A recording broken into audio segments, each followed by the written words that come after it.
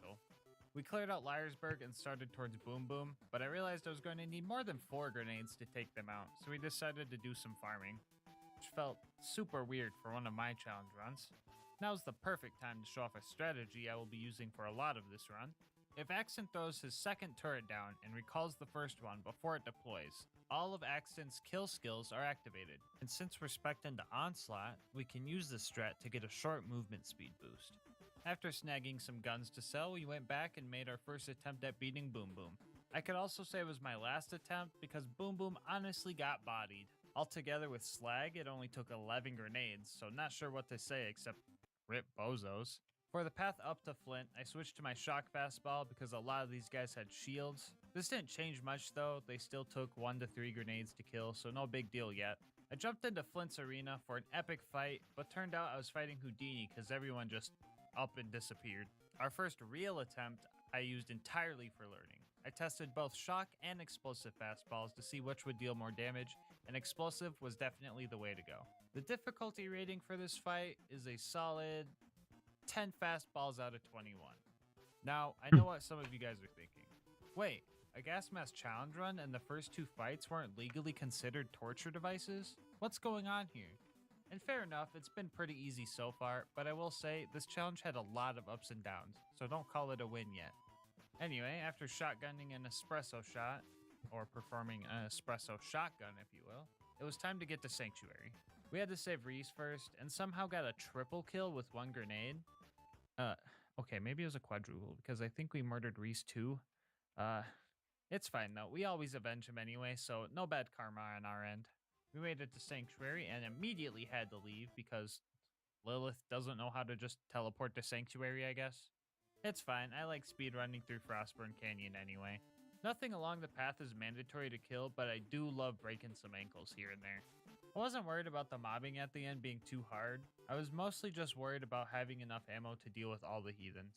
I made sure to switch back and forth from fire and corrosive grenades to really get my money's worth. That was when I noticed Fucking that hate this constantly having to webcam open thing, my bro. Why do you inventory to even switch not elements work? is a lot less fun than pressing a button to switch guns. There we go. Also, picking up weapons to sell is whack because they don't directly go into my backpack, so that's also obnoxious. On the bright side, time stops while you're in menu if you're in single player, so it's not like I was vulnerable. Vending machines are a different story though. The fight took 2 trips to the ammo vendor and 1 death. I would say I didn't suffer, but I also had to do this, so I'm gonna call it a net loss. Saving Roland was up next, and we needed a new car to pool those bloodshots. Cars aren't really balanced for OP levels, so this part was also super easy. I mean, the first car practically delivered itself to me. We made our new car bubblegum flavored because that's what baseball players eat, and casually drove ourselves to the Bloodshot Stronghold. Badma was up to bat, but it didn't take long for me to strike him out along with his 3 little bench warmers. Some of you guys might still be thinking that this is way too easy, like only 6 deaths so far, come on. But it's gonna get tough soon, I promise. The Bloodshot Ramparts and I have a weird relationship. Like, the mobbing here can be so fun at times, but then you get to the swirly bit and everything is just so tough. Everyone has the high ground on you, there are railings everywhere that enemies love to hide behind, and the frenzied marauders are all programmed to be cowards and run away as soon as you go down. I was super unlucky here because 2 of the goons had elemental weapons. Dot damage in UBHM done to the player is almost always fatal, but dot damage done by the player is a conspiracy theory because that shit doesn't exist. Also didn't have any friggin' ammo, so I had to backtrack. Only had 2 goons left before the door was supposed to open, but on the bright side, I managed to run past Mad Mike with little inconvenience. I probably could have killed him easy because he's slow and a big target, but I needed to conserve what ammo I could. We found Roland right as his kidnapception was taking place. Warden snagged him, and that was a big problem for us. I tried to play passive because I didn't want to waste my ammo, but my greed was getting me killed. Grenades or not, the game was rigged from the start. With 20 grenades to my name, I went in to fight Warden, and well...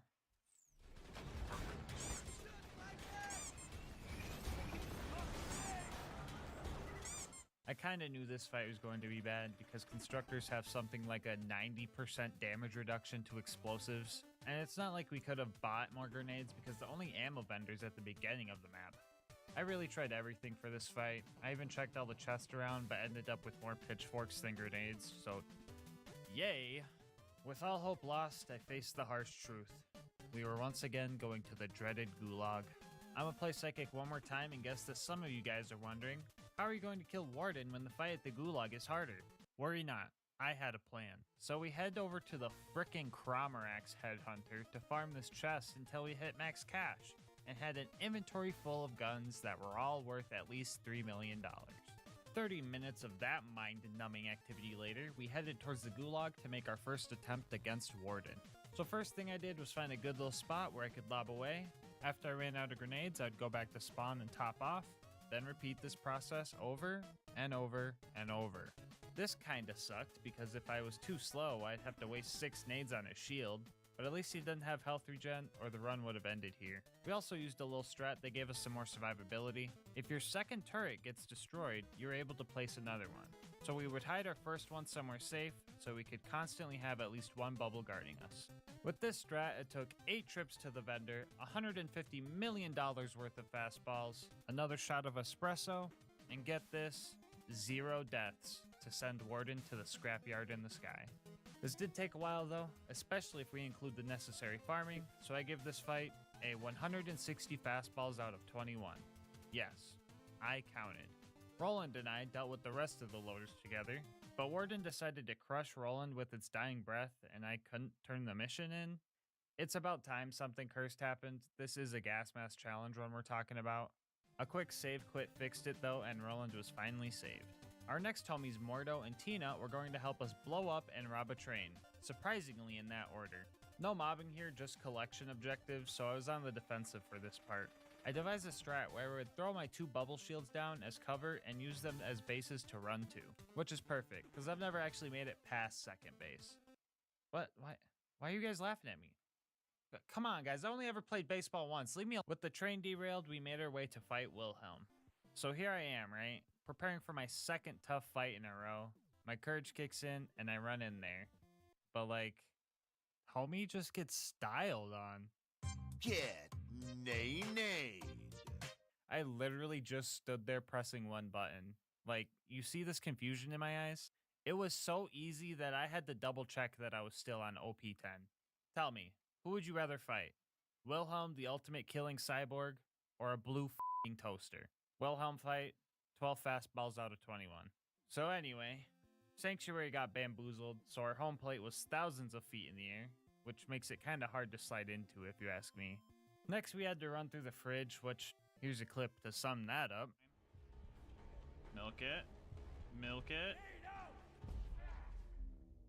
Running through the Outwash didn't seem bad at the time until I realized I forgot to hit the fast travel objective. Here's a pro tip. If you don't see a constructor spawn here, you forgot to hit the fast travel. Welcome to the Bozo gang. Mr. Noodle's health bar honestly intimidated the heck out of me, so I noped myself out of there until the loaders came to help. Not only did he have a tanky health bar, but homie also got telekinesis from that beacon he ate.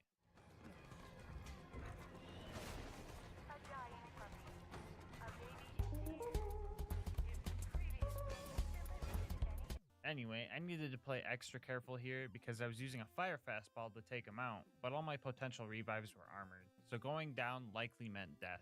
I played patiently until he was distracted, got him perked up, and took him out. With the beacon back in our possession, it was time to head to Overlook and set it up. The first few waves of gun loaders were going well. Slag and corrosive fastballs can easily take him out, so I just had to make sure I kept my stock up with the ammo vendor. Everything started falling apart though when this happened. Oh my god! Oh my god! You have to repair the beacon. Holy fudge! I kinda held it together after that, at least up until another constructor popped up. Some speedy dodging and a whole lot of turret diversion is what got me through this fight. At one point I tried to hide from a nuke inside of my bubble and barely survived. I sold all of my leftovers from the chest farm and just barely had enough to kill the constructor, and the rest of the bots used up the rest of the ammo I could find in town, so that was a pretty close call. Finally at Sanctuary, we reunited with our homies and devised our next plan. I, however, didn't listen to the plan at all, because I ended up going to Brick's place instead of the preserve. Maybe that's just my subconscious trying to drown this heck hole out of my brain, I'm not sure. The loader wounding bit wasn't bad, but we had some close calls. The mobbing sections were alright, just obnoxious because I had to switch between shock and corrosive a lot for loaders and stalker kills, but the ultimate loader pretty much got deleted at the end. And so did all the loot homies, but they were kinda lame with no drops. The final bit of mobbing had me super spooked when I seen a pup skag hitting Mach 20 because of their shock power up. Honestly though, it didn't matter much. Pretty sure physics says that running full speed into my fastball just guarantees their death anyway. At this point, I was pretty much to Bloodwing, but I had no grenades to my name. Any I found were used to clear out the goons in my way, so I decided to run back to the nearest vendor and just top off there. We then bubble hopped our way back and started the Bloodwing fight. We killed one bird with 9 stones. And ironically enough, that means we were efficient. This fight is so weird, because you either body Bloodwing because your damage is so overpowering, or you get decimated because you didn't kill her fast enough and her attacks are friggin' undodgeable. Anyway, the bird is bodied, which means our rivalry score was 3-2. Wait, am I in the lead? Okay, maybe this challenge is too easy. Nah, just kidding. In like 2 minutes from now, I'm straight up hopeless. Anyway, Mordecai must have been really angry this time around because he straight up deleted a tubby stalker in his rage sniping montage. At least I'm pretty sure that's what happened. I didn't get to see it, I just found the corpse and loot. Brick was the next homie to recruit, and he is usually the easiest. I apparently found muscles on the way, which was cool, but I didn't even realize who I was murdering until chat pointed it out. Rip my homie muscles. Gone, but never noticed. Anyway, Brick's initiation went something like this. We put balls in the Goliath's faces until they got angry, watched them take out all their anger on all the wrong people, ate a donut in the corner while they coached a Little League game, swept in last second to take credit for everything, and trick-shotted the sarcastic slab. Fighting loaders with Brick was tough at first because I already grabbed all the balls in this map, so I decided to just help Brick punch the loaders by holding them in place and slapping them with my spaghetti noodle melee damage until they drop some more. Speaking of slapping, it would be cool if you popped on a roid shield and annihilated that subscribe button. Only about 9% of my viewers are actually subbed, so if you're a returning viewer, might as well sub since you enjoy the content anyway.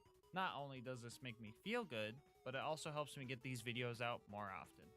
Anyway, other than the ammo being scarce, it was pretty easy considering the bots had 3 distractions before they targeted me, so let's move on to our next subject. Oh crap, we're already done.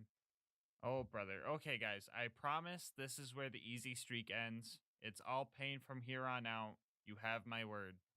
Up next was our climb to bunker, and to prepare, we did another run of chest farming. This time around, we found a matching grip stalker and a longbow, not sure if that word can get me demonetized right now, grenade mod. So that was pretty neat. So there are 3 doors preventing us from getting to the top of bunker. The first door is guarded by this constructor. This one wasn't too bad since I was able to use my patent pending strat of tricking it to look at a wall so the missiles don't hit me. Had this little hiccup, other than that this door was doable. Door 2, however, was where our hearts were broken. Longtime viewers know about these little devils, known as the baby turrets. What makes these turrets so bad, you ask? Well, this.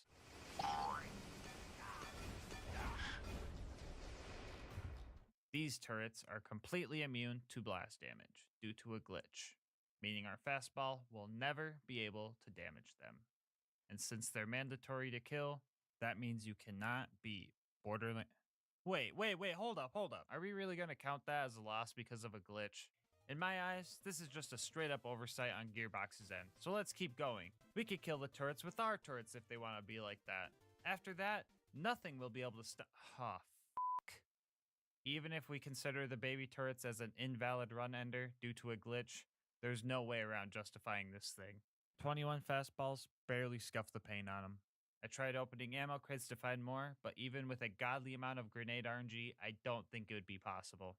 Maybe if we had access to the whole map's worth of grenades, but the thing despawns if you get too far away and its health resets. And I wouldn't call that a glitch, but just an intended mechanic to reduce lag. The only way I could think to do this would be having a co-op partner holding it in place while you run back and forth buying ammo. So no, you can't beat Borderlands 2 with only the fastball. Because constructor blast resistance, lack of ammo, and despawn mechanics, and also those stupid baby turrets. On the bright side, Mama ain't raised no quitter, so we're going to see the rest of this challenge out by doing a cheesy turret kill on the constructor, and I'll make it up to you later in the run. Just you wait. quick note before we get to bunker, I actually had to climb this hill twice and kill all the door guards twice because they all reclosed.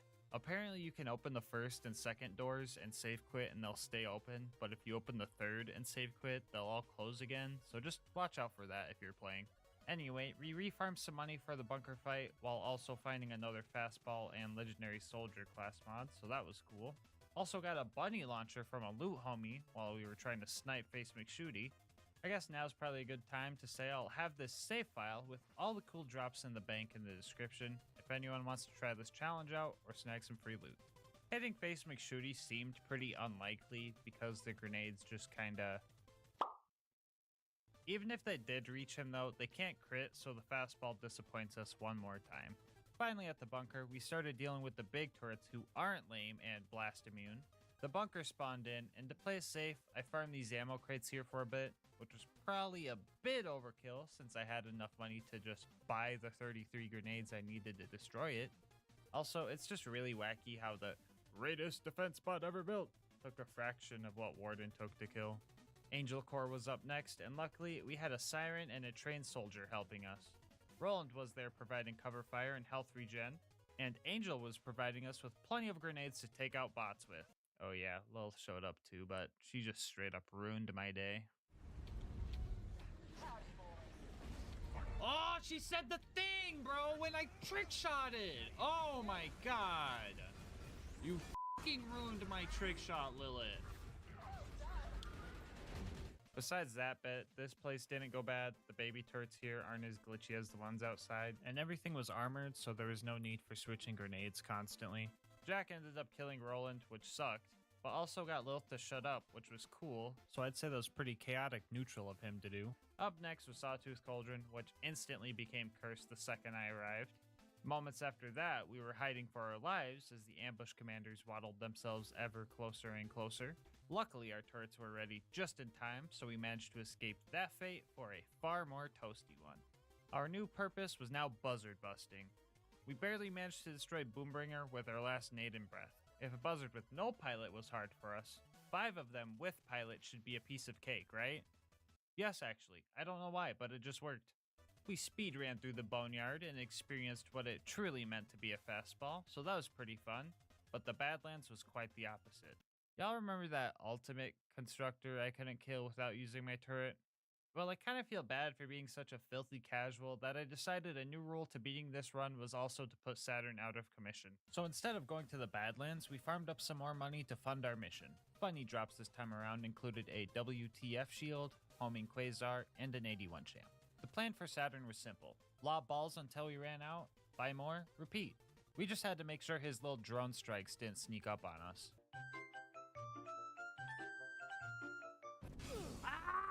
With the strat we had, it took 14 trips to the vendor, $200 million, and way too much time farming. I rate this fight 201 fastballs out of 21. We made one last farming run and got a legendary Berserker class mod, so we threw it in the bank with the rest of the goodies I decided to hoard even though I can't use them. The claptrap door and all of Heroes Pass weren't too exciting, so I'll spare the details there, but finally at the vault, we face our next real challenge. Handsome Jack was watching me the whole time. He knew my fighting style, so he used his endless supply of riches to pay Gearbox off in exchange for constructor-level grenade resistance. Getting through his shield alone takes more than half of my supply of grenades, and since the homie has some crazy health regen, there was no way we were going to keep up. We needed a plan, and we needed a plan fast. I knew that if we had a chance at taking Jack out, we would need him slagged, stationary, and have full ammo ready to go. Slagging Jack is super hard for some reason, so that part was luck-based. And having full nades for his health bar was going to be tough, especially because he would spawn his shield drone that just took up a lot of our resources. So with this knowledge, I devised a game-winning plan. Step 1 was to get rid of his shield. Step 2 was to use a little RNG manipulation. If you are below 1/3 of your maximum ammo for any ammo type, ammo crates are more likely to give you that type of ammo. We used this strat until we were full again. Step 3 was to get Jack backed into a wall. This part was a waiting game, but he eventually fell into our trap. Step 4, make a sandwich. What? No, not literally. I mean like wedge him between 2 turrets and just pray for slag. Step 5, start chucking. 18 fastballs into a purple Jack and he was finished. The turrets probably did a good chunk of the damage, and they also got the kill shot, but I don't care. I'm taking that dub. The warrior was the last thing in our way of victory. Early testing showed that the shock fastball was doing the most damage. Not sure why exactly, but I didn't mind. Our game plan was to run from base to base, snagging ammo and keeping cover. Also making sure to keep ammo between 7 and 3 when possible. Below 7 so that more grenades would spawn, and above 3 so that we could get second wins in emergency situations. With this strat, the first attempt wasn't even close. The second attempt was so freaking close, but you know what they say, third time's the charm. Meaning you can beat most of Borderlands 2 with only the fastball. Thank you guys so much for watching up to this point. Before you go, I would like to say that liking, commenting, and subscribing all help me out a ton. Not only do the nice words drive me to keep doing these runs and making these videos, but it also helps with YouTube's algorithm, which helps me grow. And if you want to support me directly, I just rolled out channel memberships. 99 cents get you emotes, member badges, and videos a day early. I tried to make it cheap since I don't post too often yet, but the support could help get videos out earlier for everyone. You can also come hang out with me on Twitch or in Discord if you want. I'll have links to those in the description. And last but not least, thank you to It's Naraka for the absolutely awesome thumbnail art. I'll put links to their socials in the pinned comment. But until next time, breathe easy, homies.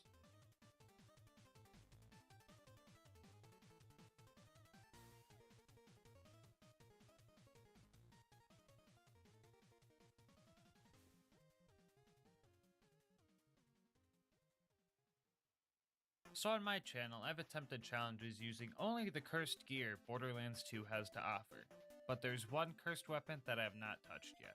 So for part 3 of GASMASK does permanent damage to his soul, we ask ourselves, can you beat Borderlands 2 with only the gub? For anyone who's wondering how the gub is cursed exactly, let me explain. Many of you guys might know JoltsDude139. He's a great Borderlands content creator and has been creating content for the franchise for almost a decade. Another fun fact about Jolts is that he has a stalker. By stalker, I mean the gub. Everywhere he goes, the gub always seems to find him, even making an appearance in his super randomizer run where a perfectly normal gub dropped when the mods should make everything kind of like this. Anyway, a lot of people wanted him to do a gub-only run, but unlike me, he actually likes to have fun. He was cool with me doing the run, and a lot of you guys wanted to see it, so here we are. Still can't believe y'all passed up a pre-sequel challenge, but okay. Anyway, I'll go over the rules real quick. We will be playing on Overpower 10 Ultimate Vault Hunter mode, which pretty much just means everything is 10 levels higher than us, and we're on the hardest difficulty. No bar allowed, and the gub is the only gun we are allowed to use. I feel like I'm forgetting an important rule. What was that? Oh yeah, if we get a world drop gub at any point in the run, we restart. Yeah, I don't think Jolts could even beat the run with that rule, honestly. As for the gear, we have a basic shield and a pretty decked out slagging grenade because, well, you'll see in a minute why we need it. We also have a Vault Hunter relic to increase the chance of a world drop gub by like, this much. And a legendary Titan Comm for survivability. As for the gub, we're going to be using the ×2 variant because it has the best DPS, but also the worst accuracy and ammo consumption. But who cares, it's double the gub. And since we're the Gunzerker, we can hold 2, so it's double the gub. And if we equip 2 more to swap to, it's double. Anyway, here's a quick peek at the build. Gonna keep it short and just say I skipped a lot of the meta skills because the gub isn't a meta gun and they didn't work as good. Alright, with that out of the way, let's get to the run.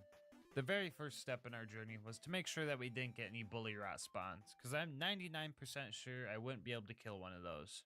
The coast was clear, so we jumped down and started the fight. Right off the bat, you can see that. Well, actually that's the problem, you can't really see anything. The gub on the left likes to take up most of the screen, so that's just the first annoying part about this run. The second annoying thing is the gub's lack of lethality. For reference, imagine getting into a gunfight and you're equipped with 2 paintball guns loaded up with Mountain Dew rounds. You could do some damage, but to be lethal, you pretty much need to be within lobotomizing distance. The tutorial town of Liarsburg went pretty bad. I ran out of ammo, I ran out of grenades, and I died 4 times before I managed to clear the place out. After a little bit of ammo farming and a personalized dose of copium, we took on the first boss, Boom Boom. Lucky for us, these guys are weak against corrosive damage. Unlucky for us, the gub still sucks. Like, in order to kick Boom off his turret, I was gonna need full ammo, slag, the psychos to leave me alone, and the rack to not randomly aggro me and mess my rhythm up. What the heck even was that? After I massacred the rack's whole bloodline, I got some gear to sell for ammo, since I wasted mine on the last 4 attempts. I got a little spooked when I noticed it was a pistol chest. If I got a gub here, it wouldn't have been too bad of a restart, but pistol chests have 4 chances to roll one, so that's pretty spooky nonetheless. After we got geared up, I positioned myself so the psychos couldn't hit me and finally started Boom's dental checkup. It took pretty much all my ammo to get him out of his booster seat, but the hard part was done and finishing the job after that was relatively simple. After a little bit of mobbing, we jumped into the Flint fight. Then we jumped out because yeah, sorry guys, but there's no way to do this fight normally. Flint being one of the few bosses that have health regen meant that we would have to play inhumanly well because our DPS just wouldn't be able to handle it otherwise. Encircling around him isn't an option since his melee attack is a launching ground slam, so we need to do a little bit of cheesing. Some of y'all remember the Flint locking strat from a previous challenge, but for the new homies I'll demonstrate. First you need to get Flint to walk on this railing. After that, use some sort of knockback to launch him off. In our case, we used Fistful of Hurt to send him flying. Now that he's out of his arena, he gets a little bit confused and just stands there. If we look at our damage with slag and point blank fire, we see 2 things. First off, a lot of numbers. And second, that this strategy was pretty much needed for this fight. Anyway, Flint was beaten and we made it to 3 horns. As soon as I got there, I discovered something about myself that I didn't know. Apparently I could speak Bullymong. These bozos better leave me alone. Leave me the f alone.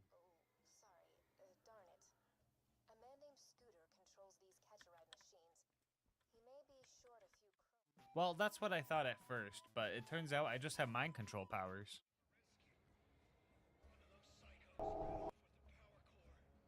Anyway, we needed to get the power core and kill 20 bandits to avenge Reese, because that's the right thing to do. I'm not one of those heathens that find the specific bandit with the power core by looking at his clothes, only kill him, and then run out of there. Imagine being that guy. We made it to Sanctuary and did the usual shenanigans until we had to go to Frostburn. Along the way, we found a tubby spider ant and said screw it, the odds of getting a gub are low enough to risk it because I want to see what it drops. I killed the tubby spider ant, is what I want to say, but in reality, I let the bandits handle most of it. Lucky for us though, no gubs were dropped, just a legendary killer class mod. The rest of the run to Lilith went fine, and the mobbing at the end actually wasn't too bad. The ironclad psychos weren't as annoying as they usually are, but I can't say the same for Lilith. Howdy, boys. No, Lilith! Why do you have to say the cringe? Lilith, bro, why do you have to say the fucking cringe, dude? Lilith, don't! Lilith, if I die... Lilith, if I die...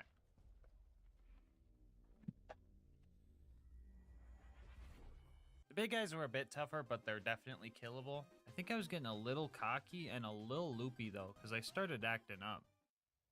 Ooh. Ooh. I put the stinky on him. Yeah, not sure why I said that, or even what it means, but I think it's safe to blame some sort of insanity. Anyway, that's done, so our next homie to meet up with is Ellie. She was gonna help us get a new car to get into that Bloodshot Dam.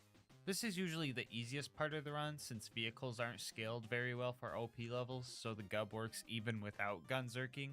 The cars were actually too easy to take out, so to add a little challenge I decided to take out the caravan as well. The best way to defeat him is to stop it close to the end of its path and start punching until the van turns to a man and you could steal magical floating loot. We get to the dam, but Badma was gatekeeping the place, and fighting him wasn't going to be easy. Lucky for me, I somehow released all 3 of his hostages, and their help with distracting him was invaluable. I probably would have had to cheese him pretty hard without these little guys. In the end, they got the final blow and launched his corpse into the abyss. Put the stinky on him. I put the stinky on him! Guys, no! Finally in the ramparts, we experienced some of the most annoying mobbing sections in the run. Actually, wait, no, it's just the toilet room that's whack. Everything else is fine. This place always makes me feel like I'm playing a Dark Souls game. You know, where you run in, die, try again, die again, but this time slightly further than before, etc. Also, like a Dark Souls game though, some bosses can just get cheesed. Put the stinky on him. Roland was kidnapped by everyone's least favorite toaster, the Warden. Longtime viewers know the threat he possesses, but if you're new here, you might not know if you don't kill him fast enough, he will take Roland to the Hyperion Friendship Gulag where the fight is way harder. This part of the run is always a high stress period. It's also where things start to get really cursed. What the? The lack of any meaningful damage output means that we were going to need to first try Warden or we were doomed. So I played it safe and farmed up some ammo before we went in. The fight begins and right off the bat we're in a rough spot. We don't even break his shield before Warden is able to spawn 3 robots. I was calm and focused though. I knew that Warden couldn't be slag, so there's no reason to save grenades for him. So I used them on the bots and eliminated those threats first. We get our first second wind and destroy the rest of the bots, making sure to position myself so that any missed shots instead hit Warden to make sure his shield doesn't recharge. We had to make every bullet count here. Things got scary as he spawned not 1 but 2 super loaders, but we managed to stay up thanks to slag and some lucky staggers. Ammo was low and we were so close to the kill. We scrounged for ammo but found ourselves down, with the surveyors keeping their bullet deflectors up. I tried to go for a loader but found myself out of ammo. I couldn't do it.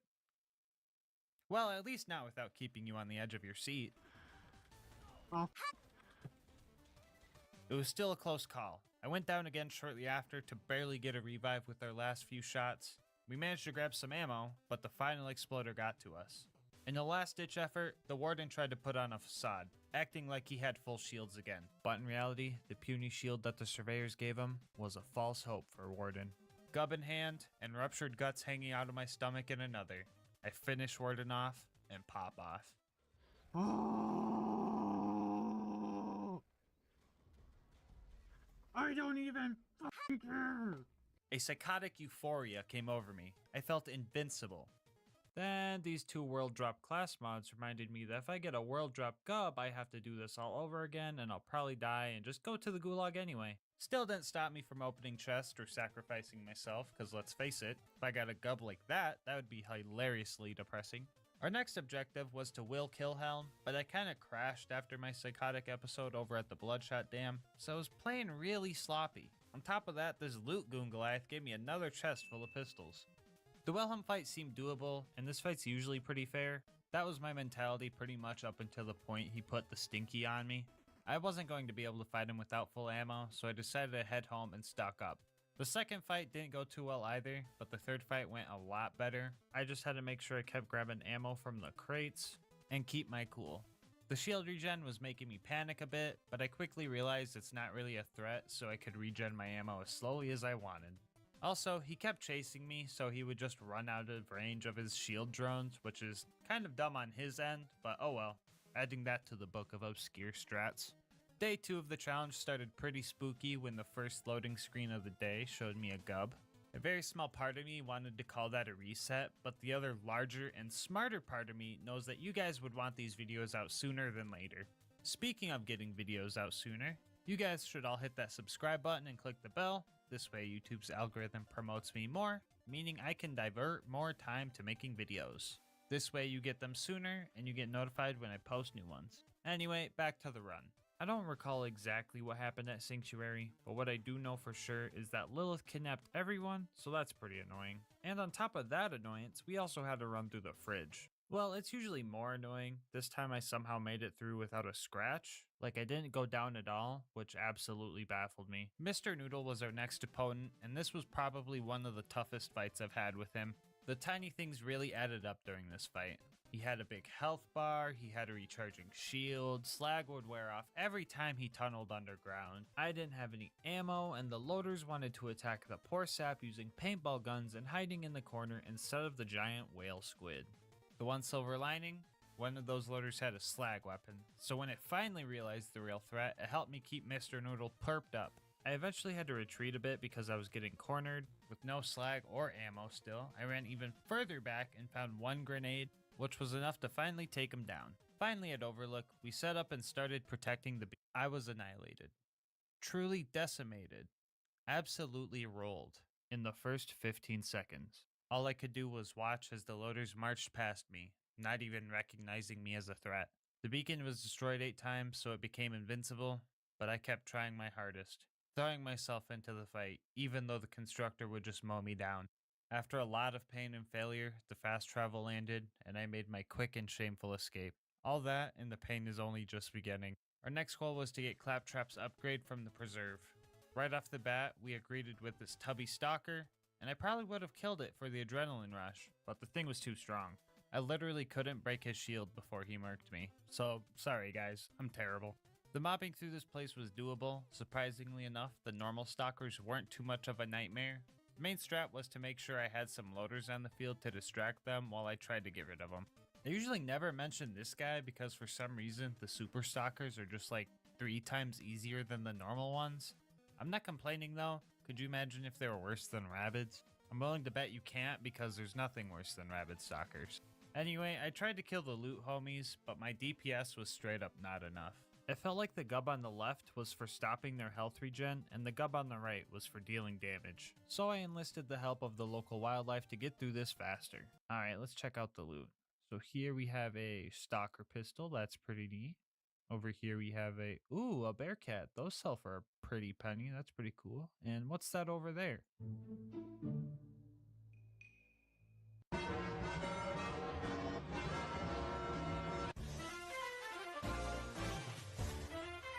Honestly, if there's a cutoff point where I would be okay with getting a gub or utterly heartbroken, it would be the Bloodwing fight. This fight was by far the worst fight in Gas Mask Challenge history. The fight's main 2 problems are the undodgeable attacks from Bloodwing and the relentless skag spawns. Usually the skags are good for revives, but during this fight they just used up too much ammo to be worth it. If I was lucky, Bloodwing would land and I could get some good damage and slag in, but it was so rare that it wasn't reliable. But I'm used to all that stuff. The thing that made this fight painful was phase 3. Corrosion! You see these damage numbers I'm hitting on shock phase Bloodwing? Notice the letter K to indicate 1,000, so you could see 3 to 5 million per shot right now, right? Okay, now compare those numbers to these. Notice the lack of the K indicating thousands? A rough calculation of these numbers indicate I'm only doing about 1% of the damage I was doing during the other 2 phases. And on top of that, this phase seems to be the biggest of the 3. Since loading our gubs up with Mountain Dew Flaming Hot rounds isn't an option, this fight was going to be absolute torture. But I'm a large craniumed masochist who likes a little challenge, so I devised a plan. Step 1, puppy daycare. I had to lure the 3 skags up the elevator and make sure the loaders inside weren't there to kill them. This turned the fight to a 1v1 with me and the bird. Step 2 was to stock up for the fight. Max grenades and ammo were needed to give a good head start. Step 3 was to know how to fight her. Cell has some ammo regen with gunzerking, but it's not a lot with how much ammo we throw out. So if Bloodwing wasn't on the ground, we would make sure to just tap shots at her to activate get some, so our gunzerk cooldown would speed up, meaning more ammo regen. We would chill in this safe spot, only coming out to grab health sticks and ammo for Mordecai's drops, or to dodge certain attack angles from Bloodwing. In emergency situations, we would give the bird, for some quick health regen. I also made a mental note of where Mordecai was leaving health sticks for backup situations. The health sticks were often crucial for survival because corrosive dot damage lasts the longest, so surviving one at OP10 is really tough. Lucky for us though, we have 10 out of 5 in asbestos, so they don't last as long. First 2 phases surprisingly went good. We got lucky with landings and managed to deal with them quick, but phase 3... oh my gosh, phase 3, dude. Bloodwing did not land a single time, meaning this fight was going to take even longer. On top of being mentally drained at this point, I constantly had to be on my guard because a single mistake could set me back another hour. I just had to keep fighting with the little hope I had left. This isn't some anime where a bunch of your friends come in last minute to cheer you on to victory, so all I could do was... Hey, yo, wait, am I really accepting my fate when the bird is almost dead? I can't give up with all the homies rooting for me. Alright, let's get pumped up. It might seem far now, but we're closer than we think. We gotta be optimistic. This part of Bloodwing's health bar is fake for some reason, so let's hit it home, right here and now. MVP asbestos skill. Oh my god, let's... oh, I knew she had a fake health bar. Oh, let's freaking go, dude. Oh. The perfect raid for the perfect fight. Thanks, Jolts. A quick recap so you can truly understand how long this took. The winning fight took an hour 20. An hour 10 of that was just the corrosive phase alone. And the entirety of the preserve took a whopping 4.5 hours. Bloodwing might have gotten the point on this run, but on the bright side, I put the stinky on him. Victory in hands, we head over to recruit our next homie Brick. A Goliath called me a coward along the way, and I didn't appreciate that, so we tussled for a bit. We eventually let out all our anger and apologized to each other, and decided to be friends. Anyway, Brick's initiation went a bit differently than usual. I like to make a couple Godlights to help me out, but I wasn't sure if I'd be able to take them down after that. It also seemed like there was twice the amount of big bandits. The first two stood still for me, but everyone else would get so far away that I wasn't able to get the kill before bleeding out. Fistful of Hurt eventually bugged both of them out, and they just started floating in place, which was pretty neat. The real issue was this guy. It felt like my left gub was negating his health regen while my right gub was negating his health regen. In all seriousness though, I was very close to resetting the map because he seemed unkillable. It was like he didn't have a lot of health, but his health regen was crazy, if that makes sense. I don't know if there's like a weird gimmick thing, if he's got a turtle shield on or something. All I know is that UVHM health regen is the worst thing to come to Borderlands 2. I eventually got him with circle strats, but geez, this initiation took like an hour. The rest of the bandits were all normies, so let's move on to the beacon busting with Brick and his adopted child. At first I didn't mind the tag along as long as he helped with the robots, but the little brat managed to put the stinky on me, not once, but twice. Can't really blame him though, kids are very impressionable. I put the stinky on him. I personally think Brick is going to be a great dad for this little guy. I mean, just look at this patience. Anyway, the next goal was to take on the tanky coward known as Jack's Body Double. My playstyle of getting in faces versus his playstyle of just running away as far as possible sets up for a very bad matchup for me. But bad matchups don't guarantee our loss. Like in Smash Bros, when I go up against a bad matchup, I usually win because of practice, luck, or they just go AFK. I honestly thought this fight was going to take at least an hour before I killed him, but the time from entering opportunity to killing Fake Jack was only 7 minutes. With all the puzzle pieces for the bunker raid ready, we start our journey scaling the mountain. Nothing too crazy happened on the way up. The baby turrets actually went well this time around since I'm not using anything with grenade splash damage, and my grenade was actually able to slag them. If you're new here and confused, these guys actually cause some major issues usually. I'll list any videos where they are a major pain on screen now. You know what, I have a better idea. I will just change this to become this. Much better. And the super constructor was defeated with patience and ammo regen. Anyway, yeah, pretty quick mountain run. This loot dude made me forget about Face McShooty, so I didn't do it till later, but we'll go over it now. I was expecting to do this for an hour, but lucky me, I landed a headshot within the first 5 minutes, so that was a big time save. Finally at bunker, we took out the turrets pretty quickly and prepared ourselves for a long bunker fight. Fighting with the bunker isn't too tough, honestly. The turrets he has on him aren't balanced properly or something, because they just kind of tickle my shield. It only really gets dodgy at half health, because he gets his slag laser at that point, and that most definitely does damage. But I was able to buy ammo and keep cover, so bunker only took about 15 minutes. And yes, I waited to make sure his nozzle didn't spit out a gub, and lucky me, I can keep going. So it's been easy for the last few minutes, but let me remind you, I'm fighting loaders, and since the gub is corrosive, this is where it excels. And Angel Core was pretty much the same. I played smart, Roland and Angel provided ammo, and I got through it without dying once. And then when I was doing a light pop-off because I didn't die, I got Nickelodeon slimed by the last injector, and then slimed again by Roland's blood, so that was depressing. Anyway, I looted Marcus's stash and found 2 more pistol chests, which put me back on edge. After that, we were off to the boneyard to uncover the location of... Oh yeah, I forgot about this roadblock. Well, in that case, let me introduce you to the Death Cubby. For some reason, they thought this little corner with only one way out was the best place for a new use station. This is literally Spawn Camp Central, and it made it so hard to kill the ambush commanders. My best hope for taking them out was to slag them and just spam gubs into their shins until it eventually worked. After what seemed like 100 attempts, we finally killed the last one and proceeded on. Mortar's prized buzzard Boombringer took like 2 bullets to destroy, so maybe I did Mortar a favor by getting rid of it, because it probably would have exploded upon starting anyway. Buzzards up top were a bit of a hassle, but I managed to get some slag on them with grenades, so nothing too painful. Okay, now we can go to the boneyard. Actually, nothing too interesting happened here, just your average run-of-the-mill gameplay stuff, so let's move on to the Badlands. Here we found another chest full of pistols and another loot homie, but still no gub luckily. After that, I decided to fight Saturn. I had the ammo regen, so I figured I could do it.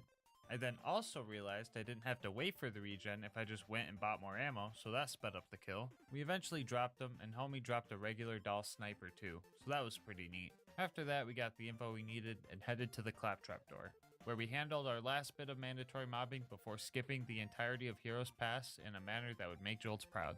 Finally at the vault, we face Handsome Jack, which should theoretically be the last hard fight. I'll be real with you guys, I tried fighting him normally without cheesing it, but in order to kill Jack, I pretty much needed to have him slagged, which is like a 1 in 10 chance per grenade throw, and on top of that also land consistent crits to combat his crazy health regen. On the bright side, I can show you guys how to cheese him if you ever have trouble. So as soon as Jack's shield breaks, he teleports to this moonshot console to spawn a shield surveyor. Using this knowledge, we can position ourselves to where we block him and he gets stuck. Just need to make sure any of his clones don't knock you out of it. Pro tip, the first wave of clones, you can kill them all except for one. If you do finish the first wave off though, the clones just seem to respawn as soon as you kill one off. I also recommend saving a clone with a shield because accidentally killing them is annoying, and depending on your loadout, decide whether or not saving a shooter clone or a melee clone is best for you. Anyway, we finally nailed the setup and then farmed up some ammo using the same strat as we did for Bloodwing. This time though, we made sure to get headshots while doing it. After we were full, it was time to pray to the slag gods, because if I didn't have slag, I would run out of ammo and we wouldn't be able to keep up with the health regen.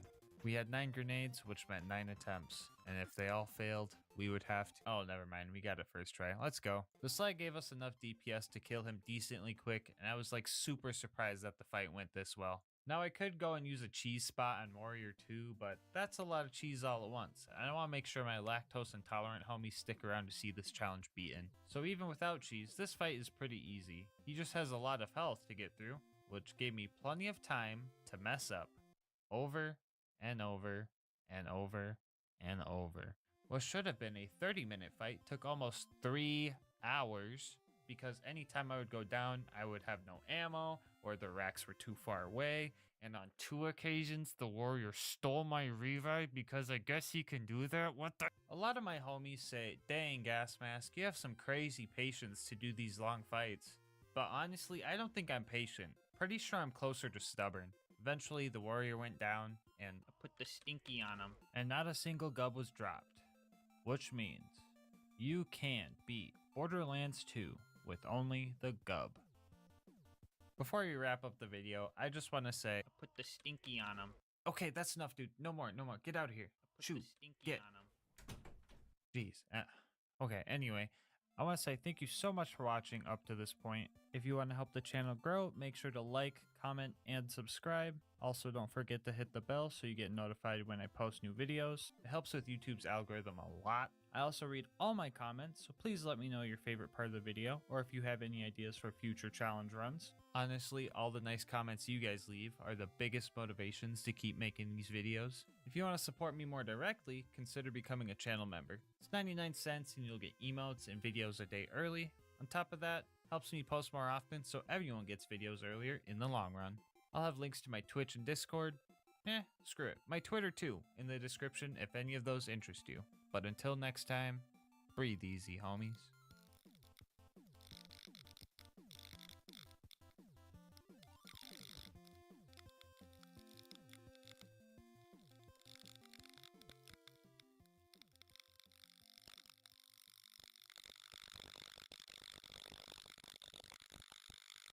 Alright, so if you clicked on this video, you might be hoping I'm going to be running around the Borderlands as some crazy tentacle monster, like something you'd see in a COD Zombies map maybe. But sadly, Borderlands modding just isn't that good yet. So today, we will be trying our best to cosplay as everyone's favorite giant space whale squid, and ask ourselves, can you beat Borderlands 2 as Terramorphous? It should be common knowledge that all you need to cosplay as someone, or something in this case, is their hide, blood, teeth, and breath. If you don't know what these do, I'll show you real quick. The Breath of Terra is a neat fire grenade mod that makes tiny volcanoes under the feet of the bad guys. The Teeth of Terra is a shotgun that shoots bullets in a biting pattern and does a little bit of grenade splash at the end. The Hide of Terra is a Roid/Nova/Spike combo shield, usually regarded as the best Roid shield in the game, but I went to the absolute lowest Roid damage, so the challenge wasn't too easy. And then there's the Blood, which is yeah, it's kinda bad. Then in our class mod slot, we're going to be using the Slayer of Terramorphous Calm to keep it thematic. I will quickly go through the rules. We will be playing on Overpower 10 UVHM, which is just the hardest difficulty, and all the enemies are 10 levels higher than us. No bar allowed, and Terra gear only, of course. As a bonus rule, to make it a little more challenging, I have to full spec into every skill that the Terracom boosts. This might not sound bad, but I'll show you why this is a mistake in a moment. I would show you the build, but it probably changed a few dozen times during the run, but I pretty much switched between fire build and bonk build depending on the situation. With that out of the way, let's get to the run. So we hop in and near immediately get our first death out of the way, which brings me to masochistic fact number 1. I'm playing UVHM without slag. Anyone who has played Ultimate Vault Hunter mode knows that slag is practically necessary for this difficulty. Like, you can play without slag, just like you can wipe your butt with a sock. It works, but you probably need a counselor if that's what you're doing. Anyway, all of Terra's gear is locked to fire element, and Krieg has no slagging skills, so yeah, this run is going to be painful. All the enemies in the beginning were flesh, which is good for all the fire damage stuff I got. I just needed to refine my playstyle and learn how to use this goofy shotgun. The Teeth of Terra works best when the biting animation completes and does a little bit of explosive damage, which is boosted by Strip the Flesh, which we have 9 out of 5 in, which is great. But please, can we get my boy Terra a dentist? Cause mans has a 2-foot gap in between each tooth, making it so only 2 pellets hit per shot. This somehow still did more damage than point blank shots though, so that's cool I guess. Just kinda wish they'd all converge on one spot, might actually make this gun pretty good. Anyway, it took me a while to find that sweet spot where I would get the boosted damage. It was always way farther away than I thought, but I figured it out eventually. On the bright side, the Breath of Terra actually does decent damage on flesh-based baddies, and we're spec'd into Elemental Empathy, so a lot of fire damage goes to healing us. Like many Krieg builds, everything started dying as soon as I got the momentum going. The rest of Liarsburg went great, except for when Hammerlock showed up. For some reason, I started getting violent urges to rip his other 2 limbs off. It's probably the Thresher hormones from Terramorphous' blood. I think that's how biology works, I don't know. I was going to take the relic off, but decided that wasn't allowed. I had to face my demons the right way, by severing the limbs of some guy that I won't feel morally bad about. It's time for masochistic fact number 2. Full specking the Terra skills. So some of these are good, like Strip the Flesh is great for explosive damage, and Thrill the Kill is good for healing, but in OP levels you only really need 2 points to fill your health bar. Burn Baby Burn increases fire dot damage, which isn't lethal cause UVHM health regen, but I think it's good for healing maybe? Flame Flare pretty much just makes me stay on fire longer, which can be absolutely deadly if an enemy decides to put a fire dot on me. And then we have Blood Trance, which makes Buzzak's Rampage last longer based on how many Bloodlust stacks you have, which might sound good at face value, but a lot of melee builds use Release the Beast to get health back frequently, and if you're in Buzzak's Rampage, you can't do it again until it ends.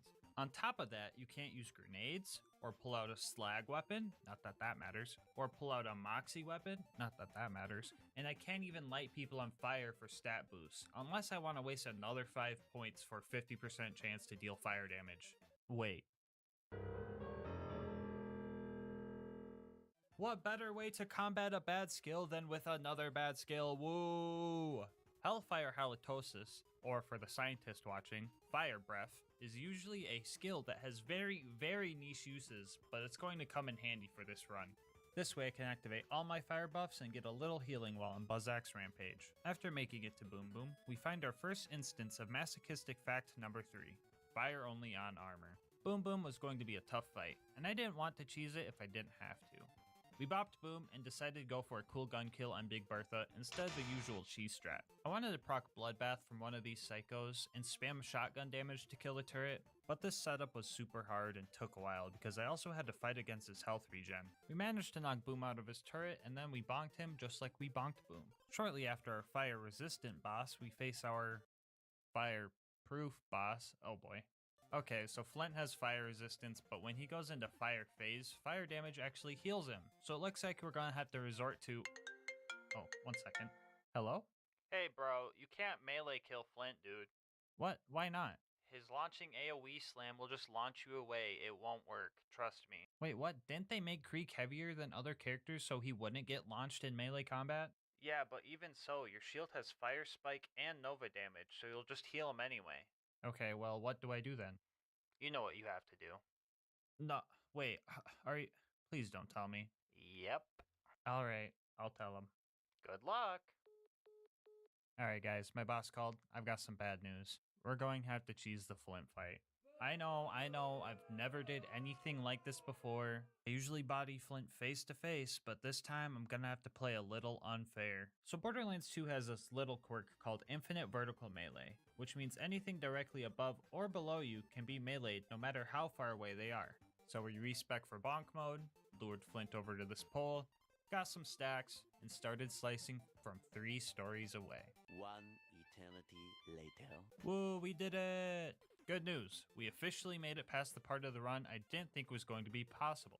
Bad news, I didn't plan to make it this far, so now I have no idea what I'm doing. After making it to 3 horns, I managed to steal the interface adapter without a single bandit noticing me. Got some wheels, belly bump door guy vehicular style, saved Reese, avenged Reese by killing exactly 20 bandits and no less, and made it to Sanctuary. Lilith, being the immature human she is, left a cryptic note in my locker like some kind of cringe high school rom-com stuff, so let's get her mission done with. I usually like speedrunning this place, and this time I had an extra reason to skip a lot of the pointless combat. Anyway, we find Lilith and start fighting all the psychos, right? And I discover a cool trick with this Breath of Terror grenade. So I'm pretty sure bandits are programmed to dodge grenades if you try to chuck them at them, but when you throw a Teeth of Terra, they just kinda...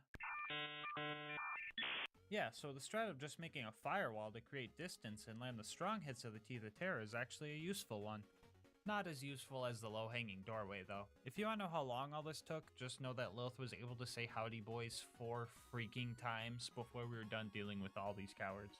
Our next goal was to infiltrate the Bloodshot Dam and save Roland. Only problem is that our car wasn't good enough apparently, so we needed to get an entirely new one from Ellie, even though I think a simple oil change would have been able to fix this one's issues. My favorite 56 seconds of every run is when I get to destroy the bandit technicals that aren't balanced properly for OP levels and feel like a super cool god among men. The Teeth of Terror was actually able to deal some damage even though it was a fire on armor situation, and we managed to get a new car pretty quick. Anyway, that one nomad before you enter the Bloodshot Dam was giving me a rough time. On top of that, I also had to fight Badma. Fire being good on flesh and Badma being a big target sounds like a benefit, but for some reason, I felt like I was just throwing teeth at a giant metal door. This was also where the super long buzz axe duration really started to melt my brain. After about an hour of all that, I finally managed to take him down. So I run into the Bloodshot stronghold and everything was terrible. We had ironclad psychos up the wazoo, so I decided to respec for a bit more fire damage to keep my healing up. This time everything went great right up to the dreaded toilet room, where things started to go absolutely fantastic. And that's not me being sarcastic. I actually managed to get some great momentum going. Plenty of fleshy vessels to use for healing, and the cowardice of the crazed marauders was actually backfiring on them. These guys usually run pretty far away if you get too close to them, and they ran just far enough for the Teeth of Terror to hit their sweet spot. I only died once here, but by the time that happened, the door was already open. Holy crap! We blew through the toilet room so quick. But like many small victories on this challenge, the next objective is going to utterly destroy my psyche. Roland was kidnapped by one of the scariest bosses in the game. You could call me an oikophobic all you want. This toaster has literally shaved years off of my lifespan. If you're good at the game or new to the channel, you might not know that Warden can actually take Roland to the Hyperion Friendship Gulag if you don't kill him fast enough. And since killing things fast isn't my forte, I pretty much accepted my fate as soon as I seen an angelic guard. Oh, it's an angelic guard. Nope, we're done. Yeah, we're doomed. The fight at the Gulag is way harder because on top of Warden just being Warden, he also gains the ability to moonshot even more robots into the battle. This is also where I learned that the Teeth of Terra cannot kill loaders. Like for real, it just can't. So for the second time this run, I had to do some cheesy strats that I wasn't very proud of. I felt really bad for doing this, but as punishment for using too much cheese, chat sentenced me to cheese shaming.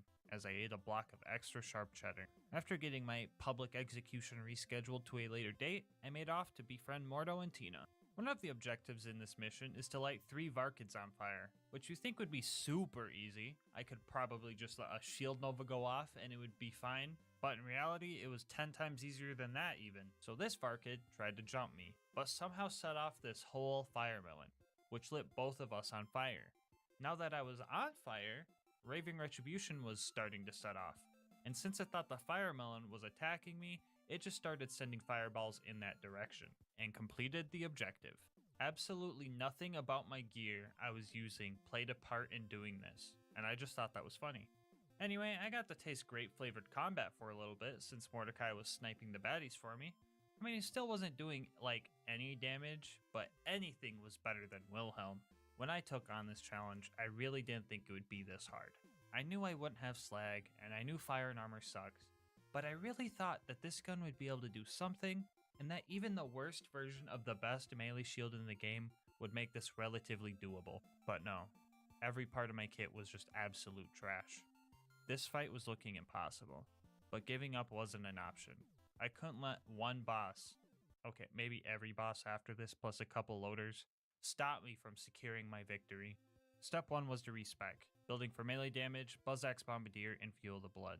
Step 2 was to fuel up, and step 3 was to mask up. In order to kill Wilhelm, we cannot rely on our gear. We need to rely on Krieg and his skills. The plan was to do what damage we could while waiting for surveyors to spawn, aka Fuel the Blood fodder. After we get a melee kill, Fuel the Blood boosts our explosive damage and makes the effectiveness of Buzzax Bombardier a lot stronger. The only thing about this strat is how risky it was. We had to get down to low health constantly in order for Release the Beast to activate and have our action skill ready. If we went down, it was likely a death sentence, unless we were already within sweet spot distance of a surveyor, so I had to focus.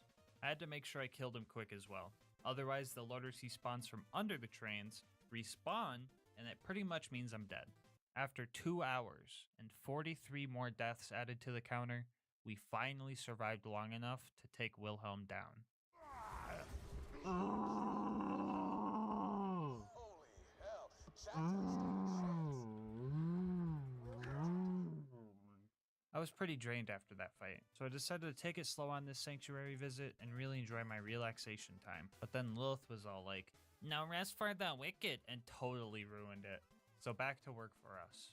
Our next goal was to fight the Gluttonous Thresher, and since I'm Terramorphous, the strongest Thresher known to man, I obviously won the fight. And by I mean the loaders that spawned in while I found a corner to hide in.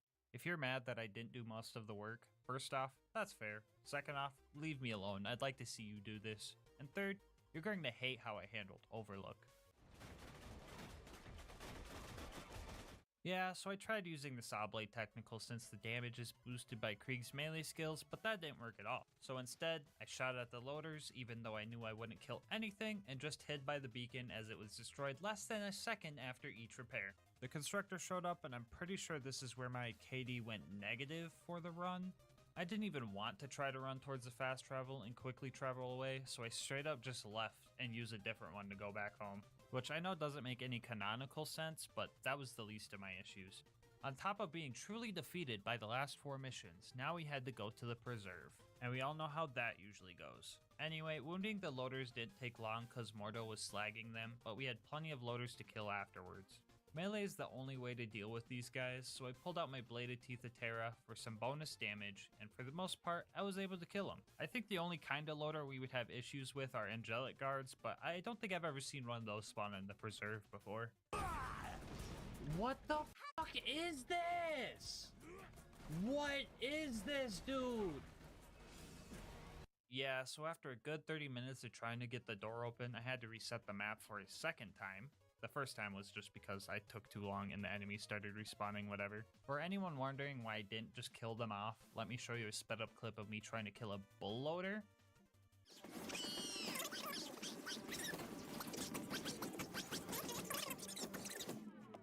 This leads me to masochistic fact number 4. This is now just a glorified melee run. The second half of this game has very little amounts of combat with non-armored enemies, and since my shotgun heals them, I'm pretty much going to be in bonk mode for the rest of this run. It wasn't until our 3rd attempt that we made it past the loader who skips leg day, and at this point we were probably in the preserve for a little over 2 hours. Up next, I hired the loot homies to take out the skags for me, while also hiring the skags to take out the loot homies for me so I could snag their loot, but they didn't drop anything because they're lame. Usually the significant mobbing is all done by now, and we could go straight to Bloodwing, but the game is cursed and decided to give me 3 rabid skags to deal with. I tried some bullfighting strats, but those didn't work well. Jump at me? I tried this for way too long before I just decided to commit to going for a melee kill. The funniest part is after I killed the first one, a bunch of pup skags spawned, and I just had to kill several of those to get the door open. Anyway, you know what time it is.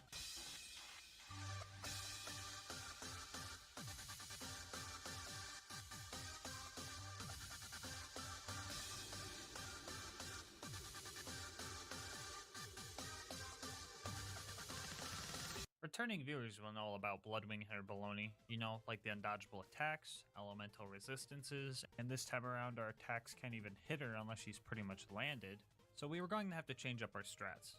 And by change up our strat, I mean do the same thing we did for Wilhelm. Skags periodically spawn during this fight, and Mordecai knows how UVHM works, so he was being a homie and slagging them to set up for melee kills. Again, with Fuel the Blood, my explosive damage was boosted. I don't know if I just don't hear people talking about this skill combo often, but it's stupid good, even without class mods that boost this skill. It's stupid good enough that using this strat, I took down Bloodwing first freaking try. Take that, Bloodwing. I'm back in the frickin' lead. Even Mordecai wants to party. Vault Hunter, get down. So glad Mordecai is changing his mind about the whole, oh, you guys seen it? Okay, maybe not. Anyway, our next homie to recruit was Brick. The initiation was fine because of fleshy enemies and Godliaths doing most of the work. We even killed Sarcastic Slab in the most metal way possible. The loader combat afterwards went pretty decent too, since Brick was helping. Even looked like Brick watched my last video and learned some new combat techniques, so you know I had to hype him up. Brick. I put the stinky on him. Speaking of other videos, if you're new here and made it this far into the video, odds are you're enjoying it, so you might as well sub and hit the bell to know when new vids get uploaded. Because masochistic fact number 5 is that I go through all this suffering and a majority of you guys still aren't subbed. Joining the GASMASK gang is 1 click away. Anyway, Brick and I destroyed the rest of the loaders and we were off to our next objective, dealing with this coward. This fight is so friggin' buggy. It's a 50-50 chance between him booking a flight to Europe or just standing still and still managing to give me a hard time. Like, bro, why he standing like that? I'm glad he didn't fight back, but like, geez, this happens all the time, bro. Who coded you? Tara's dentist? Okay, now that that's done, it's time for the bunker raid. And I'll be the first to say that I was dreading this. I decided to unspec out a Buzzax Bombardier because these guys resist grenade splash, so I was better off without it. Fighting this thing was weird because I had to purposefully eat some rockets for better axe throw damage until it died. The baby turrets ahead were no match for Krieg, which is nice because I hate these little buggers and their crazy health regen. And finally, the big constructor. Had to put a lot more forks in this toaster before it decided to blow up. Luckily it's easy to cheese because I could just stand behind it this time. And our final obstacle, Face McShooty. Alright, here we go guys. Uh-oh. Bet you weren't expecting that, huh? Yeah, so it looks like if you want to do Face McShooty with the teeth of Terra, you have to be within biting distance. Anyway, on to the bunker. To be straight up with you guys, the rest of this run is pretty much what made me deem this the worst gas mask challenge run yet. First off, the big turrets are pretty annoying because, well, you know, the whole yellow health bar situation and whatnot. The ones within melee range were pretty okay just because of the blatant big red power button on the back, but the ones out of range took a while. And then, he spawned. Bunker was absolutely will-shattering. He had so much freaking health, and in order to deal damage I had to play risky and get to low health. And if your playstyle is lighting yourself on fire and praying that you have a crippled loader nearby if you go down, you're not gonna have a consistent winning strategy. Like 20 times. 20 freaking times! Somehow loader would just sneak up on me, put an OP10 fire dot on me, and since I have 9 out of 5 in flame flare, it would just melt me. That's a skill issue, whatever. You know what really got my sanity dangling off the edge? So enemies in UVHM have this stupid health regen, and if you put any type of damage over time on them, they just kind of keep healing through it, right? Y'all remember that Blood of Terra relic that already seemed pretty useless? Well, I go and find out it doesn't even work if you're taking damage. Why? Why? This is all super rare gear that you get from killing a super hard boss. Why? Why isn't it good? Why does it make an edgy poem with all 4 pieces if it's not good? His teeth made them flee in shame. His breath was of fire. His hide turned the mightiest tame. His blood could inspire. It's all bullcrap. What even is this? Terramorphous? More like Terra Bull. Okay, with Bunker's super huge health bar, I would have to take too many risks in order to get a melee kill. And I tried and tried with no prevail. So you know what I had to do? I had to kill Bunker, the flying, armored, tanky boss, with the teeth of Terra. I had to be patient and only use my action skill in emergency situations, otherwise I'd just die. I was trying to kill this glorified frisbee for over 3 friggin' hours. The winning fight alone took an hour and 20, and I only used Buzz X Rampage to damage him twice. The rest of Bunker's health bar was drained all thanks to this guy. No, not you. This guy. I was so dead at this point. I couldn't even pop off anymore, so all I had to say was this witty remark. Oh boy. With the bunker destroyed, you can... Anyway, yeah guys, so that was terrible, but that wasn't the worst. Angel Core was the frickin' worst. I should have been fine. I knew I could melee kill loaders and even a couple angelic guards if I needed to. I even had Roland to help and Lilith to take out my anger on. But the absolute worst thing that could ever happen happened. An angelic guard spawned with a slag sniper. Oh brother dude, I hate watching this.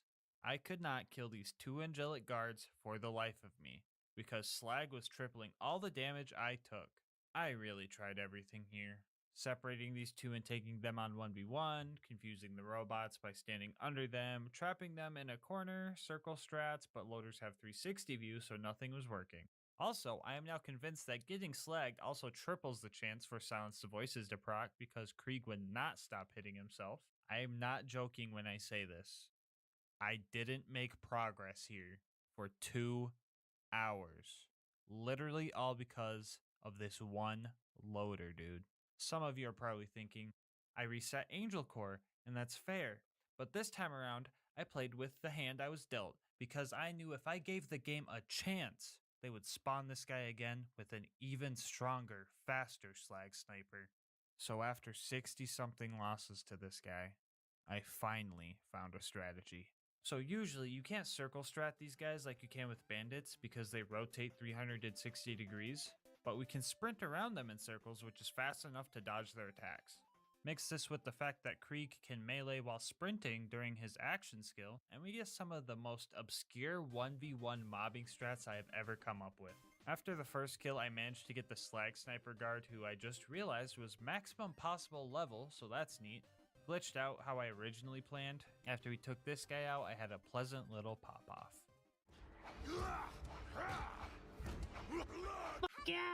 Okay, we're good. This one loader brought me more pain than any other fight in any challenge I've done so far. Even you, Bloodwing. This was by far the worst fight I've had to deal with, but it's over now. Now I get to suffer elsewhere! Ironically enough, when I got to Sawtooth Cauldron, I was relieved, because the enemies here were all fleshy and I could get multiple kills before dying. Yeah, the fire damage is working. It's working. The gear's working as intended. Everything's great. I could use my grenades and just burn everything and melt everything. And it's so good and fun. Look at my health bar. It's staying pretty much full. You guys hear that optimism in my voice? Yeah? Okay, well watch this. Take out those buzzers. I don't need these buzzards, man. These freaking buzzards. It'd be one thing if they didn't have health regen. But every time I land a couple of shots, they just come back good as new. It wasn't until 4 hours of attempts that I managed to destroy one buzzard. And here's how I did it. First off, we need to rig some fights. Each attempt would consist of me spawning in, running to the buzzard nest, and checking the buzzard's level. If it was higher than level 89, I wouldn't even bother. After we found our level 89 buzzard, we would farm up stacks with our fire grenade and find a psycho or weaker mob. This wasn't always guaranteed. Sometimes I'd get nothing but scavengers, grave diggers, and juggernauts. Anyway, after we found a good setup with an 89 buzzard and easy mobs, we would do the good old punch and chuck strat using Fuel the Blood and Buzzax Bombardier. Once we had the setup, we had roughly 7 seconds to land 2 or 3 Buzzax throws on a buzzard. Which is tough since the first 3 seconds are wasted looking for the dang thing, but when the stars align, you could pull off a beautiful kill. Let's go! Oh, that's 2. 4 hours into Sawtooth, the first one got stuck. At 4.5 hours, we got our second. At 5 hours, we got our third. And at 6 hours, this happened.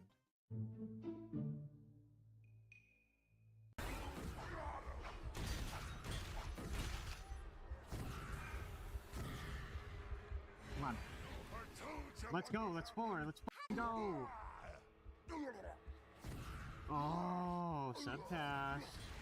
What was that you were saying, Subcast? What was that you were f***ing saying? Ooh. Ooh. This was by far the worst fight I've had to deal with, but it's over now. And for anyone wondering, yes, I did just copy and paste that last voice clip from the Angelic Guard fight like 30 seconds ago. After that conniption, I felt invincible for all of 2 minutes, mostly because I was just speedrunning through the Boneyard and Badlands. I did not kill Saturn this time around for obvious reasons, and if it's not obvious, the first 25 minutes of the video explains this in great detail, so go ahead and just rewatch that and come back. Or you could just download the save file in the description and test it out yourself. Up to you. Anyway, I was like 2 seconds away from getting the info first try, and it took 7 tries after that before he made it to the final stretch. The claptrap door was our last hard bit of mobbing, and everything was going relatively good. I even managed to kill the super surveyor that spawns. Whoops, I mean 2 super surveyors. 3, okay, that's a bit odd. 4, there's definitely something. Okay, what the 5? How is that even? Okay, there's absolutely no way a 6th one just spawned. 7. 7 of them. 7 of them spawn. Sorry about that. I kind of blacked out for a bit. Anyway, at this point, I was so shattered internally that taking a break wouldn't help, because it would be all that I thought about. So I kept going.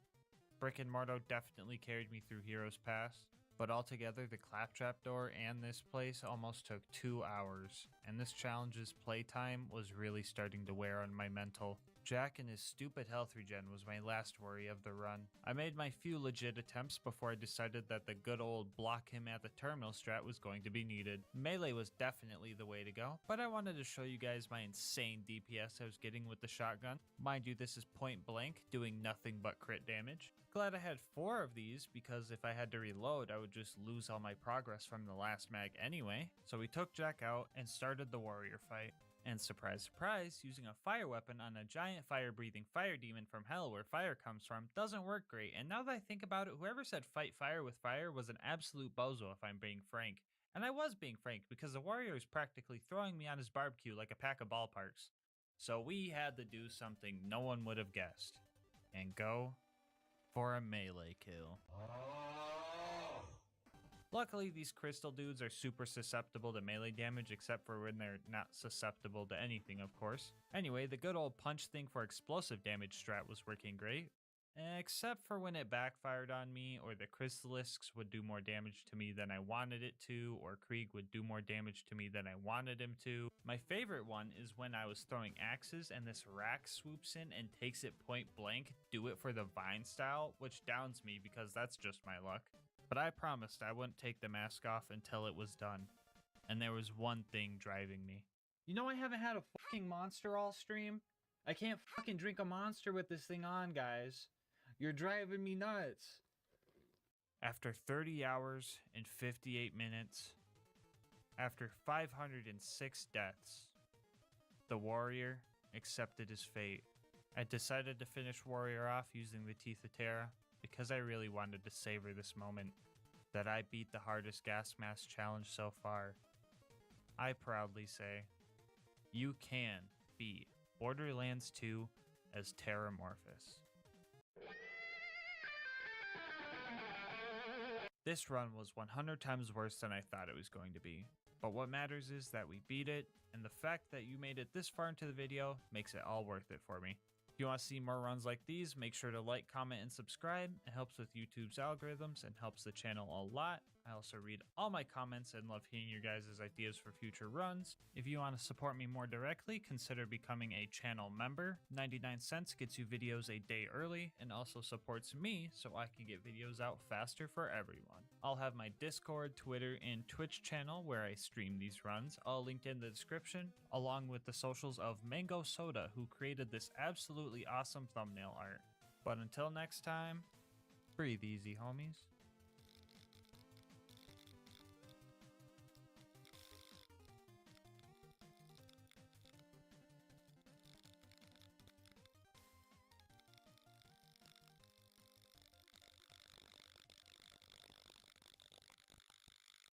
So a while back I made a video where I tried to beat Borderlands 2 with only the fastball, and that was actually pretty fun. And since my last challenge video's ad revenue barely paid for the resulting therapy sessions, I thought it might be a good idea to have a nice, fun, and wholesome run.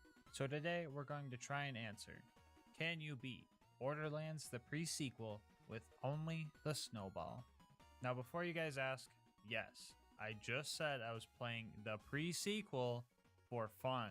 I know I dunk on this game a lot, but if I'm being honest, it's my second favorite game of the series, right next to Borderlands 2. The third being Tiny Tina's One-Shot Adventure. You know the standalone game that's just the BL2 Tina DLC? Yeah, that one. Anyway, jokes aside, let me tell you the rules. We'll be trying to beat Ultimate Vault Hunter mode at level 70 with no bar and no guns allowed. We are going to be playing as Jack the Doppelganger, and his action skill is kinda allowed, but I'll go over that more in a bit. And most importantly, the snowball is the only grenade we're allowed to use. As for the other gear, we have a pretty normal shield, a level 1 Oz kit so that we can abuse slams, and the best main class mod for grenade damage, and 5 extra points in just compensation, which makes grenade damage higher for every grenade ammo I'm missing. Here's a quick peek at the build. I feel like I had a lot of extra skill points, so if anything seems out of whack here, it's probably because it is. I'll explain the important skills as we go, so let's get into the run. We arrive at Helios and immediately start doing what you would expect.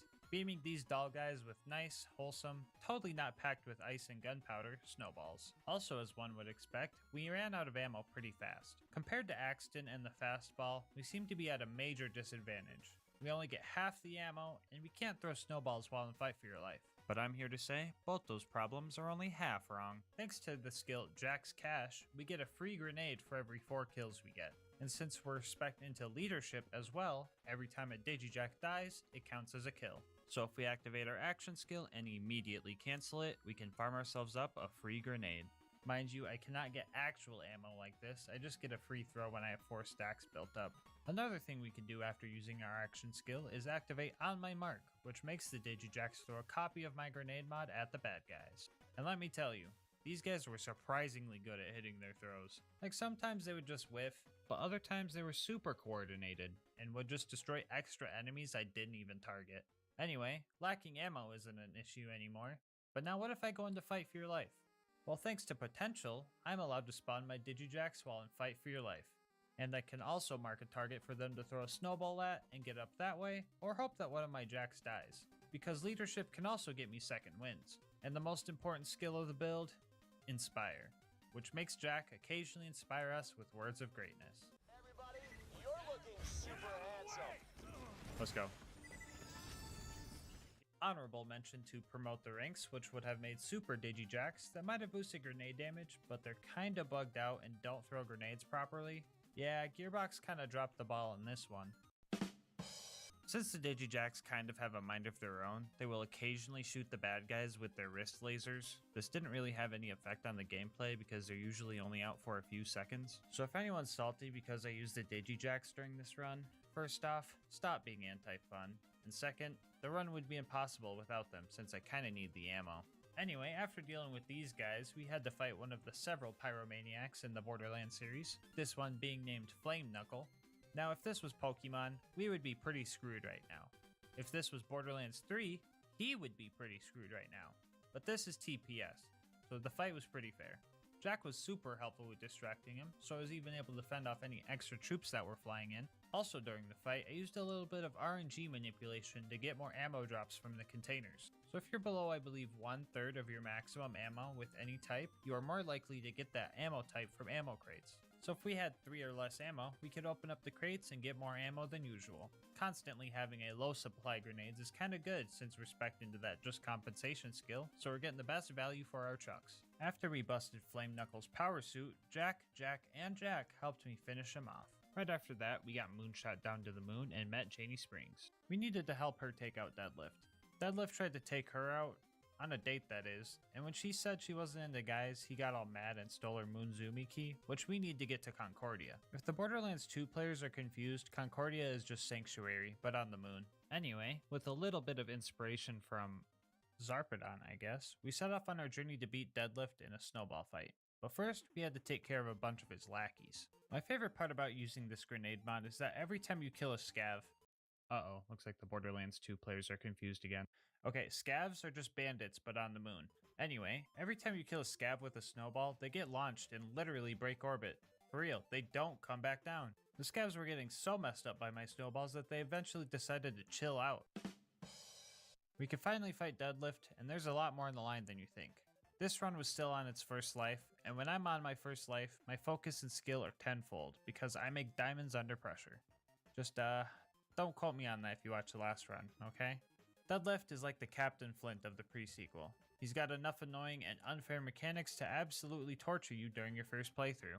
Talking electrifying the floor, homing blue balls, stop laughing that's not funny, evasive maneuvers, and a lot of minions to keep you on edge. Lucky for us, I know this guy's patterns pretty well and went straight for the safety stairs. Right here you have access to cover, you have an escape route, and the stairs don't get electrified. Patience was key to winning this fight. Well, that and a little Matrix style dodging in order to get all the ammo crates in the arena. After some close calls, we finally broke his shield and the rest was history. Still a 1 life, baby, woo! Anyway, we got the Moonzumi station working and carefully jumped the scap. There are 3 jumps in this game that are very wonky and will punish you with death if you mess them up. The next one being on the way to Concordia. My first death being a cliff would be super cringe, so I made sure to hit this carefully. Right as we get into town, the cop claptrap was trying to give us a ticket, and I didn't appreciate that too much. Anyway, we got shafted by the Marif, that's an elevator joke, and Roland was busy dealing with the secondhand embarrassment of Lilith doing the hokey pokey on the dance floor, so there was only one thing left that could solve our loneliness. Looking for me, sugar? What? No, not Moxie. I'm talking about a monster inhale style and some inspiring words from Crazy Earl himself. After we hijacked some cellular towers and found the location of the jamming signal, we were off to Crisis Scar to shut it down so we could get Jack off of Helios. I was going to pick a cool icy looking skin for our car, but noticed that this one was literally my outro catchphrase, so I couldn't pass it up. Scavtrap said I had to show my worthiness of joining Red Belly's gang in order to get in, but I had a different idea. Second option, let me in. So the Darksiders were our next target. One of the main bosses here ended up dropping a Jackal cannon. Not sure if it was because we were playing as Jack or the fact that it was October at the time, but I'm willing to bet it was both. Anyway, after killing all the edgy guys, we finally were allowed into Crisis Scar. We were blowing right through Red Belly's defenses. That was until this super bad mugger showed up. To my knowledge, the scaling in Ultimate Vault Hunter mode is a lot different in this game than in Borderlands 2. I'm pretty sure every enemy gets their health boosted, but big guys get a bigger boost. So this info's from the wiki, so definitely take it with a grain of salt. But according to them, normal enemies get a 1.5 times health and shield boost from True Vault Hunter mode to Ultimate Vault Hunter mode, and big guys get a 2.5 times boost to their health and a 3.5 times boost to their shields. So these guys are pretty tanky. I had to make sure I played smart and farmed my grenades safely. After killing Mugger number 1, I had to also kill Mugger number 2. Luckily, my mans fell right into my trap and I was able to get an early chunk of his health out of the way before I let the boys put the ice on him. We also ended up bullying the local grade schoolers, and that was pretty fun. And after that, we were off to fight Red Belly. The game made this pretty easy for me. Why farm up nades with Digijacks when I could just walk over to this vendor and trade all the loot I found for some more? We had a couple close calls early on, but Red and Belly split up, which allowed me to gang up on them one-on-one. Belly was a scary powerhouse who dropped us a striker, and Red was just kind of AFK for the most part. After we dealt with them, we shut down the jamming signal, got skimmed out of our moonstones by this chest, and found out the Marif was working for the bad guys. We started interrogating him, and he said Dahl was making him do it. So I was like, don't worry man, just be cool. Anyway, we were gonna let the Marif live, but he tried to kill Jack and started Jack's lifelong murderous trust issues. Now that Jack was rescued, we needed to start building an army to take Helios back. I tried using the snowball to put the door code in and was a little spooked when it didn't work, but I was able to just use the interact button to punch in the door code, so the run doesn't end here. Janie Springs helped us get a new vehicle. This one can fly. Kinda. So I wasn't about to trust it with my life. A cool trick you could do with the Stingray is to boost up a little bit, press the slam key, and then boost again as you bounce to get more height for your jump. I was a bit rusty, so I took a couple of minutes to make sure I got this, because holy crap, how am I still alive? I don't know if the snowball is just that good, or the pre-sequel is just too easy, or if Jack is too OP, or what. Actually, you know what? I think it's just definitely Jack being too OP. Anyway, after meeting Pickle, we set off to get our military AI from the bosun. I had to do a bunch of annoying things to get to his ship, but for the most part, I was ballin'. And by ballin', I mean bawling my friggin' eyes out, because I finally died. Back. Beam him. No! No! Soldier, be tall or be dead. Now pick again.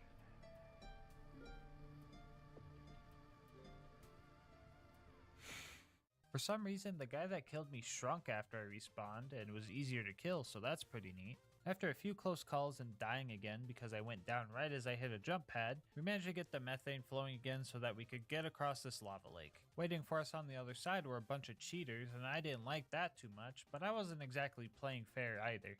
The first thing we needed to do was destroy the bosun's engine, which was a bit tricky. The snowballs would go right through the thing we needed to hit, so I had to bounce the snowballs off other surfaces and have them explode close enough to the power stabilizers to deal damage. I just thought that was pretty weird. Oh, also, turns out the one mugger I thought shrunk didn't shrink at all, cause I found him here. Homie was screaming at me a lot, something about how could I do that to his son or something, not really sure what that was all about, but he seemed pretty mad. He got his revenge, and he was even fighting honorably using a snowball himself, and I barely had enough energy left to fight Poop Deck after.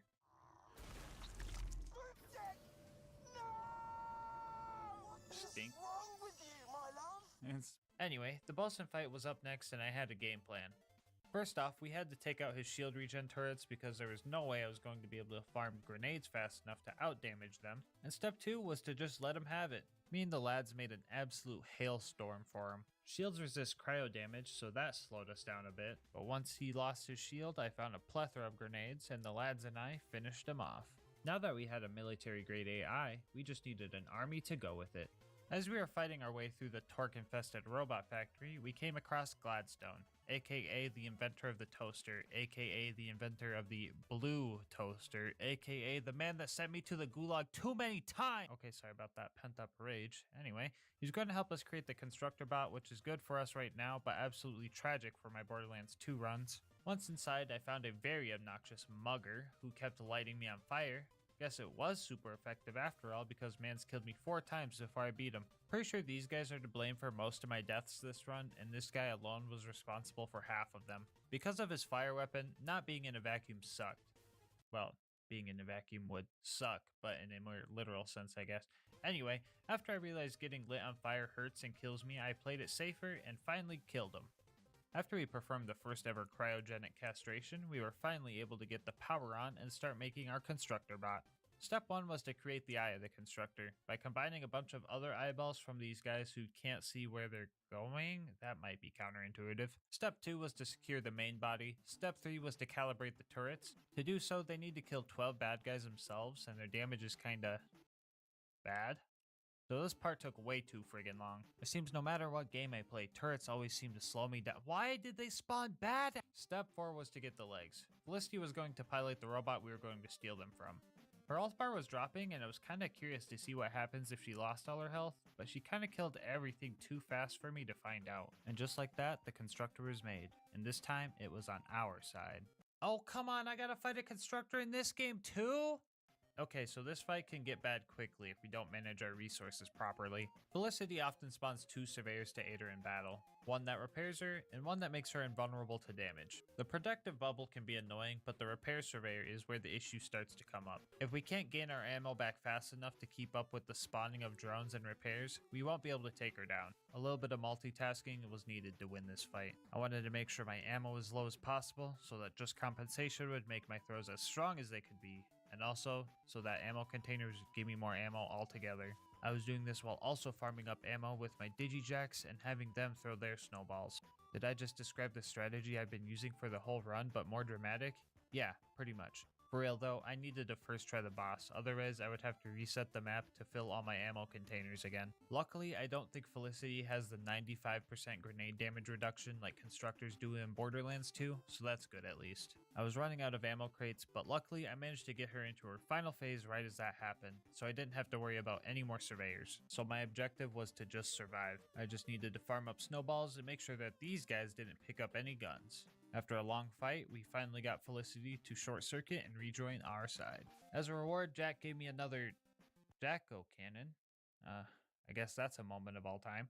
Now that we had our army, it was time to retake Helios. The first place we wanted to retake is Jack's office, and we needed the help of Claptrap to get in. I was in my element here, quite literally, since Claptrap somehow made a snowstorm on a space station. Hey doll guys, freeze! Fighting the trained military soldiers felt a lot easier than fighting the dumb scavs for some reason, so getting to Jack's office was a breeze. Our next goal was to save Gladstone again along with his other buddies. Nothing too interesting here, just waiting for the scientists to open doors, oh my god! Anyway, after I saved them all, I took a quick pee break and everyone played Among Us without me. Pretty sure all the scientists got ejected, and so did I, because next thing I knew I was flying through the veins of Helios, making sure I didn't fall into the endless depths of space. Zarpedon almost got me with her mischievous tomfoolery. After blowing some stuff up though, we managed to get out of that nightmare fuel area.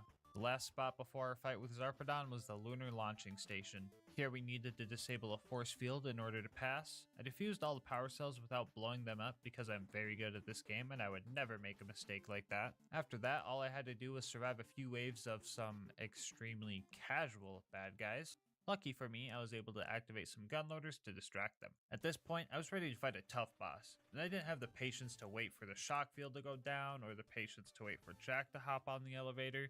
Zarpedon was going down. If she was going to set traps for me, I was going to set traps for her. I had 2 things going for me during this fight. Number 1 was Jack distracting Zarpedon, and 2 was that ammo crates would continuously spawn during the fight. I also had 2 things going against me during this fight.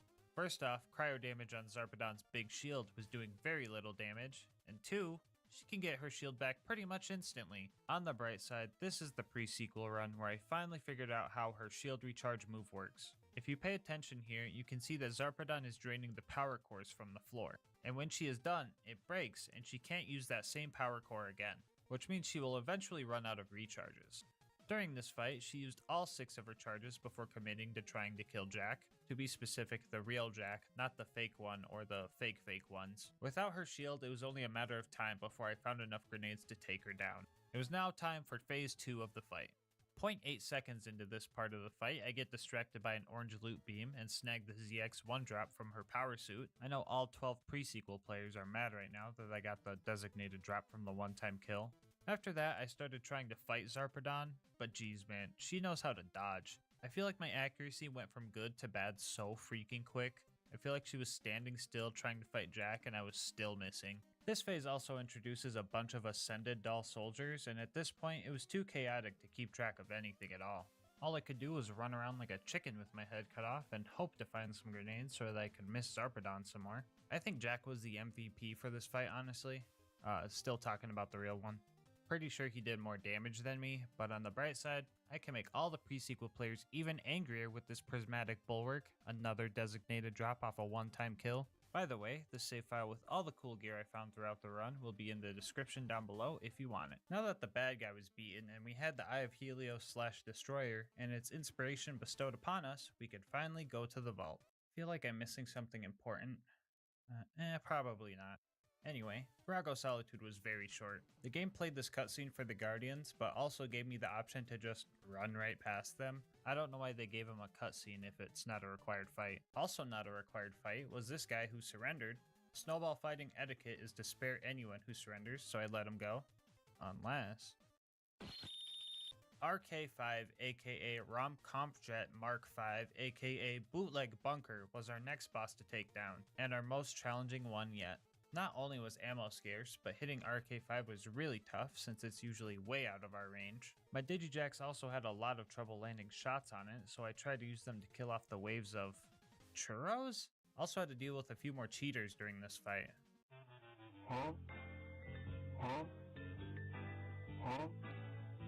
Much like Felicity, if I were to die during this fight, I would have to save quit to reset all the ammo crates, or I'd just be making the fight a lot harder than it needed to be. My best bet with this fight was to fight Flyer with Flyer. There are 2 jump pads on this map that gave me a great deal of mobility. On top of getting me out of sticky situations, they also helped me farm up grenades, because Digijax die if they're too far away from you. Our game plan was to conserve our ammo best we could and only throw snowballs if we were sure we could land the shots. There's one attack where RK5 gets really low to the ground, and I was able to land most of my shots when he did this maneuver. This boss fight ended up killing me 4 times before I managed to get a winning fight, and that winning fight required me to dodge bad guys and bomb strikes for 30 minutes. As a reward, the game gave me a Boomicorn. Was a little scared I was going to get another Jacko Cannon, but that would never happen. Now that RK5 was out of the way, I was allowed to do the pre-sequels version of the whole percent speedrun. After that, we finally made it to the vault and we were ready to reap our reward. Oh, come on, dude! Anyway, after some inspiration from Tina, yeah, I'm not sure how that one worked either, and fighting off whatever the heck this thing is, it was finally time to fight the Sentinel. Just kidding, I went to Moxie's bar and got one of those drinks for 30 minutes of damage reduction because I knew this fight was going to take a while. The Sentinel is a 7-phase fight, but it has always been fair. This time around, I was really able to take advantage of his bullet deflecting move by simply not using bullets. However, the 3rd phase was an ice phase, so my damage really dropped off and it took a while. But the game plan was pretty much the same. The big Sentinel was a bit more tricky to deal with. Instead of just running around in circles, I had to play an elaborate game of the floor is lava. I also had to make sure I was nailing this guy in the head, because my grenades weren't doing damage otherwise. We had a lot of close calls during this fight, and towards the end we were running low on damage reduction. This is also where the Sentinel started doing some really cursed strats. I don't know exactly what was happening. All I knew is that I was taking knockback constantly. I think he knew the end was near, so he was trying to get me as far away from him as possible. It wasn't gonna work though. In the end, he set himself up for the perfect trick shot, which means you can beat Borderlands the pre-sequel with only the snowball. Before we go, I just wanted to say thank you so much for watching up to this point. I know this wasn't the hardest run in the world, but I had a lot of fun this time around. If you want to support the channel, make sure to like, comment, subscribe, hit the bell, and all that good stuff. I do read all my comments and love hearing your guys' kind words and ideas for future runs. If you want to support me more directly, consider becoming a channel member. 99 cents gets you videos a day early, and the support also helps me get videos out faster for everyone. I'll have links to my Discord, Twitter, and Twitch channel where I stream these runs in the description. But until next time, breathe easy, homies.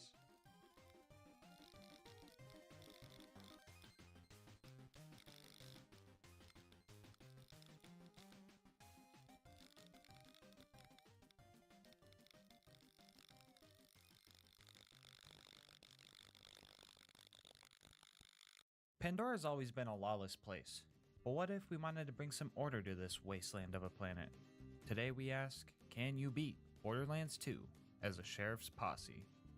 To start, let me tell you what exactly this challenge is. First off, the basic rules. We will attempt to beat the game at Overpower 10 Ultimate Vault Hunter mode. To the new Borderlands recruits, that pretty much just means the hardest difficulty and everything is 10 levels higher than us. Also, bar will not be allowed during this run. On to the fun stuff. I will play as the sheriff and the others will be my deputies. The challenge is mostly centered around these badges, therefore I will be running Jacob's pistols while the deputies run Jacob's shotguns. The badges also provide us with a little extra fight for your lifetime based on how many deputy badges are equipped on the team. So I get an extra 60% while everyone else got an extra 30%. And for the real kicker, if at any point the sheriff dies, that's me, I must save quit and reset the map. This means my survival is of the utmost importance. Last thing before we get started, I'll show you all the rest of the gear and builds. We all have a basic shield and low-level grenade mod just for slagging purposes. And in the comm slot, I will be running the Legendary Titan for tankiness, and the deputies will be running the Legendary Gunzerker comms for some DPS and longer Gunzerk duration. Here are the builds so that all the Sal mains can go make me cry in the comment section. For the deputies, I pretty much gave them an AI generated Deputy Sal build. They all have 2 shotguns out instead of the usual Grogan Lady Fist in the main hand, so I had to change some stuff to compensate for that. As for the Sheriff build, I decided to suffer a bit and not give myself too much DPS, but on the other hand, I have the most deadly seal combo in the game. That's right baby, we're bringing the Stinky back. I put the Stinky on him. Okay, now with all that out of the way, let's introduce the posse.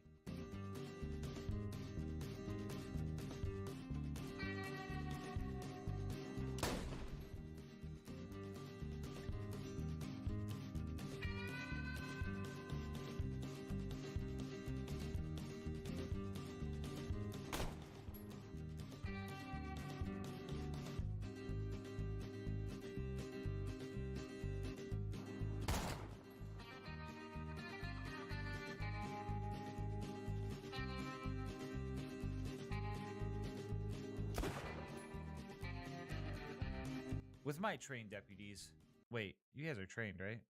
Raise your hand if you played Deputy Sal before. Okay, raise your hand if you've ever played Sal before. Oh god, what did I get myself into? Anyway, we started clearing out Tutorial Town and found that 6 shotguns all going off at once not only drops me to what I'm guessing was 30 frames per second, but it's also pretty funny to listen to. Oh my god, hearing all the Jacob shotguns go off, dude. Not too many issues came up here, and honestly, we kind of rolled the place. Anyway, we saved Hamulok and set off to take on Boom Boom. Along the way, we discovered that the accuracy and range of the shotguns was going to be the deputy's biggest challenge. Well, besides making sure my clumsy butt doesn't fall off a cliff or something, of course. I had a feeling that this would be an issue, so I made sure to give everyone 5 in insight and busts that can't slow down, so that we could get into the enemy's faces quickly and also rush to each other's aid in case we went down. Mix that with the fact that our bleed out timer is super long because of our badges, and the fact that you can fire your left gun while reviving, you get a strat that just might get us through this game. The plan for Boom Boom was to let me take the Cheese Bowl fight with my lower DPS while my deputies handled the other boom. They did a great job, but on my end, I was having some trouble. Luckily, Deputy Lucas came in and helped kick Boom Boom out of his turret. I didn't have much ammo to help with this fight, so I decided to promote myself to Medic Sheriff GASMASK and just help that way. I started to run back so I could top off my pistols, and the lads accidentally let all of the outlaws out by blowing up the gate, so I made the call to go in and risk it for my homies like they would for me. This time around, I knew I couldn't revive everyone in time, so I made sure to psych everything I could so that they had a chance to get themselves up, earning me another promotion to Support Medic Sheriff GASMASK. Anyway, we dealt with the very thrusty bad guys, and we all made it out of this fandango alive. And then Queen Knight did the bleed out any percent speedrun on accident while trying to save me, so that was hella depressing. Oh, this is a perfect time to point out that the death counter will only count my deaths. If you need an explanation on why, just go check out our other co-op challenge. I'm sure that will clear everything up for you. Anyway, after many armpit moistening battles and stinky plays, we made it to Flint. Initial results showed that this fight was going to be super tough. After a lot of really scary close calls, we retreated and went to make a game plan. We decided that we should just go in and milk the fight for your life timer and just spam shotguns at ankle biting range, while I would try and stay back and deal damage from a distance. I really didn't want to cheese Flint by punching him off his arena again. Flint, however, never forgot that day, and he came for his revenge.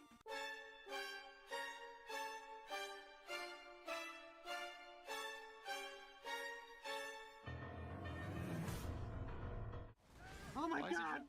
Oh my god! No! That was pretty scary, honestly. Anyway, you probably want to see Flint die, so here's the clip of that. Lock me. When I get gas locked. Oh my god, who's resing him? Yo! Oh, he was getting real close though. Oh, Yeah. Oh my god, we you did guys it! did it. Okay. Pretty wacky, right? Nah, for real though. As soon as I fell off, the deputies all grouped up and did some kind of triangle attack and milked their fight for your life timers like we had planned. This fight provided me with another promotion to Useless Support Medic GASMASK.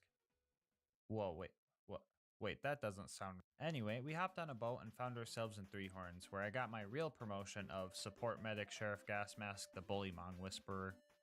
Oh, sorry. Darn it. A man You named make a Scooter run for it controls in a these moment? measurations. Ow. He may be short a few chromosomes, but he's a savant Hey. when it comes to vehicles. He's locked the Don't say station that to about prevent the Scooter. bandits from Lucas confiscated the keys to a car, and I decided to doll it up with some Jacobs logos. In order to get into Sanctuary, we had to help Corporal Reese and get a new power core for the shield generator. I have like almost no knowledge on the ranking system, so I don't know if him being a corporal means he was higher or lower rank than a sheriff, but all I knew was that the rules only cared if I died. Superior or not, I still made sure to tell the deputies to kill the 20 bandits to avenge him like we always do. Anyway, after not being able to afford the best gun in the game and forgetting everything that happened at Sanctuary, we went to Frostburn Canyon. I usually speedrun to the end of this place, but this time I got to do it with the homies. I decided not to play it safe and go for the spike jump skip since my deputies have been really good at not letting me die so far. Let's see if they can save me from a cliff, am I right? Anyway, fun fact, still never missed this jump, and I'm going to keep attempting it until I do. So we found Lilith and started fighting off the psychos with her. I couldn't kill a single bandit here, but then Tom recommended that I try killing 2 instead and everything started to work out. So since we're in... Oh my god, Lilith, shut the...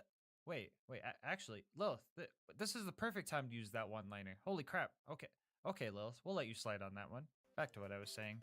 Since we're in co-op, enemies have a lot more health, and in some instances, spawns are a lot different. If some of you guys remember the friendship run, you might remember we had to take on 12 big psychos as opposed to the usual 3 that spawn due to 4-player co-op scaling. If that doesn't ring a bell, you're probably new and should subscribe and check out the rest of my channel for some good laughs. Anyway, why slowly whittle down a bunch of health bars when you could just put the stinky on them?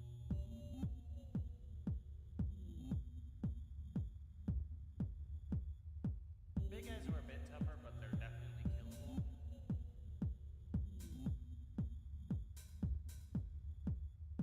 I think I was getting a little cocky and a little loopy though, because I started acting up.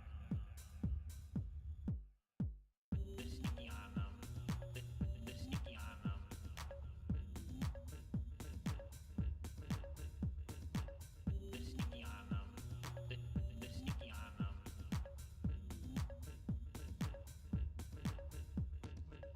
sneaky on them.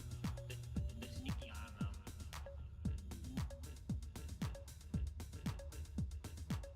The sneaky on them. The sneaky on them.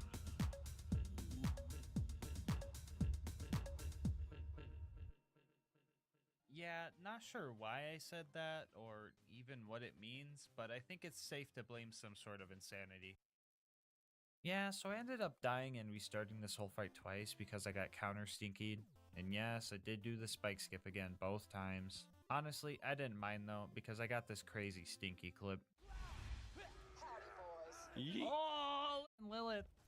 Now! Lilith was saved and now it was time to rescue Roland. We needed to get a new car to fool the Bloodshots, but then I realized that cowboys don't use cars, they use horses, and since we didn't have any of those, we had to fight the bandit technicals on foot. These darned horseless carriages ended up destroying Deputy Lucas early on, but after we got rid of the big one, we destroyed all the cars we needed, and then another car came up and ran me over. Joke's on them though, they just saved me a trip of running through the dust. Up next was the Badma fight, and we came prepared with a plan. Go? Do we go? Yes! The only problem with this strat is that Badma kinda took the key we need with him, so we had to re-enter the map to get the key to show up somewhere reachable. It was now time to fight through the Bloodshot Dam, or as I like to call it, Cowardsville. Using our finely tuned coordination skills, we were able to combat the cowardice of these guys by simply punching them closer to homies that needed revives. I feel like there are a lot more enemies in here than usual, probably because of the 4-player co-op scaling and whatnot, but we were keeping each other alive. Mad Mike and his toilet room were the last things I was worried about here, but there was nothing a little teamwork couldn't handle. He's standing by the fence. Can you do Combo? something? No. Somehow we turned one of the worst mobbing sections in the game into a really fun fight by putting the Stinky on so many bandits. It's stinky. Lucas even styled on Mad Mike in the end. He's looking at me. Oh, nice. Oh my. Oh, I got him. Oh, you got him. Let's go. After that, we just had to run to Roland and then get stressed out about this toaster we had to fight. I'm willing to bet that some of you guys don't know that the Warden can actually take Roland to the Hyperion Friendship Gulag if you take too long to rescue him. If you didn't know, don't feel bad, that just means you're good at the game. Anyway, I wasn't sure if dying and the resulting save quit would cause us to automatically go to the gulag, so I had even more to stress about than usual. So running through the dam was pretty scary. We all went down a few times and there were very few spots where we were actually safe. Deputies Tom and Queen Knight made it there before Lucas and I, and then I noticed that the warden was already spawned and the clock was already ticking. I ordered them to rush in and await our backup. Moments later, I made it to the fight and single-handedly saved everyone from the big bad scary toaster with no help from Tom whatsoever. No gulag for us, baby. Anyway, after clearing out all the loaders and saving Roland, our next job was to meet Tina and Mordo and help them with a good old-fashioned train robbery. That might sound like we're breaking the law, but I'm the sheriff and I make the rules and I say it's legal. Anyway, after roasting up some critters, we confiscated some TNT from the local bandits, and we blew up the train in a safe and controlled manner. It was the end of the line, and Wilhelm wasn't going down without a fight. A long, cursed fight. The plan was simple. Loaders were going to be our priority 1 enemies until Wilhelm ran out of troops. Priority 2 for the deputies was going after Wilhelm himself, since they had all of our DPS. While priority 2 for me was dealing with the surveyors, since I had the accuracy to deal with them better. We were able to put the stinky on some of the loaders, but a couple of stinky-proof big loaders really drained all our ammo and grenades. And then, something extremely cursed happened. Something I could only imagine would come from my worst nightmares. Something so unheard of and absurd that I still don't believe it happened, even though I see it with my own 2 eyes. This was the incident. Well, yellow. What? There's a badass constructor. Constructor? Why is it so small? There's 2 of them. What is going on?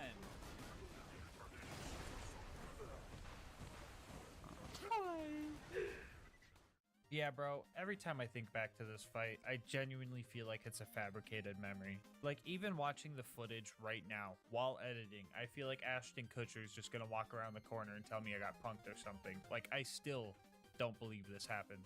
The fight was hard, and I had to really focus so that I didn't die. But, like, it only took 8 minutes to kill Wilhelm. I've had runs where I'm getting bodied by him for hours, and I have never seen these cursed baby turret toaster crossbred abominations in my life. The game really seen this and was like, oh, okay, let me help you out with that. I don't know if this is another co-op spawn thing going on or whatever, but what really has me baffled is that even with no ammo, and my mental state so shattered by what my eyes were perceiving, we actually survived the whole fight. What the fuck is even going on right now? Who am I? How am I? Baby constructors aren't real, they can't hurt you.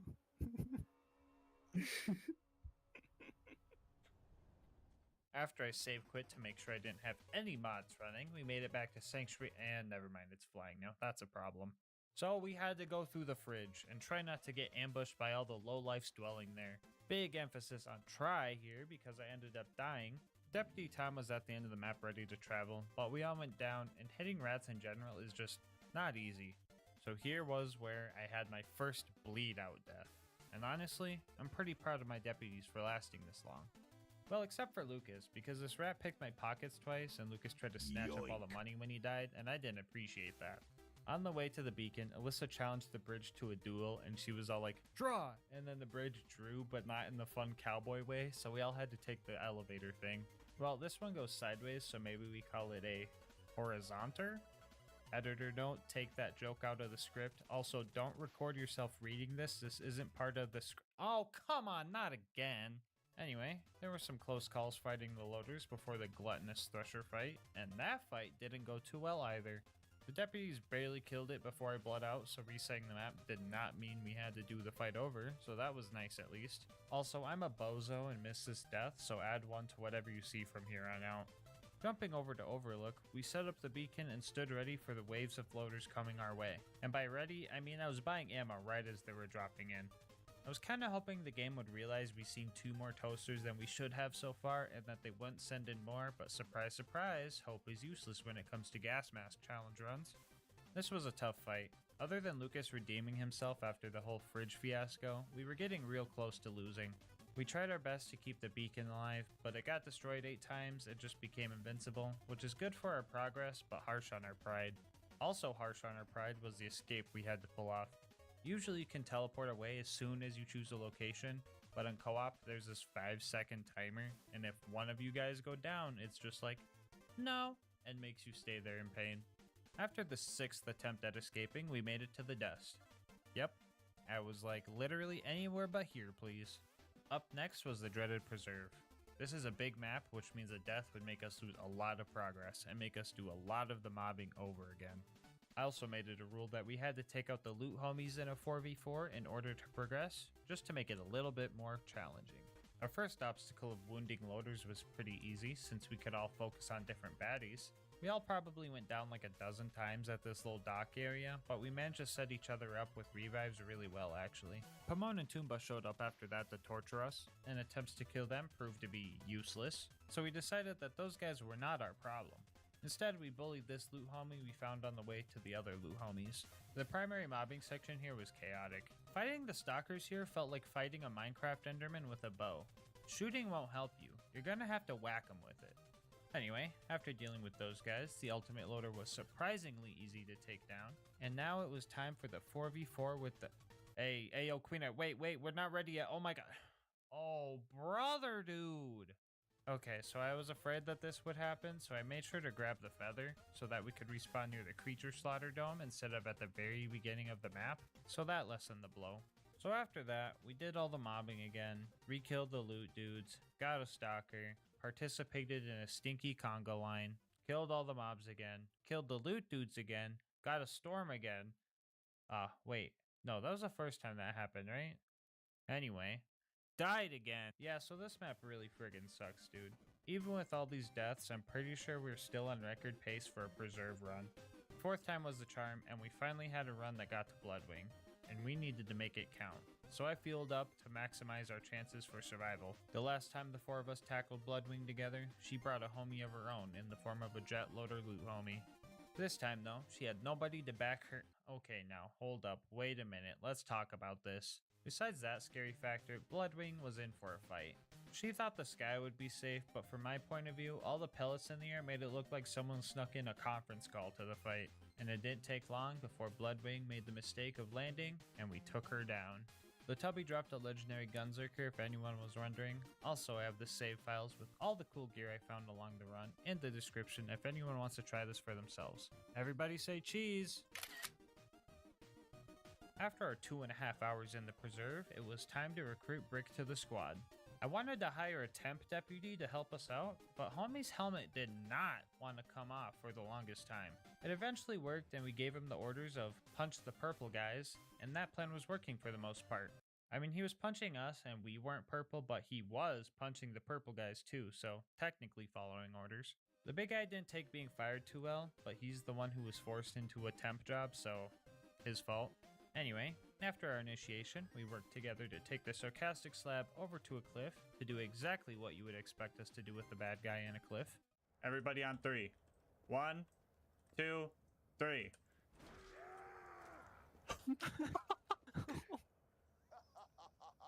Still going. Damn. Oh my god, that... Yeah, homie got launched. I'm pretty sure multiple of us hit him, so the knockback was just amplified, and I thought that was pretty cool. I won't go over to the combat here, I'll just show you guys the good parts. Oh, Brick. Line me up, Brick. What beacon's already gone? Oh, nice one. Nice. Thank you. Up next was taking down the Jack Double. Into this part of the run, we straight up turned to assassins. The double didn't last 10 seconds against us. We took his lunch money and then we split up to all the kiosks and made it out of opportunity in only 3 minutes and 52 seconds. It was now time for the bunker raid. Right off the bat, I learned that Lucas and Queen Knight were both not Hyperion robots, but buzzards are for some reason because that makes sense. Anyway, Tom used the strat he learned from a very cool and handsome YouTuber to get the constructor to look at the wall, which makes us safe from his rockets. This made it super easy to abuse his crit spot as a squad. The dreaded baby turrets were up next. Luckily, bouncing Betty grenades shoot bullets which do hit these guys. For anyone new to the game or the channel, these guys are glitched and straight up don't take any splash damage at all. On top of that, they don't have a crit spot and they also have an ungodly amount of health regen, so these guys can be pretty annoying. This time around, however, we kinda lucked out. The third obstacle in our way was the big toaster. The useful strat of just standing behind the thing wasn't working as good as it usually did. The deputies were dying and having trouble making it back up the mountain. I also had to scale the mountain again due to personal reasons. He's looking at the stick. He almost he did pulled out. die though. I gotta finish the job. Sorry, guys.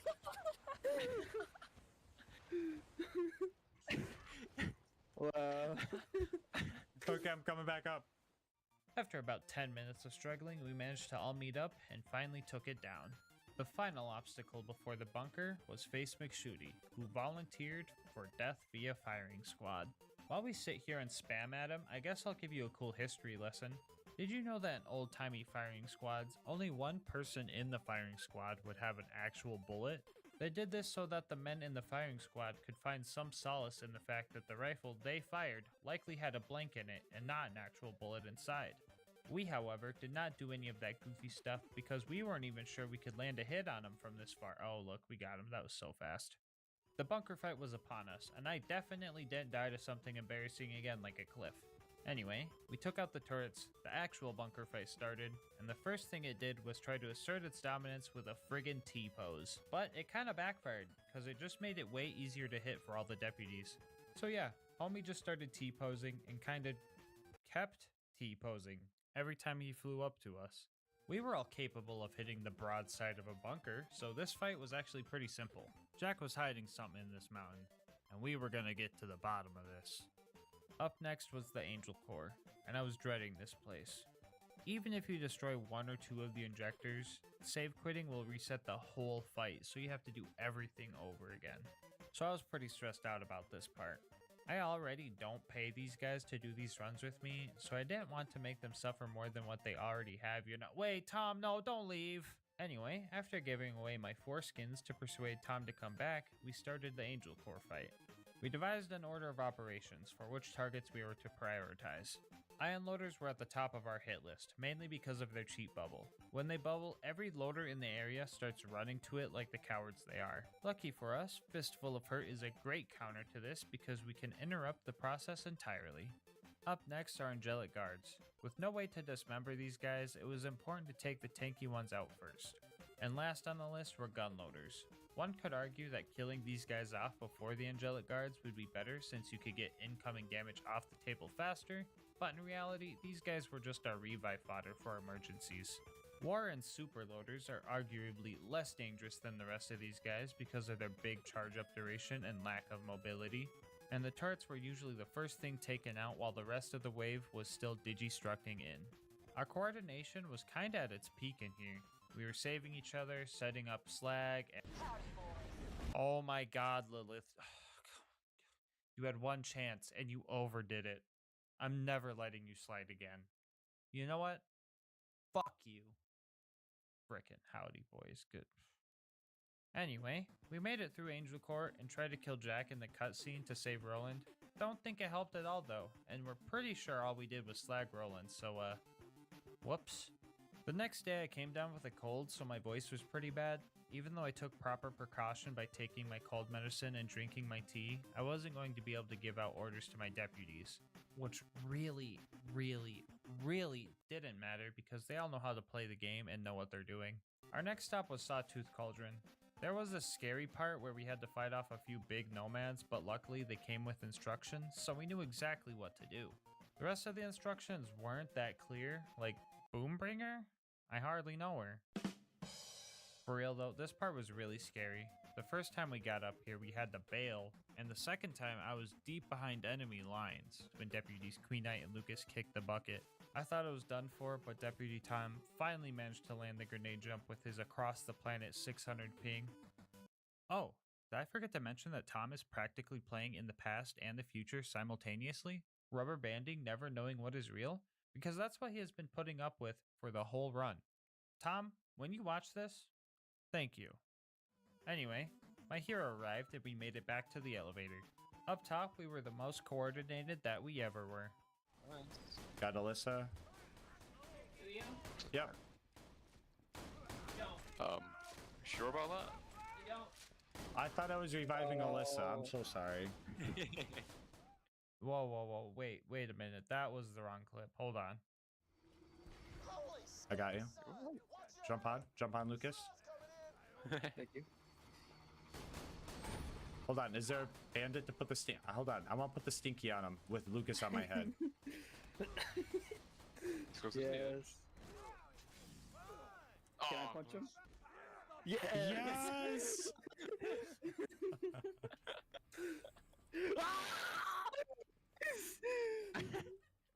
Buzzards were actually pretty easy to take down because our nades stuck to them, so let's talk about the boneyard.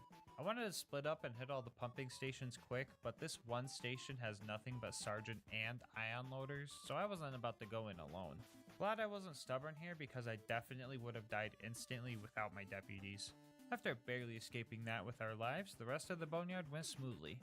We made it to the Badlands and decided that we weren't even gonna bother with Saturn. Deputies Lucas and Queenite went with me to grenade jump into the info stockade, while Tom hit the elevator checkpoint near Saturn for us. With our coordination, we were quickly in and out and finally on our way to the vault. After some quick mobbing at the claptrap door, I decided that I was just going to speedrun Heroes Pass. Well, minus the speed and the running part. Finally at the vault, we said screw the elevator, we want to fight Jack now. We dropped his shield pretty quickly, but that was but a small fraction of this fight. Not only was his health tanky because of 4-player difficulty, but this time around he kept teleporting away and spawning a bunch of these shield surveyors. Now this doesn't sound like that big of an issue, but Jack's health regen is kinda busted, so if he is suddenly invincible and on the other side of the map, it gives him plenty of time to get his health back. Even though we were doing significant damage, the fight still took about 15 minutes just because the absurd amount of coward strats Jack was pulling off.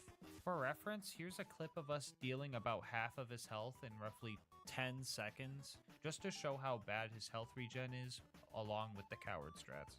Anyway, we eventually took him down, and the warrior fight was up next. Let me tell you our detailed plan to make sure we got through this fight. Step 1, shoot the warrior. Step 2, until it dies.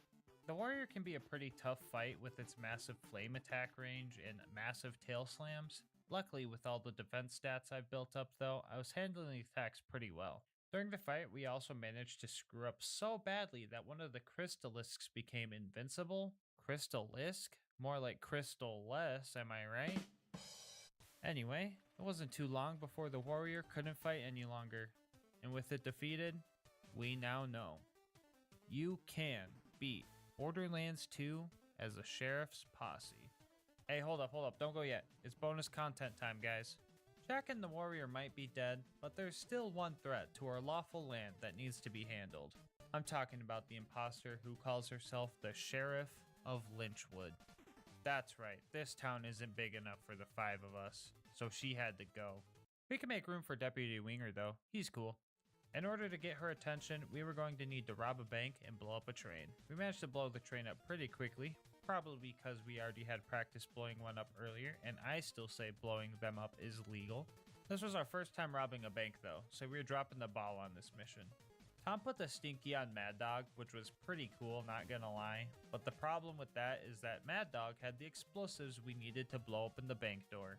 So after reloading and killing him the boring way, we robbed the bank and set off to go hide the cash. Nisha's posse was playing totally unfair and hogging all the horses, so we were getting absolutely devastated during this part. These guys added 3 deaths to the counter with their horse strats, but the Nisha fight was up next, and she was no match for our homie strats. Before we go, I just wanted to say thank you so much for making it this far into the video. If you want to support the channel, make sure to like, comment, and subscribe. It really helps with YouTube's algorithm, which helps the channel grow. I also read all my comments and love hearing your guys' challenge ideas and kind words, so definitely let me know what you thought about this video or what your favorite part was. If you want to support the channel more directly, consider becoming a channel member. 99 cents gets you videos a day early and also supports me so I can get videos out faster for everyone. I'll have my Discord and Twitch where I stream these runs live, linked in the description, along with the socials of our homie Mango Soda, who created this video's dope thumbnail. He also does commissions, so if you like his style, definitely go check him out. But until next time, breathe easy, homies.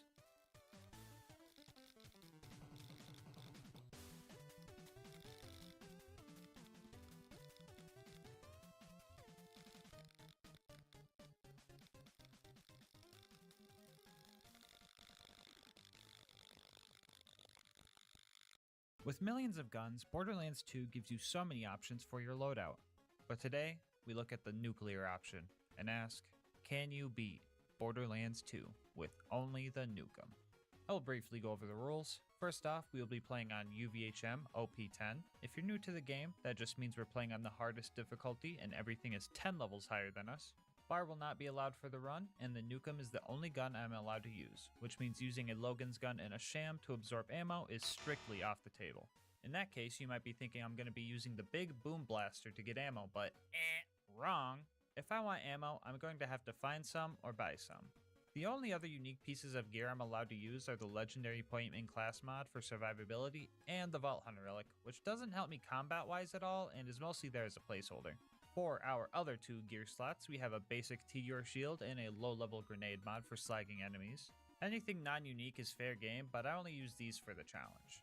This run will introduce 2 emergency crutch items. If I deem that the run requires them, I will use a stockpile relic and or a non-unique absorb shield.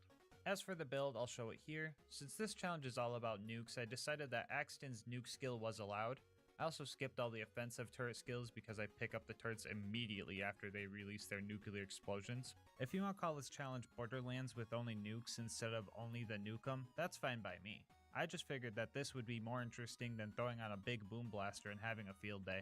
Now the turrets might be able to get some shots off before they get recalled, but these things don't really deal that much damage, so as long as they don't steal any major boss kills, I'll let a few shots slide. Now that we got the rules and build covered, let's hop into the run. Right off the bat, the good old gas mask curse kicks in, and we start out with 2 bully rods. Dealing with them wasn't necessarily hard, but these guys are so tanky that we ran out of ammo before we even made it to Tutorial Town. With all of Crazy Earl's ammo upgrades, the maximum amount of rockets you can hold is 33. Divide that by 2 and round up, we're left with 17 shots since the nukem takes 2 ammo to fire.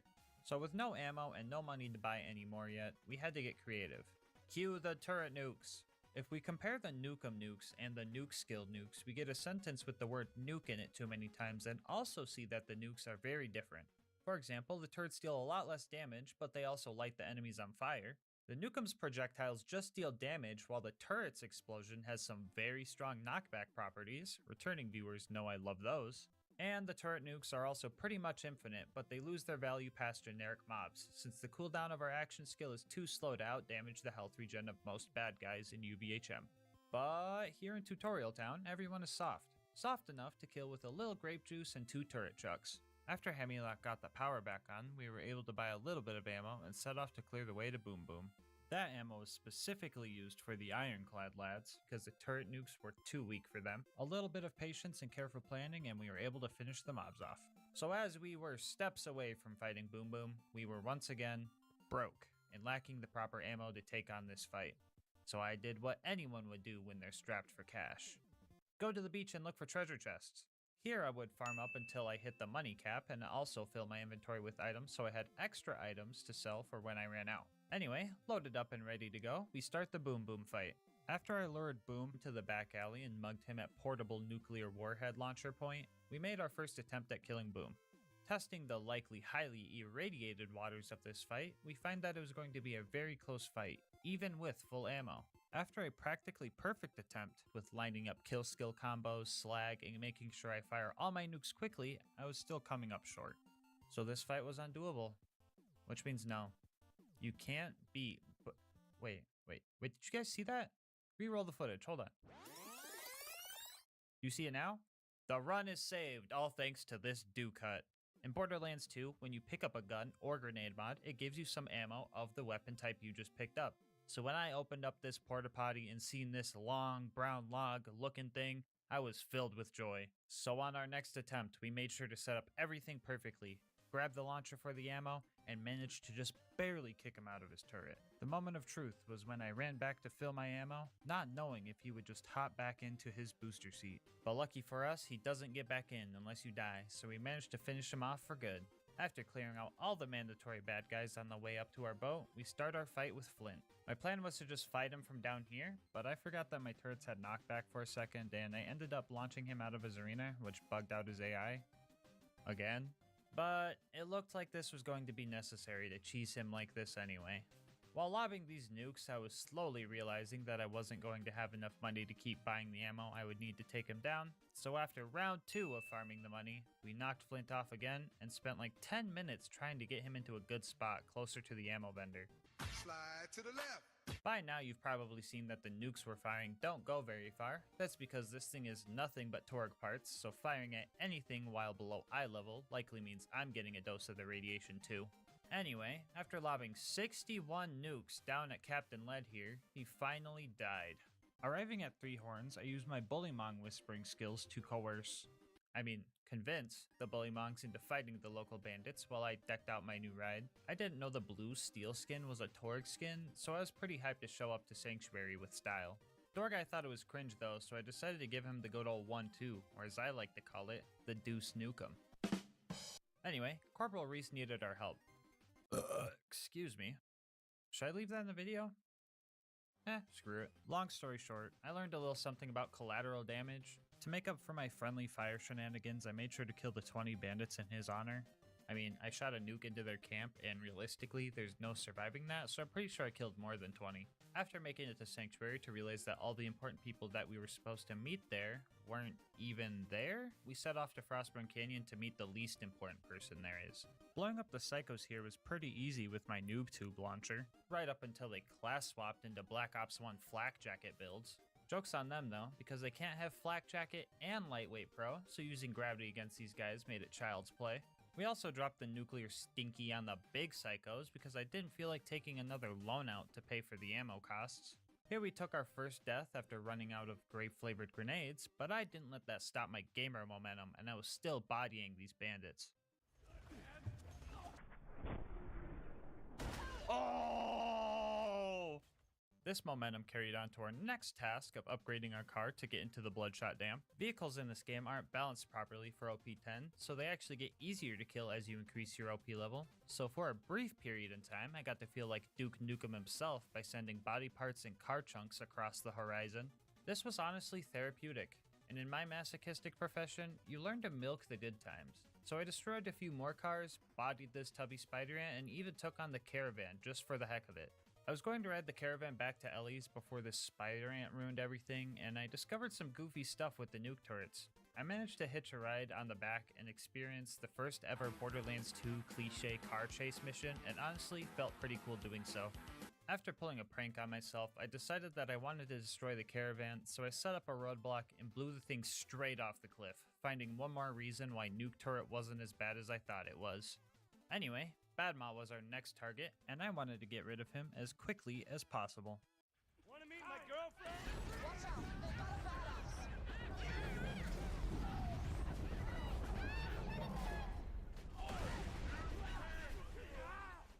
Yeah, haters are gonna be like, that wasn't a nuke, Brendan Valid, or whatever 8-year-olds like to say nowadays, but let's be honest, I was going to put the stinky on Badma anyway. After reloading the map to grab the key, we decided that we were going to need some more money in order to get through the Bloodshot Dam. After we filled up, we started clearing out the Bloodshots. I'll take this time to talk about some of the strats I've developed so far. First off, smart ammo purchases. Each set of rockets bought gives you 12 rockets, so if you were to buy 3, that would get you 36. But since our max ammo is 33, that third purchase is kind of a ripoff, so to conserve our well-earned funds, I would only buy 2 at a time, or make sure I was actually getting my 12 rockets per purchase. It might mean more trips to the vendor, but it also means less trips to Wham Bam Island, and there was already a lot of those in this run. As for actual combat, I found that swapping weapons is way faster than reloading, so in many situations I would use my 8 shots, retreat to reload, and run back in to deal some more damage again. Anyway, let's talk about Mad Mike in his toilet room. You guys know the drill here. Enemies with the high ground, cowardice marauders, all that jazz. The high ground proved to be especially tough during this fight since my nukes turn into boomerangs if I look too high up. Despite the hardships, I just made sure to play patiently and utilize the knockback of the nuke turrets to their fullest. What the Angry Michael doing?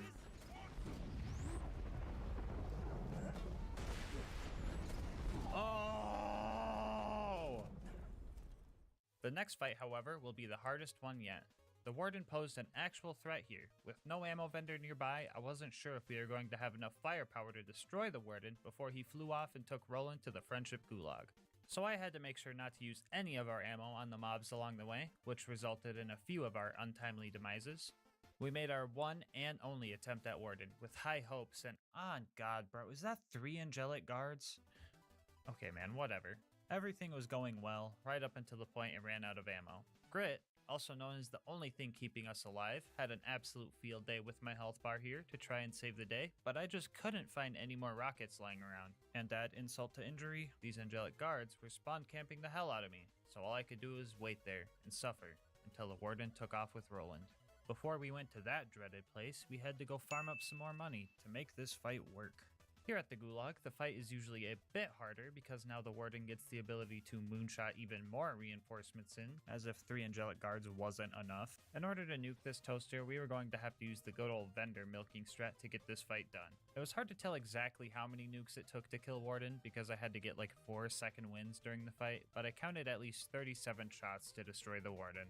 After dealing with the rest of the loaders with Roland, it was time to meet up with Marto and Tina and blow up a train. I used the nuke turret's fire dot to light the Varkids on fire and felt way smarter than I should have for it. And then I had to help Tina get some bombs, even though there's literally an ammo vendor in her workshop, and also I'm literally holding a nukem. I feel like I could have just shot the train, but oh well. So we start our fight with Wilhelm, and we ran into a very small issue.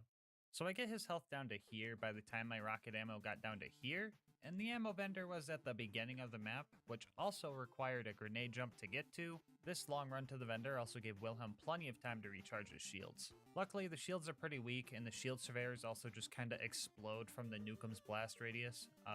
Join the club, I guess. Anyway, it took 2 trips to the vendor and a total of 38 nukes to take Wilhelm down. Side note, since this vendor strat is going to be used very often during this run, I've decided to save myself the time and just call this strat spud running, because the nukem is kinda just a souped up potato gun if you think about it. Back at Sanctuary, I kinda accidentally the whole shield system and we had to evacuate the city. Like literally, the whole city had to leave. And I seen my opportunity to pull an assassination attempt on Lilith, which backfired. Not my proudest moment. Anyway, it was time to run through Ohio, or wait, I mean the fridge, sorry. This would have probably went terribly if it wasn't for Grit, but then again, you could probably say that for the entire challenge. Our next obstacle was the big old beacon-eating spaghetti squid. This guy gave me quite a bit of issues. Here's a list. 1. He has random shield regen, which means more rockets eaten up. 2. The loaders moonshot in to deal with the Thresher, just try and murder me instead.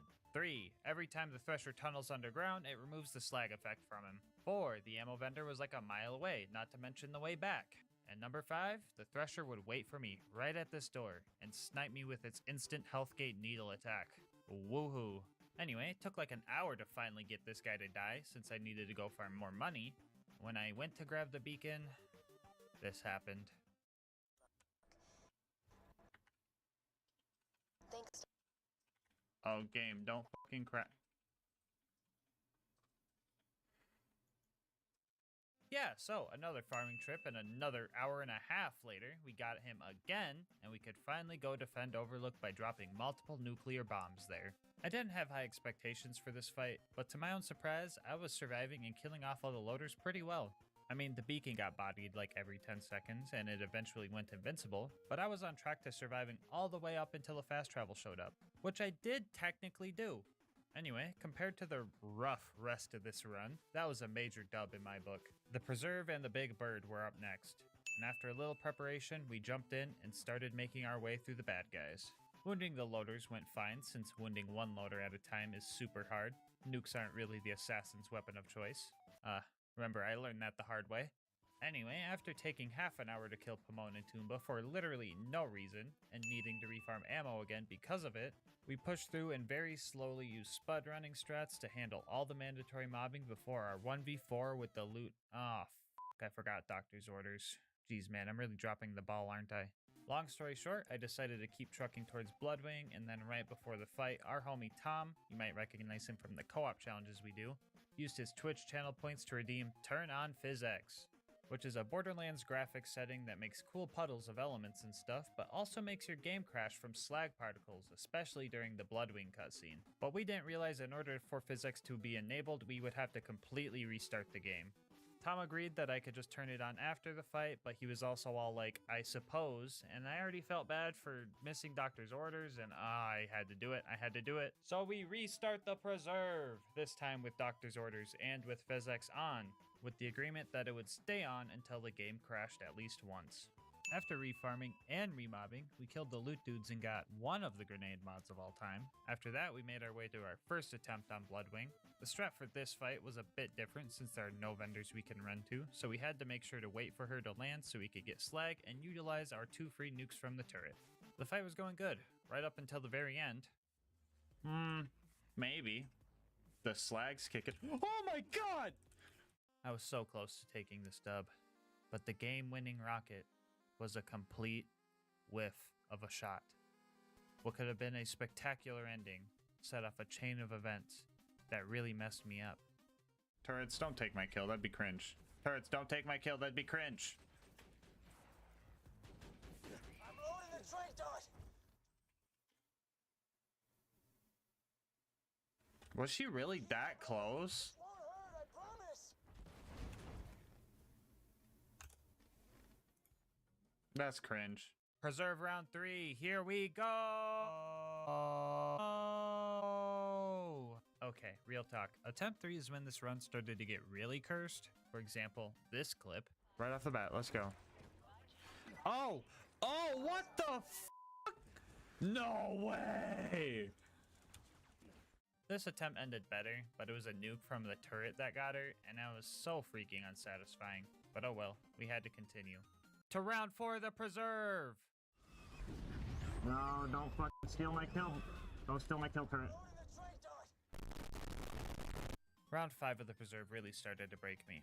Fun fact, if you save quit during the Bloodwing fight and retry it later, Mordecai just stops helping you, so I had to slag the skags if I wanted to survive, but also resource manage my grenades so I had enough for Big Bird over here. I was in the preserve for 5.5 hours in total, before I finally got over my skill issues and nuked this friggin' bird. The rivalry score between us prior to this run was 5-3, and I'm not really sure who to give this point to. On one hand, I technically killed her first try, and on the other hand, I was here for almost 6 hours, so, let's just give the point to the turret this time. The next homie we had to recruit was Brick. In order to recruit Brick, we had to get recruited by Brick. I knew that dropping into this fight that I was going to run out of ammo eventually, so I decided to recruit some of his recruits. Jeez, man, what kind of pyramid scheme is this? Yeah, I took this opportunity to take a break. I got back and I don't think the Goliaths killed like anything, so I just started nuking everyone. I was also making sure to get as many bandits in the blast radius as possible to conserve ammo.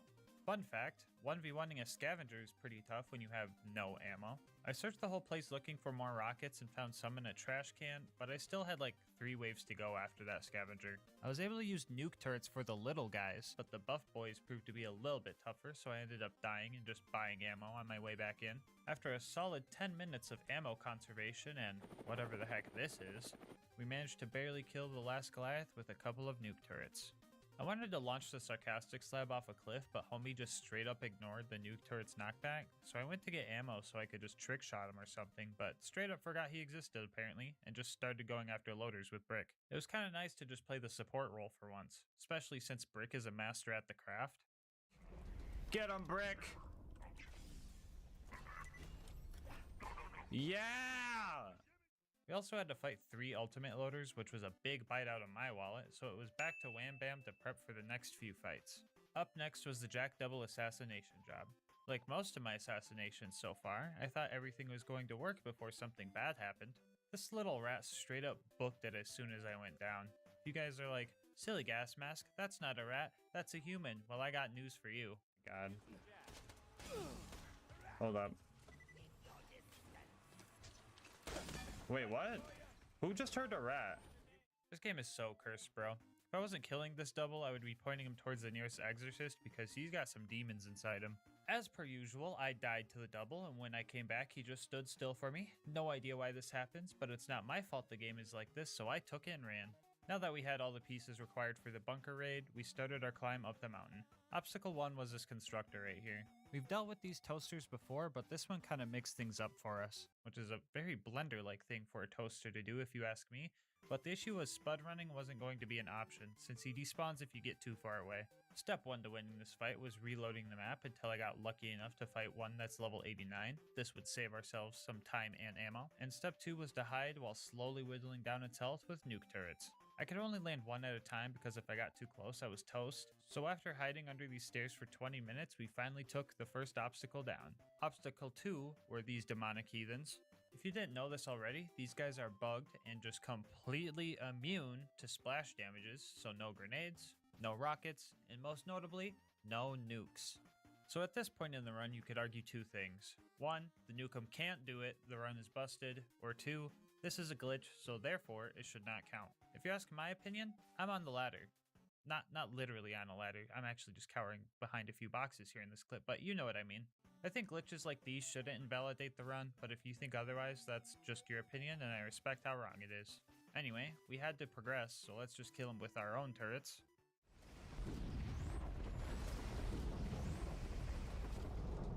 They actually take nuke turret damage? Why do they take nuke turret damage? Okay, so for once, this cursed, confusing game is on our side. Let's go. Okay, I know these turrets aren't nukem shots. I realize saying that out loud, it sounds like common sense, but I already know if I didn't, someone in the comment section would tell me as if I'm some bozo who didn't realize. Like I said before, if you want to call this challenge BL2 with only nukes instead of with only the nukem, that works for me. Especially because our next obstacle introduces another type of nuke that will help us get to the bunker.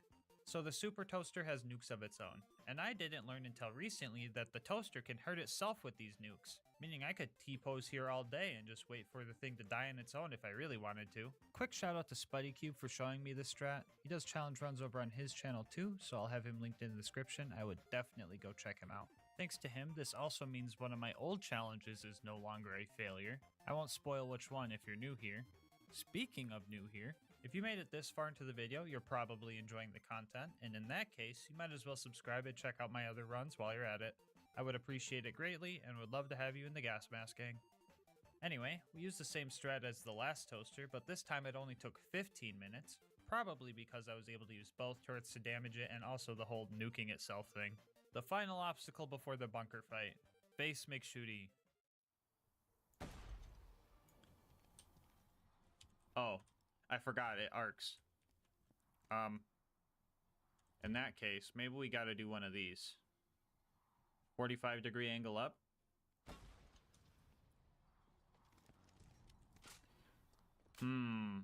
Maybe we need a little bit more arc. Tactical nuke incoming! Yeah, so our nukums didn't have enough rocket speed, so I tried with a full Mollywan parted nukem to see if hitting him from this distance was even possible. And well, it kinda exceeded expectations. Sadly, we cannot shoot Face McShooty in the face, but we can make all of his skin fall off if we have the right parts on our launcher. It was finally time for the big bunker fight. I could describe fighting the big turrets as straightforward, uncomplicated, self-explanatory, etc. But when it comes to the bunker fight, the only words that come to mind are nothing but net.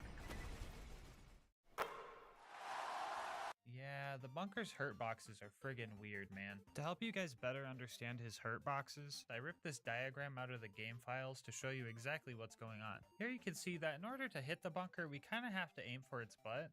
I mean, I think that's its butt, I don't know. Ever since I heard Oboe Shoes call this guy a Crunchwrap Supreme, I just get hungry every time I see him, so I might not be the best person to ask about robotic anatomy. Anyway, so began the 2-hour fight with the bunker. After our first heartbreaking death, I developed a strategy. Step 1 was to chill until he did his flexing pose, I like to call it. He doesn't move at all in this position, which helps when trying to hit his invisible hurt boxes. Step 2 was getting the proper setup in the form of slag and kill skills. The slagging part was simple, I just threw a grenade at him, and the kill skills were gotten using a cool Axton tech. If you throw your second turret and recall the first one before it lands, the game gets confused and triggers your kill skills, which in our case gave us some more fire rate and gun damage. And step 3 was to repeat and just make sure I was being smart about my ammo purchases. At first the only thing I had to worry about was some loaders sneaking down and putting the stinky on me or something, but after half the bunker's health is gone, he starts using his giant slag laser, which made it harder to actually get to him. Instead of having 2 safe spots where I could deal damage during his flex pose, I only had 1 now because I needed this weird set of party glasses to protect me. While we waited, chat started bringing up cursed Borderlands enemy crossbreed ideas like angelic jet loaders, so I at least had something to talk about while we waited 2 hours in order to progress. We eventually got through the whole fight and destroyed the bunker for good. All it took was 2 hours and 109 nukes. While sorting all the loot to sell for more rocket ammo, I noticed something a bit odd.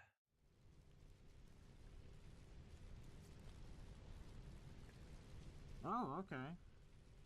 Dude, I seen the Lil Molly one tip. I was like, if I get a motherfucking 94 sham in the run where I'm not allowed to use it, but it would be the best fucking thing ever, I was gonna fucking... The game was really tempting me, and I mean like really tempting me, because it knew what we were going to have to do next. That being Angel Core. Let's do some math real quick. Multiple waves of loaders including angelic guards, plus there's no vendor to buy ammo, plus if you leave or save quit you reset the whole Angel Core fight, equals quite the predicament.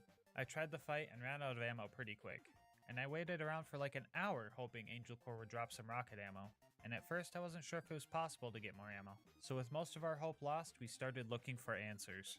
On a separate save, we tried testing absorbing super loader rockets for ammo.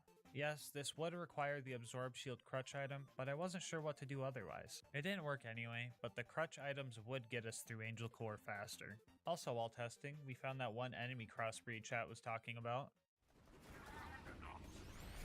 Actually, let's test your volley. Oh, somebody clip that. I know that angelic guard didn't just fucking fly. I know that angelic guard didn't just fucking fly. Can somebody clip that? Was that not just a jet loader?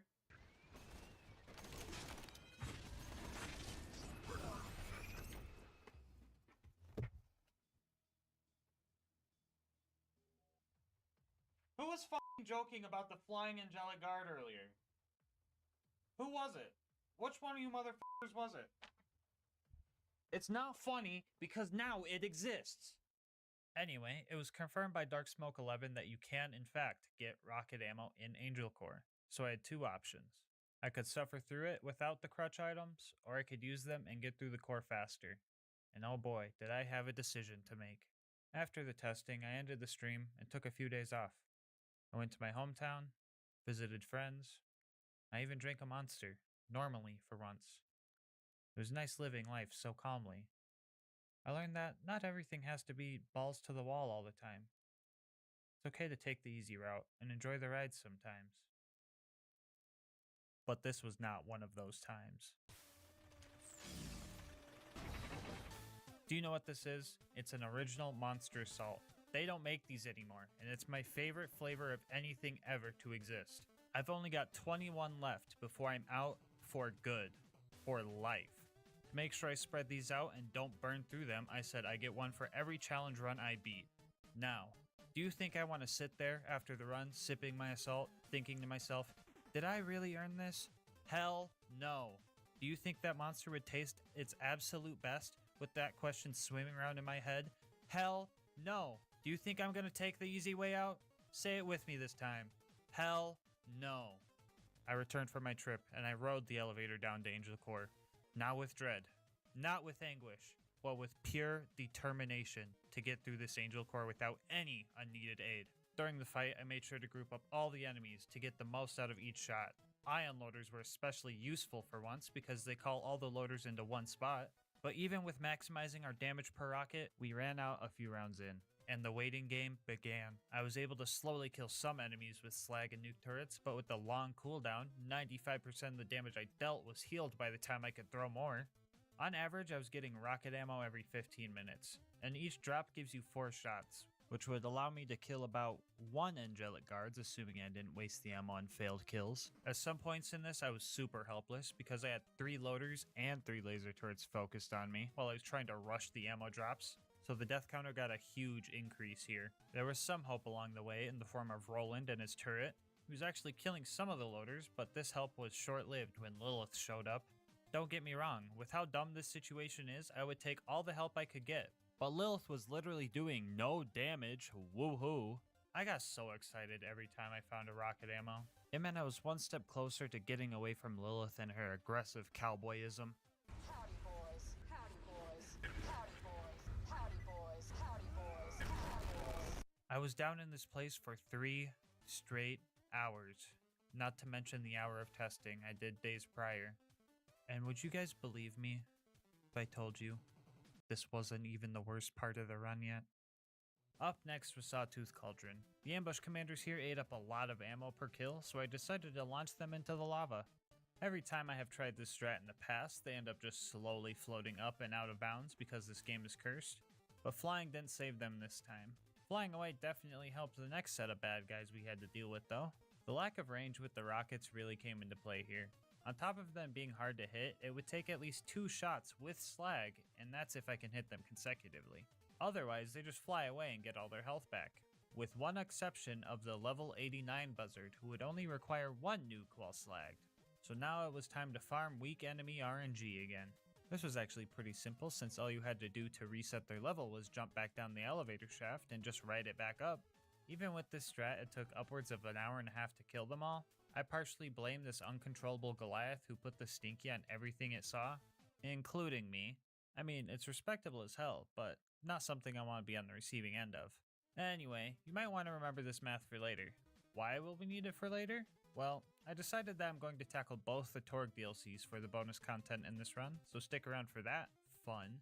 Anyway, we stole all the explosives, which again, I have literal nukes, not sure why we needed these, and then hitched a ride on one of the buzzards all the way to the boneyard. Which, hold on, why didn't they just fly us over the bridge? Dude, these friggin' plot holes, man. After another money farming run, we hit all the pumping stations. Some went smoothly, others didn't. But in the end, we were able to hit the pipe with our car and managed to even fit the entire Bandit Technical inside.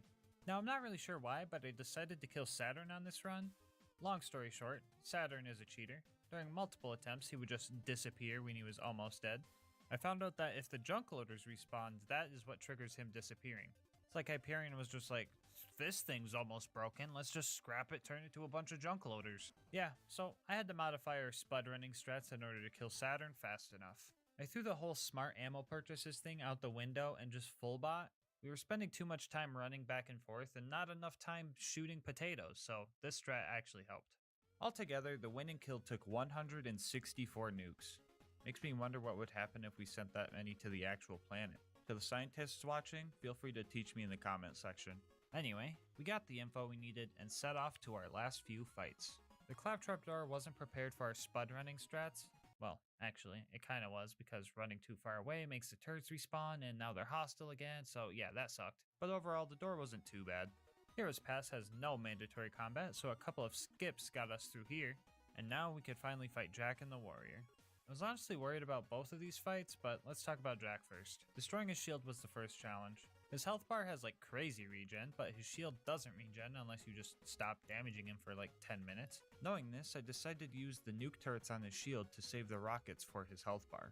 My first attempt at fighting him without blocking him at the terminal turned out to be very bad, slag being very hard to apply to Jack, and the shield surveyor he spawns making him immune to my nukes makes this fight super tough.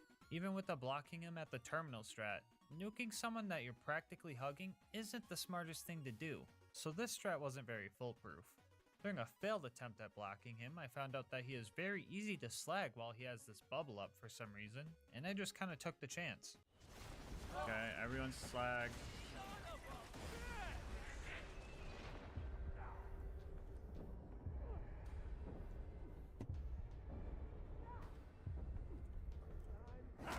Oh, let's fucking go! Yeah, so after an hour 40 of trying to kill him, I got the right setup of slag, kill skills, and the damage boost from last ditch effort to kick in to finally take him down. The final fight of the main game was here, and the Warrior was going to be rough. I made a legit attempt at fighting him and realized that 17 shots barely dented his health, so I accepted that I was going to have to cheese this guy. I had two options to do so. First off, the super safe but probably very long process of waiting for ammo drops here where he can't hit me, or the quicker and riskier strat of jumping up to this spot and spud running the warrior to death. The latter being the one that gets this video out faster. Again, not actually on a ladder, I'm more role-playing a volleyball for the warrior in this clip, but you know what I mean. So after practicing this jump and refarming for the fight, we start the slow process of killing the warrior. Attempt number 1 ended in tragedy when I got distracted and jumped into the arena. I tried to grenade jump back out, which is possible, but I didn't figure it out in time, so there went an hour of progress. Altogether, I was fighting him for 3.5 hours. 2 hours of that was just the final attempt, and altogether it took 195 nukes to take him down. With the last rocket in our possession, we finished this challenge. Which means, you can beat Borderlands 2 with only the Nukem. As promised before, the run is not yet complete. We're going to do a couple of DLCs, starting with the Waddle Gobbler DLC. We got here and Torg immediately turned some dude into a puddle. After that, he then proceeded to tell us we need to poison the Waddle Gobbler in order to kill it. And so we started blowing up the kitchen. We even styled on this Gordon Ramsay guy by putting the stinky on him with a meat grinder. After that, we went to the meat locker and blew up some pirates. Before you ask, yes, we're still in the same DLC. The last thing we needed was some poison, but in order to get to the jabbers, we had to fight this clown-shoed floaty dude that just reminds me of Sora from Smash Bros, and that just made me angry. The jabbers up ahead were a bit challenging, mainly because they needed to be slagged in order for them to drop a gland, and the hallucinogenic poison didn't help my grenade aim either. After a bit, I realized I have blast radius. I don't need to hit these guys directly, so I just martyr-styled the last one and started cooking. These kitchen crusaders did not want to let me cook, but my Nukem had something to say about that. Anyway, after stuffing myself full of money, I started my first attempt, and my ammo got me about this far. And since we don't have any access to vendors here, we were going to have to use some turret nukes to take the Waddle Gobbler down. I was kind of worried that all these tribute dudes would target me, but the baby gobblers took their full attention while the big one targeted nothing but me. Attempt number 2 ended in turret gun kill cringe, but attempt number 3 ended with a bang. So yes, you can beat the horrible hunger of the ravenous Waddle Gobbler with only the Nukem. After relaxing with Grandma Torg a bit, we headed towards the Campaign of Carnage. Well, actually, I wanted to see if the Nukem could farm a Nukem really quick, and lucky me, she spawned first try, and she also dropped it on run number 1, so that was cool. Anyway, the Campaign of Carnage. Right after this this DLC jumps right into the action, as we have a small mobbing section before the game introduces the Coward. Yeah, screw this guy. At this point, he was our sponsor, I guess, and set us up with our first fight in the arena. At first, I thought this fight was going to have a timer on it, but we lucked out and there wasn't, so as long as we didn't die, which we did, we would be fine. Our second try, I decided to get as many nuke turret kills as I could so I could save ammo for the arena Goliath. Spud running wasn't an option here, so I was hoping to maybe find some launcher drops on the ground, but that's not exactly what happened. Oh no, there's another wave!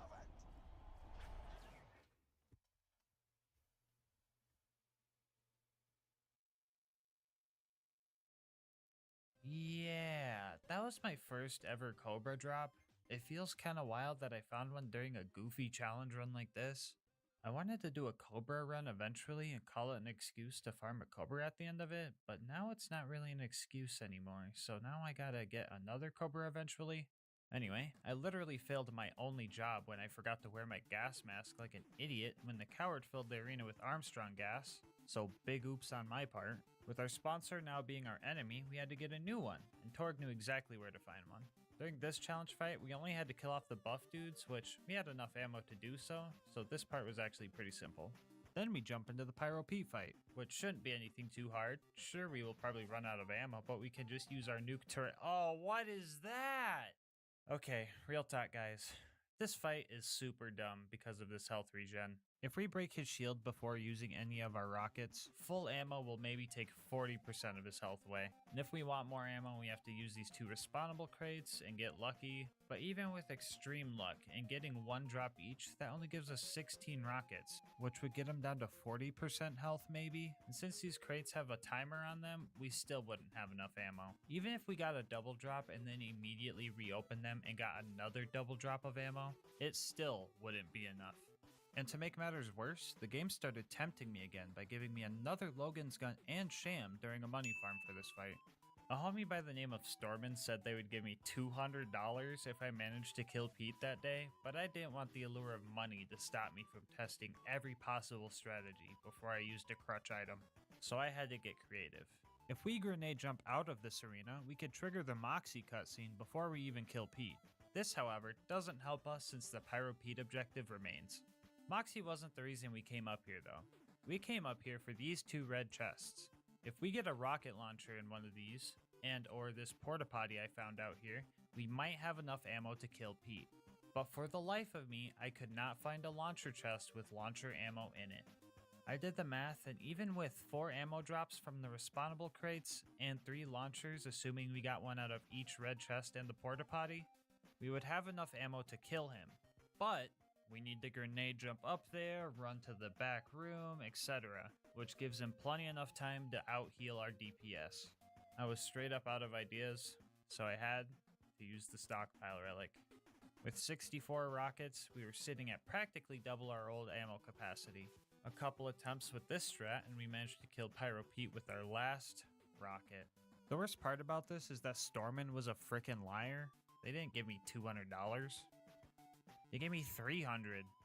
Okay, jokes aside, the real worst part about this is when I found this after the fight.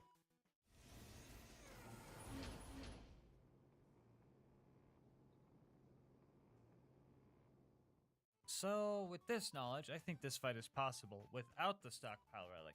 You just need to make an attempt and then open these chests when you're empty on ammo. Then pray for rocket launchers, I guess. If you're lucky enough and fast enough, I think this is possible. I made a few attempts like this, but with my hard drive running out of room for footage and some other fights coming up, I made the call to just put a bounty on this fight. The first person to show me that they can do this will get $20 on Steam. I'll have specific rules and the save file in the description for you, but I just want to see if someone with this build, this gear, and no stockpile relic can do this fight. If anyone beats it, I'll have a pinned comment letting everybody know, so make sure to check that first. Anyway, let's move on. We met Tina and blew up some heathenistic cookies as a training segment, and after that we did Death Race to get the attention of Motor Mama. Motor Mama didn't have health regen because, well, I'm not really sure actually. It's kind of weird who they do and don't throw the health regen at, honestly. Anyway, we blew up her ride and started phase 2 of the fight where we had to simultaneously dodge rockets and make sure her shield didn't recharge. Ammo wasn't too much of an issue since we were practically hugging a vendor the entire time, and after a while she eventually kicked the bucket. We now had the number 3 ranking and needed to go after Flyboy for the 2nd place spot. So we headed towards the Forge. We all think dunking on Sawtooth Cauldron is fun and funny, whatever. But after this run, I don't think I'm going to be able to come back to this map and not relive trauma. Let's talk about these buzzards I gotta kill first. Now, I usually wouldn't have to kill the cargo ones, but the Nukem can't break these wooden boxes for some reason, so the only way to get them is to just destroy the whole buzzard. And these guys are also way tankier than the normal buzzards, so that's neat. I've blown up buzzards before, so this should be doable, right? No. Yeah, remember that math I was talking about earlier? Yeah, you guys can see why this isn't gonna work. So after many tries, we had to mix things up. So I figured it was time to switch up the Nukem. I wasn't going to use the full Molly 1 Nukem from Face McShooty because all I needed was to switch from damage prefix to rocket speed prefix, and I was able to do this fight. And after only 3 hours, we were able to progress. And there goes Stormin again. Okay, well in that case, just like Pete, I'll have a bounty on this fight if you can do it without the rocket speed Nukums. $20 on Steam to the first person that can show me they did it. Save file and rules in the description. Anyway, let's get this part over with. The coward and his stupid blimp are truly something I do not wish upon anybody. Okay, well, maybe Lilith, but that's besides the point. Literally everything that could go wrong in this fight did, and with great intensity. I can just barely hit him with the limp shot nukem if he flies over the arena, and I'm on the highest part of it. And on top of that, the damage I deal is quite negligible. Like it would take multiple nukes to see his shield or health bar even move. At first I thought I could just play smart and, hide until he flies over and just slowly kill him. And by slowly, I mean very slowly, since the ammo vendor was a mile and a tower climb away. If I played well and didn't nuke myself by whiffing a completely vertical shot, I could destroy his shield in 2 hours. But that's where the real kicker comes in. He summons 4 buzzards to help him, which fighting 4 buzzards with the limp shot nukem and not dying proved to be extremely hard. Now I could have used these turrets up here, but that didn't feel very right, and I could also land a few nuke turrets if he flew past certain spots on the map, but the damage was so minimal it might as well have been nothing. I had multiple 3-hour attempts just fail because of death. I had to wait so long just for him to even be close enough to hit. I fucking loathed this fight. After some testing, I thought the buzzards didn't respawn after they died, making this possible, and that gave me some hope. I'm gonna be honest, guys, I kinda have newfound hope now. I am once again hopeful, knowing this. 2 seconds later. The new plan was to take out the buzzards and not care about dying, since the buzzards wouldn't come back. And well, I was kinda rolling these guys and felt good doing it. That excitement was quickly destroyed when I came to find out they did in fact respawn after 20 minutes, so I went back to not knowing what to do. Oh yeah, did I mention the fact that his health bar has a 80% damage reduction to explosives? Because his health bar has an 80% damage reduction to explosives. Honestly, I'm too mad about this fight to make a Led Zeppelin joke, so you're gonna have to fill that one in yourself. Guys, I fought this thing for 20 hours. Nearly a full day. 3 days of testing and attempts with no progress whatsoever. I really wanted to find a way to kill this thing with the derp nukem, but it just wasn't happening.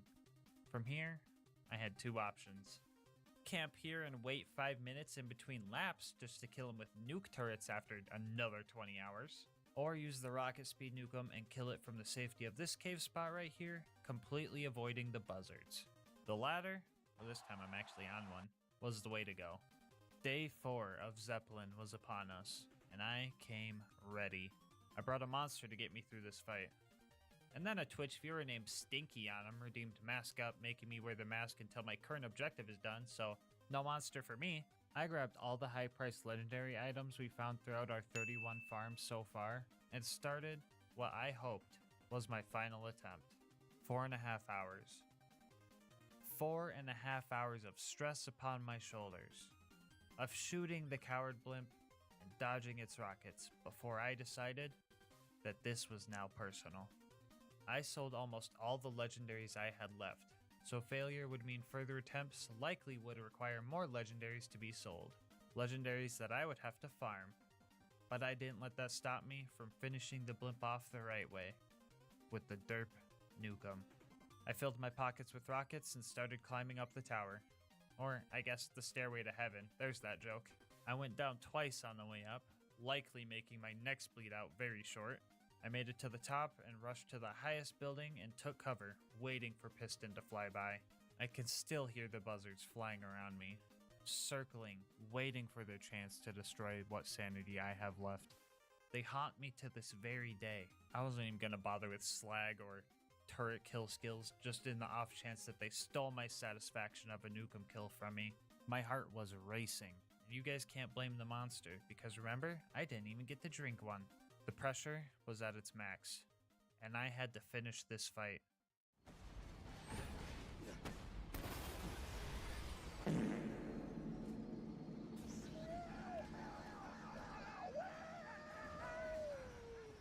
Vault Hunter, you are now the #2 ranked badass in all of Pandora. That's my Get nay.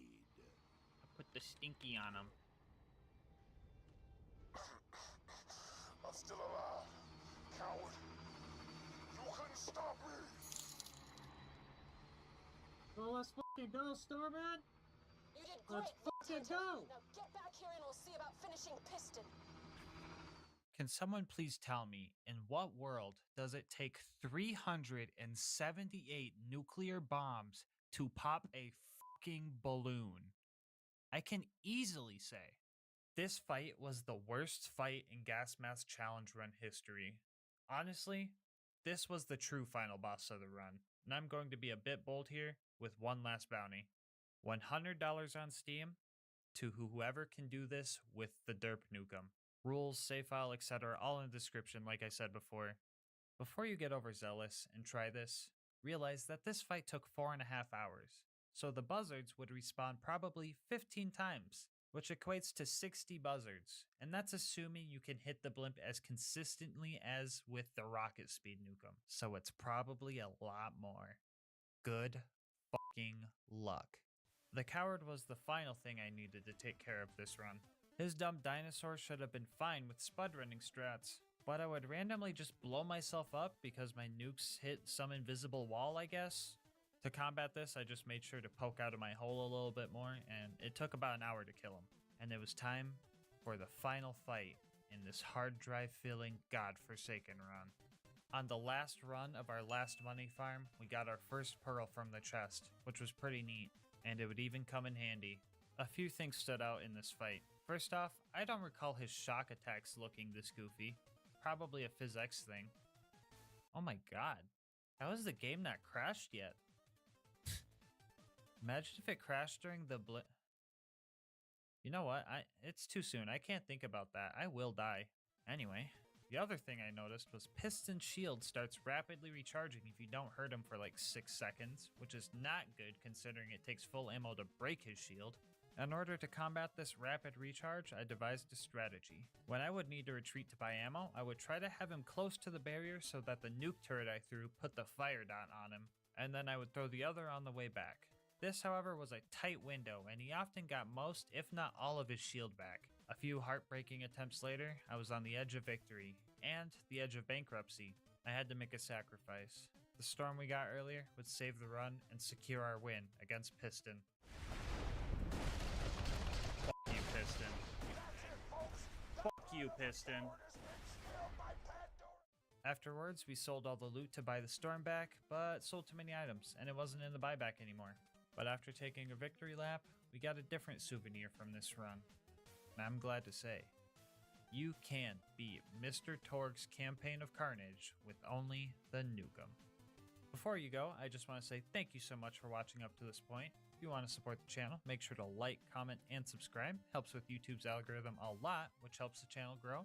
If you want to support me more directly, consider becoming a channel member. 99 cents gets emotes and videos a day early, and the support helps me get videos out earlier for everybody. I'll link my Discord and my Twitch channel where I stream these runs live in the description. And last but not least, quick shout out to our homie Mango Soda, who made this video's thumbnail art. He does commissions and he will also be linked down below. But until next time, breathe easy, homies.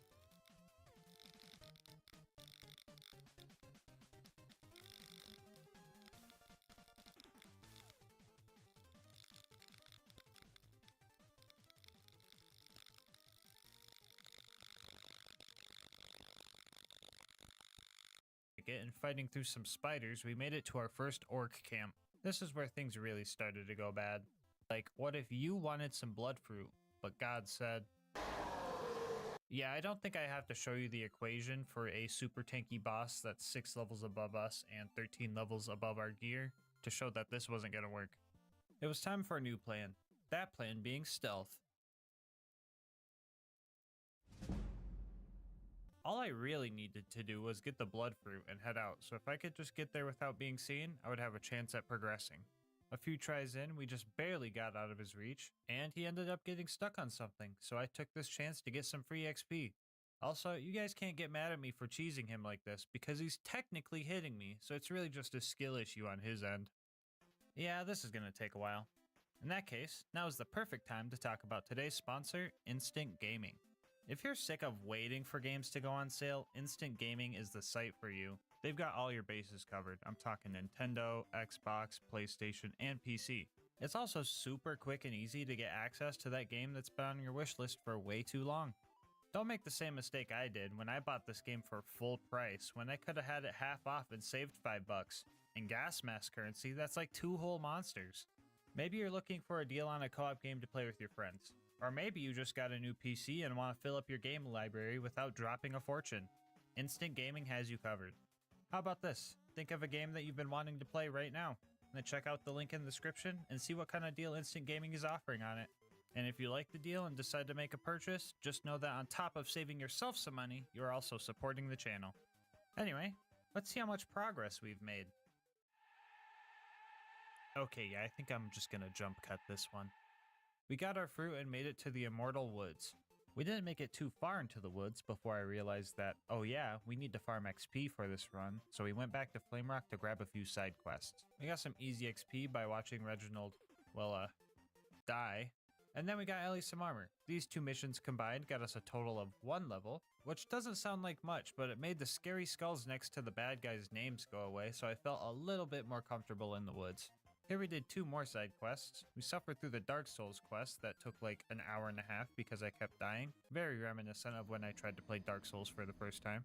And we also completed the critical fail mission to unlock a very useful experience farm. Instead of trying to find more missions, I decided to farm Arguk the Butcher and all the tree ants along the way. We were kind of getting rolled most of the time, but it was all worth it when we got the style on Arguk at the end of each run. I put the stinky on him. We farmed up to level 21 here before we went back to the woods and met up with our homie Roland. Wait, Roland, no, I just got here, dude, wait. Anyway, another 10 minutes later, I caught up to Roland and started the scariest fight yet. The Ghost Kings are usually tough even if you're not doing a challenge run, so I was prepared to suffer here. There is no running away from these guys. Well, actually, there's no running away from anything, actually. Even the Stumpies could chase me down, but you get the point. Something kind of unexpected happened, though. They would bully me to the edge of the arena, but then their attacks would just start whiffing because I was way lower than them. This kinda felt like a cheese, but it also kinda wasn't. Okay, let's say I didn't want to kill them from this safety spot. That would require me to just run directly into oncoming attacks, which doesn't feel like I'm avoiding a cheese, it just feels like I'm throwing for content at that point. I mean, they're the ones that kept smacking me down here, so again, I have to say, it's a skill issue on their part. To be fair though, their laser eye attacks were still super deadly and they did end up killing me multiple times. I mean, come on top of my gear being level 10, these guys are also unslaggable and resistant to all elements.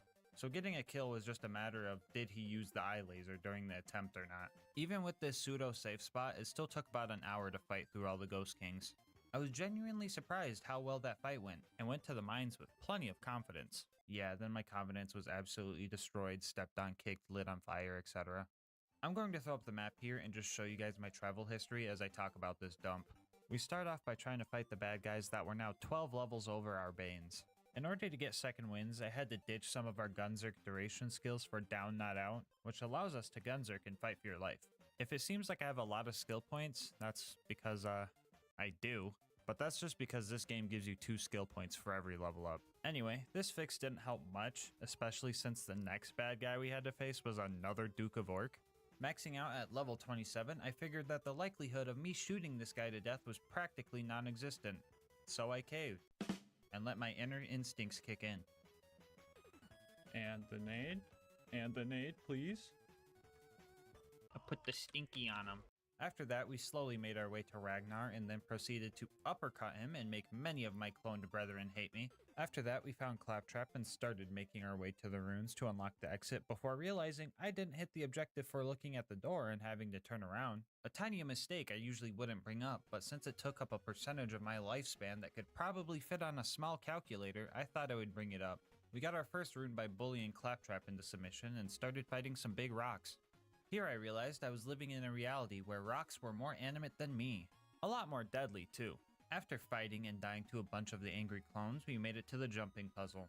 Now I think this jumping puzzle is possible to do with the right grenade jumps. However, the jumps would need to be extremely precise. Like you would have to use your jump momentum from the platform launching you upward and have a grenade explode in the right spot at the exact perfect time. I failed enough times to make the bridge just pop up and felt super depressed because of my lack of skill. But where I lack in physical ability, I make up in mental ability, because I was able to complete this next puzzle with ease. After that, we jump into the fight with Greedtooth to secure our final rune piece. This is where our underleveled gear went from being an issue that slowed us down, no pun intended, to a literal impassable wall. Much like the Ghost Kings, I was bullied into a corner and was just left there to take hit after hit. Even with a damage shrine, this was about as far as I could get.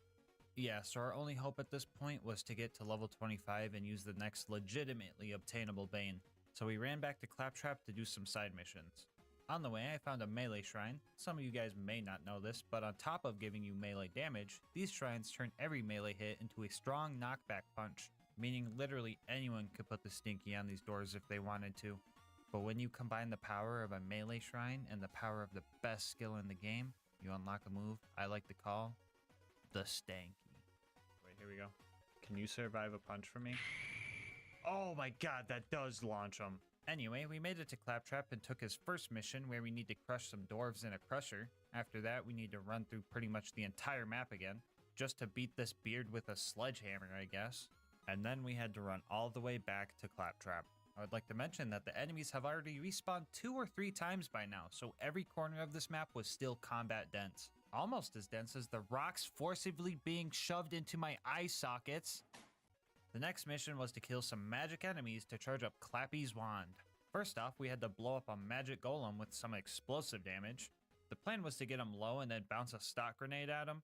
However, I messed up and soft-locked the mission somehow, so I had to run through the whole map again and re-stinky the Duke of Orc.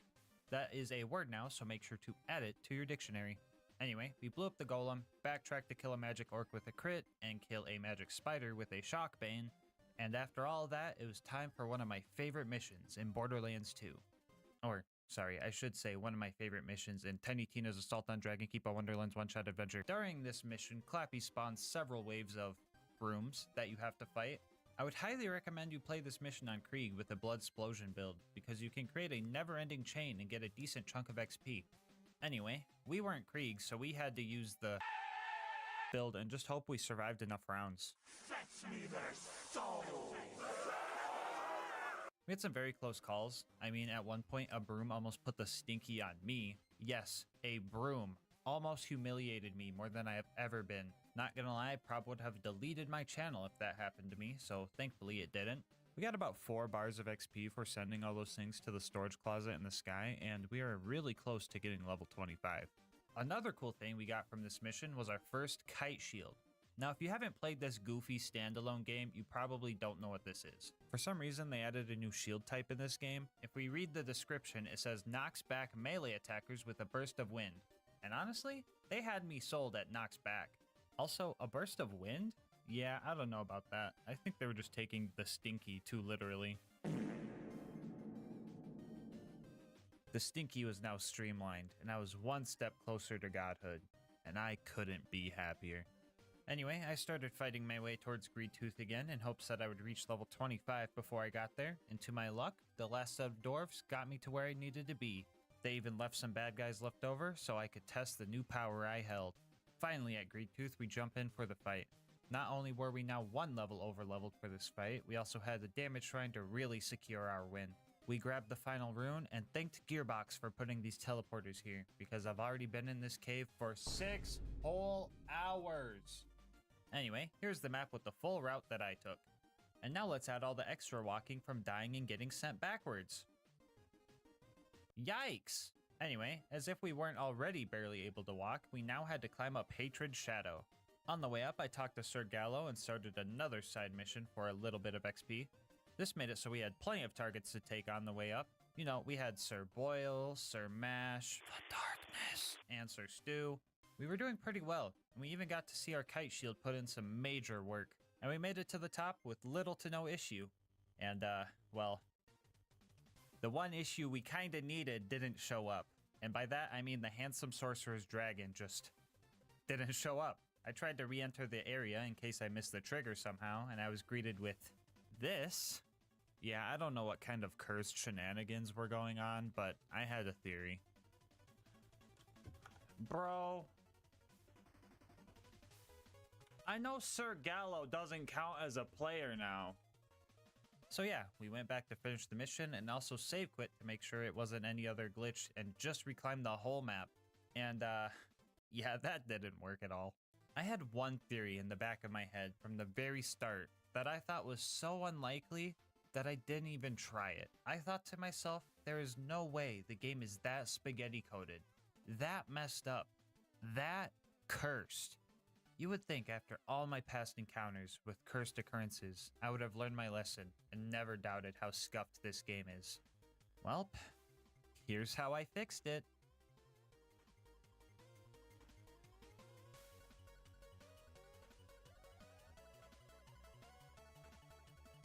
The Bane made me too slow to activate the cutscene. Bro, this game is so cursed. I cannot make this stuff up. Why does this always happen? Yeah, I was literally too slow to trigger the fight. And if I had just tested my theory, I would have saved a whole trip back up here. Anyway, the dragon fight was pretty simple. Pretty sure the dragon was focused on Roland most of the time, and the game even gave me baby dragons if I ever needed a second wind, so this was pretty easy. After the dragon was killed off, we made our way to the Lair of Infinite Agony. I know this map is right down there next to Sawtooth Cauldron on the map tier list, but if you account for the name of this place and the challenge I'm doing, you would find that I fit in pretty well. After straight up outplaying this trap by having to pretend like it got me good, we met Simon, who immediately put a curse on us. Like, can you believe the audacity this man has? What does he take me for, a curse dumpster?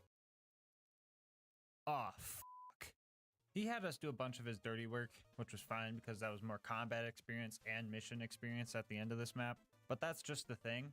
I had to get to the end of the map. And well, things just went from, oh my god, this is terrible, to, oh my god, this is terrible. But there's also a giant crusher trap preventing us from continuing on our quest. At first, I was pretty confident that I could just grenade jump through this, but I think the upward movement of the platforms ate the grenade and just made it so it didn't hit me at all. Like a lot of problems in Borderlands, I assumed it was a frame rate issue, so I capped it at 30, and this seemed to help, but I was still not getting the distance I needed. Throughout the run, many people predicted with absolute certainty that this was gonna end the run, and honestly, I didn't appreciate those doubters. Like, bro, did you see what I went through in the last video? Leave me alone! If any of you viewers didn't see the last video, there's a good chance you're new here, and in that case, consider subscribing and checking out my other runs if you like the content. It helps out the channel a lot, and I would love to have you in the GASMASK gang. Anyway, yeah, screw these doubters, man. I still had plan B. So we head back to Flamerock Refuge and respec our skill points, this time going for double your fun so that we could throw 2 grenades while gunzerking. After that, we fought back to the Crusher Trap and did some testing, which looked very promising.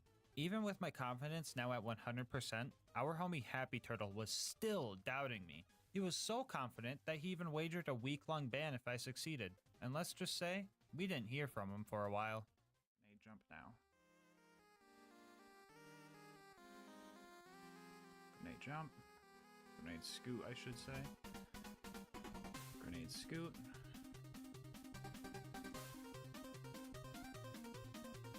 Grenade scoot.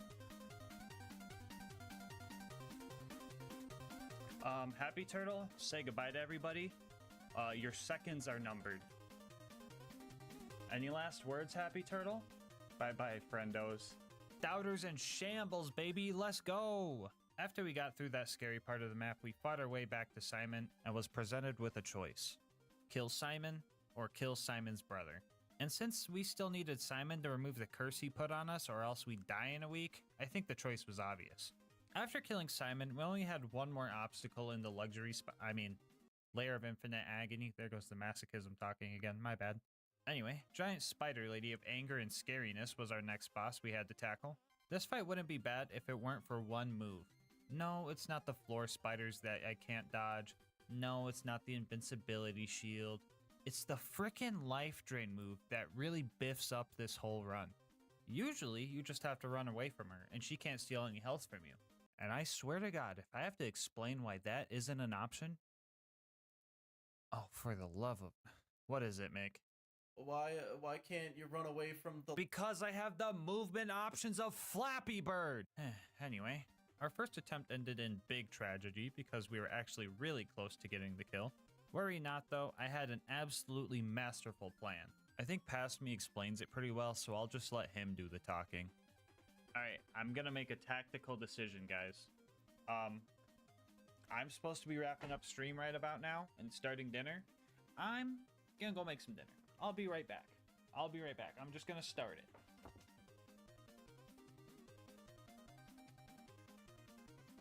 Hey guys, how's it going? I'm back. Actually, my desk is kind of messy. I'm gonna clean it up real quick. Alright, I'm back. You know, actually, I have to use the bathroom. I'll be right back. And we are going to fight the sorcerer's daughter now. You know what? Hold on. Actually, I'm pretty thirsty. I'll be right back. I'm gonna go get a monster. Alright. We got a monster.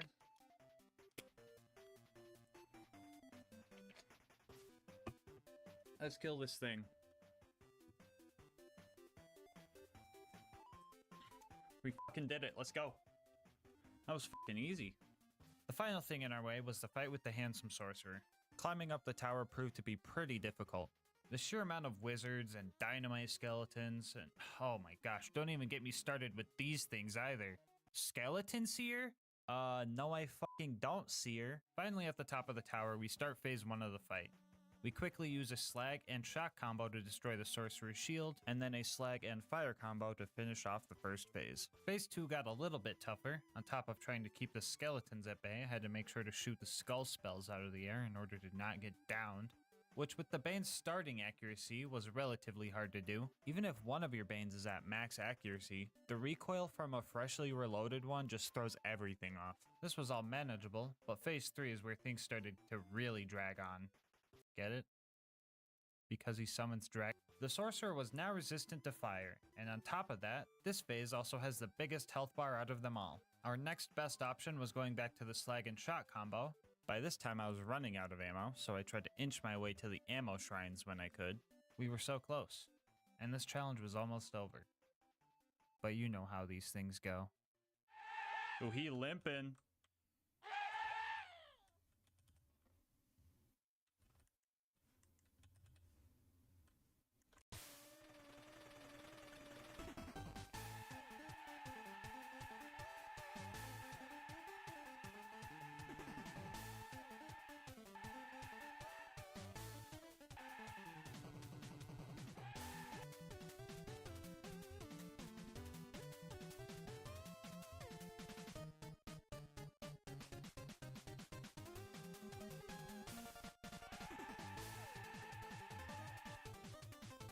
And just like that, now we know. You can beat Tiny Tina's Assault on Dragon Keep with only the Bane. Bonus content time, woo! In my other Bane video, I did the Bane side quest as a way of saying goodbye to the run, and I'll do the same here. In this game, you can find the Bane quest in the Mines of Avarice, and oh my god, it turns out you could get a legit level 22 Bane. Anyway, we talked out to the dripped out version of Marcus, found Horus out by the docks, marked McNally in the forest, did a sick grenade jump to get Gar's map and Flame Rock Refuge. I promised this was first try and did not take a full hour to get right, and finally met my demons face to face. And with this, our true final victory has come. Before you go, I just want to say thank you so much for making it this far into the video. If you want to support the channel, make sure to like, comment, and subscribe. Doing all that helps with the algorithm a lot. If you want to support the channel more directly, consider becoming a channel member. 99 cents gets you emotes and videos a day early. It also helps me get videos out faster for everyone. I will link my Discord and Twitch channel where I stream these runs live in the description. And for everyone who is already subbed, I want to thank you again for helping me hit this 50k milestone. I promised to do a Wanderlust only run at 100k subs because I truly despise that weapon. And after that, who knows? I could use the Bane in the other Borderlands game that has it for the 200k special. Anyway, shout out to Instant Gaming for being this channel's first sponsor. Make sure to check the description below and save some money. And also shout out to Mango Soda for this video's thumbnail art. He does commissions and he will also be linked in the description. But until next time, breathe easy, homies.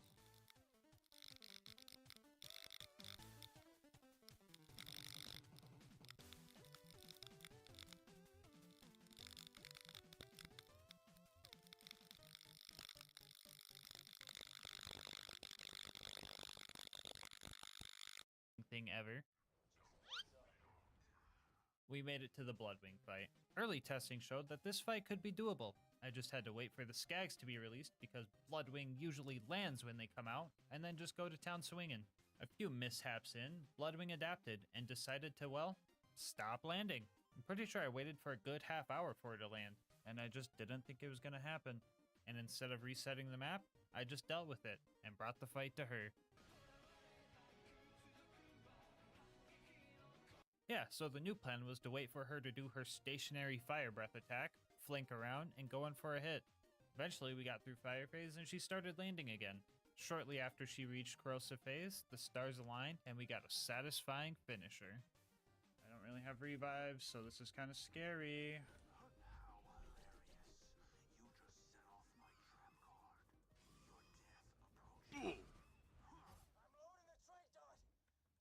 Scary? What was I even saying? This brought our rivalry score to 6-4. Let's go, we got a few buffer points, let's try and keep them. After bodying the bird, we had to go recruit our next homie, Brick. On the way there, we found Face McShooty, and sadly, we can't slice his face off and have it count for the mission, so we were gonna have to snipe him later. Anyway, we started Brick's initiation and died immediately, but that didn't stop this ninja cowboy from summoning a Godliath for some extra challenge. And that's all of them. Wait, why isn't the cutscene triggering? Oh, wait, silly me, I really forgot about this guy. I really can't believe I almost forgot about Back McStabby, bro. What the heck is wrong with me? Anyway, we started clearing out loaders with our homie Brick, and after the first wave, we came back to deal with the sarcastic slab. Using the knockback property of Execute, we slowly but surely pushed him over to this cliff for hopefully obvious reasons. Since we're playing as Zero, I wrote a little haiku in honor of this moment. He was near a cliff. I put the stinky on him. R.I.P. bozo. Anyway, yeah, Brick and I were styling on these loaders. We even got the good luck Brick stinky. We secured our final homie in the roster by finishing off the super loader, and there was one more task before the big bunker raid. That would be the Jack Doppelganger assassination job. A quick hit job here would be pretty cool, and since we're kinda built for this exact type of job, I thought it'd be fun to see how fast we could get in and out of here. So I threw up the speedrun clock and started some attempts. After a few tries of dying before I even got to Jack, I managed to line up a clean stealthy kill and started rushing to the info kiosks. We made ourselves a pocket watch and made it out of there in just under 3 minutes. You know, I really needed some stealth combat gameplay in my life, and this run is hitting the spot. Never mind, I just realized the bunker was up next. The climb up to the bunker proved to have a few challenges. Problem number 1 was this death wall that I couldn't get past. Mainly because I'm a bozo and forgot to tell Claptrap to pull up to the function. After I got that situated, the real first challenge was this toaster. In order to get past this guy, I first ran up and threw my decoy to the left of it so it would face the door. And after that, I could use my runaway prankster strats to whittle down the health bar. After a few attempts, we got lucky and had a low level one, so we were able to finish it off even though we went down. Up next were the baby turrets. Now, I want to say Execute helped us destroy these guys by letting us dash up towards them, but in reality, I think Infinite Vertical Melee was the real culprit. On the way up to the Super Toaster, we found another bonus package, making that our third one for the run. Is this a sign that we should do a bonus package only run? No, of course not. It's just pure coincidence. Don't be silly. Anyway, the big toaster got me a few times before I realized I have Boar, which allowed me to destroy a good chunk of the constructor's health by shooting the side turrets off. This also got us our second win with a bullet, while also putting the constructor within killing blow range. The last thing before the bunker was Face McShooty. Ahem. Face McShooty? I said Face McShooty. Oh, here we go. Anyway, Zero, being the skilled assassin he is, also imbued with the true spirit of the West, took aim and easily got the headshot first try after 40 warm-up shots. At the bunker, we start taking out the turrets. Most of these guys were pretty simple to fight, but 5 of them were a bit tricky. First off, 2 of them required the infinite vertical melee that this game has in order to take them out, and another 2 just couldn't be meleeed. There's an invisible wall right here that prevents me from getting close enough to destroy these things. I even tried to grenade jump over it, and that didn't work either. So for the first time in this run, we actually had to shoot something for the kill, which is, yeah, kinda lame. But if we're being fair, it's a whole lot harder since this thing sucks for bullet damage. I'm pretty sure they would out-heal my DPS if I didn't have them slagged, so yeah, this was definitely harder than just smacking them a few times. The final turret could be meleeed though, but at a cost. Since this thing is straight up hanging over the void, I just had to make sure I could kill it before I hit the death barrier, which happened a few times. Execute was great, but sometimes you just slip right past your target and fly in some random unfortunate direction. Anyway, I think I was messing up because I kept missing the roid damage window, but ended up one-shotting it in the end. It was now time for the bunker fight. The bunker, being airborne and constantly hovering over a death pit, meant that melee combat was a pretty bad idea. So, the best thing we could do was just use bore. But that's boring. You're watching this video, and that means you've seen the thumbnail, so you could probably guess where this is going. If you can't tell, this strat was incredibly risky. If I didn't miss the bunker and managed to actually land on top of him, I would be in a constant state of bouncing and would have to focus on micro movements in order to not fall off. We also rarely had roid damage up here, so the process was also very slow. After the bunker had enough, he would just kind of shake us off, and that was honestly the scariest part. I'm pretty sure this would stress anyone out, knowing that at any moment, this could happen.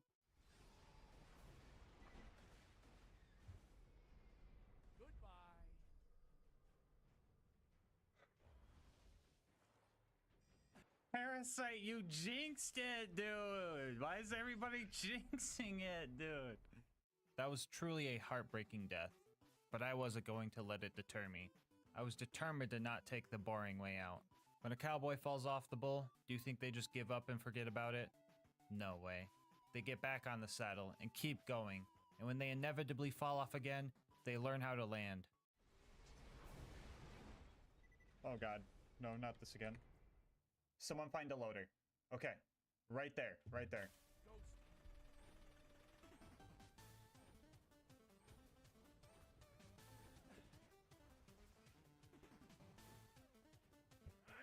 Yeah, that's right. The cowboy keeps going until the job is done. After over an hour of this cycle, the bunker reached killing blow range, and victory was in our sight. We set ourselves up under the bunker, and we castrated this raging mechanical bull. After partaking in some cowboy caviar, we started the fight down in Angelport. Things were going relatively well down here. Loaders aren't exactly the best at running away from you. As long as I went down close enough to them, I could get a second win. To help ensure this, I started jumping at them. This way, if I did go down before I got to them, I would keep getting closer instead of just stopping in my tracks. After that adaptation, the rest of Angelport went smooth. Howdy, boys. Lilith, you fucking piece of shit. I swear to God, I hope... Hey guys, sorry about that. My lawyer said I should not include that in the video, so I just had to take that out real quick. Anyway, Roland ended up dying. I tried to give him a new shield, but homie just didn't listen. After that, Jack kidnapped the giraffe, and Mordecai suspected he was taking her to the vault. I would have guessed the wildlife exploitation preserve, but we'll just go with Mordecai's plan, I guess. I'm just following orders. So we headed to Sawtooth Cauldron.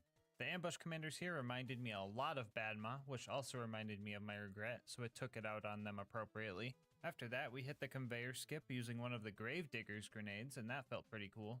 We blew up Boombringer and also murdered its pilot, and then made our way up to a tough part of the run. You see, we had to destroy some buzzards up here. If at this point you're still not sure why this is an issue, let me ask you this. Have you ever tried to box a helicopter? If the answer is yes, are you okay? And if the answer is no, yeah, me neither, because it just wouldn't work. Zero is also way cooler than your average person, and he still had trouble fighting these things. So how did we deal with these things, you might ask? Well, each kill went a little something like this.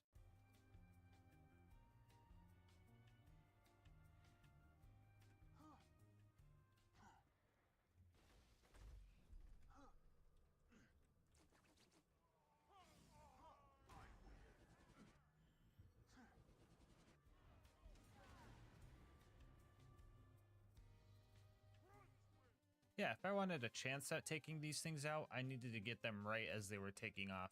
And descending the tower to get them to despawn and respawn was the best way of doing so. It took about an hour, but we managed to get all 5 buzzards and steal the bombs we needed to get to the boneyard. Everything here went as usual. We got away from the bad guys at the first pumping station, died to the sergeant loaders in the second one, almost had our car blown up at the third, and then rammed that same car into a pipe and end up in the Arid Nexus Badlands.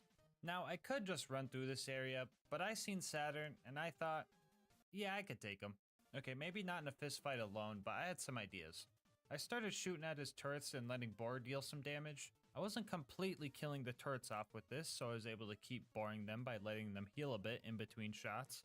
This also staggered Saturn every time, and it felt very weird being able to bully him around like this. After I got him low enough, I figured I'd go for his Achilles heel and deliver the finishing blow. The only other thing I had to worry about here was the big toaster, but I ended up killing that thing on accident by barring both turrets at once.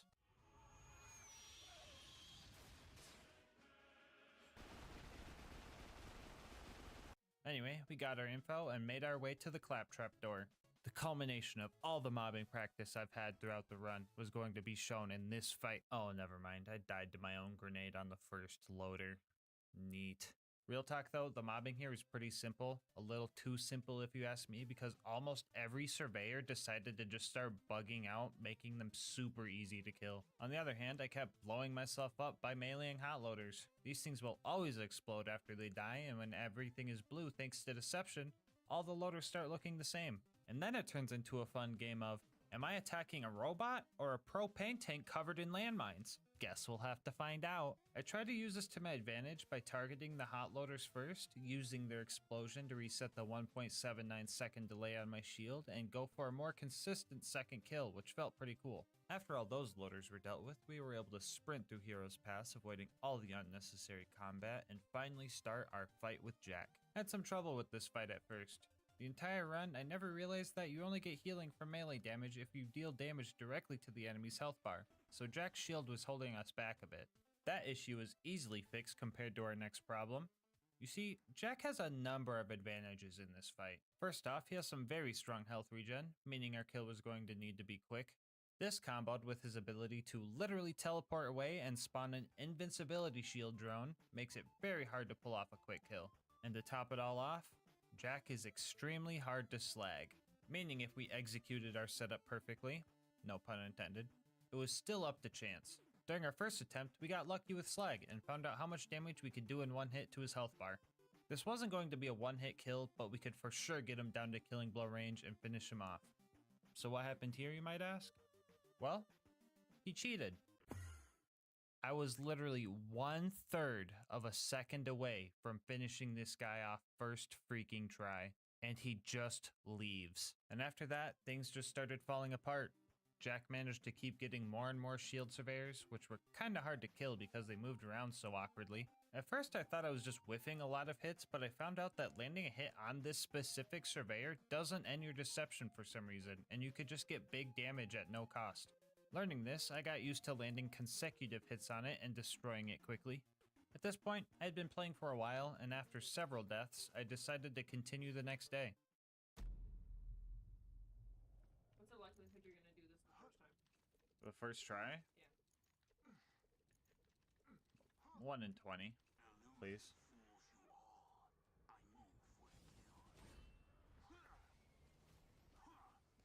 I'm gonna be surprised if this works, honestly. Alyssa, I did it first try! Well, I guess that just leaves the warrior now. This final boss was definitely a worthy one. The fight was nothing but back-to-back constant risk-taking. Getting close enough to the warrior to melee him also meant I was in the worst possible spot if the warrior decided to do a slam attack. On top of this, if a Crystallisk, Rack, or the warrior somehow landed a hit on me right before I tried to strip my shield, the whole attempt would just be lost. I had some strategies to combat these issues. First off, I made sure to always know where the nearest Crystallisk was in case I needed some quick health and or a second win.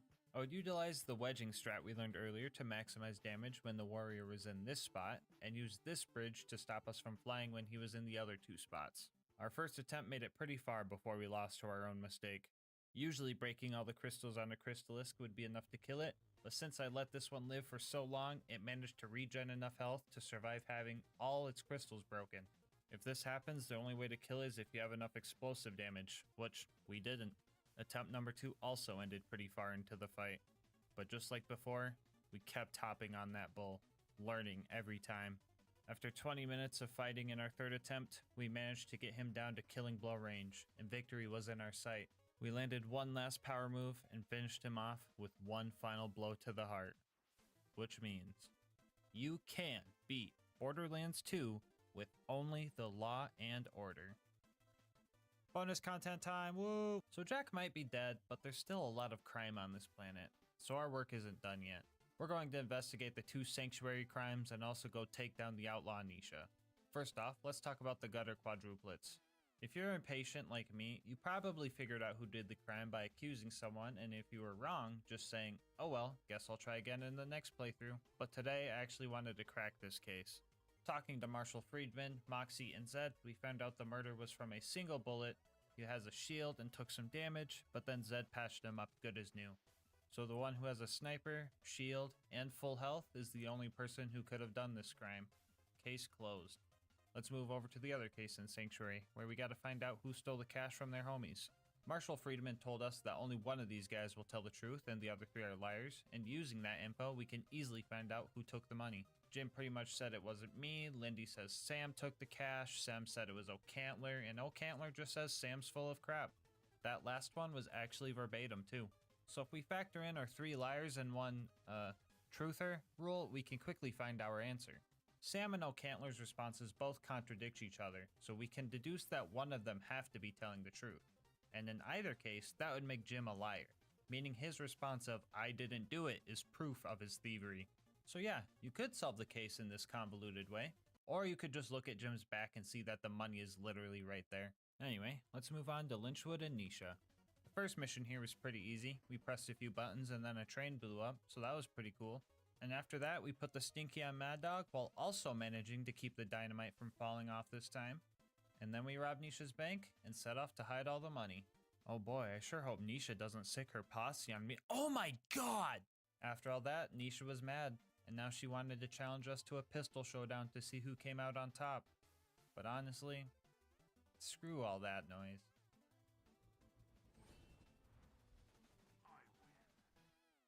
Before you go, I just wanted to say thank you so much for making it this far into the video. If you want to support the channel, make sure to like, comment, and subscribe. Doing all that helps with the YouTube algorithm and helps the channel grow.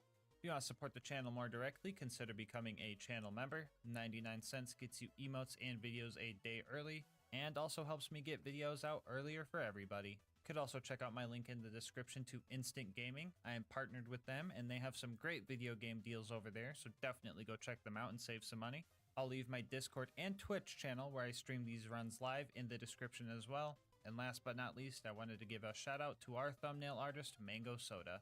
They do commissions and will also be linked below. But until next time, breathe easy, homies.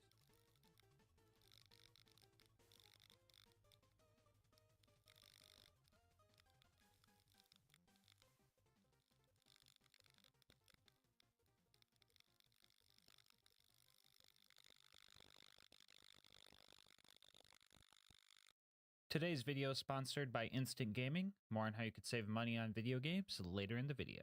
So on my channel, I usually explore the viability of cursed, low tier, and just downright bad gear in endgame Borderlands. But today, we're going to explore the viability of one of my favorite skills of all time.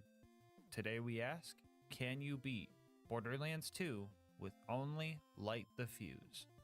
I'll go over the rules real quick. First off, we will be playing on Ultimate Vault Hunter mode and starting out on OP10, and then lowering the OP level as we go if necessary. The goal is to beat the game at the highest OP level possible. Bar will not be allowed for this run, and last but not least, all damage dealt to enemies must be a result of light the fuse. So damage from things like Bloodsplosion or barrels is allowed as long as it's initiated by light the fuse and not some other source like melee damage. And before the run and valid 8-year-olds get to the comment section, jump damage will be allowed because it's so insignificant in UVHM that it wouldn't kill anything anyway. We are also allowing the use of pull a pin to drop a stock grenade when we end up dying. These also deal barely any damage, but I decided to allow it because it's kind of on theme with the run and the funny knockback property is just too hard to pass up.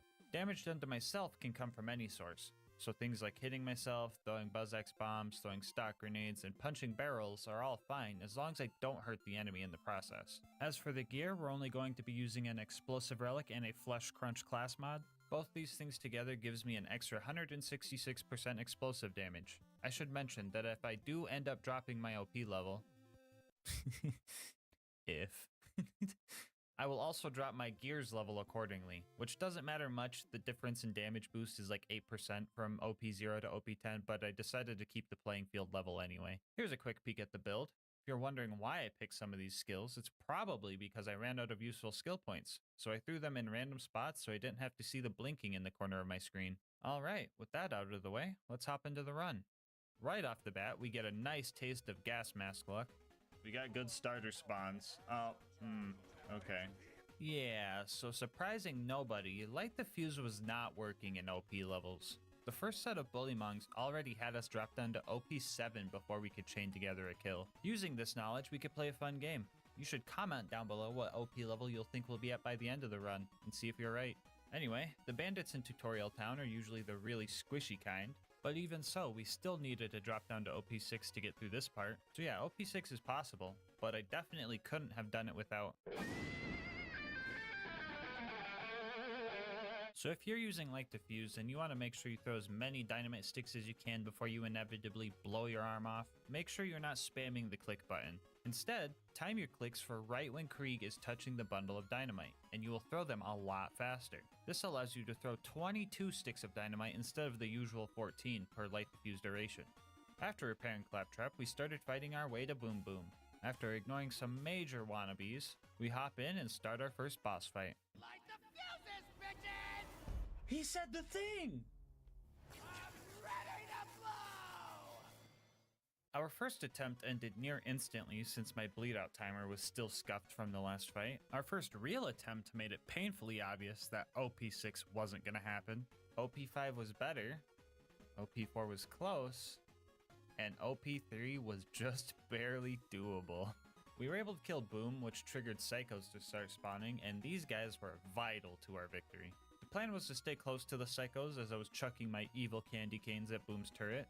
This way, when my timer ran out, I would get a revive off of them and potentially deal some extra damage via Bloodsplosion. This strat worked well for knocking him out of his turret, but not as well when it came to actually killing Boom. Boom's AI makes him run pretty far away from you when you go down, and it's kinda hard to hit him when he just jumps out of range.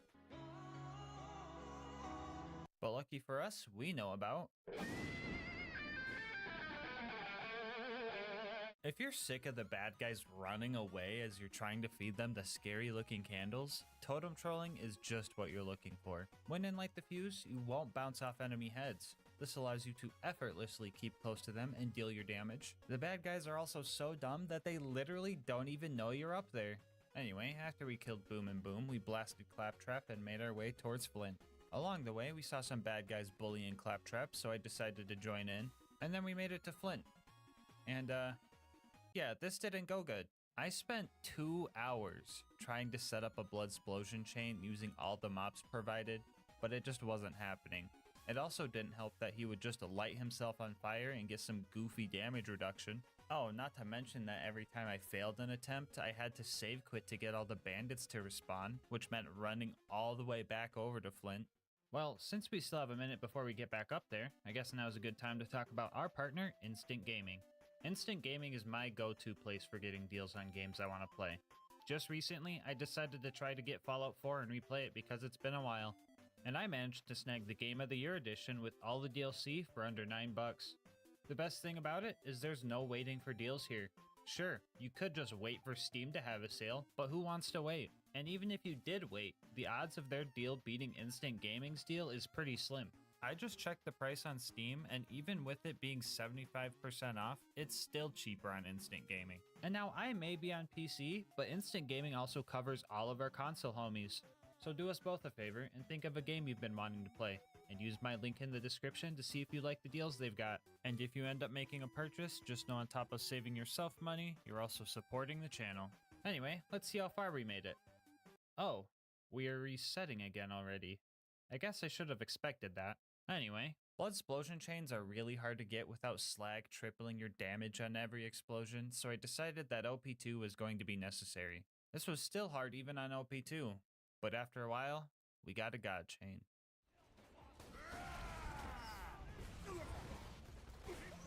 Let's go, dude! After that, we made it to 3 Horns and stole ourselves a car, visited Door Guy, hit a sick quad feed, stole some guy's batteries, and let the blood explosion chain handle killing the 20 bandits for Reese, before finally making it to Sanctuary.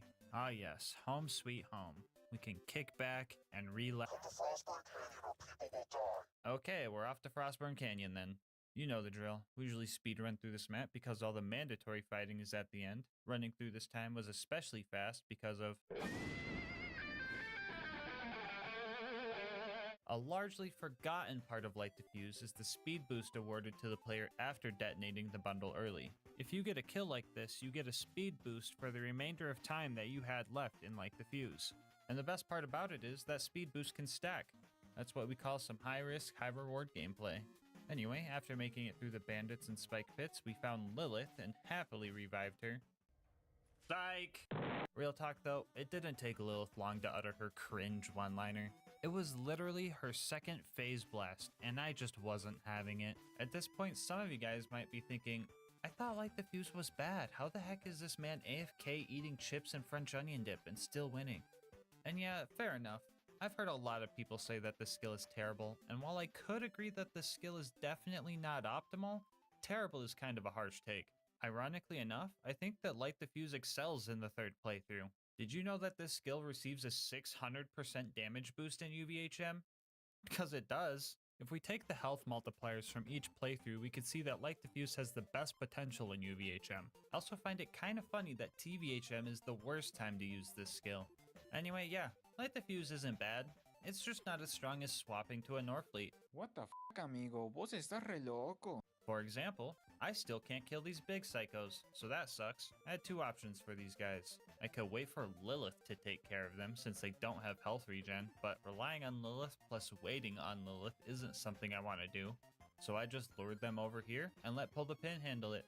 You can't see it in the clip, but they definitely got launched off the cliff here. After all that noise, we set off to Ellie's to get a car upgrade.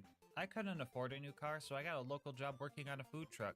They put me on hot dog duty, we destroyed the competition, and I managed to make enough money for a new car, and then we set off to the Bloodshot Stronghold. Bad Ma was waiting for us, and I had a plan for this fight. Come closer. Come closer, big man. It was at this moment that he knew. He f***ed up. There we go. Easy. It was now time to fight our way through the ramparts. They thought they were going to be able to stop me with their numbers and manpower, but they didn't know about my main goal. My main goal is to blow up. The close quarters combat here made it easy to set up blood explosion chains and corner enemies. After we made it to the toilet room, I managed to survive 7 back-to-back instant bleedouts. We even ended it on this cool stylish one. Hold that, wait. Hold on. Come down here. Truck it. Oh my god. Angry Michael showed up and he made the mistake of standing too close to the edge. And then we had a little family gathering. Oh, he's got a, that's a suit, that's one of me behind me. It's my own brethren behind me. We caught up to Roland and watched him get kidnapped by our next big problem, the Warden. Fun fact, Constructors have a 90% damage reduction to Grenade Splash. Also fun fact, Light Diffuse and Blood Explosion are both considered Grenade Splash. Another fun fact, the Warden can take Roland to the Hyperion Friendship Gulag if you don't kill it fast enough. Fun fact, we're going to the Gulag. Yeah, I tried my best here, but we just did not have enough damage to take him out. Especially because our potential revives were all super loaders or angelic guards, so bye, Roland. Anyway, usually the Gulag version of this fight can be harder because the Warden also has the ability to moonshot loaders in over there. But like, what's the worst that can happen? They down me? Yeah, the extra bad guys actually came in handy to set up for bigger blood explosion chains here. Only thing we had to be careful of is our bleed out timer not getting too low. So how bleed out timers work in this game is that every time you go down, your bleed out timer will be reduced if you went down within 26 seconds of your last second wind. In order to reset this, you would not only need to wait longer than 26 seconds before your next down, you would also need to get a second wind with that already bad bleed out timer. If your next down is going to make you instantly bleed out, no amount of waiting alone can reset your timer. so you need to really set up for your next second wind to reset it back to normal. So after a few kills, I started counting out loud, making sure I hit that 26-second mark, and we patiently waited for Warden to keep spawning our revives. On the 14th activation of Light the Fuse, we finally managed to take this toaster down. After Roland and I finished off the rest of the loaders, we made it back to Sanctuary. Our next mission was to go steal the vault key, train robbery style. Right as we got to Tundra Express, we lost a fight with a snowman and took a shameful shower with the VAR kids because of it. After that, Mordo and Tina helped us blow up a train, and it was now time for the Wilhelm fight. This fight was honestly kind of a joke. Homie straight up just spawns 2 surveyors every 20 seconds, and that makes it way too easy to just blow up. Altogether, it took 7 full detonations and 1 beef stick to take Wilhelm down. After that, we got back to Sanctuary. Lieutenant Davis wanted to try our build out, so I tried to show him the ropes, but I don't think he understood that well. Oh no, I got all of Sanctuary doing it now. What have I done? What the f***, Lilith? On the way to the fridge, we found a tubby skag and blew his cute little head right off of his body. He dropped an Unforgiven, so that's pretty cool. Which reminds me, I've got all these save files on my Discord channel. If you want to try any of the runs you've seen me do on YouTube, there's a link in the description. Anyway, after almost surviving the fridge, we fumbled again and forgot to hit the fast travel objective. After we got that fixed, we started our fight with the hungry moon squid. Yeah, this one didn't go good at all. I had no hope of killing this thing, especially since it can just hide underground as I try to detonate, or just say, I have a shield now, and ruin everything. So I decided to hire some friends to help me out. Except, they weren't my friends at all, actually. It was really hard to get them to stay mad at the Thresher because as soon as it went underground, their lack of object permanence kicked in and they just started blasting me. After like an hour of trying to figure it out, I got to a spot where they would just leave me alone and fight it out themselves, and I just took my hands off the keyboard. About 2 minutes later, the Thresher kicked the bucket and I made off with the contents of its stomach. Overlook was up next, and with the hordes of loaders, you would think this wouldn't be too bad. Only problem is, they really just didn't want to target me. Shoot me! Shoot me! Shoot me!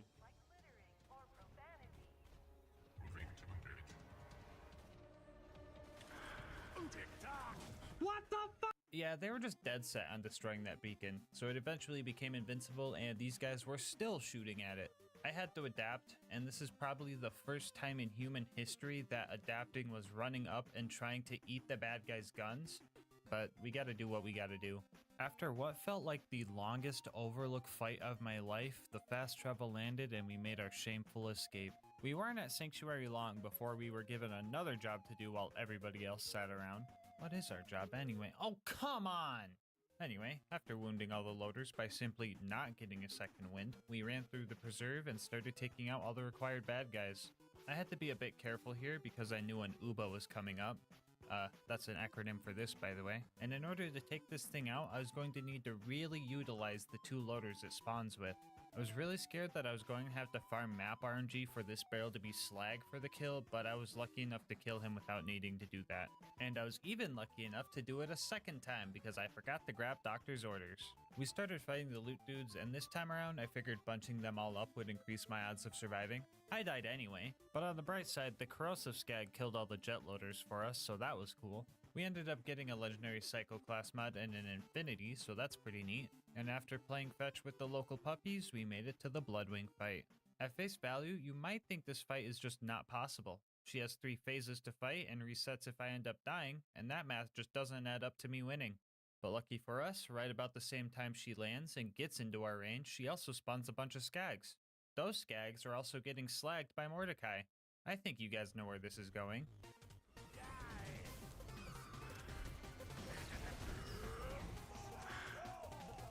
There you go, guys. Good job. GG. Let's go. First try, baby! The new rivalry score is now 7-4.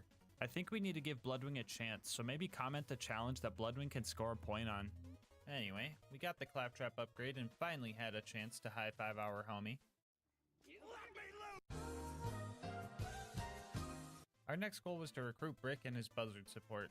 He has a whole army of crazed bandits, so I thought I would fit in pretty well, but nope, I needed to do some dumb initiation.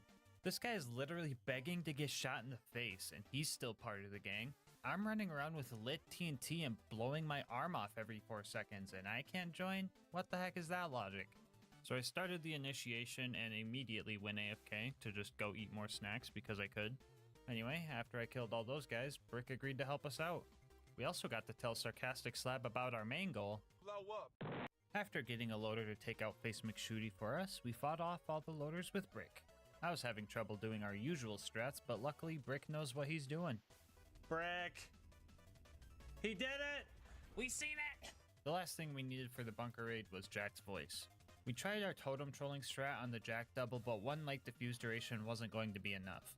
After that attempt, he started running away, as he does, but I bet he didn't know about. When you're in Fight for Your Life, enemies change up a little bit and try to move a bit further away from you than they usually would. Normally you can't use this to your advantage, but with Light Diffuse, we can run, jump, and herd all the bad guys right to where we want them. After using the fear of the engineers to our advantage, we were able to kill the Jack double and steal his voice, and now we were finally ready for the climb up to the bunker. Obstacle number 1 was another toaster. Believe it or not, this guy was way more of a hassle than Warden. You see, all the Warden does is just keep spawning bad guys. He can't shoot missiles or nukes or anything like that. On the other hand, these guys have a limit to how many loaders they can spawn. So if I didn't get enough damage done with the provided bad guys, I would have to reset the map. Which I did over, and over, and over, and over again. Yeah, some of the most random problems just decided to show up. To list a few, bad guys would die way earlier than I thought they would, and that would waste their blood explosion damage. A loot homie showed up and that ruined everything. Enemies wouldn't get close enough to the constructor. Surveyors would fly out of my range at the last moment. The toaster would nuke my revive last second. Random pieces of geometry would eat my detonation. What? Or, you know, I would just casually be held hostage by a jet loader. Yeah, just a bunch of generally annoying crap that you would totally expect when you're trying to kill a grenade splash resistant toaster with grenade splash. 1 hour, 6 resets, and 11 deaths later, we finally managed to take the thing down. Man, I sure hope the next fight isn't as bad as... Well, I guess this is the end of the run. Until next time, breathe easy, homies.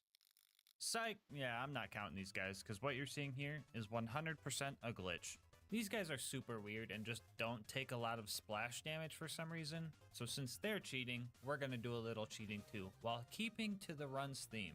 If we allow ourselves 2 very specific grenade mods, a long fuse sticky homing slag bouncing Betty, and a short fuse sticky homing corrosive transfusion grenade, good god that was hard to say and record, that took like 18 tries, we could kill these guys with pull the pin. First off, we die right about here with our slag grenade equipped. We want to die as far away as possible, but still have the grenade be close enough to home into the turret.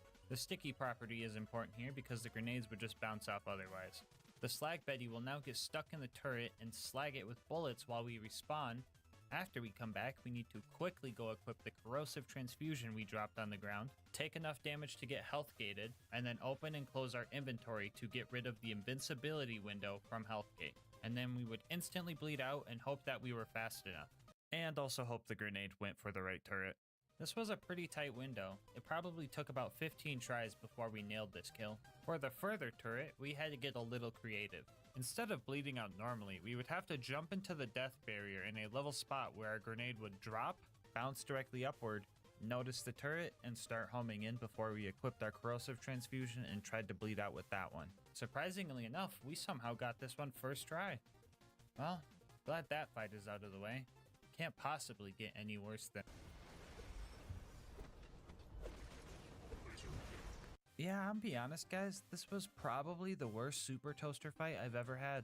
I literally couldn't do anything to this thing, so I just had to wait for it to slowly nuke itself. This was unbearably slow, so I tried to manipulate it by baiting out slams every time it chose to shoot missiles instead of nukes. And honestly, I thought it was working, but I was actually just slowing him down. The optimal strat here was literally to wait pretty much AFK and just eat some hot fries. 2 fucking hours I waited there before I couldn't see his health bar anymore. He was practically dead, so I decided to finish him off the proper way. This is probably stupid, but oh well.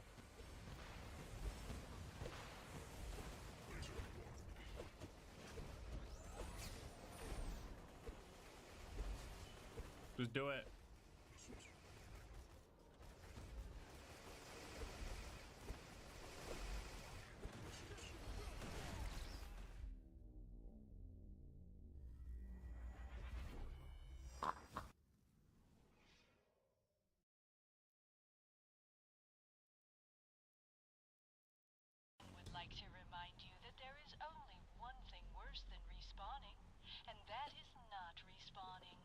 After another hour and a half, we got it low again and actually took it out proper.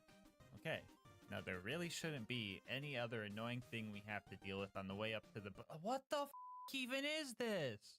Alright, we're finally at the bunker now. Step 1, blow up some turrets.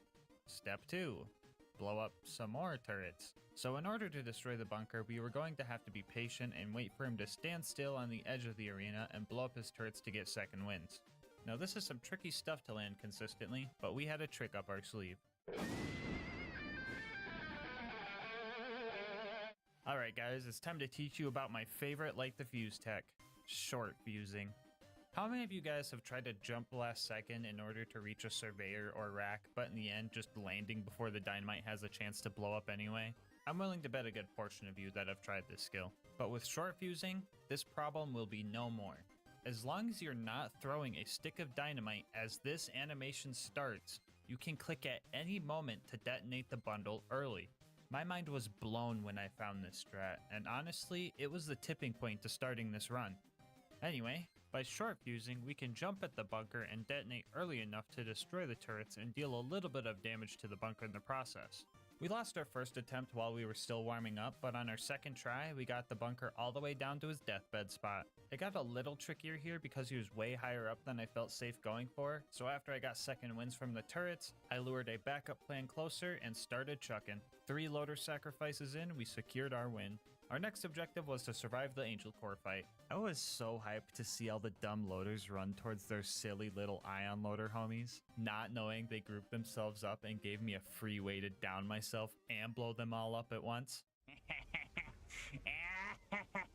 But then like maybe 2 ion loaders showed up, so that was kind of lame. But honestly, that was fine compared to the rest of the stuff I had to deal with down here. 10, 11, 12, shut the f up, Lilith! 14, 15. Alright, I've been getting a lot of comments lately asking why I despise Lilith so much, and honestly, it's more than her just dropping that cringe one-liner. She just constantly blinds me and is of no use in combat. You would expect her to deal some type of fire or even slag damage in combat, but no, she just doesn't deal damage in Angel Core. All the other Vault Hunters are cool. Roland can actually kill stuff and his turret gives you health and ammo. Mordecai understands UVHM and slags everything for you. Brick puts the stinky on loaders? And, what does Lilith do again? Fuck you, Lilith. Get stepped on. No, Lilith, what the fuck are you doing?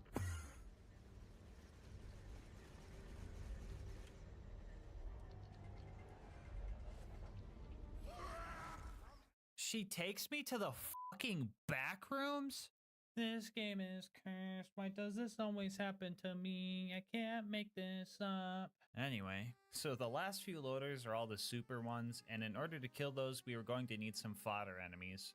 If we somehow messed this up and we're stuck in a 1v1 versus one of these things, we were going to have to restart Angel Core entirely. I was down to the loader and 1 turret, and needed that loader to be as close to the turret as possible. And of course, Lilith kept distracting it. Oh my god, bro. We eventually managed to take it out and did not need to redo the entirety of Angel Core, thank goodness. Anyway, Roland died. That is literally what I wrote in the script, so I'm just going to go with it. And Jack kidnapped Lilith. Great, now I won't have to listen to her. She's in my brain now, come on! We made it to Sawtooth Cauldron and started taking out the ambush commanders. This place was pretty crowded with bandits, so herding them to the big guys was actually pretty simple. I may have had a few minor blunders, but they all died in the end, and that's what matters. After those guys, we bombed Boombringer and accidentally looked at the explosion, but it somehow still counted as me not seeing it, so I'm basically a cheater now. We found Mortar and decided to let him live.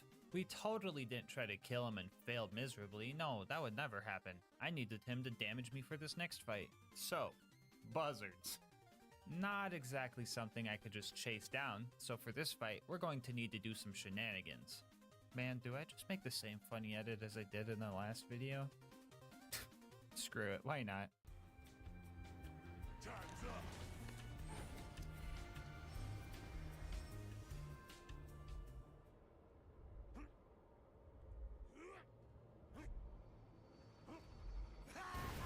Explosions of life!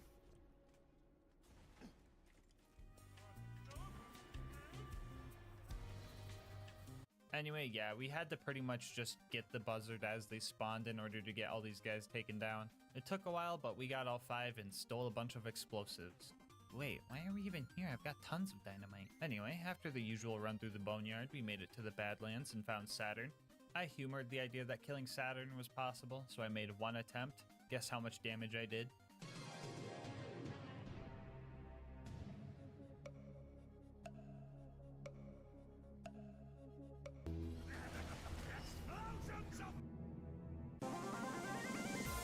Anyway, yeah, we got the data and it was time for the final stride towards the vault. The mobbing at the claptrap door? Easy. Skipping Heroes Pass? Even easier. Fighting Jack? Pretty much impossible. I could go on for hours describing how everything in this fight adds up to us losing, but instead, I'm going to try to cover all the basic stuff really fast. Here we go. At first, the Jack fight seems easy because he spawns all these clones that die to 1 dynamite stick, but after his shield breaks, those clones don't show up anymore and your options for revives are loaders or turrets. This wouldn't be an issue if it wasn't for Jack's crazy health regen, the fact he has grenade splash resistance just like constructors, and an invincibility drone. So in order to kill Jack, you just need to get his shield really low and then pray you get a good enough chain using all the clones. But most of the time, you get the god chain when his shield is still full and just ruin the attempt. This is also very hard because the clone AI is incredibly unpredictable. Sometimes they chase you down, sometimes they try and gun you down, sometimes they just don't move. Which isn't helpful considering that we have to lure them all over to the spot for the blood explosion chain, because when Jack's shield breaks, he instantly teleports to the console, meaning the chain has to end here. But getting an actual chain is super hard because if you have too many runners, they clump up and it doesn't actually chain and it doesn't stack any damage. And if you have too many gunners, they're not close enough to get hit by the explosions. So you have to deal with their already buggy AI and spread them far enough to make the fight work. Also, apparently if multiple enemies die at the same time, only one of them will blood explode, and 99% of the time is the one that wasn't near any of the other bad guys. Yippee. I was honestly lucky to even enter Light the Fuse because these guys barely deal any damage. I could slag myself using Lilith's laser, but she can't slag Jack or any of the doubles because she's a She could slag the rack though, so maybe we can add those to the chain. Nope. You have to hit them with a stick of dynamite to get them mad, but that usually just kills them. And even if you do get them mad, they usually only do 1 swoop before forgetting about you again. We also need a bunch of bloodlust stacks for the chain to work, so we have to make sure to activate BuzzX Rampage after our initial detonation so that Taste of Blood gives us 45 stacks per kill instead of just 1. And then we have to try to keep these stacks by jumping on the bad guys' heads. That didn't go good. Jump on him, I swear to God, thank you. Jump, jump, jump, you fuckers, I hate you. Just give me my 100 stacks, please. Oh my God, this is fucking Sisyphus! Sisyphus! Other than the actual fight, there were some other things that slowed me down. Like when the mailman sent me this picture saying my 24-pack of monsters was delivered, that's not my front door. So I ran around my apartment complex and discovered that's nobody's front door. This was actually just a picture of a package that wasn't even my monsters delivered to the back door of the main office. Why?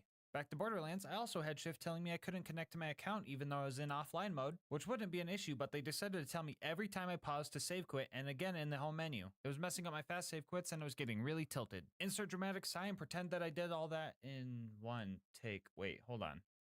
Anyway, after 6 hours, I decided that OP2 Jack just straight up wasn't possible. So this fight is going to have 2 endings. The normal ending and the stinky ending. If we allow ourselves to use pull the pin with a singularity grenade, we can win the fight like this.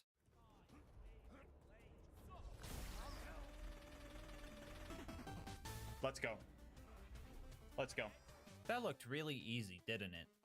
Well, it actually took 3 hours to figure out. Stock grenades don't launch Jack, otherwise I would have just used one of those, so the singularity was needed here. On top of that, the singularity needed to be in a high place. This would give him more airtime and he'd get pulled further. It was also super annoying to make sure he stayed aggroed to you, and even harder to get him close enough to this corner to pull it off. I had to be at a specific distance where I'm out of his melee range, but still close enough to where he would try to run up and melee me instead of disappearing. I would then have to kite him to this corner because just standing here wouldn't get him close enough. After that, I just needed to spam jump and have him down me. If I didn't spam jump here, he would just run away and this wouldn't work. Also, the actual walkable area of this rock I had to climb was super slim. Too far to the right and I would be the one getting stinkied. Usually I would just be kinda mad that this fight was so convoluted and obscure, but like, we fucking put the stinky on Jack. This is fucking awesome. Anyway, for the normal ending, we were going to have to drop the OP level all the way down to 0. Hey guys, Future GASMASK here. So yeah, we managed to kill Jack at OP0 after about 2 hours of attempts, but I was really mad that we had to drop out of OP levels after making it this far on OP2. So we popped it back to OP1 and did some testing, and within the first 10 minutes we had some promising attempts, and I instantly knew that this was possible. So I put my nose to the grindstone, letting my stubbornness completely overtake any urge to settle for the win at OP0. I knew it was only a matter of time, but what I didn't know was that matter of time was 10 hours. Anyway, I just wanted to explain everything that happened. I'm pretty sure 50% of this challenge was this fight alone, so that's something. Also, this bit is 100% an excuse to show off the new merch. Queenite designed all of it, and I think she did an awesome job. If you want to cop some of this for yourself, find the link in the description or just go straight to GASMASK'S.com. Anyway, here's me killing Jack after I fought him for almost 20 hours.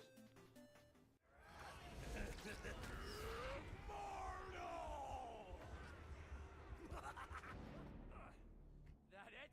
Huh? We're staying OP levels! We're gonna f***ing do it! And that just leaves the warrior. The plan here was to lure the crystalisks over to where the warrior stands and use them for revives while damaging the warrior with our thrown sticks. This fight was honestly so much easier compared to the Jack fight, but we still ran into some issues. 19, 20, 21, 22. Mori! With all respect, shut the f*** up, you're gonna jinx it. I love you, but don't say that, okay? What's the rule? We know the rule. We don't celebrate till it's over. Okay? Okay? 2 seconds later. Quicker than I'd hoped.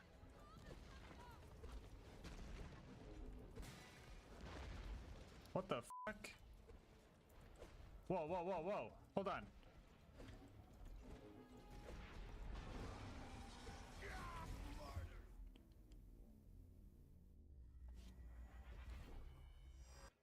Alright, I'm not gonna get mad. But Mori. This is a direct example. Anyway, our other issue was that the crystalisks just straight up disappear when he enters his deathbed spot, leaving our only options for revives being Rack or blowing off his chest pieces. So after a few failed attempts, we devised a strategy. When the warrior was close to entering his deathbed, we would make sure not to put him under that health threshold while he was already sitting in that spot. That way, when his health did get low enough, instead of standing there with no chest pieces for revives, he would dive under the lava one last time and regain his chest armor so we could guarantee at least one revive in deathbed phase. Using those chest pieces and this rack that luckily glitched out, we were able to take down the warrior and finish this run. Which means, yeah, you can beat Borderlands 2 with only Light the Fuse, even at OP1. Bonus content time, woo! We faced many hardships in this run, and we prevailed over every fight we were faced with. All except for one, and I think revenge is a dish best served cold. So we started blowing up snowmen. All these bandits and frosty dudes were no match for me. I was in a constant state of instant bleedouts, but they just couldn't escape me. Oh, the delightful sounds they made when their existence came to an end.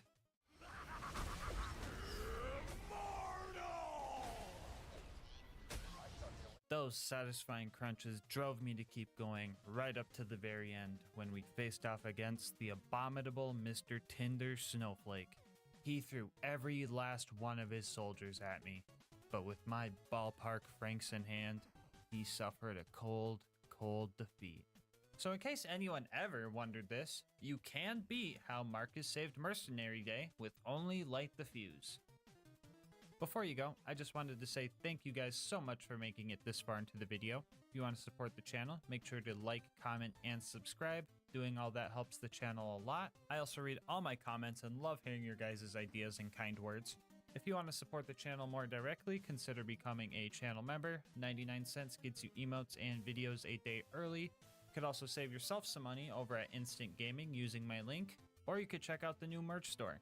I will leave my Discord and Twitch channel where I stream these runs live in the description. And last but not least, shout out to Mango Soda who drew this video's thumbnail art. They do commissions and will also be linked down below. But until next time, breathe easy, homies.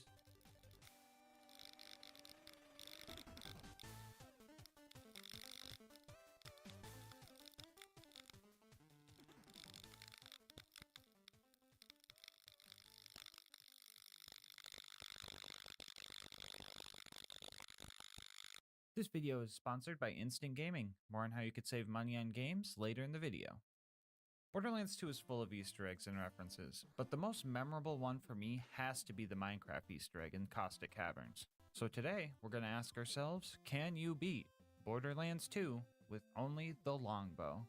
Here are the rules for this run. First off, this will be an Ultimate Vault Hunter mode Overpower 10 playthrough. For the Minecraft players that have never played this game, this just means enemies have 4 times health, health regen, and are all 10 levels higher than us. Fire will not be allowed for this run, and the longbow is the only gun I can use. The longbow being a sniper type weapon means that Zero is the character to pick for this run. To complement his skills, we will be using the legendary sniper class mod for a bunch of sniper buffs. This class mod also has us trade off 2/3 of our shield for some pretty intense crit damage bonuses, so we will be super squishy for the whole run. Melee attacks in Zero's kunai will be allowed for applying Deathmark and Slag to the bad guys, but I can't kill enemies with the melee damage. If any of the run invalid babies want to complain about this, I literally put it in the rules, so don't make a fool of yourself. As for the other gear, we have a basic shield and the Vault Hunter relic as a placeholder. Here's a quick peek at the build. Pretty basic sniper build stuff, so let's hop into the run. We start our journey in Tutorial Town, a village recently overrun by pillagers and their fearsome ravagers. And just like any Minecraft raid, I used my bow to start taking these guys out from afar. Lucky for us, every single longbow you find in this game comes with a flame enchantment, making combat with these fleshy bandits and creatures relatively easy. I used my time here to learn the arc of the arrow shot so I could hit crits more efficiently. The longbow being one of 3 snipers in the game with no scope and also shooting Minecraft arrows at an upward angle made it a little goofy to aim. The 10 out of 5 in velocity, tripling our bullet speed, also made this pretty chaotic to learn. I found we were really accurate when we used the top of our crosshair to aim instead of the middle. Anyway, we met with the town's only surviving villager. He helped us fix up our iron golem friend, and we made our way towards the first boss fight, Boom Boom. Here we learned a pretty valuable lesson for this run. No crits, no damage. This sniper is definitely a skill cannon, especially when it comes to armored fire-resistant enemies like Boom Boom. Even on basic enemies, body shots won't get you very far, but if you set it up and land the headshots, you get the results you need.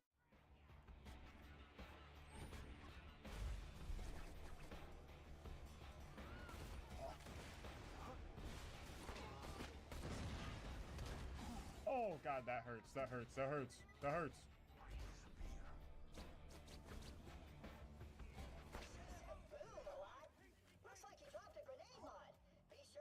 After we dealt with those guys, we fought our way up to Flint.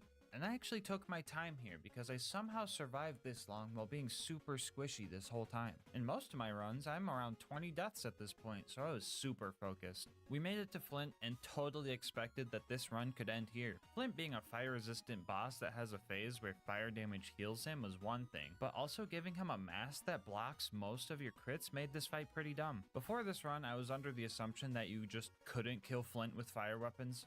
Like, look at this clip of me spamming him with a fire Norfleet. That's not a great sign, eh? I knew this fight could be a roadblock before I even started the run. So I came up with a strat so cheesy, so goofy, and so impractical that I really didn't want to use it if I didn't have to. I'll be calling this strat Plan B. Plan A was to knock Flint out of his arena and bug out his AI, and then we would just feed him crits and hope that we could fight against his health regeneration. And at first, it looked like my arrows weren't doing anything, but Zero had a trick up his sleeve. I'm talking about Critical Ascension. This skill gives Zero more crit and sniper damage for every crit he hits. These stacks of Critical Ascension will start decaying if you stop getting crits after a short period of time or swap to a non-sniper weapon. So now the question was, could I stack enough Critical Ascension to actually move his health bar? Slag, please. Please slag.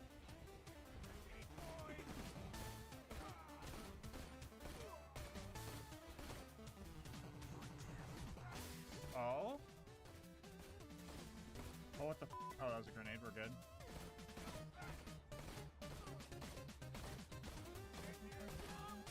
No way. We have enough ammo, dude? We don't need slag. We don't even need slag. Oh my god.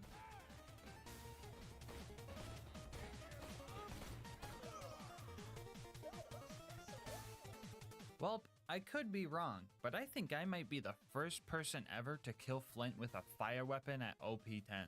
I was honestly really glad that that worked out. Looks like we're gonna have to save Plan B for another run. Anyway, we got Claptrap's boat back, made it to 3 horns, used my Bullymong whispering skills, stole a car, made it villager color, hit door guy, changed my mind about the vehicle color, met Corporal Reese, sniped the crap out of a guy that stole his battery, made a snow golem to avenge the 20 bandits for Reese, and finally made it to Sanctuary. Alright, so we're going to be waiting for Private Jessup to open this door for a while, so now is a great time to tell you about how instant gaming can save you money on your next video game purchase. Picture this. All your homies get a new game and you see them over there having a blast, so you decide to get the game for yourself, but uh-oh, it's going to set you back $70? Yikes! Yeah, video games are getting expensive nowadays, but that's where instant gaming comes in. They have deals on tons of games, and I'm willing to bet they've got deals on some of the games that have been rotting away in your wish lists. And the best part for me personally is that there's no waiting for deals here. That's why they call it instant gaming. And to the console homies watching, instant gaming has you guys covered too. So if you're on PlayStation, Xbox, or even Switch, they've got deals with your name on them. So how about this? You think of a game you've been wanting to play and use my link in the description to at least see what kind of deal they're offering on it. And just know, if you do end up making a purchase, not only are you saving yourself money, but you're also supporting the channel. Anyway, let's get back to the run. What are we still doing here? Anyway, the Firehawk left us a pretty frightening message, so we set off to Frostburn Canyon. I usually run right through this place because all the mandatory combat is at the very end, but my haste got the best of me. I got greedy and died to a couple of fire-resistant nomads halfway through and took this run's first death. My first life in a run is usually the best, so this number is just going to start increasing fast now. Anyway, we made it to Lilith and died a couple more times, and honestly, I'm blaming Lilith for this one. For the Minecraft players, imagine Lilith as an annoying Enderman that is supposed to help you fight, but in reality just blinds you most of the time when it teleports, and you also have to constantly feed its drug habits. Oh yeah, and it also has a really dumb catchphrase. Anyway, some big boy Vindicators showed up, and I proved that they are killable with the longbow before dealing with the others in my signature style. Rebozo. Whoa. I put the stinky on him. After all that was dealt with, our next goal was to go save our boy Roland. He was captured and being held in the Bloodshot Woodland Mansion, and we are going to need a new car to sneak in. Now usually this is the part of the run where I get a break from the harsh, cruel combat and get to fight some cars that aren't balanced properly for endgame and feel like a god for 2 minutes. But like I said before, no crits, no damage. Even with Boar, fighting the cars was actually pretty scary stuff. This just goes to show how important hitting crits was during this run. After stealing enough parts to make ourselves a new minecart, we made it back to the Bloodshot Mansion and took on Badma. This fight was a bit rough.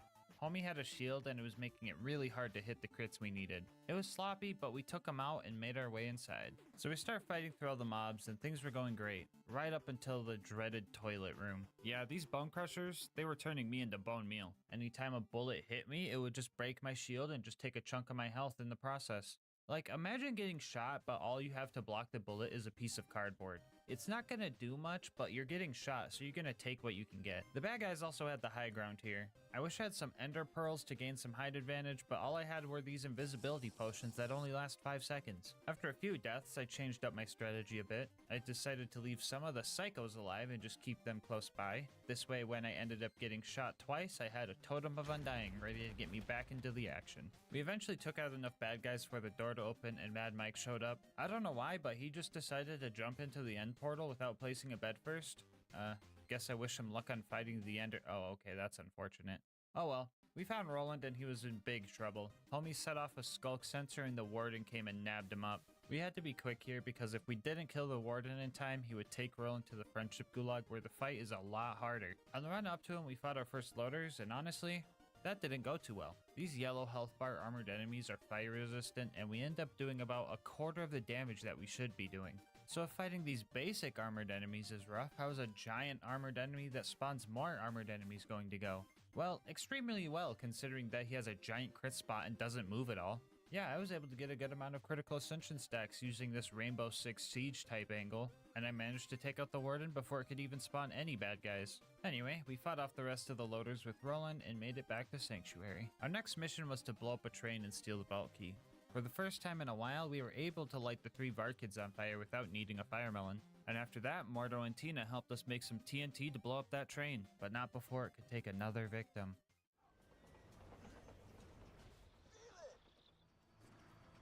Okay, maybe a couple victims.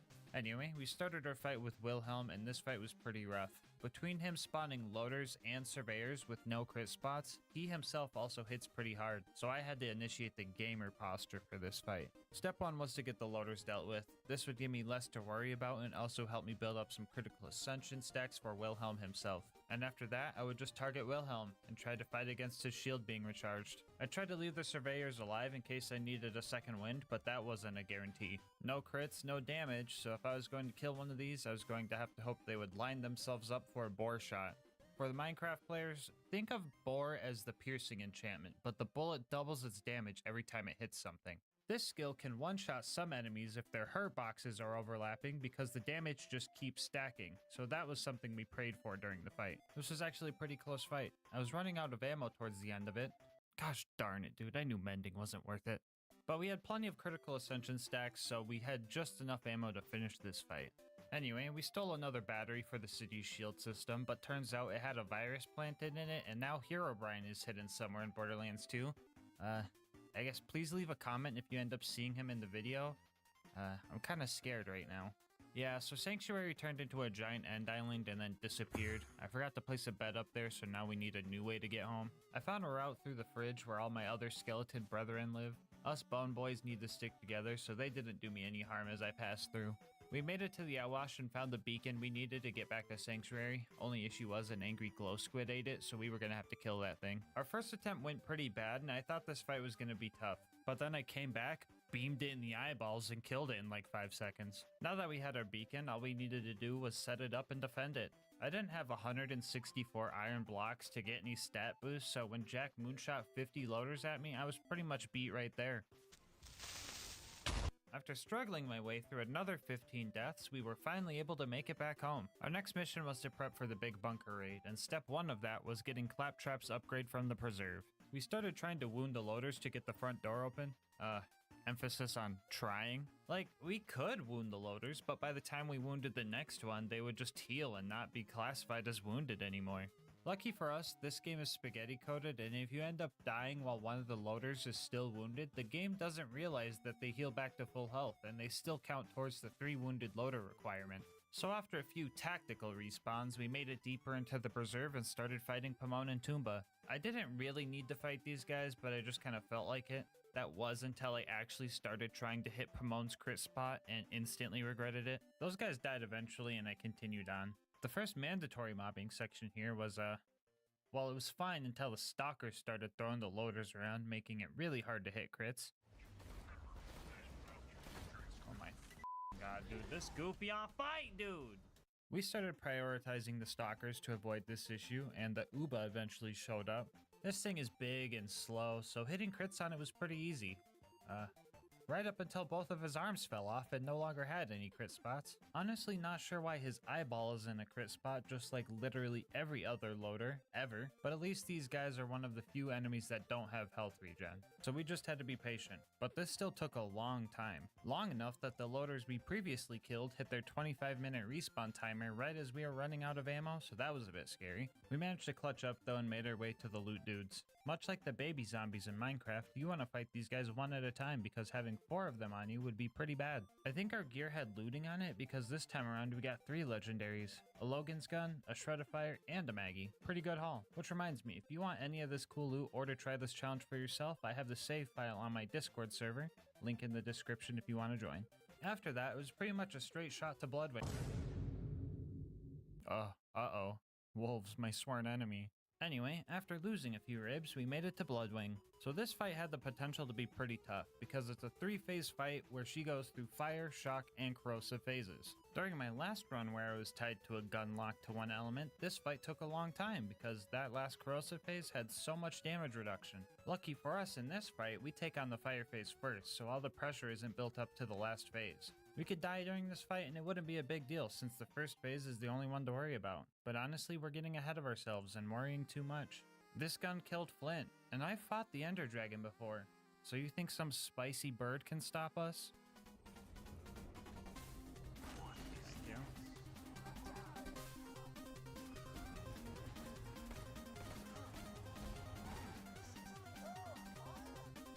No, stop. Please kill it. Please kill it. Thank you.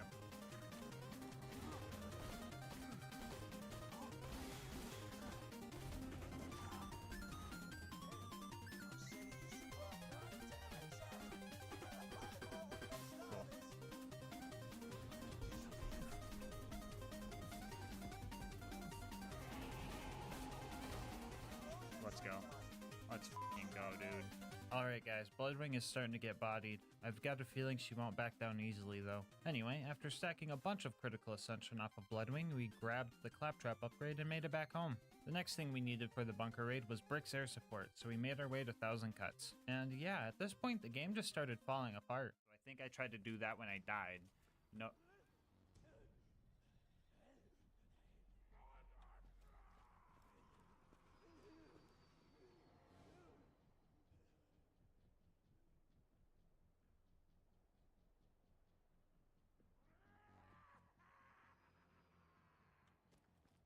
Anyway, we made it to Brick's initiation and decided to make all the Goliaths mad. We eventually got one to go full Godliath and we had to take him on. But for some reason, I just couldn't hit any crits on this guy. Sure, his head flails around a lot and that makes it harder to hit, but with the amount of rounds I shot in that general vicinity, I should have at least hit a few. I ended up dying and just summed it up as an anomaly, because as soon as I got back, I just bodied him, so I guess that's kind of funny. After that, we put the Stinky on Sarcastic Slab, put the Stinky on a loader, Brick put the Stinky on a loader, and then Brick and I used the power of friendship to put the Stinky on a loader together.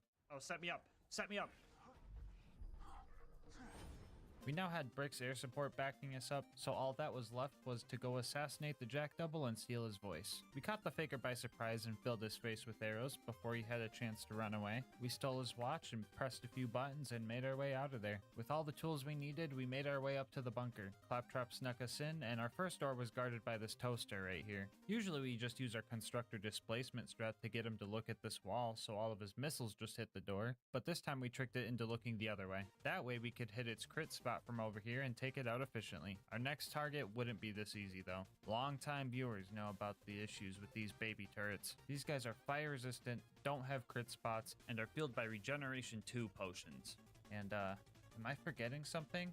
Oh yeah, they're just straight up immune to splash damage because of a glitch. The longbow doesn't deal splash damage, so that's not the problem. The issue comes from our kunai not being able to slag these turrets so that they would take triple damage. The kunai still apply Death Mark, but that wears off quickly and is only an 80% damage boost. So in order to kill these things, we needed to use some type of slag grenade to make these guys purple. Or do we?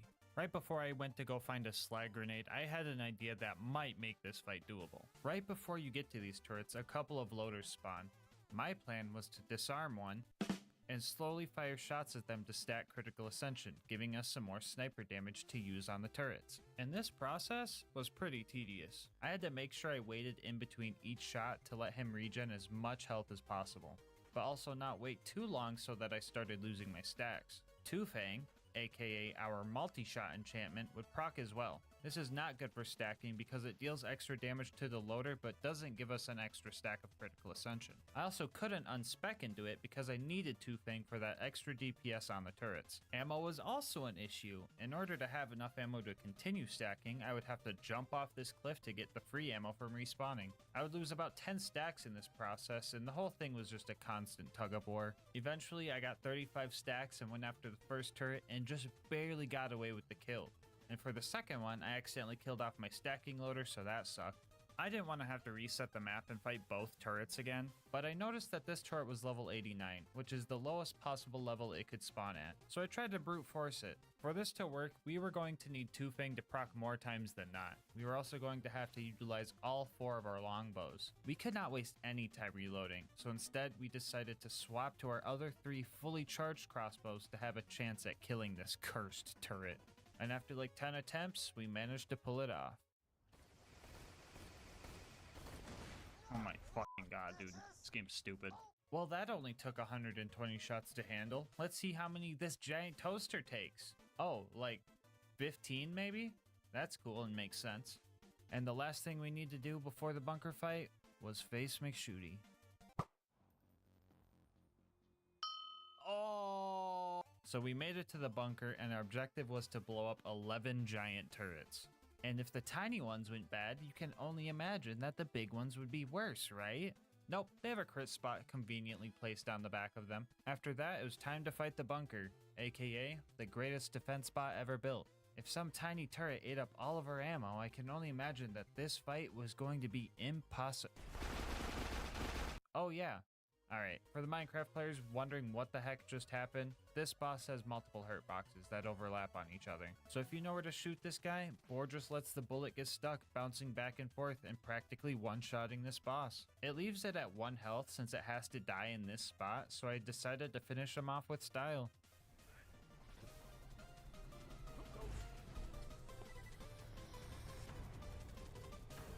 Let's go. It was now time to jump down into Angel Core and deal with multiple waves of loaders.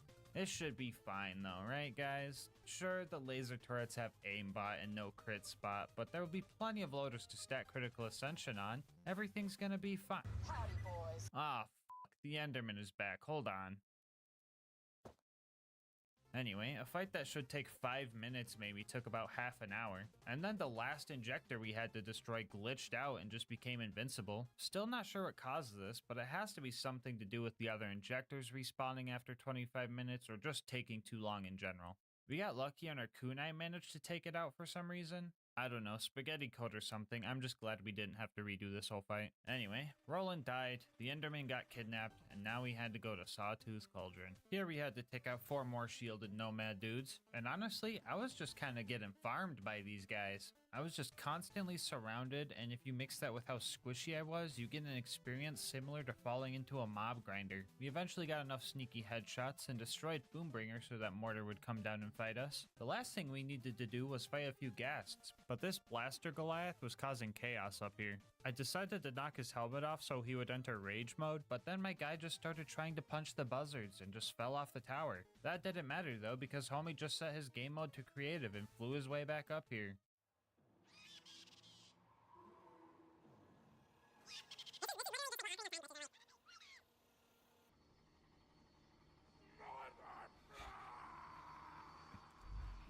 Round 2.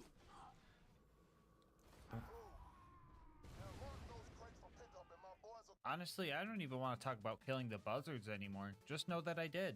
I was way too invested in this guy's journey. He was launching other bad guys around and I wanted to see what happened. But tragically, he ran off too far before I had a chance to put a name tag on him, so he despawned. We'll miss you, Blaster Goliath. Anyway, we used the bombs we stole to get to the boneyard and spun a bunch of valves before crashing our car into a pipe and Tony Hawking the thing. We made it to the Badlands after that with the goal of sneaking in, getting the data we needed, and getting out. And if you thought I was gonna fight Saturn, the giant, tanky, fire-resistant, no crit spot having scary robot of death, yeah right.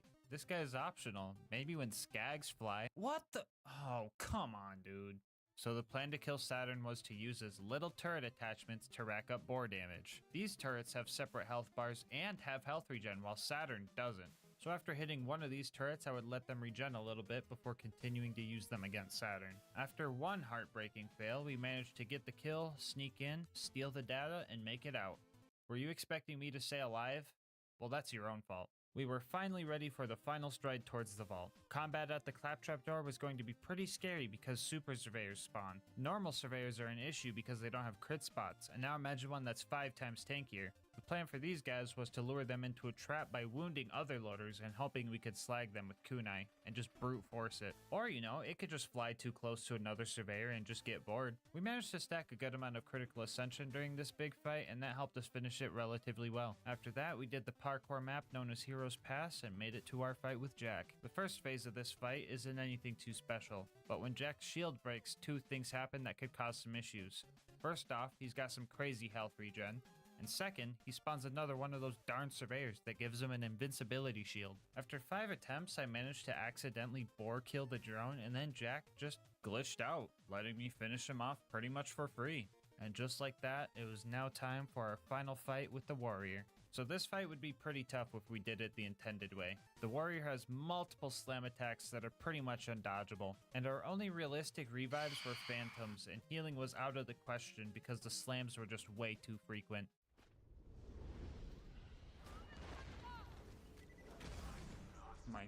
Yeah, that's exactly what I'm talking about. I'm literally getting comboed in the air. I'm getting juggled. Now we could use one of the 64 different safe spots next to a respawning ammo crate on this map and just take him out the boring way. Or we could do something funnier and trick the warrior into stepping on a Lego and taking him out the boring way. As the warrior sat there with 1 HP left to spare, we set ourselves up and ended this run.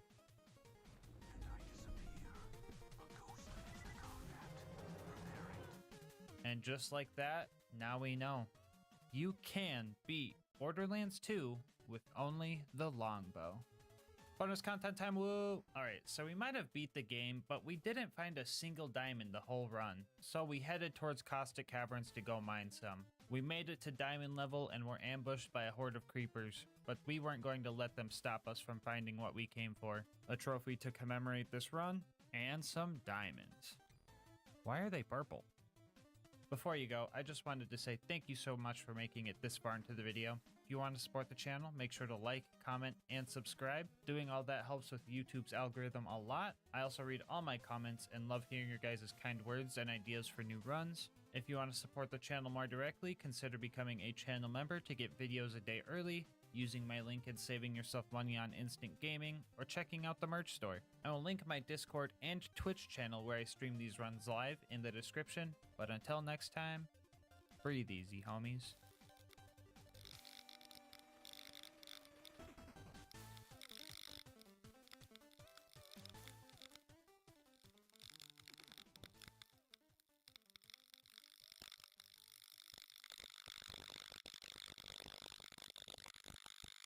The Alien Blaster is arguably one of the best weapons in Fallout New Vegas, but when you factor in its limited ammo, you realize it won't last forever. Which makes you wonder, can you beat Fallout New Vegas with only the Alien Blaster? The rules for this run are simple. The Alien Blaster is the only weapon we are allowed to use. Any type of environmental damage from other NPCs or traps is fair game, with the exception of companions. It would be too easy to let them do all the work, so we're just banning them outright. And to add some challenge, we are going to be playing on hardcore, very hard difficulty. For the Fallout newbies that are usually here for my Borderlands challenges, hardcore mode adds hunger, thirst, and sleep meters and makes healing broken limbs a bit harder, and the very hard setting makes it so I take double damage and only deal out half damage.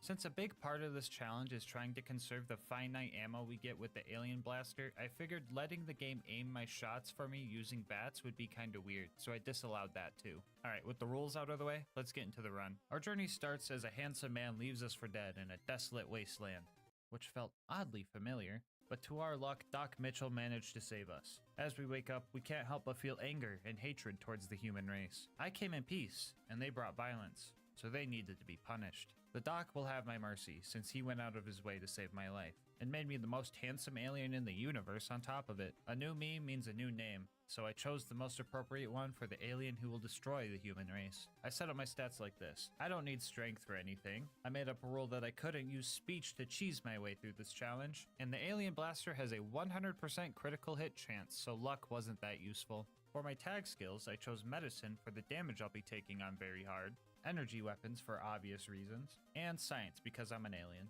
And for my starter traits, I chose trigger discipline to help with landing shots and conserving ammo, and wild wasteland because the alien blaster does not spawn without it. On our way out, we grabbed everything of use from the dock and sold everything not of use to Chet. We also stopped by the schoolhouse to grab some extra food and a stealth boy before plugging in the coordinates to the nearest alien ship, which was pretty much on the opposite side of the map. So while we try to sneak past these death claws, I'll tell you guys about our partner, Instant Gaming. Instant Gaming has been my go-to place for video game deals. Thanks to them, I got Fallout New Vegas for under $3.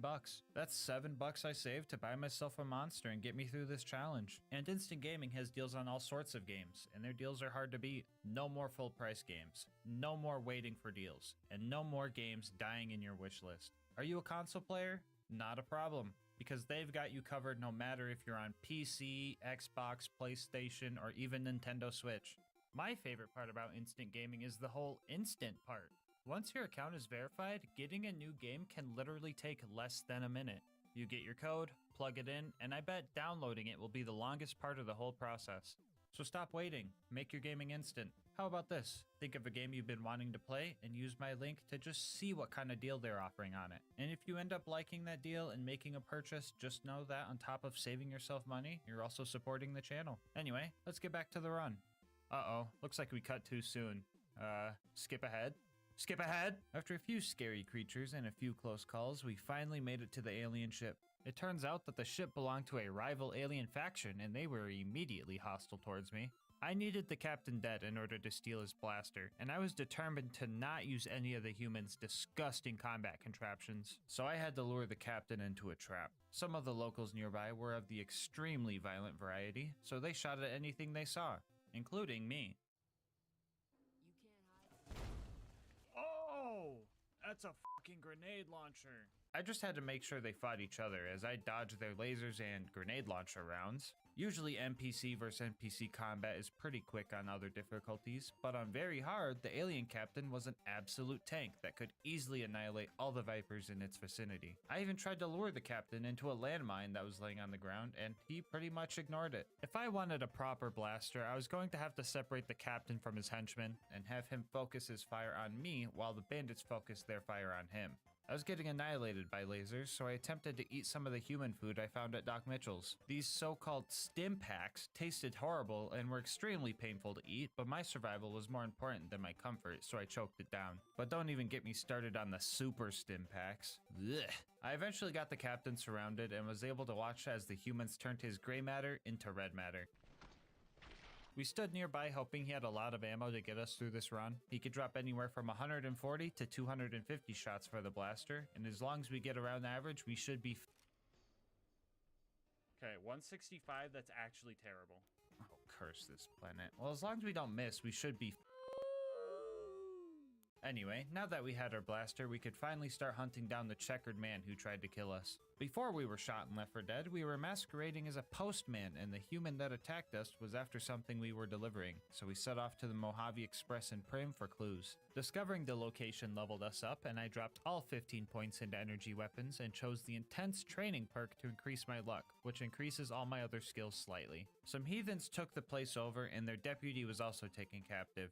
Usually I wouldn't get into human affairs, but this deputy beagle had some answers. Leave it to the humans to leave a dog in charge. I entered the building where the deputy was being held and started looking for his kennel. I also killed some guards and stole their hats to blend in with the other humans a bit better. I look almost undistinguishable. After lurking in the shadows and dealing with all the savages, I found the deputy, who was in fact not a floppy-eared dog. Humans are murderers and now they're liars too? Despicable. Either way, he would not give me answers unless I let him free, so I did so begrudgingly. He told us that the checkered man was heading to Novak through Nipton, so we made our way in the same direction. It's like looking in the mirror. Wah, wah, wah. It's like looking in the mirror. Wah, wah, wah. We made it to Nipton, and we only found one person by the name of Oliver. What sort of lottery did you win? What lottery? The lottery. That's what lottery. Are you stupid? There we go. Lottery ticket. It's mine now. I won the lottery. After that useless encounter, I started to head towards Novak. Along the way, I learned what a Deathclaw felt like, put my 9 agility to the test, and experienced what I believe the humans call fear. Oh god. Oh.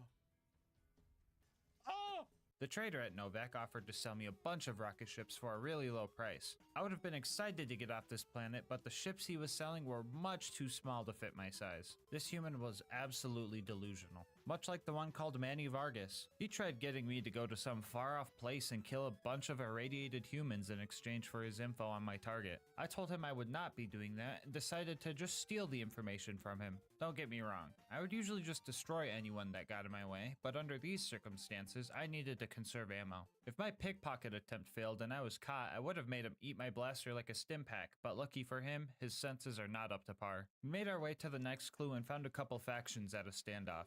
A military group called the NCR had the Khans pinned down, but the Khans also had some NCR prisoners. As much as I would have loved to see both groups just take each other out, I needed info. So I talked to the Khans and paid the NCR to leave them alone. The Khans helped with my assassination attempt, so I badly wanted to end them all here. But I had to think about the long-term goal. So I put their death off for now and got enough experience from this little mission to level up twice. I dropped all 30 points into energy weapons and chose the perk Educated to get more skill points for future level ups. We now knew exactly where this Benny human was, and there was nothing else in our way. Submit to a credit check or present your passport before proceeding to the gate. Trespassers will be shot. Apparently a robot army guards New Vegas, and I was quite jealous. Imagine the work I could do with my own robot army. I'm getting sidetracked. Anyway, we were going to need to find a passport. My instincts told me that I was going to need to find a leader around here, so I went to see the king. He offered me work and I took it in hopes of getting into Vegas. I was ordered to hire a bodyguard and pretend to need his help. It was such a degrading task to act so weak. Even more degrading when I found out that the bodyguard in question was an actor himself, who hired other actors to pretend to be dead to raise his own business up. We were all pretending at that point, and it just made it all the more embarrassing. But the king appreciated my work.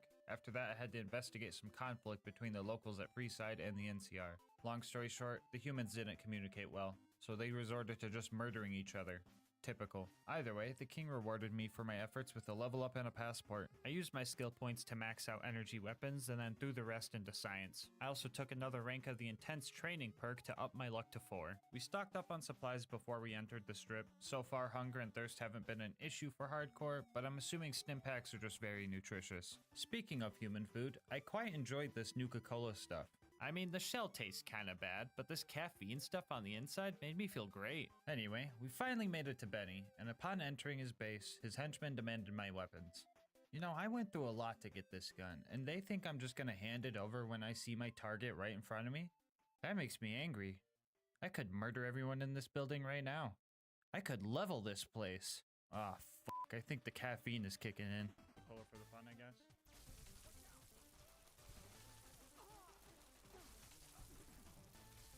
Oh god.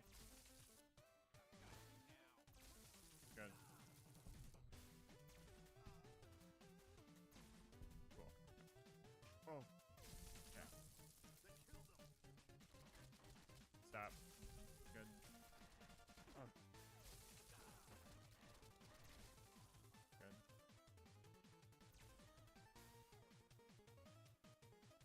Dude, what the f***? Did I knock them down? Holy shit. Oh my god. They actually do. Holy shit. Why are they fighting me? Womp. Who's next? Womp. Anyone else? Okay. Note to self. Human food causes anger, mania, and blackouts. Anyway, after all that, I was pretty dehydrated, so I drank a bunch of water from one of the humans' dispensers. I also leveled up 2 more times and threw all the points into science. It will come in handy later, I promise. I also threw another intense training point into luck, bringing me up to 5.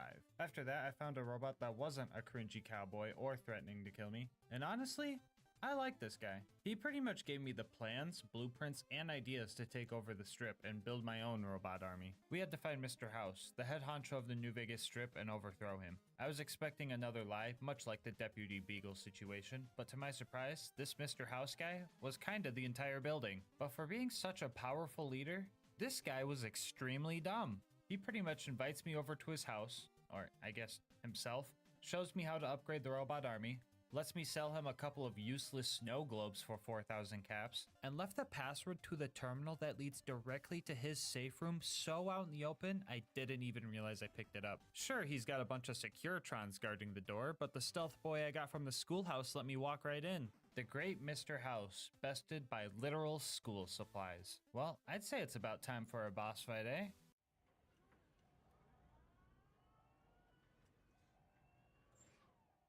Man, what the fuck is this? I got catfished.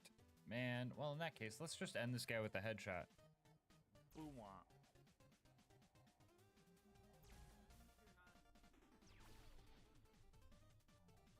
Okay, what about this kind of headshot? Balls. Anyway, after House was dealt with, I maxed out my science skill and plugged Yes Man into House's old system. Yes Man wanted us to go meet all the other factions and decide what we wanted to do with them all. I told him I wanted them all dead, but he really wanted me to go meet them all, so I humored him. Maybe not all humans are so bad. First on the list was the Brotherhood of Steel. I get there and they not only demanded my weapons, but my clothes too? I want you stripped down to your underwear. I didn't like that, so I started blasting. And so did they. Yeah, taking these guys on all at once was near impossible, so I decided to hide over behind some crates for cover and let the guy walk over to me to start the conversation. I killed him there and then killed off the 2 other door guards before getting out of there. So yeah, screw those guys. I got out of there and headed to finish off the other 2 aliens I totally forgot about until now. But I guess they realized their captain was weak and I was superior, so they joined my forces instead, meaning I had a ship to get off this planet when all was done. After that, I got lost at a Deathclaw construction site while trying to find Red Rock Canyon. I eventually found my way there and found their leader surprisingly easily. I asked them about their ways and they seemed like a clan just trying to defend themselves.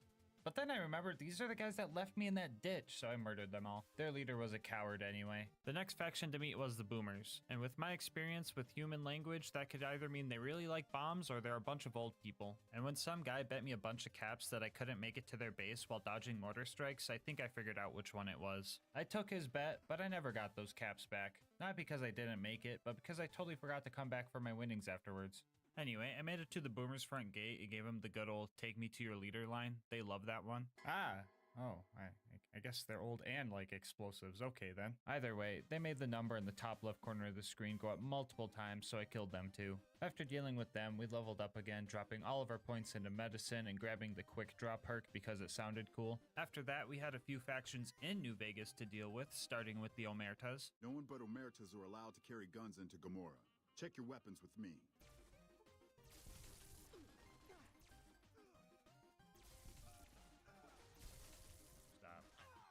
Stop moving. Good.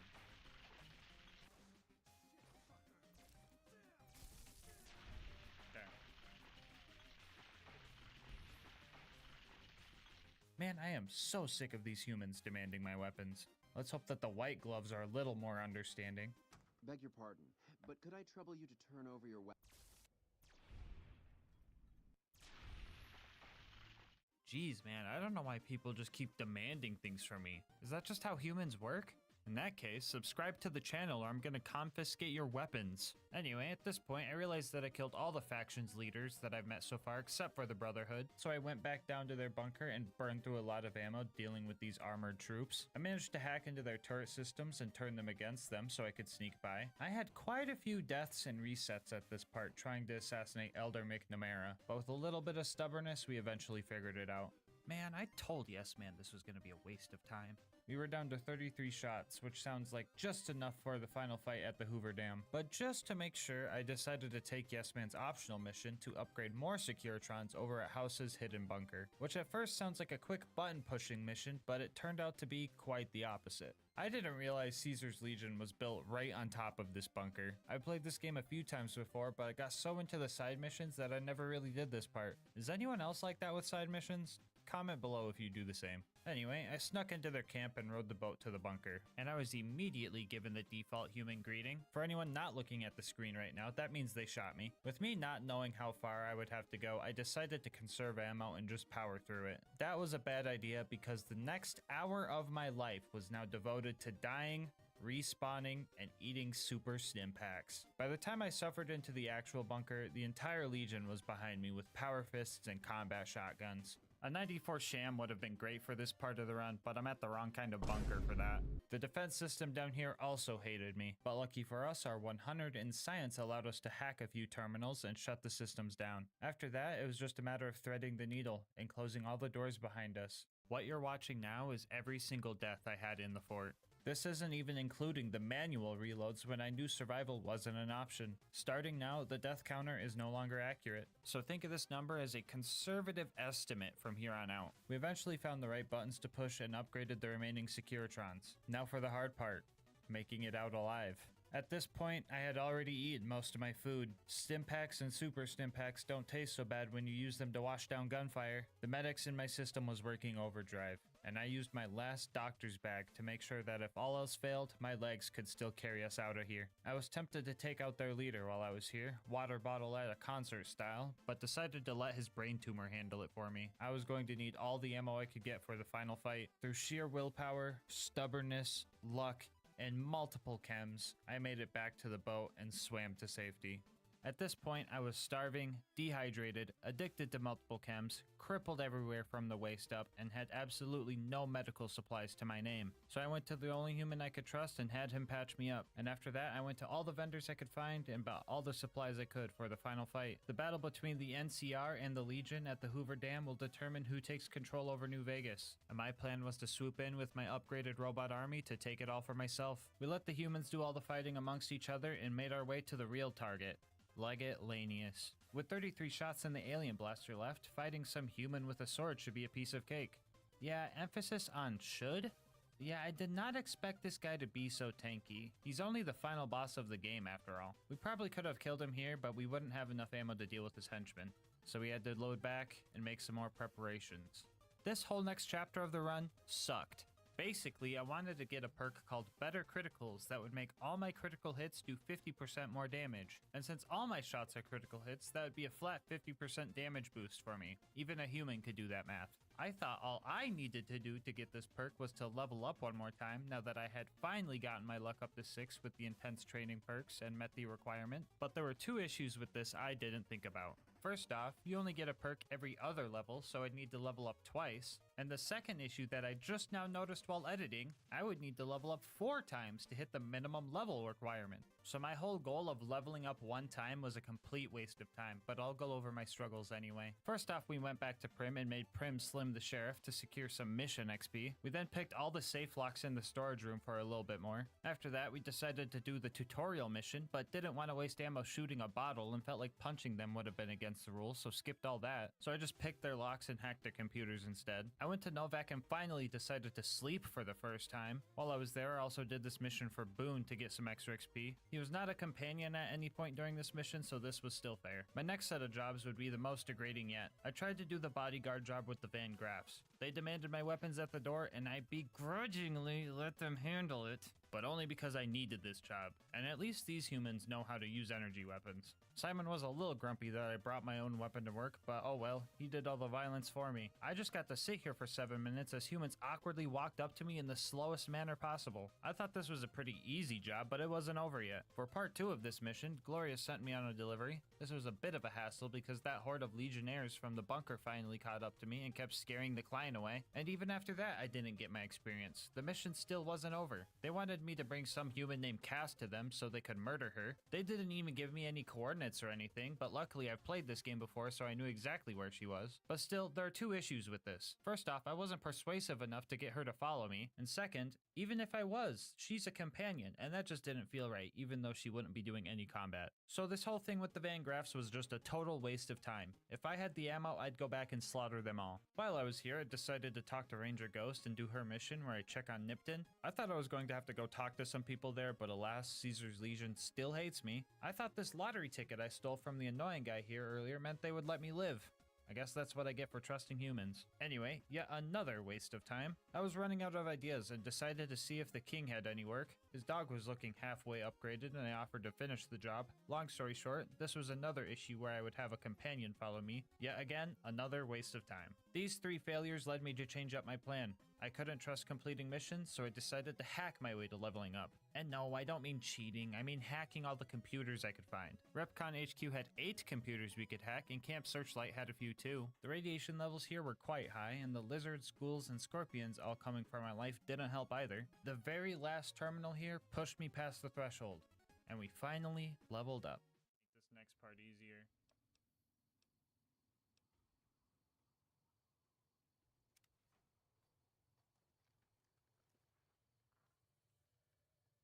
No, I need another level up for a perk! Fuck!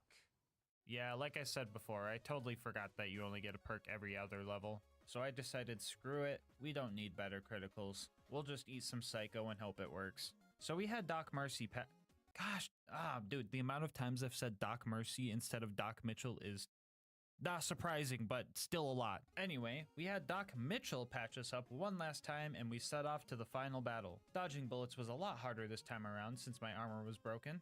Luckily, I took that checkered suit from Benny's corpse. Still not sure how that works because he was cremated in it. I don't think it actually helped me that much, but I took what I could get. We made it to the Legates camp and started taking the bad guys out. I was really abusing the quick saves here because every shot counted.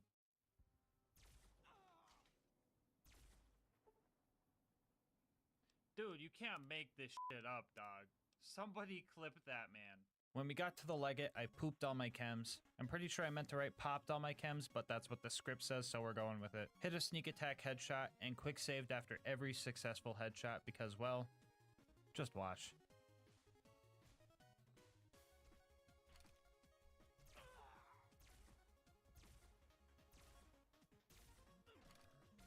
Oh, dude, everything in this game moves so goofy, and I hate how goofy everybody moves.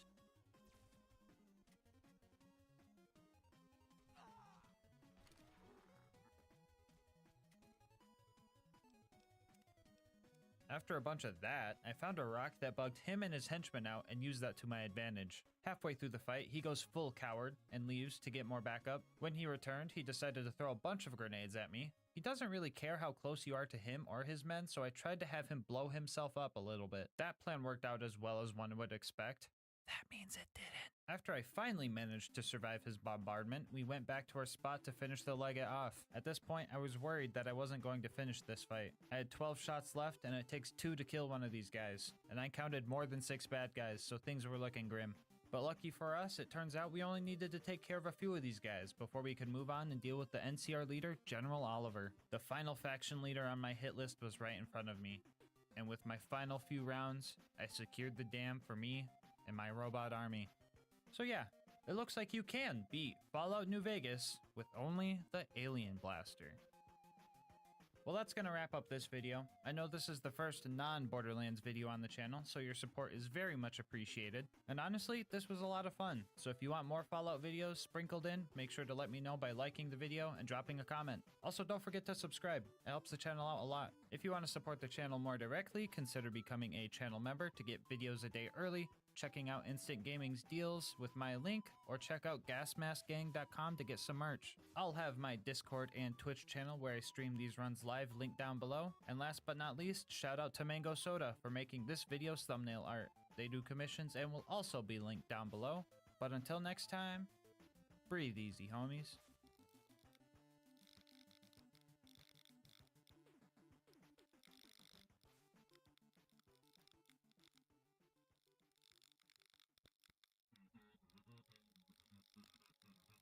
It's like looking in the mirror. Wah, wah, wah. It's like looking in the mirror. Wah, wah, wah. This video is sponsored by Instant Gaming. More on how you could save money on video games later in the video. Whether you like Borderlands 2 slag mechanics or not, I think we can all agree that when you are the one being slagged, it's not that fun. Well, maybe for you guys, but I'm a masochist, so today I ask, can you beat Borderlands 2 while perma-slag? As per my usual, this is going to be an Ultimate Vault Hunter mode Overpower 10 playthrough. For anyone new to the game, that just means enemies have 4 times health, health regen, and are all 10 levels higher than us.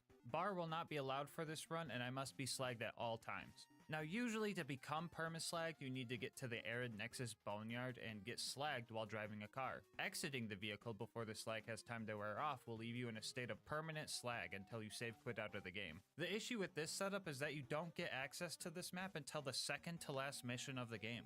But worry not, because there's a way to be slagged 24/7 without the need of a glitch. And all you need to do is use this. That's right, everybody. This video is also going to be, can you beat Borderlands 2 with only the wait, how the heck do you even say this word? Cuckoo Lane. Cuckoo Lane. Yeah, I'm gonna be in the cuckoo lane after this one. For real though, I'm 99% sure it's pronounced Cullen, but I'm 100% sure some people who call it the Chew Lane are going to convulse if I say it like that, so I've decided it's called the Chalupa now. That way, everybody's mad. Anyway, the other gear for this run is going to be a basic shield, Vault Hunter Relic to maybe get some funny drops, and the legendary Nurse class mod. Now, the legendary cat would have been the optimal decision with its crazy SMG damage buff, but I thought the nurse fighting against me getting one shot all the time would be funnier, more thematic, and more challenging. Here's a quick peek at the build. I'll answer any questions about it in the comment section, but I pretty much went for every type of indirect damage source that I could. Anyway, let's hop into the run. So, since I am permaslagged, all damage that I take is going to be tripled. Therefore, my main game plan is to not get hit. However, that game plan came to a full stop when a bullymong forcefully threw me into Liarsburg where all the bandits were waiting to kill me. Just about any attack that hits me deals well over enough damage to just one-shot me, but BL2 has a mechanic known as Health Gate, which prevents you from getting insta-killed as long as you have over 50% of your health. This effect gives you 2 seconds to get your health back up to 50%. A good indicator of knowing if you hit that 50 is the animation of your health bar. If it's shaky, take a breaky, and if it's not, you're ready to get shot. Anyway, yeah, for a lot of this run, we're going to be playing like a cover shooter. Oh yeah, you remember that shield I showed you? Fucking worthless. Any amount of damage would just health gate me anyway, so this was pretty much just a security blanket for me. Now that we've covered damage taken, let's go over damage given, which, there's almost nothing to talk about. Enemies that are slagged would be taking triple damage, but since I'm never swapping elements, I'm not getting the full bonus. Slag damage on a slagged enemy gives you a 50% damage boost in UVHM, which is cool, but not very helpful. To offset the bad gimmick of constantly slagging the user, the Chalupa also is a dual element weapon, dealing both slag and shock damage. But even with that shock damage, this gun is just straight up bad. Lucky for us, Maya has 2 skills to help with this. First off, we all seen it coming, Cloud Kill. This skill adds corrosive damage to the mix. If any buzzkills want to complain about Cloud Kill making the run too easy, here's my argument.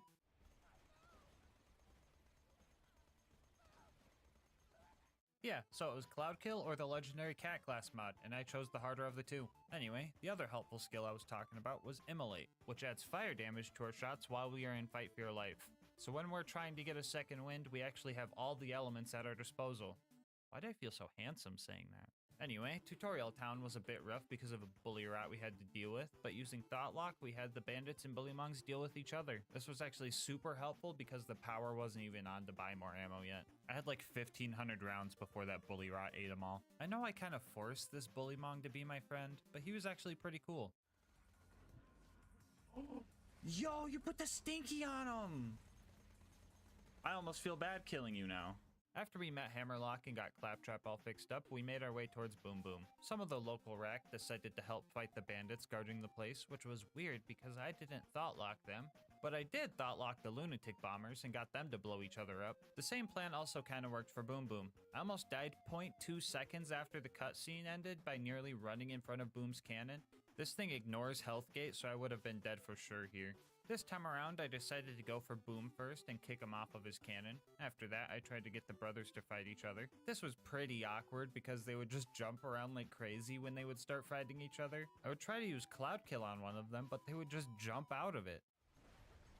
Oh my god, dude, what the f is going on? Why does he jump around so much?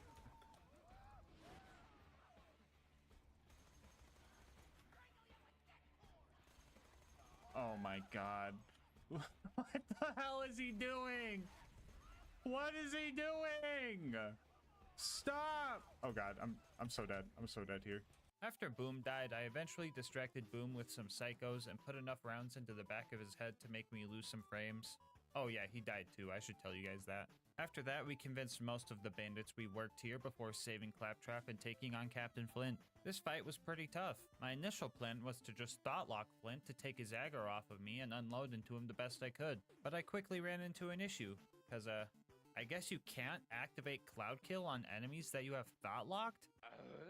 And we kinda need Cloud Kill for this kill, so we had to change up our strats. We would use Thought Lock on the other bad guys and hope he focused on them as we laid into him. I wasn't the only one adapting though. Flint's AoE slam seemed a lot bigger than before, and on top of being stronger, Flint also got a lot smarter. I think he's finally sick of getting cheesed.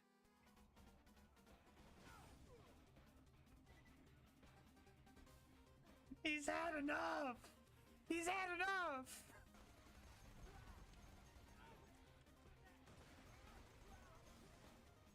Oh my fucking god, dude!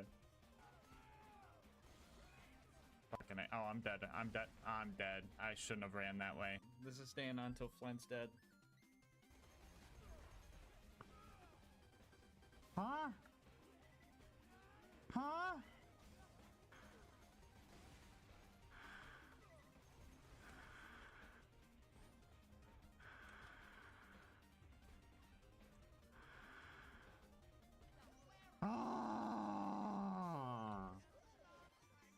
Well, that was obnoxious, but we managed to kill Flint with a f***ing grape shooter, so that's cool. Anyway, we made it to Three Horns and needed a car. I used my Bullymong whispering powers to have them deal with the bandits while I snuck in and stole the adapter. I got in my car and realized that I wasn't slagged while driving, so I made the rule of no cars right then and there. Instead of ramping over the gap, I just had one of my Bullymong homies throw me across and started our run to Sanctuary. We made it there and killed Door Guy in a solid 4 frames per second. I should probably explain why this is happening. Anyway, we had to go save Corporal Reese. He would have been fine, but I accidentally slagged him, so he ended up dying. I grabbed the power core and almost forgot to kill the 20 bandits to avenge Reese, so I went back and thought locked the Nomad to get the 20 kills for me. After that, we made it to Sanctuary, and Private Jessup got stuck in a slag puddle. So while he tries to get out of that mess, I'm going to tell you guys about our partner, Instant Gaming. How fast do you think you could get a game on Instant Gaming? Take a guess right now. Once your account is verified, getting a new game can take less than a minute, and to prove that to you, I will now speedrun buying Fallout 3 Game of the Year Edition on Instant Gaming. Time starts as soon as I open Instant Gaming's website, and the time stops when I get the confirmation from Steam. Ready? Go! Instant Gaming's website, here we go, Fallout 3, bam, enter, Game of the Year Edition, buy now, there we go, go to payment, blur out all that personal stuff. Now this is the longest part of the speedrun right here, guys. The loading screen. Once we find tech to skip this part, the speedruns for this are going to be crazy, dude. Any second now. And code. There we go. Reveal. Copy it. Go to Steam. I accidentally clicked on my OBS. That was a major time loss. But anyway, time. Sub 30. And bam. In less than 30 seconds, I got Fallout 3 Game of the Year Edition for $3. That's $7 going towards more monster for me, baby. So stop waiting. Make your gaming instant. How about this? Think about a game you've been wanting to play and use my link in the description to just see what kind of deal they're offering on it. And if you like what you see and end up making a purchase, just know that on top of saving yourself money, you're supporting the channel. Anyway, let's see how Jessup's doing. Oh no, Jessup, be careful! Anyway, after getting all the hub world tutorial stuff out of the way, we headed towards Frostburn Canyon. Along the way, we found a tubby spider ant and killed it for its loot, so that was pretty cool. After that, we found a tubby spider ant and killed it for its loot, so that was pretty cool. Besides those guys, nothing crazy really happened. The siren went that way!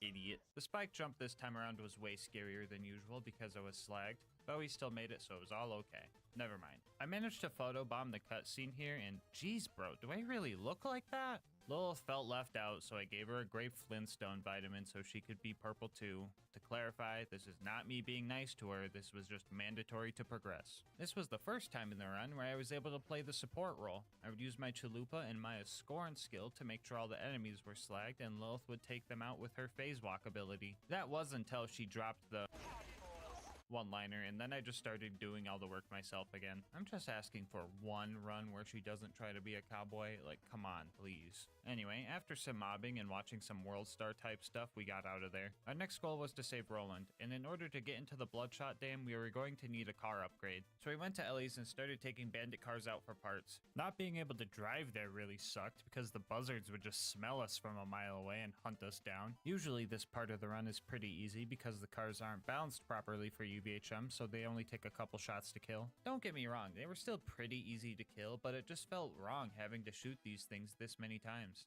I thought Cloud Kill would have insta-killed these things, but unless they're perfectly still, they just drive out of the cloud before it has a chance to destroy it. We got all the parts we needed and walked back to the dam and punched our new car towards the front gate and quickly got in to honk the horn. I know I'm not allowed to be in the car, but I chose the Iridium metal skin, so just pretend we're slagged for a second, okay? Badmoss showed up and started giving us a hard time. I wanted to use Converge on one of the basic mobs around here in hopes that it would yank Badmoss off the cliff for us, but they just weren't cooperating. So I stuck to the usual strat of hiding, distracting, and spamming rounds at my target. I eventually took him out and made it inside the Bloodshot Dam. For being this far into the run, 6 deaths isn't so bad. I sure hope that that number doesn't quadruple from one mission alone. Anyway, you guys have probably noticed something I haven't talked about yet, so I'll take time to address this purple haze effect that's been showing up on my screen. Does it bother me? No, not really. My brain is really good at drowning that type of stuff out. Like during the Bane only run, for example. I stopped hearing the screams by the time I hit Overlook, and life just felt normal. Anyway, something you shouldn't have noticed because the gameplay is muted was the slag whispers.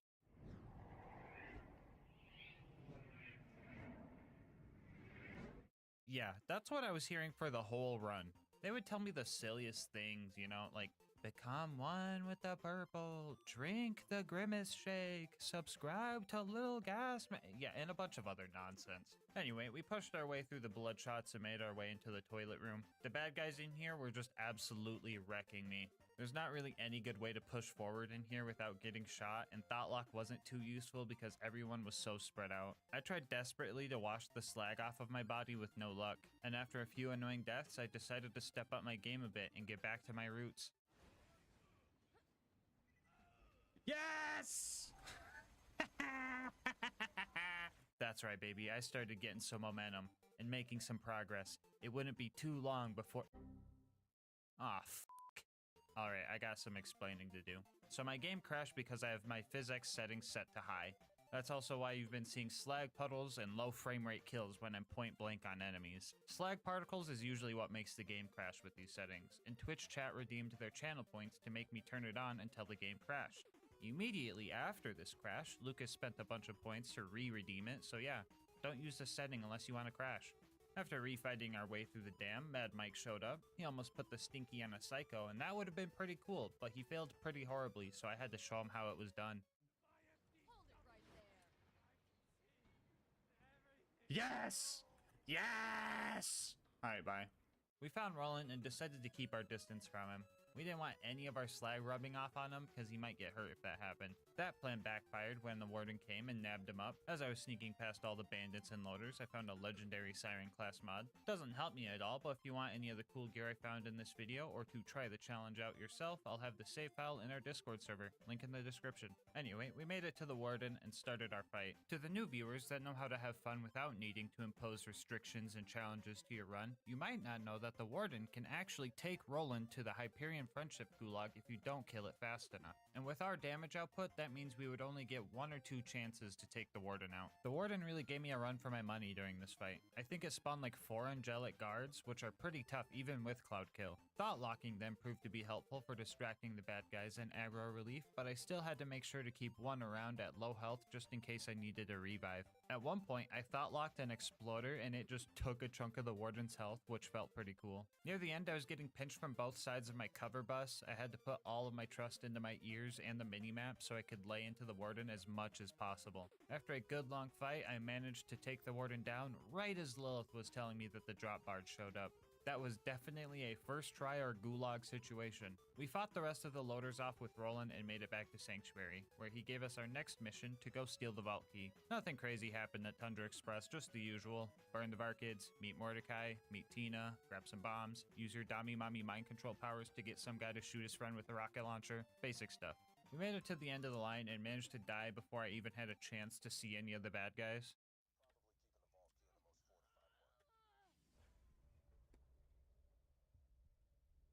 Did a fucking fire pit seriously just kill me? Oh, what the? After that, we found Wilhelm. This fight was honestly not bad at all. I was able to thought lock his surveyors, which got him all confused, and he would just spam his Beyblade move, which meant he would just kind of sit in my cloud kill and let me lay into him. I also tricked Wilhelm to put the stinky on one of his loader henchmen, and that was pretty cool. The rest of the fight went pretty smoothly, and we snatched up the power core for Sanctuary. As I carried it into town, some of my slag wore off on it, and Jack took the opportunity to take out Sanctuary. Sorry, guys. I made my way to the fridge and managed to burn myself to death again. Absolutely ironic and embarrassing. At least dying to the rats is understandable. Those guys suck. Anyway, we made it to the outwash and started our fight with everyone's favorite spaghetti squid. A one-on-one fight with this thing probably would have been a real nightmare, but lucky for us, loaders get moonshot down to deal with it as well. Unlucky for us, loaders get moonshot down to deal with us as well. After I got all the loaders to focus on the real threat, we all worked together to fight against the shield regen and took the squid down. I made it to Overlook expecting that dealing with all the loaders would be pretty easy due to cloud kill. Yeah, I couldn't be more wrong. The loaders here are just dead set on destroying the beacon, and I just can't cloud kill them because of it. One of the best skills in all of Borderlands 2 is countered by the fucking cha-cha slide of all things. Anyway, the beacon became invincible, I died a few more times, and managed to kill off the last loader before making it back home. The next stop on our journey was the Wildlife Exploitation Preserve, and for once, I felt like I fit in somewhere. The animals here were being experimented on with slag, and I too was also being subjected to the long-term effects of grape Kool-Aid. Wounding the loaders was tougher than I expected. Ironically enough, it was because Cloud Kill was doing too much damage and just killing them too fast. Pomone and Toomba showed up after that. The Pomone fight, as always, felt like I was in a boxing match with SCP-372. That reference might be a stretch, but if you get it, you get it. Toomba, on the other hand, decided to get as close to a cliff as possible and cause some neuron activation in my head. He's asking for it, dude!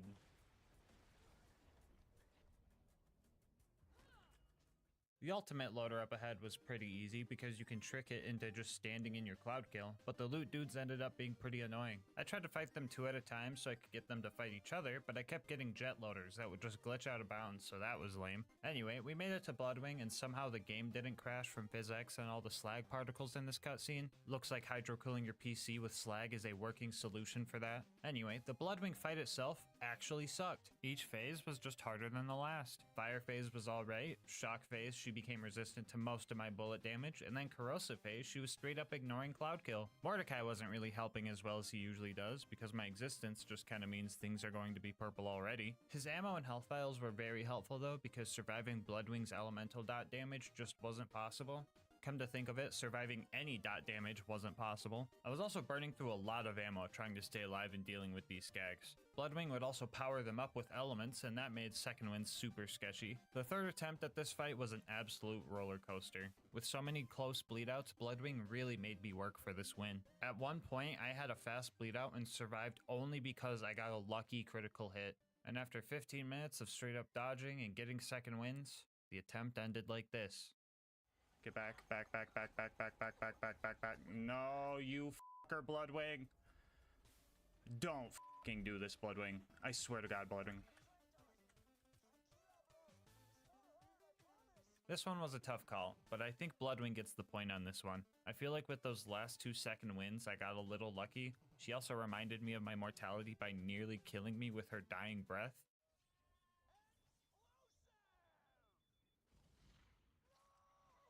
That almost fucking killed me!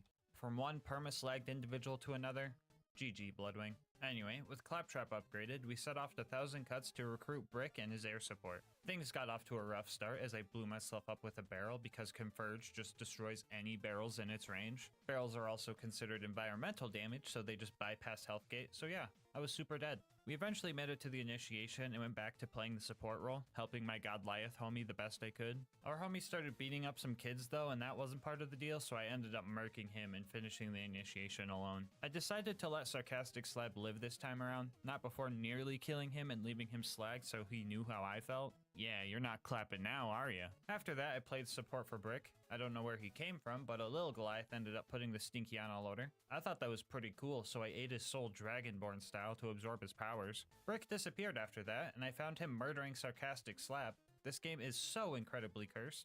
What are you Brick! Brick, what are you doing, Brick? Brick! Brick!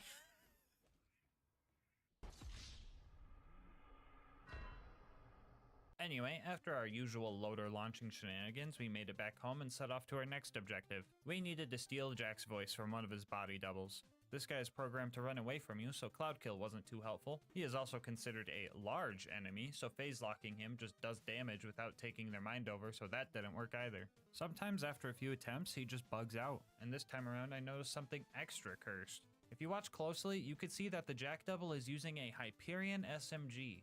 But if you keep watching for just a second, it turns into this thing.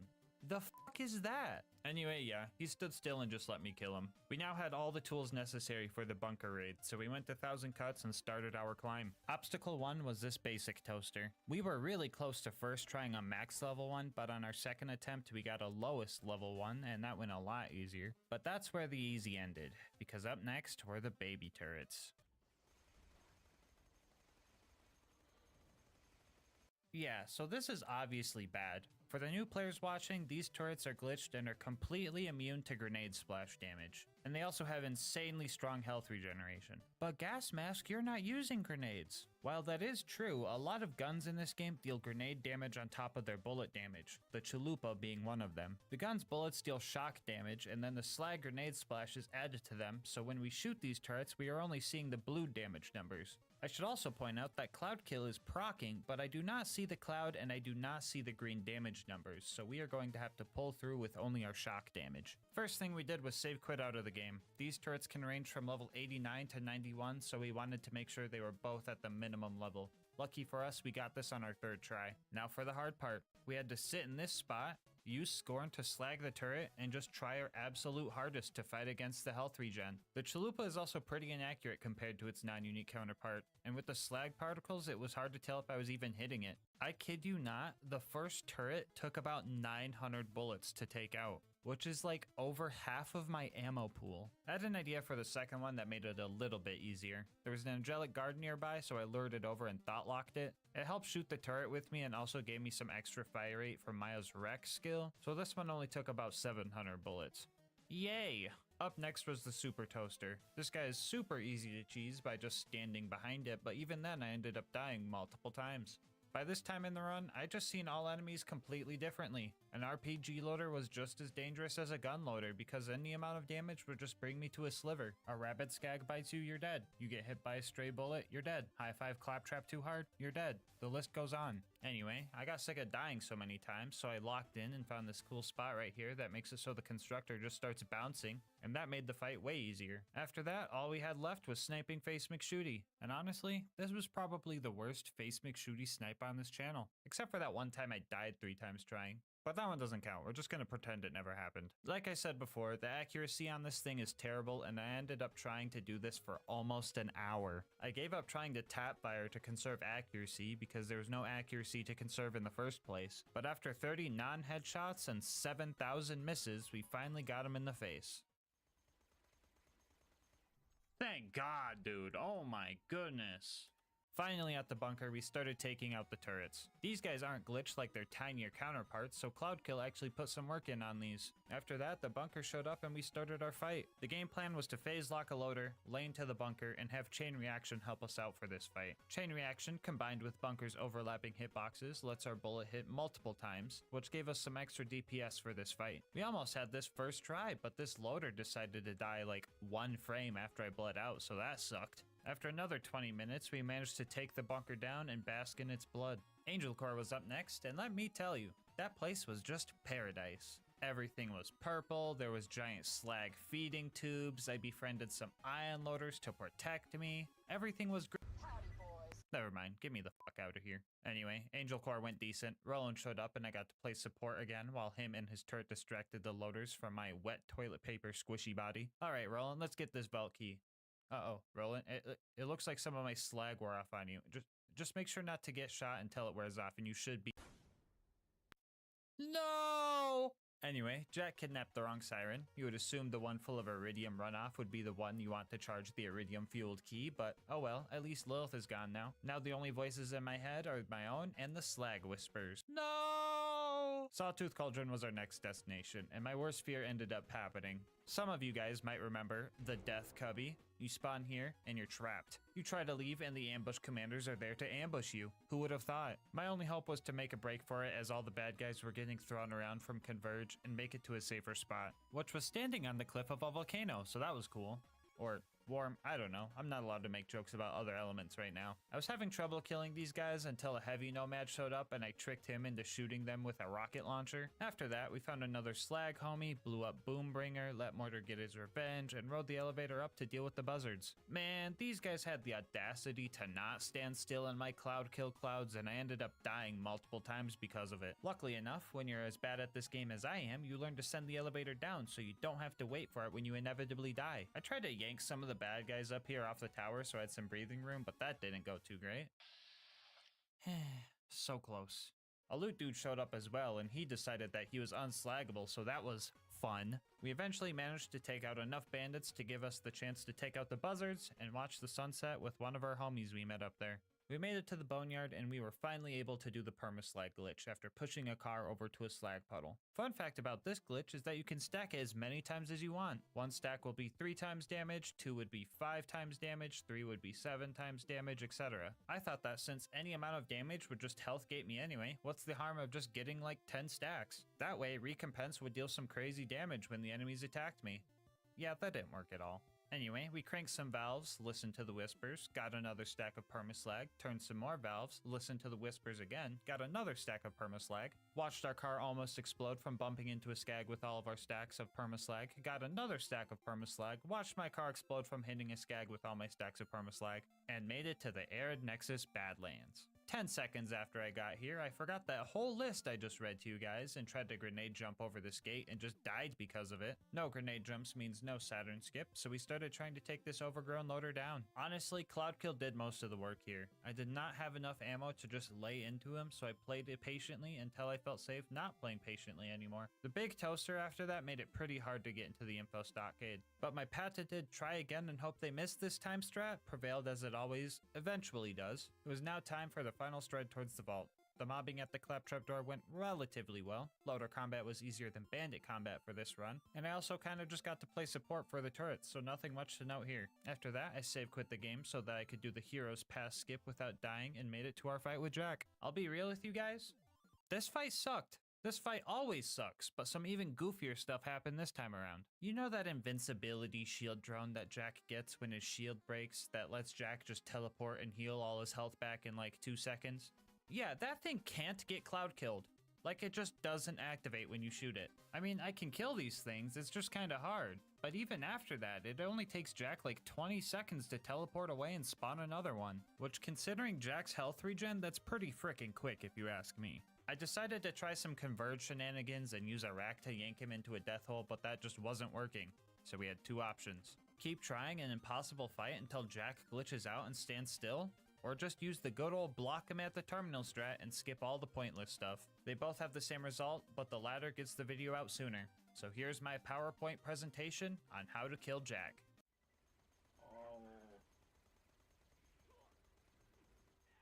Yeah, so if there's any part of you that thinks we can win this fight without some cheese strats, you are incredibly wrong. Even doing this strat, I almost lost because Jack is super hard to slag, and if he's not slagged, his health regen matches my DPS pretty much exactly. With less than 200 bullets left to my name, the slag kicked back in and we were able to kill Jack just barely. Now all that's left is the warrior. My first attempt here ended real quick because the warrior just used fire breath 4 seconds after the cutscene ended, but the attempt after that, we managed to get to some safer spots and just ran between ammo stations. It took a while, but the rest of this fight played out pretty normally. The warrior usually health gates you in one hit at OP10, so this fight was pretty basic. Heck, most things at OP10 will just one-shot you. Wait, did being slagged even affect the challenge at all? Is OP10 really that unbalanced? Have I become so used to its abuse that I didn't even realize I've been subjecting myself to this the whole time? Oh no, I gotta end the video before you guys see how low the death counter— You can beat Borderlands 2 while permaslag. Bonus content time, woo! So usually during these runs, I like to see if the gear I'm using can obtain itself. Yeah, that was a bad idea for this run. You get the chalupa from Mick Zafford at the end of the Clan Wars quest line, which was probably 80 times harder than you think? 81 maybe? We start off by blowing up the Hodunk's big tire because we hate them, and then we blew up the Zafford's distillery because they have an alcohol problem and we want them to get better. After that, Mick hired me to go blow up some of the Hodunk's race cars. The race car fighting was actually pretty easy. Dealing with the slag hallucinations was a bit weirder. After that, we went back to the Zaffords and had to kill their bagman. We're supposed to side with the Zaffords, so I tried befriending the bagman and chilling near the waterfall, but that didn't work, so I launched him off of it. Only problem with that is I can't reach the key if he falls down there. No biggie, I'll just kill him with a gun. Oh darn, where did I put that footage of me killing him with a gun? Okay guys, I triple checked and I don't think I could kill this guy with a gun. He just moves and teleports around so much that he doesn't even stay in the cloud kill long enough for me to even think about doing this. I'm pretty sure he's corrosive resistant too, but I wouldn't know since I can't hit him with cloud kill. So it looks like we can't continue. It'd be pretty cool if I spent like 3 hours of my life trying to do some extremely convoluted setup where I put the stinky on the bagman and tried to grab the key as he died. Wait, where did all this footage come from? What is this?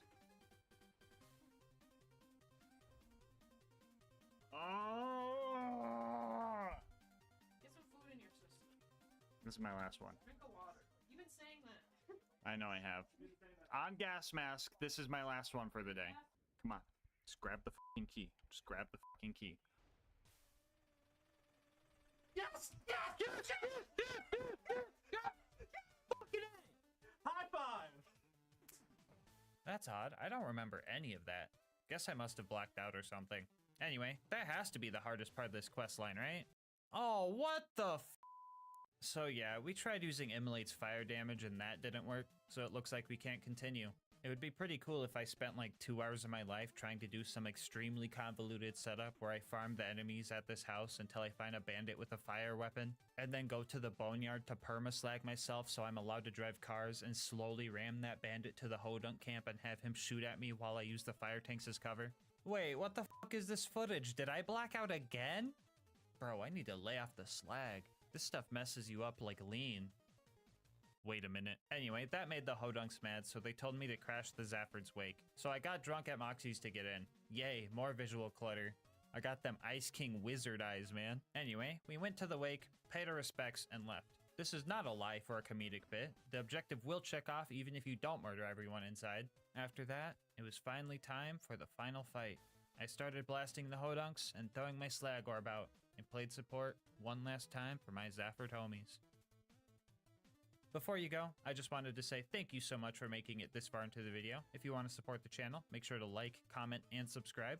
Doing all that helps with the algorithm a lot, and I love reading all your guys' comments. If you want to support the channel more directly, consider becoming a channel member to get videos a day early, saving money over at Instant Gaming using my link, or go to GASMASK'S.com to snag some merch. I will leave my Discord and Twitch channel where I stream these runs live in the description. And last but not least, shout out to Mango Soda, who made this video's thumbnail art. They do commissions and will also be linked below.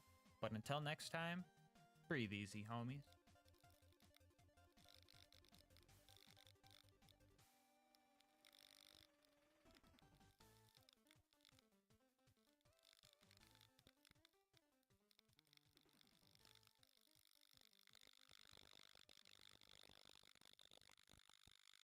Today's video is sponsored by Instant Gaming. More on how you can save money on the games you love later in the video.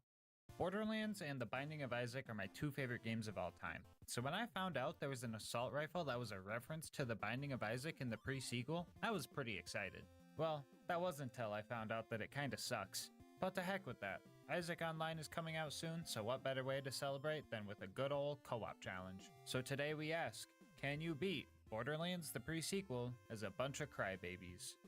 As for the rules, this is going to be a level 70 Ultimate Vault Hunter mode playthrough. Bar will not be allowed, and we will only be allowed to use the Crybaby Assault Rifle. If you don't know what this gun does, well, It kinda depends. Most unique weapons come with a special barrel that gives its unique properties, but the Crybaby can spawn with 2 different unique barrels, 2 unique elemental damage types, and 2 unique accessories, for a total of 8 unique combinations, and that's not even including all the variants when you get a normal element or accessory. Each variant shoots a different type of projectile, mimicking different types of tier effects you can get in the Binding of Isaac. To keep it simple, we will only be using the variants with the cool unique parts, minus the default shot barrel because wobbly bullets are more fun. Which leaves us 4 part combos, and each of us will use a different version. Speaking of each of us, let's meet our band of crybabies. Wait, who the heck are those guys?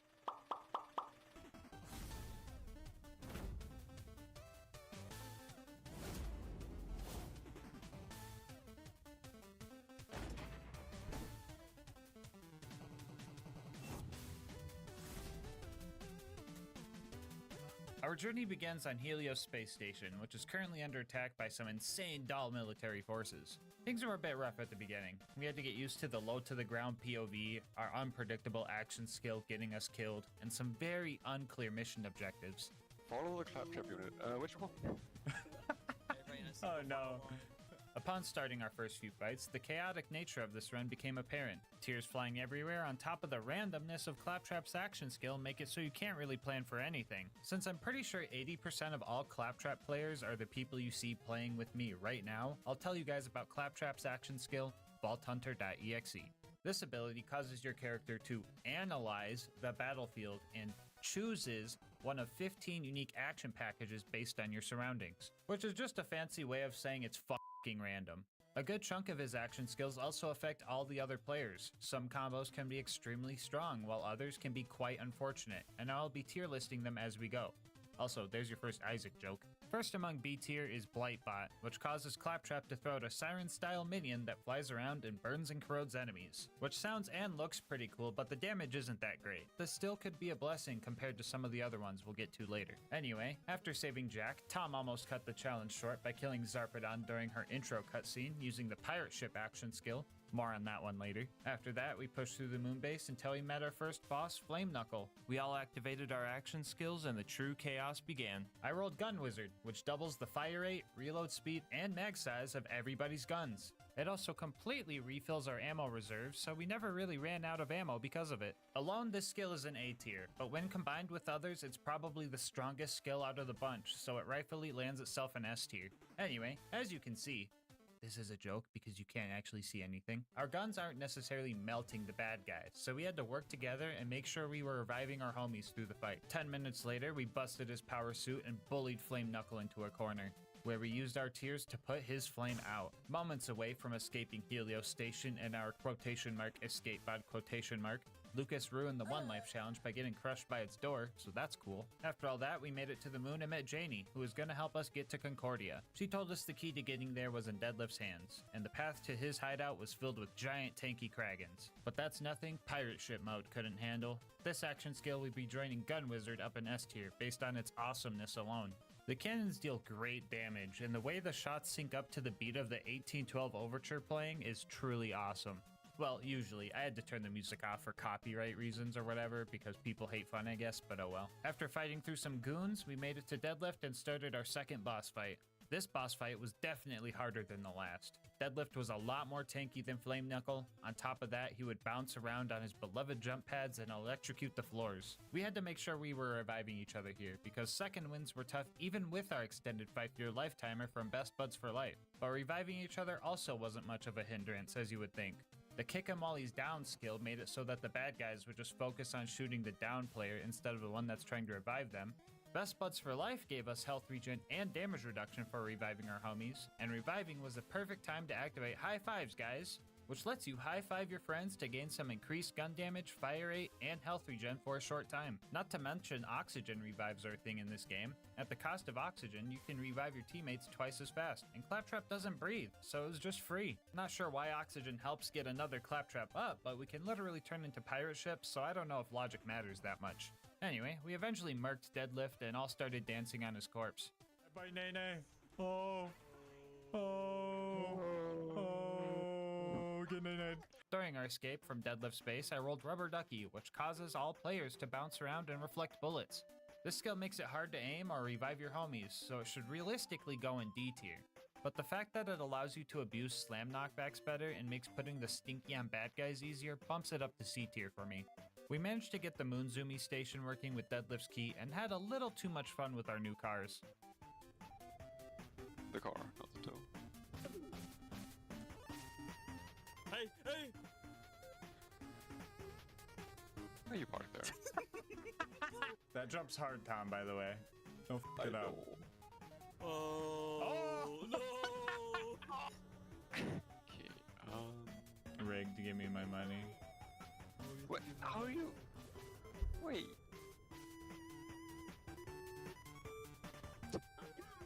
This is... Oh, no! Oh, no! Anyway, we made it to Concordia, got arrested by a cop baby, gave him the crystal ball to bail ourselves out, met Nurse Nina, met Moxie, found another Isaac reference, had a few drinks with the boys, watched Lucas ruin the One Life again, flew around the town, and found out that Crisis Scar was our next destination. Red Belly was controlling the jamming signal blocking us from Helios, so we had to take him out. Scavtrap met us at the gate and told us we had to join Red Belly's gang if we wanted to get past, and our initiation consisted of just wiping out the entirety of their rival gang, the Darksiders. So we high-fived for the big fight, and I immediately rolled Clap in the box, our first F-tier skill. There are so many things wrong with this skill. You can't shoot while it's active, you can't revive your homies while it's active, the explosion can hurt your homies, the damage isn't worth it, and that's comparing it to the Crybaby of all things. You can sometimes melee during it, but it doesn't always work, and finally, if you don't hit an enemy, you get downed. This skill is more hassle than help. Anyway, after that first fumble, we actually got some good combos for some maximum chaos, and Scavtrap was pleased with our work, so we got the password to get into Red Belly's base. Okay, wait guys, let's prank these guys. Prank him? Wait. Let's all throw a stock grenade at them. You ready? Hit at these people right here, okay? Funny prank. All right. Ready? Okay. Set. Go. Oh. Dang, why that Oh my god! This is where the difficulty of the challenge kicked up a notch by introducing these big guys. These guys are extremely tanky and required all four of us to focus on them in order to take them down. Tom and I both had triple shot crybabies, meaning we would have to get pretty close for all our shots to hit, and I was struggling pretty hard. But we had each other's backs, and that's what got us through this. After bringing a pirate ship to a playground fight and fighting another 3 of those ultimate mugger guys, we made it to the Red Belly boss fight. This fight pretty much went as expected. And by that, I mean I couldn't see a thing. If this game didn't have health bars overlaid when you're looking at bad guys, they could have just snuck out of the brawl like some kind of old-timey cartoon gag and we wouldn't have known a thing. The amount of action skills we were able to pop out was insane. Our class mods gave us each 49% action skill cooldown rate, and Claptrap's Through Thick and Thin skill gave us another 25 that could be transferred to your teammates when your action skill is active. This pretty much allowed us to have some kind of crazy going on at all times. Red Belly eventually split up and we focused on Belly first. After he died, the smaller flying guy got all angry and started glowing red. I feel like they stole that from somewhere. And we eventually threw enough tears down range to finish this fight. And the dude dropped a perfect fucking shred-of-fire.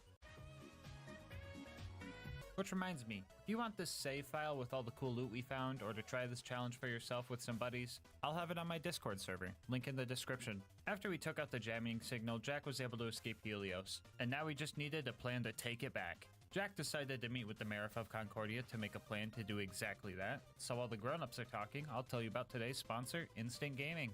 Anytime I want to look for a new game to play with friends, I always check Instant Gaming first, because odds are, they have a deal on what I'm looking for, and the deals that they offer are just hard to beat. One of my favorite things about Instant Gaming is how fast you can get your games. Once your account is verified, getting your activation code takes less than a minute. Even the console homies can save time and money on Instant Gaming, because they've got deals for PlayStation, Xbox, and Switch games. I'm pretty sure the only time you're ever going to have to wait on Instant Gaming is if you pre-order a game. But even then, if the price ends up dropping even lower than when you made your order, they will refund the difference to you, making getting the best deal even more effortless. So stop waiting for deals. How about this? Think of a game you've been wanting to play for a while now, and just check to see what kind of deal they're offering on it. And if you like what you see and end up making a purchase, just know that on top of saving yourself money, you are also supporting the channel. Anyway, let's see if the grown-ups are all done talking. Whoa, what just happened? Anyway, Jack wanted to take back Helio Station and needed a robot army to do so, because just like in real life, we weren't enough. The first step was getting a combat AI, and Janie knew a guy that could help us out. She also gave us a password to get some new vehicles to help us get to them. The jump to get over this lava lake is like really dumb. It killed me once and killed Lucas twice. Man, it'd be cool to have individual death counters. Anyway, we met Pickle and made our way to the bosun's ship. There were a lot of big bad guys along the way, and we were reviving each other left and right to keep the fight going. But then, Funzerker threw a rock into that plan. Joining A tier, Funzerker causes the player who activated it to dual wield the gun they're holding and makes you fire your guns whether you want to or not. It also glues down the trigger of all your friends' guns too. I mean, I will say it's nice to rest our trigger fingers here and there, but when the action skill is up, we can't sprint or revive each other, making it extremely dangerous. We had some very close calls, but the big guys weren't the most deadly thing we had to deal with. After the clap, you run, okay? Okay. Oh, use your boost, use your boost! No, I can't make that. What the heck? Why not? Wait, no. Since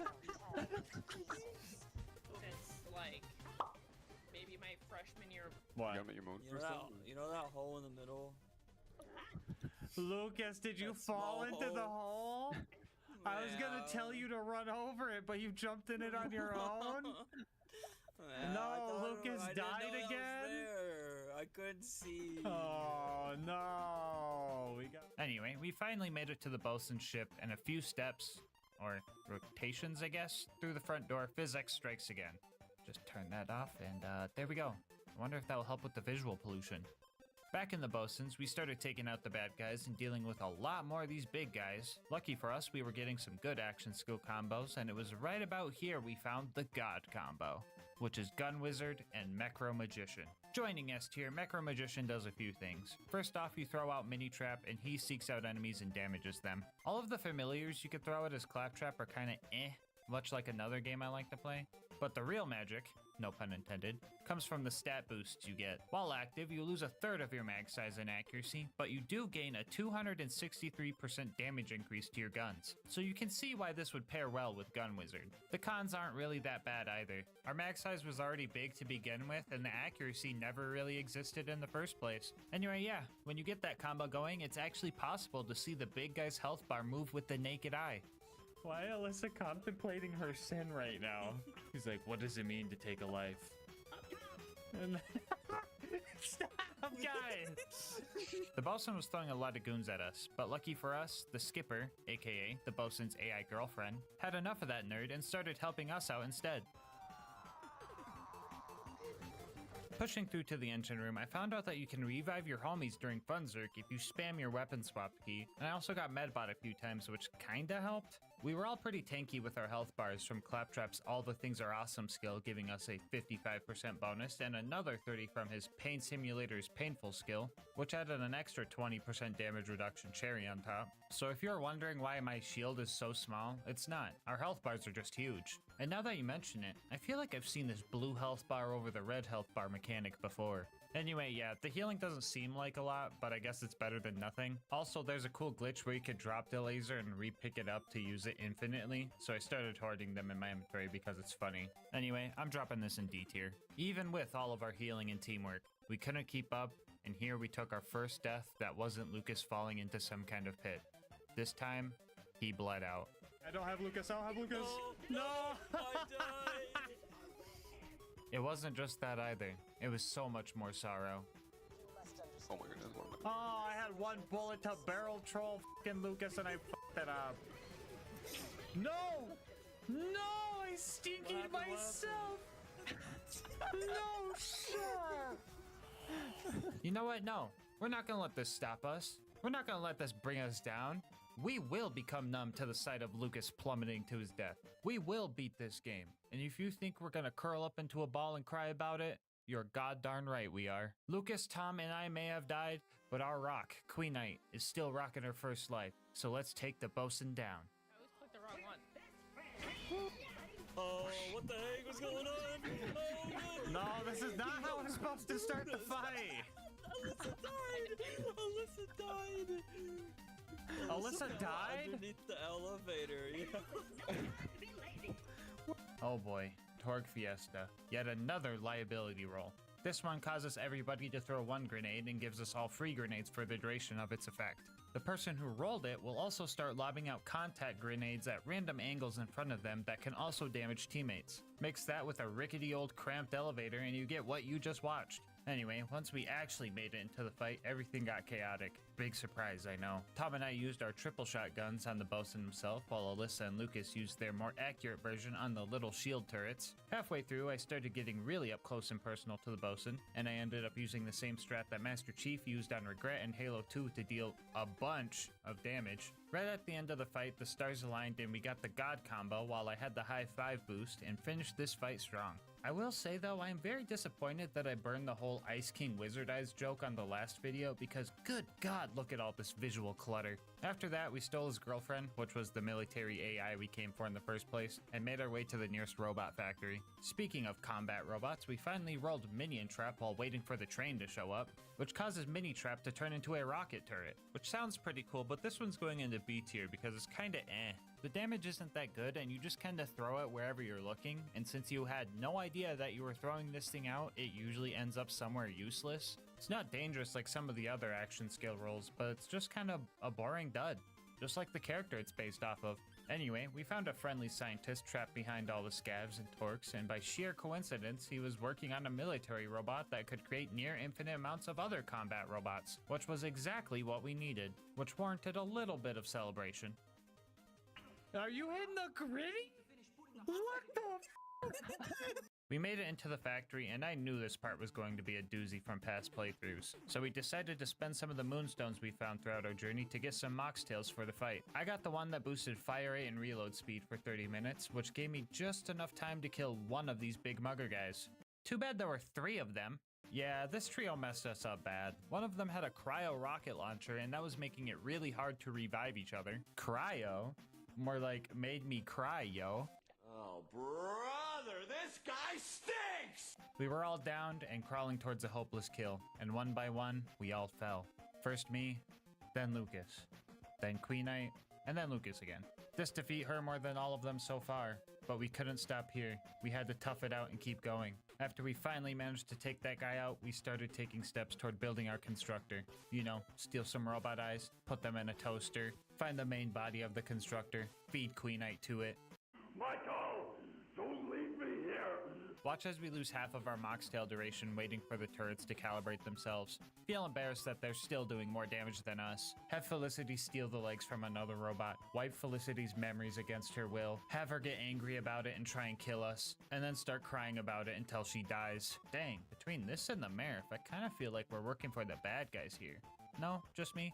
Okay. Anyway, this fight was a little scarier than the rest because Felicity can spawn this repair drone that turns the whole thing into a tug of war. Usually repair drones aren't that scary, but our damage output was relatively poo-poo. Like, you know it's bad when Lucas says, "Oh, that's good damage, that's good damage."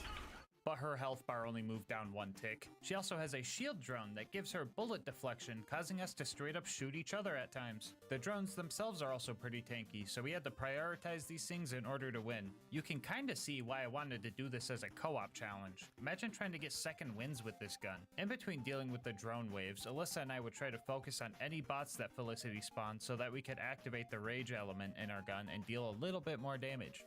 Not really sure how well the rage element was working, but I'd be lying if I said I wasn't high on placebo. But just like real life, all your problems can be solved with a little teamwork, high fives, caffeine, and a whole lot of crying. We eventually took her down and did a little bit more celebrating. Everybody start hitting the gritty around her. Oh, oh, oh, oh, oh. We now had the robot army we needed to take the moon base back, and there wasn't anything that could stop us. So we all topped off our moxtails and fast traveled up to the moon base to start our assault. Oh, Lucas! Lucas, why did you die, dude? You killed me too! I would have been fine if you didn't do that. So we got up to Helios, but the weird thing is that I didn't see any of the robots we spent 3 missions trying to make, so that was weird. Oh well, maybe we are enough. Just kidding, no, we can't even open a fucking door. We had to find another baby to do it for us. This one was blue, locked in a box, and had a neglectful mother nearby. Come on, guys, this one has to be an Isaac reference. Anyway, the scanner that would let us into Jack's office was a bit busted, and I'm not sure if this blue baby was fixing it or making it worse. Access denied. Scans reveal subject is a cat wearing a birthday cap. Yo, Lucas is a cat. Scanned or scam? Scans reveal subject Whoa! We made it to Jack's office and secured our base of operation. The next job was to go to the R&D section to rescue all the scientists there. Nothing out of the usual here, you know, turning into pirate ships, questioning if my shots are actually hitting even though I'm at point blank range dual-wielding assault rifles, watching Lucas lose to gravity and getting rejected by Queenite. Just your basic Borderlands meta. Anyway, we saved all the scientists and they disabled the force field blocking us from Helios's giant eye laser. And then Jack airlocked all of them because they were acting a little sus. Oh, come on, dude. Is that my boss again? Hello? Come on, dude. Are you really squeezing in another Among Us joke into this part just like last time? Yeah, what's wrong with that? It's funny and it's relevant to... What? No, what? Relevant? Among Us is a dead fucking game, and it definitely doesn't help that you're playing the pre-sequel. What do you think you are, some kind of comedic necromancer? Yikes, dude, that's harsh. You know what? Just chill out, okay? I'll change the joke. No need to get hostile. Good. Now get back to work. Jeez, I hate that guy. But he's the boss, so, I guess those guys didn't meet the profit quota. Anyway, we finally made it to the Veins of Helios, aka the jump pad parkour section. I really like this part of the game, but I know a lot of people hate it, and I think I know what side Lucas is gonna be on. Midair high five, Lucas, behind you. Wait, I'm already high five. Oh. No way. Again, Lucas? What are you doing? Lucas, you see those pipes over there? Yeah. Go stand on them. Let's jump it over here, Lucas. Oh, Are you trying to kill Lucas? What? No, not again. We had to fight some of these fighter jet guys, and while it looks super cool to see 200 bullets all flying at the ship at once, they were pretty hard to kill. Hopefully there isn't like a boss version of one of these things later in the game. That would suck. Anyway, we made it to the lunar launching station and started disabling the final force field in our way. I somehow found a reogenator in a locker, so that was pretty weird. But anyway, yeah, a little bit of survive until the timer runs out gameplay later. We made it to the Eye of Helios and started our super intense boss fight with Colonel Zarpedon. Honestly, this fight was cursed in so many ways, good and bad. First off, our first roll of action skills gave me pirate ship mode with a double gun wizard boost, which let us melt her shield super quick, and that would have been awesome if she didn't just get the whole thing back right away. All of our rolls after that just kept synergizing poorly. Like one time somebody rolled nonsensical sacrifice, which downs the user but revives everybody else. But none of us were down, so that was just straight up useless. I'm still gonna put it in A tier because it did come in clutch a few times during the run. Also, just watch this clip for me. Not needed. Anyone? Yeah, I got you, Tom. I'm gonna get you. Who the f just threw a pumpkin at Tom? What'd I just watch? So, did you guys see that too? Yeah, when I said pumpkin, I didn't actually think it was legitimately a pumpkin. At first, I thought Queenite or Lucas just accidentally shot a Jackal cannon they found, but from where they were standing and the angle of the pumpkin, that just wasn't possible. But slowing down the footage, we were able to see the real culprit. You see that orange? That is 100% the barrel of a Jackal cannon that is in the hands of that basic enemy. I had no idea that these guys could spawn with the unique blue rarity drops in this game, but there he is, causing more chaos, as if this run needed more. I didn't even notice this until I started editing this video. Numerous pumpkins flew across my face and into the faces of my homies, and we didn't even know. Anyway, we eventually took down her power suit, and that's where the curse shenanigans started being good. Before this whole second phase, we all hid on this ledge to lure Zarpedon over, and I went out to get her attention to bring her closer. I went down, but Lucas's dying actually kind of came in handy. I'm gonna get a revive by my action skill. Oh, no way!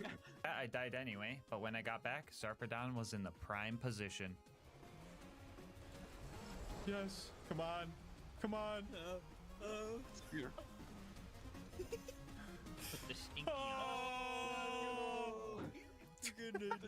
So if you're ever having trouble with this fight, just know that all you need is a few stock grenades. We finally had the Eye of Helios under control and found out it was actually powered by the Eye of the Destroyer. Or another Isaac reference, I'm not sure. Anyway, Moxie said we could disable it if we overjuiced the thing to activate the failsafes, but that was a big lie, and she turned it into a giant black hole in an attempt to kill Jack because, plot twist, he's the bad guy. But we still survived somehow, and Jack was so happy that he started throwing it back on us, so that was pretty cool. All that was left to beat the game was to find the vault and secure the alien technology inside. This place was guarded by a bunch of these creepy looking alien dudes, but those guys weren't anything compared to the Eternal Doll Soldier guys. If you don't kill these guys fast enough, they just evolve and get all of their health back, and through conventional methods, there is just no way we would be able to kill these guys fast enough. But lucky for us, this is Borderlands we're talking about. There's always something we can exploit, and in this case, it's the slam attack from our level 1 Oz kit. Using our slam would stagger the Eternal guys and prevent their evolution, and as long as we could stun lock them like this, we could take these guys out relatively easily. One of the doll guys we found ended up surrendering, and we gave Lucas the choice in killing him or letting him go.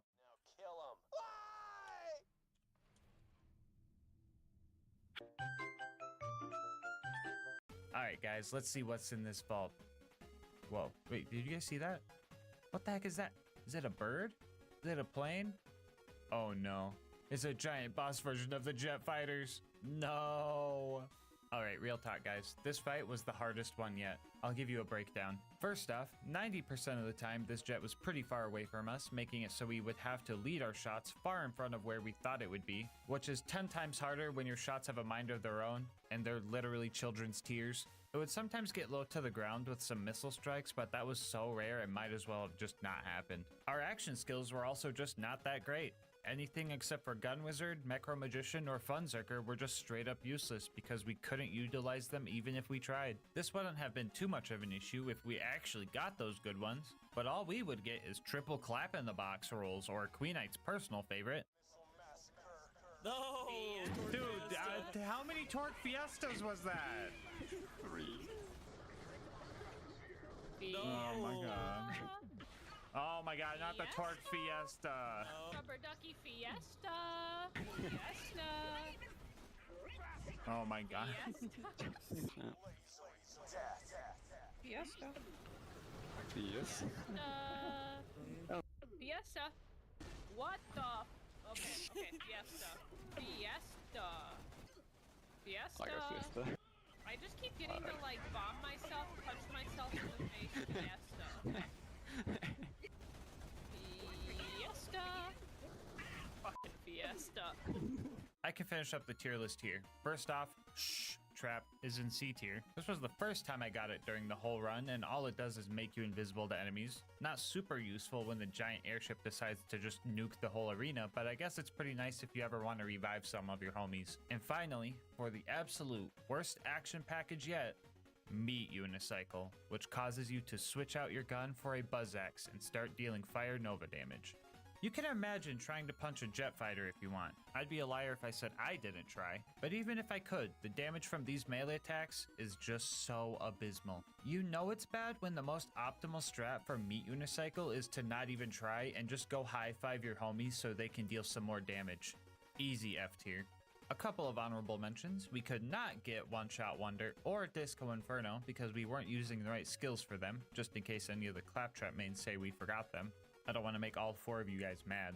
Halfway through this fight, our Moxtail power-ups wore off and Lucas had to go AFK for a bit to get his dinner, so we had to worry about protecting him now too. RK5 added 4 deaths to the counter by the time he reached his Fate Acceptance phase, where we could just lay into him. And together, we finally took it down. Mecro Magician, that's it! Let's go! Yikes! Other bosses so far have taken upwards of 10-15 minutes to finish, but this one took over an hour. Anyway, we jumped into the giant scary alien hole and fought through some more of those tanky guys. We definitely took a wrong turn somewhere because we got super lost, and we were stuck here for a while too. There were a ton of bad guys we had to kill here just to get out, and they were all just absolute tanks. After a good hour of totally optional fighting we didn't have to do, we finally made it to the vault and we were ready for anything. It can't get much worse than these creepy guys. Oh no! What happened? Everybody close your eyes unless you want to witness childbirth. Ew. Ew. Oh my god, it got way worse. Jeez, these things just keep getting tankier and tankier. What if we just like... Yeah, there we go, much better. Anyway, we eventually entered the vault and started our last boss fight of the run. Let's do this. Oh god, no, not the bullet deflection on Gunzerker. Okay, resting. Well, that was a rough start. I really rolled Funzerker right as it entered bullet reflection mode, so that was cool. And everything after that went downhill. For the Sentinel, we started getting so many good action skill combos. We even rolled 3 pirate ships at the same time, which was just absolutely awesome. We started waiting for each other's action skills to be ready and just kept popping them all at the same time. Doing so let us take down the first 4 phases and spawned the true final boss. Imagine that, a multi-staged boss fight to finish the game. Who would even? This is where us triple shot homies really started to shine. For the first time in the run, we could have all 3 projectiles of our shot hit a bad guy's critical spot at the same time. We got the God combo and managed to finish off the first mask. After that, Tom popped a nonsensical sacrifice so we could secure phase 2, and thus began the final and hardest phase. Claptrap being made of metal means that he takes increased corrosive damage, so when he started vomiting acid and causing big eruptions of it from the floor, we had to play a bit differently. You ever play the floor's acid? It's a lot like the floor's lava, but it's for robots. Reviving teammates in the acid was pretty much impossible, so we either tried to set up a second wind enemy for them, or just catch them mid-air and fly them to safety. I got you, Tom. I think. We had a really close call when we all went down at the same time. If we all had to respawn and left the arena empty, we would have to restart the whole fight. At the very last second, one of those Sarah Guardian things spawned, letting Tom get up and prevent the full reset. And as soon as we went back in, we went guns blazing with a Funzerker Wizard combo, and another Macro Wizard combo after that. Lucas came in clutch with another sacrifice, securing a triple revive from it right at the very end. And we finished the fight with pirate ship mode, leaving just enough rounds for some victory shots, signifying that yes, you can beat Borderlands the pre-sequel as a bunch of crybabies. Bonus content time, woo! So this run was a great balance of fun and challenge, but I felt it could have felt a little more roguelike to keep on the Isaac theme. You know, where death is a lot more than just a number going up, so I decided that we're going to tackle everyone's favorite DLC. 6 rounds of wave-by-wave combat where death means you have to sit on the sidelines, capturing that roguelike vibe I'm looking for. That's right, put on your blue light glasses because we're going to the Holodome. Right off the bat, we met a ghost baby. Kinda feel like this one is required at this point. Anyway. Not much to say about round 1. This is pretty much just a warm-up. Flame Knuckle made a return, but we threw him into the big hole, so that was cool. Round 2 was pretty much the same. We had some more of these creepy Ofa things show up, but again, the giant hole made them pretty easy. Lucas got Queen Knight killed. You can clearly see that I'm looking at her, trying to revive her, but Lucas somehow snuck in between us, causing her to fall into a million pieces. On the bright side, we were able to test the individual death counter Tom coded. Thanks, Tom. Other than that, though, the Eternal guys started showing up again, and you guessed it, we used the hole. This round introduced the giant spinning blades of scary death and stuff, but if you know anything about patterns, you would know that we use this to our advantage. This is where things really started to devolve. Most enemies were extremely tanky, and it would just be more optimal to put the Stinky on literally any enemy that wasn't a basic mob. Also, Lucas could not follow the bonus objective and fucking died on wave 1 of 6. Ooh! Lucas! What'd you do, Lucas? It sucked me in. Oh. Good God. We put the Stinky on everything. And on our first try, we got way too comfortable, and we all went down against an enemy way too tanky for even all of us to kill, and all died on wave 4. On our next attempt, things got really dicey. Queen Knight and Lucas both took a dive about halfway in, so Tom and I had to lock in and stick to each other like glue.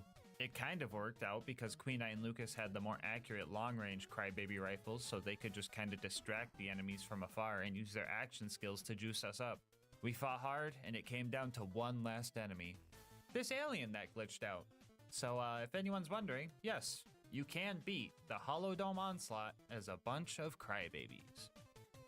Before you go, I just wanted to say thank you so much for making it this far into the video. If you want to support the channel, make sure to like, comment, and subscribe. Doing all that helps with the YouTube algorithm, and I love reading all your guys' nice words and ideas for new runs. If you want to support the channel more directly, consider becoming a channel member to get videos a day early, saving some money with instant gaming using my link, or going to GASMASK'S.com to get some merch. I'll leave my Discord and Twitch channel where I stream these runs in the description below. And last but not least, shout out to Mango Soda, who made this video's thumbnail art. They do commissions and will also be linked below. But until next time, breathe easy, homies.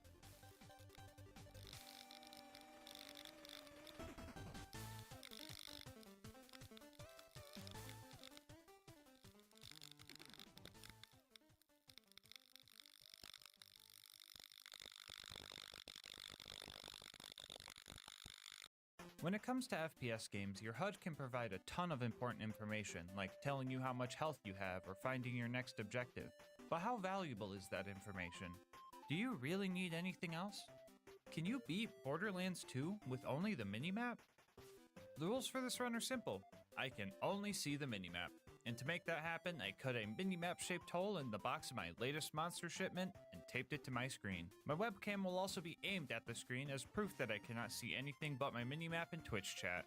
Also, you should go follow me over there and hang out with us while we do challenge runs. Anyway, you guys will be able to see everything, don't worry. The video won't look like this. Suffering through that is my job. This run will be a bit different from my other runs because we're actually going to be doing this in normal mode as opposed to OP10. I figured the XP farming and side missions I would need to do to level up might add a little bit more pizzazz to this type of run. As for the character we picked, Gage was an obvious choice with her bouncing bullets and death trap and whatnot, so we started our run by following our seeing eye robot home and watching him get his eye ripped. Oh, great. Now we're both blind! Before we took on Knuckle Dragger, I had to get some experience and catch my bearings. So after finding the fast travel station, I held up on the menu to travel to the Giraffe DLC. If you don't know why we call it that, Mordecai can kill some of the level 30 doll guys here, and that gives us a ton of experience. You could keep repeating this process as long as you save quit before the cutscene starts, so I decided to rack up some early XP here. So while we wait for Mordecai to level us up, I'm gonna tell you about today's sponsor, Instant Gaming. Instant Gaming has been my go-to place when I'm looking for game deals. Game prices nowadays can be pretty crazy, and we all want to save money when we can. Even you might be waiting for a game to go on sale right now. And if that's the case, odds are that game is rotting away in your wish list, and by the time it goes on sale, you could have already moved on or forgotten about it. And that's where Instant Gaming comes in. They have deals on a ton of games, and odds are there's a deal that you will like over there. My favorite part about Instant Gaming is that it's super fast and easy to get your activation codes after your account is verified. I've tested it myself, and it could take less than a minute to get your hands on a new game, as opposed to the indefinite amount of time you could be sitting, waiting, hoping, and praying a game goes on sale. Console homies can save money too, because they have deals for PC, PlayStation, Xbox, and even Nintendo Switch. So stop waiting. Make your gaming instant. How about this? Think of a game you've been wanting to play and use my link in the description to just see what kind of deal they have on it. If you like what you see and end up making a purchase, just know that on top of saving yourself money, you are also supporting the channel. Anyway, let's see how the XP farm is going. What? No, who let the cutscene play? Anyway, that farm is busted, so plan B. I found the fast travel again and held down this time all the way to the bottom to go to Digistruct Peak and open a door, which went surprisingly well. Since I have to edit this video and rewatch all the footage, I can see that we made it to level 4, but I had no idea what level I was at the time. We made it back to Claptrap and started following the silly sounds of his voice until the scary red dots showed up. After getting angry at a small cliff, my overleveled melee power took out the first batch of Bullymongs. Knuckle Dragger showed up after that, and I absolutely trick-shotted his little brother out of the sky. We killed Knuckle Dragger after that and started looking for Claptrap's eye. Luckily, the minimap gives an objective marker for most things that we need to pick up, so we had an idea of where to look. Items also make a distinct noise when their item card pops up, indicating you're looking at it. Here's an example of that noise. So we calmed our surroundings and listened for that sound until we found Velma's glasses and got a reward. I've played this game enough times to know that this chest always gives us a Jacob shotgun. So I snagged that because more pellets equals more chances to hit. I did not realize what I was getting myself into, so I shotgunned a monster to get me through this run. And honestly, I think that was kind of OP because I was clearing out Liarsburg way too easy. I was hitting more shots than I anticipated and developed a few strategies along the way. For example, I found the best way to line up melee attacks is lining up the inner angle of my yellow marker with the bottom corner of the bad guy's red dot. The minimap can tell me what cardinal direction I'm looking in, but it cannot tell me if I'm looking too far up or too far down. So to combat this issue, I would look all the way down and then estimate where the enemy would be, and I felt pretty cool doing this, but rewatching the footage makes me feel a lot less cool because it was not working as good as I thought. I took the Bullymon clearing mission for a little bit more XP and ended up taking the first death of the run. The second, third, and fourth ones too. We also took the Echo collecting mission here, but that didn't go too well. I'll point out the transparency of the minimap now, since I'll probably get comments about it. Parts of the map where there is no terrain are a bit transparent, and I can sometimes get hints to my surroundings. But with a 120 FOV, even if you see the thing you're trying to interact with, it's not exactly free.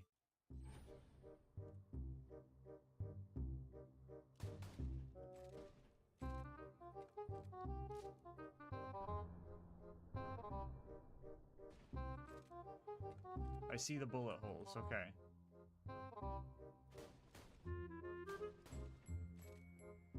Oh, I think I got it. I didn't. Where the fuck is this thing?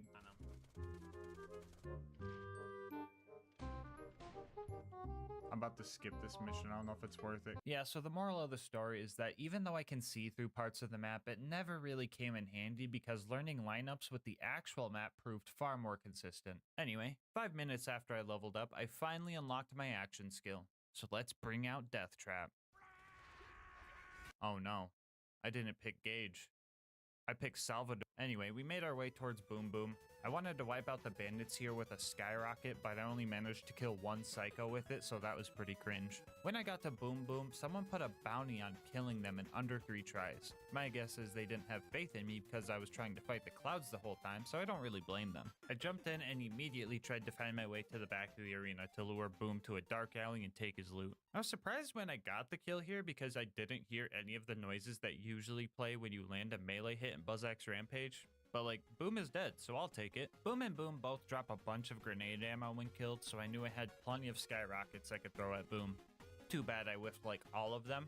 On my second try, I ran back to Boom's body in hopes that there were more nades lying around. I heard the ammo pickup sound as I ran by, so I knew I had at least one and managed to knock Boom out of his cannon. A few blind swings later, I made 15 bucks and leveled up. You might think that picking skills would be hard if I can't see the skill tree. But honestly, it was super easy because I have Krieg's entire skill tree memorized. Do other character mains memorize the entire skill tree? Or are Krieg mains just built different? I don't know. Anyway, if you open your menu and press 4, it will always take you to your skill tree tab. And you'll always start hovering over your action skill. So all I needed to do was press down once and then enter to spec in to pull the pin, which makes it so we drop a copy of our grenade mod when we die. And if it gets a kill, we get double the amount of XP. Using our new skill, we decided to farm Boom Boom until level 10 by running into the arena, dealing a little bit of damage, and then finishing them off martyr style. Oh look, a bonus package! I wish I seen that. The other 4 points I put into Empty the Rage because a majority of our damage is going to be melee, and the Empty Mag bonus actually came into play here quite often. We started our climb up to Flint's ship, and things started getting a bit dicey. The mini-map is locked to a 2-dimensional plane and will only show you the highest point of the map, so we were practically blind when we had to go under the ship. Yeah, I got really lost down here and started taking cryo damage? How the f did I end up in the pre-sequel? What the? We had to keep pushing forward with nothing but muscle memory from playing this game so much. And making it through this part was tough. But now we had to climb up the ship, and that was a nightmare. Staircases, tight ropes, walls, bathrooms, holes, skyrockets, enemies that could be below or above me, I don't freaking know. All these things made it just absolutely abysmal to traverse. I again had to go entirely based on memory. Dying would also send me so far back that it was just headache inducing. I got to the point that kept messing me up and decided to just go for a leap of faith over what I thought was a hole. It was actually just a wall. After that, I slowly tiptoed up to the lever to hoist Claptrap up, hit a new U station, and took a sigh of relief. Up next was the Flint fight. Now usually to get him to jump down from his throne, you have to hit him at least once. Insert joke on why that is hard to do. So we died a few times before we had a chance to get close to him. And when we did manage to get close to him, I found out that Flint was easier than the climb up. Never thought that would happen. After that, we made it to Three Horns and ran into a new issue. We needed an interface adapter to get a new car, but the objective marker was a big area circle. I had a general idea of where to go, but this one took a while to find. Wait a moment while I hack the catch-a-ride.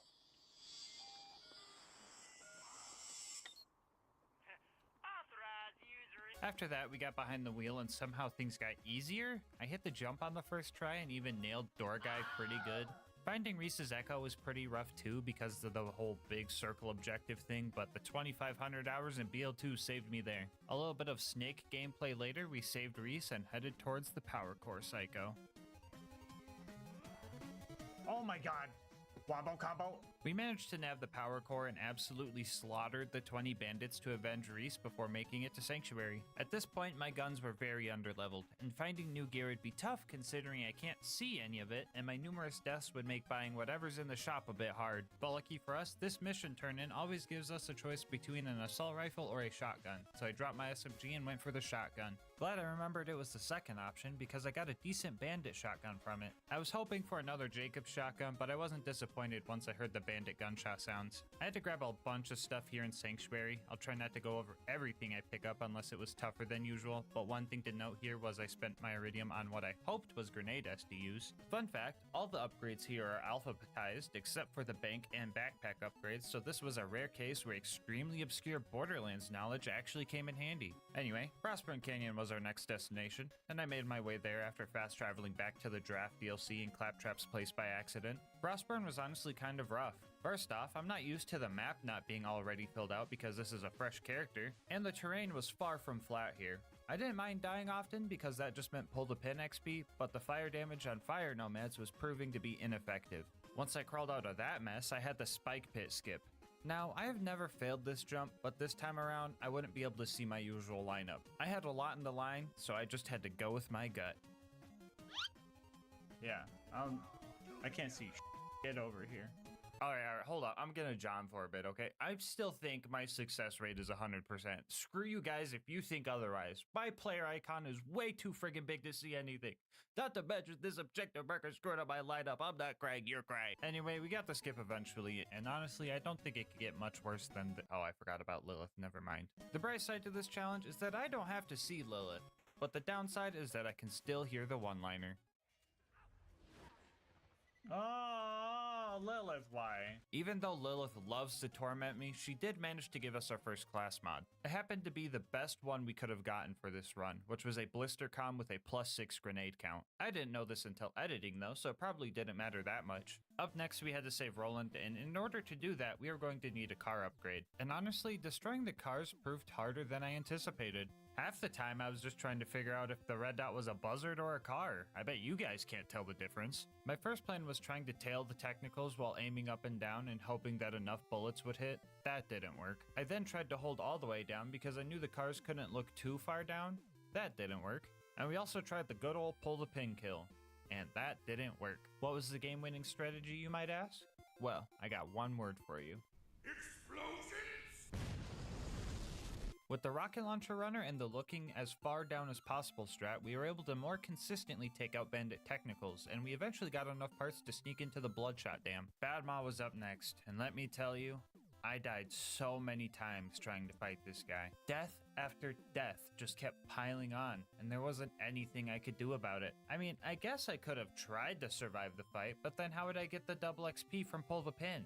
You guys think I'm gonna farm up to level 16 and not take the twice as fast option? Come on now. Alright, real talk. We farmed Badma up to level 16 so we could get the most important skill of the run. Light the fuse. Now if we end up falling into fight for your life, we will have an extremely useful tool for revives.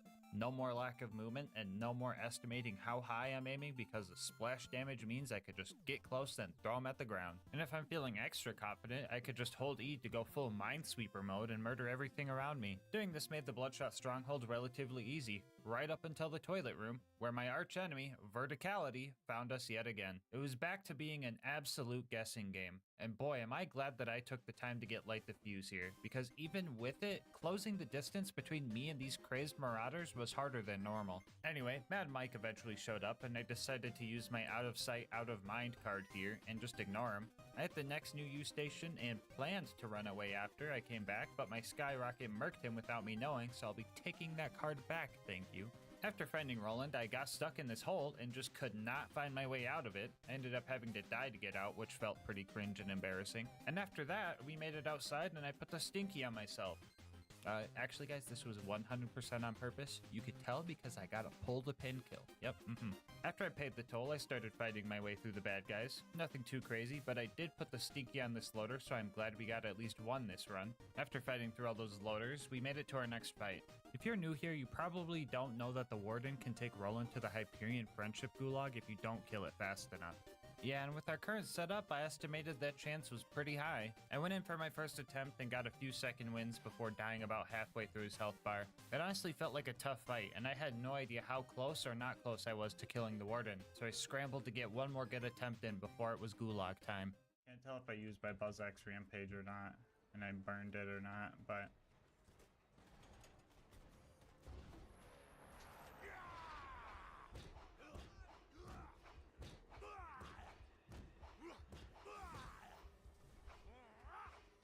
Okay. Yeah, the Warden is weird. I feel like its shield gets weaker when the surveyors decide to start juicing it up or something, because that was pretty baffling. After saving Roland, I replaced my first shotgun with a sniper before realizing that didn't make any sense, and then swapping to a TDR SMG I found and heading back home. At this point in the game, my memory of enemy levels is a bit skewed, so I decided to do the Marcus dummy missions for a little XP boost and to secure a slag pistol for future fights. It's not the best option, but it's the only guaranteed slag weapon I could get realistically. Anyway, I also missed Michael Mamaril right here. I never see this guy, and this challenge run made sure to keep it that way, but oh well, off to Tundra Express. Burning the Varkids here was kind of annoying because I messed up and lost my free tinderbox, and my skyrocket was just way too strong. I could have used this fire shotgun I found, but alas, I didn't know it was fire. I eventually got stuck on the fire melon and managed to wake up Mordecai, meet Tina, dodge a train, and grab the badonkadonks. The first one was pretty easy to grab, but for the second one, I needed to do a little bit of parkour to bypass the confusing staircase system. On the way to blow up the train, I gained the title of only person ever to unintentionally die to these giant cartoony proximity mines, so that was pretty cringe. I also had my first fight with a ladder and my second fight with a train. We made it to Wilhelm, and this was probably the toughest fight yet.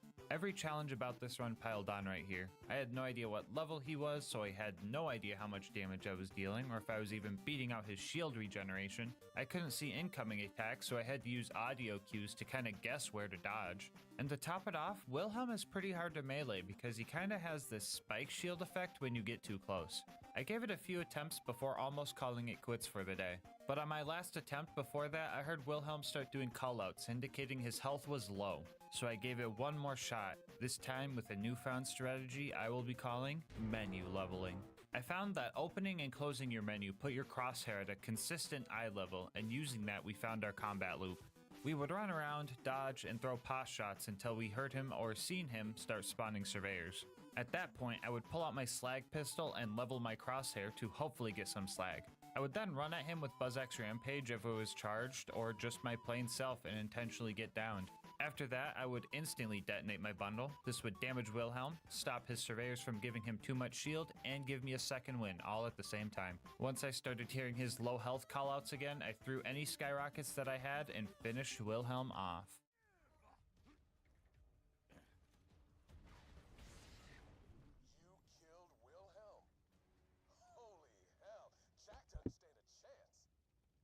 When we got back to Sanctuary, I got rid of my Voltunta relic because I knew Lieutenant Davis was going to give me a new relic, and the one we got was probably the most useless thing I could have gotten. Honestly, I didn't know what it was, but I liked it anyway. It was way better than Lilith's gift of literally taking my home and my minimap. Like, bro, what am I supposed to do now? I ended up running towards the cliff to spawn next to the door, which was unnecessary because an objective marker did show up. But if you watched my vids before, you know that I'm all about the high road. If you haven't watched before, consider subscribing. It helps the channel a lot, and if you've made it this far into the vid, there's a good chance you'll want to watch more. Anyway, we made it to the fridge and had a surprisingly easy time finding the levers to open the doors. Getting across the Hyperion Bridge went well too. I was a little worried about using the gondola to get across because I wouldn't be able to see it, but the thing is super loud, so I knew exactly when it stopped right in front of me. We made it to Mr. Noodle, and I was pretty scared of what this fight could entail.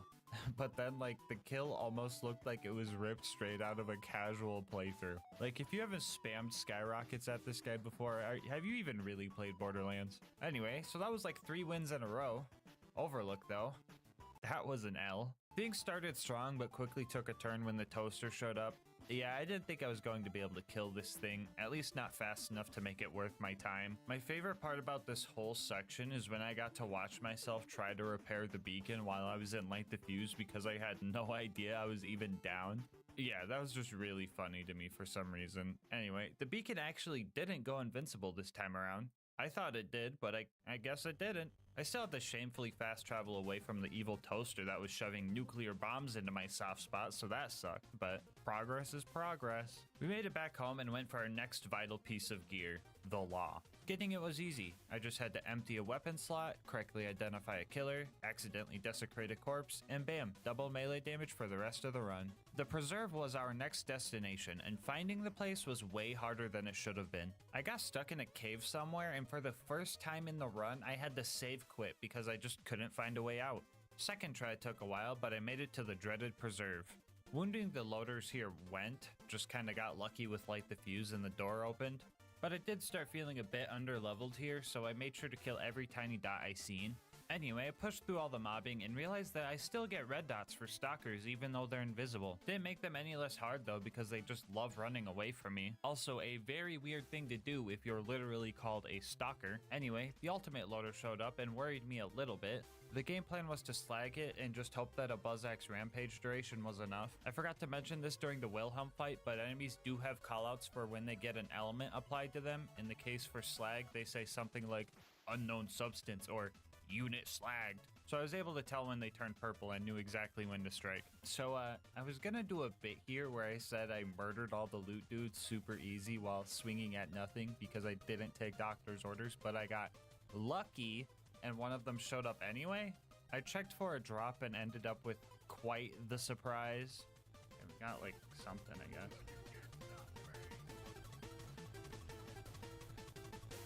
Don't tell me it was a grenade.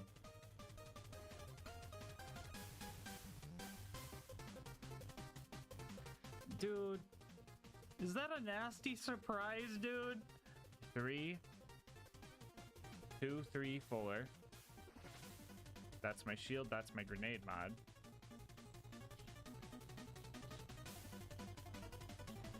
Skyrocket's back, okay. After a little bit more mobbing, we made it to Bloodwing. This was going to be our first real fight with a flying enemy, so I wasn't sure how it was going to go. But I've been practicing for this fight the whole run. So let's do this.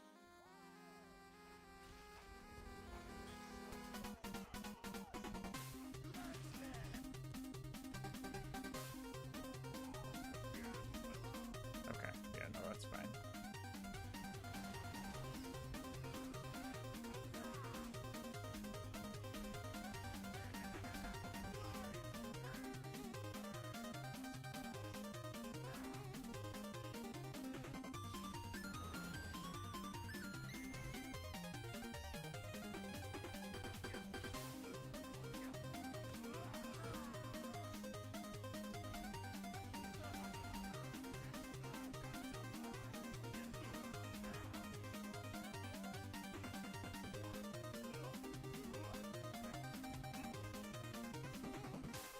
Okay.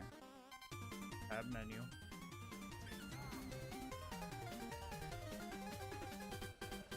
Okay.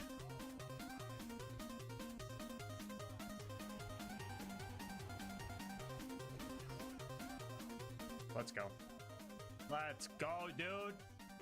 Alright, Bloodwing, you had me in the first half, but you gotta step up your game again. I'm about to hit double digits. After the fight, I made the mistake of trying to upgrade my gear and ended up losing my +6 grenade count class mod for something pretty much useless. But on the bright side, at least we got to high five our homie Claptrap. Up next was recruiting Brick and his air support. The initiation was pretty much just handled by the Skyrocket, if I'm being honest. Apparently, I wasn't supposed to use this thing indoors, but like how the heck was I supposed to read that? I can only see the mini-map. Sarcastic Slab could have survived this time around because he didn't show up as a red dot, but his loud clapping let me find him using echolocation. Get it? Because the minimap comes from the echo. Oh, come on, please laugh. Fighting the loaders with Brick was pretty simple. I was mostly slagging bad guys while he fisted them. I'm pretty sure every single mortar strike killed me here, so that was rough, but hey, Brick is on the squad now and I can finally get rid of my level 1 shield. What the fuck is Michael doing here again? Whatever. Anyway, Roland will always give you a rocket launcher or a roid shield for turning in this quest, so not only do we have a usable shield now, we also get a melee boost when it's broken. Hopefully I don't have to explain why that's useful. Up next was Opportunity, and oh boy, I had to have jammed my shin on every crate, statue, bush, and railing in this map. It took me 10 minutes to find the Jack double as per the usual 10 seconds. Killing him felt about the same, but good golly, finding the info kiosks was horrid. I could get close, but actually finding the little buttons was harder than most objectives. I also had to find it while loaders and toasters were bombarding me with everything they had. It took a bit, but I managed to get them all. But that wasn't the biggest issue. I still had to upload the voice data, and to do that, you had to find this little cave, find the right door to get into, and place the watch. I think you guys know where this is going. The minimap only shows the top layer of the map, so this was just complete guesswork on top of tripping over every step along the way. I was going at this for a while, and I was getting very frustrated, but then my salvation arrived. I've never been so excited to hear about a hot loader in my area, because I knew that this loader always spawns in the room I needed to get to, so I found my way in and took a big sigh of relief. That breather would come in handy because up next was the climb up to bunker. Things started out really rough here. I absolutely butchered the ravine jump, I got pranked by Claptrap, and then I just got absolutely decimated by the loaders. I was positive that I was super underleveled at this point, and forcing through this would have been way too hard. So I had to do what I was regretting, and decided to farm some XP. I was hoping that farming the mutated VAR kids would be some quick XP, but that proved very inconsistent and I had to find this door valve every time. So regrettably, we had to do the entire Clan Wars quest line. Instead of just walking you guys through the missions, let's just count how many times we needed to interact with a small object.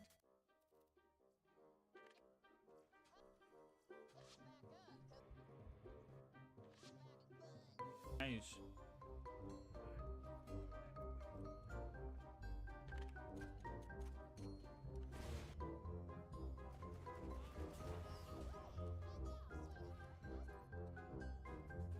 Clarifying.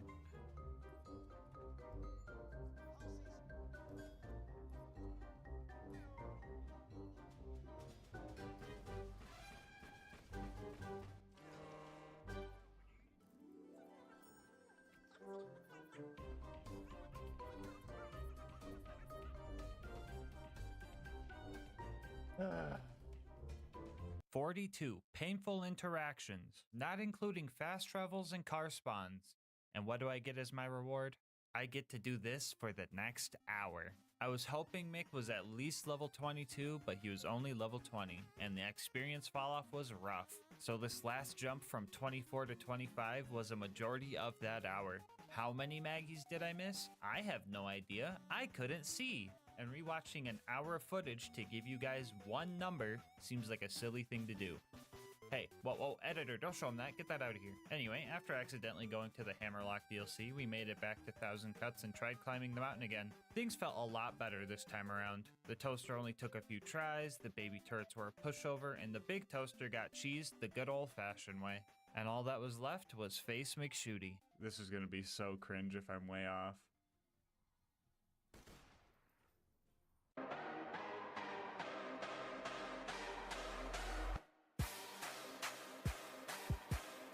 Alright, so, the bunker.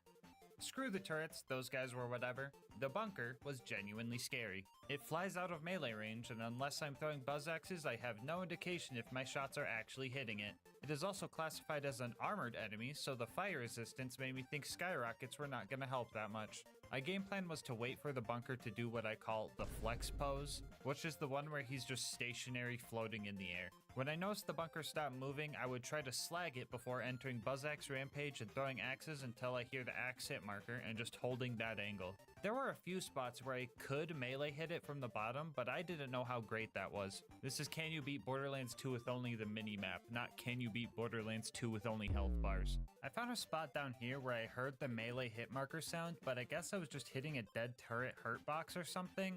It's super complicated. This game's made of spaghetti. I shouldn't have known this, but someone in chat gave me a hint, which they weren't supposed to do, so I had 3 options. Use the hint and stop doing this strat because it wasn't actually dealing any damage, which felt cringe. Keep using the strat, consciously throwing to replicate what I would have done without the hint, which felt cringe. Or spec into silence the voices and just tell myself that throwing axes was safer because I didn't want to hit myself, which felt less cringe.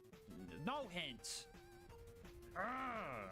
I'm about to start strangling people who give me hints. You guys are getting cooked the f up in the video. It's a joke. I know this was not intentional, and I'm just probably being like an asshole over arbitrary challenge, arbitrary rules. Here's the lore, okay? I spec'd into silence the voices, so I did not feel comfortable meleeing the bunker in the way that I was. That way, I can lie to myself, instead of having to lie to myself through throwing. There's the lore. Axo Deagle, what are we literally talking about? My fucking god. Oh my god. No hints. No hints. No hints. Someone sacrificed Axo Deagle. Oh my fucking god. We love you, Exo Deagle. Don't forget that. If anything else, Exo Deagle, that's going in the video, and you get to hear me scream your name in the video. Anyway, this fight was tough, but I knew it was possible because the bunker started bringing out its big slag cannon, which meant it was at 50% health, which meant I was doing damage. But this also meant that standing still trying to throw axes wasn't gonna work anymore. So preying on the good old skyrocket was the way to go. Instead of going into Buzz X Rampage, I would try to slag the bunker and throw any skyrockets I had. If I was out, I would patrol the outer ring for Brick's air support drops, and then just hide up here until the bunker was in a good spot. It also probably would have helped if I didn't accidentally sell my class mod and lose my burn damage, but oh well, who needs a class mod anyway? My stubbornness was really put to the test here. 1 hour in, I had this heartbreaking death. Another hour later, history repeated itself, and after 3 hours and one extremely close clutch moment, the bunker entered its deathbed spot. Jump, jump. Land right on him. Oh! Oh! Okay, here we go. Let's play this right.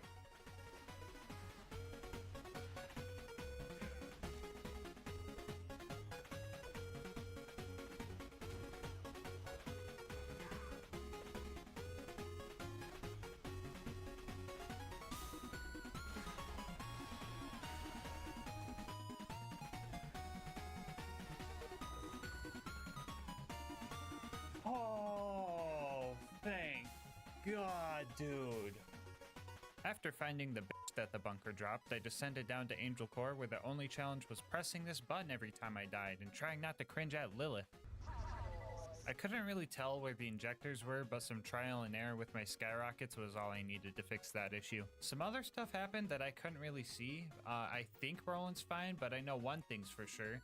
Lilith stole my friggin' mini-map again. Anyway, after making it out of Marcus's closet, we got the Order Shield to combo with our Law Pistol and made it to the Iridium Blight. We took a few side missions here because I thought they would be easy. Yeah, I was totally wrong. I tried to visit Jack's grandma, and it took me 10 minutes just to find the door to get in. The other mission was actually pretty easy. Jack just gave me a bunch of Iridium to jump off a cliff, but I've been doing that the whole run, so that was pretty easy. After those 2 side missions, we made it to Sawtooth Cauldron. Yeah, do I really have to tell you guys why this place sucked? Oh, I do? Okay, well, cave. I've been over it before, so this time I'm just gonna show you what I went through. Nope, this is being generous. You're gonna get exactly what I went through. This whole cave system was full of stairs, railings, boxes, bad guys, and lava pits, and it was completely untraversable because the map was displaying the top of the buzzard nest instead of the cave where I needed to be. My only hope was to go around to the west entrance of the cave where I knew the surroundings a bit better and try to take out the ambush commanders there. For once in my life, I was actually glad to constantly respawn at the Death Cubby. After I got there, I pretty much roleplayed like I was playing one of those games where the objective is just to completely dismember yourself to make the score go up. You would have thought I had a Mountain Dew addiction with the amount of double XP I was getting down there. Alright, so guys, how was that? Was that fun? Did you guys have a good time watching that? That was like 30 seconds of only being able to see the minimap. Okay, now try doing 22 hours. Okay, hopefully that gave you guys a little taste of what this was like. Borderlands players hate Sawtooth Cauldron anyway, so I bet this was therapeutic for some of you. After I killed the ambush commanders, I got lazy and save quit to go to Boombringer to blow it up. The game said I looked at the explosion, which was a fucking lie. I'm looking at cardboard, so that got me a little angry. So I took out my anger on Mortar and took the elevator up to the buzzard's nest. It was very important that I sent the elevator down before leaving it, because finding that other button without an objective marker would have been horrendous. I died many times up here trying to kill the buzzards. Throwing skyrockets and getting lucky with light the fuse was pretty much my only hope with these guys because I had no way to tell how elevated they were. I lost track of how many times I had to take the elevator up trying to kill these things, and the last one survived my stormtrooper aim for quite a while before I managed to take it down. Oh, I forgot to mention that we grabbed $9 off of Kai's body while we were here. It will come in handy later, I promise. We made it to the boneyard and leveled up. I didn't realize we leveled up, so get used to the skill point blinking now.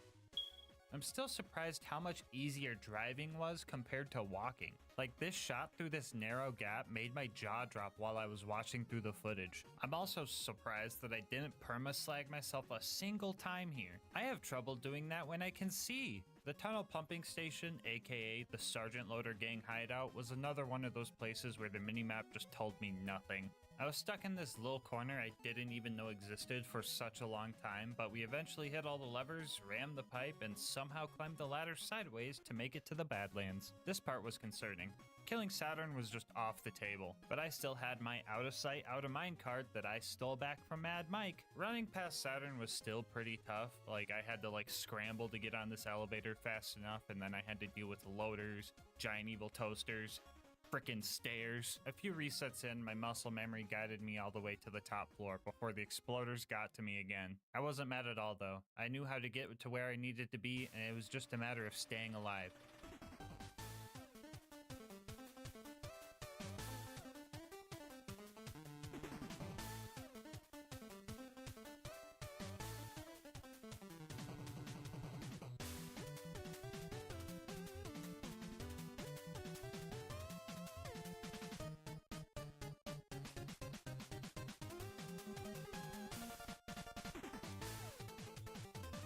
Focus.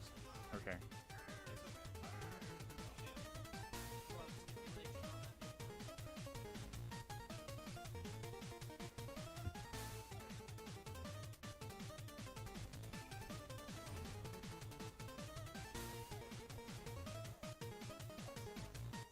Come on. Come on, no.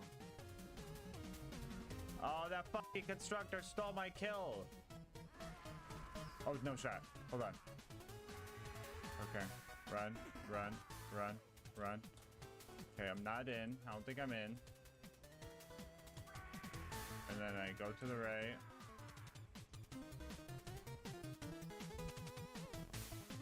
Holy sh**. Okay, guys. I genuinely think that was going to be the last hard part. It was time for the final stride, and to prepare, we upgraded that useless sniper relic we got earlier with a damage resistance relic that Tannis gave us, and we gave that $9 back to Marcus to get the evil smasher. I know what you're thinking, just trust me on this one, okay? The claptrap door combat went fine. It actually went pretty fast, but Heroes Pass, on the other hand, took a bit longer than usual. I didn't think I was going to be able to do the skip, and taking my skyrocket off to do grenade jumps sounded risky, so this time around I fought with Brick and Morty until the path was clear. If I do this skip, I'm just saying, if I hit this skip,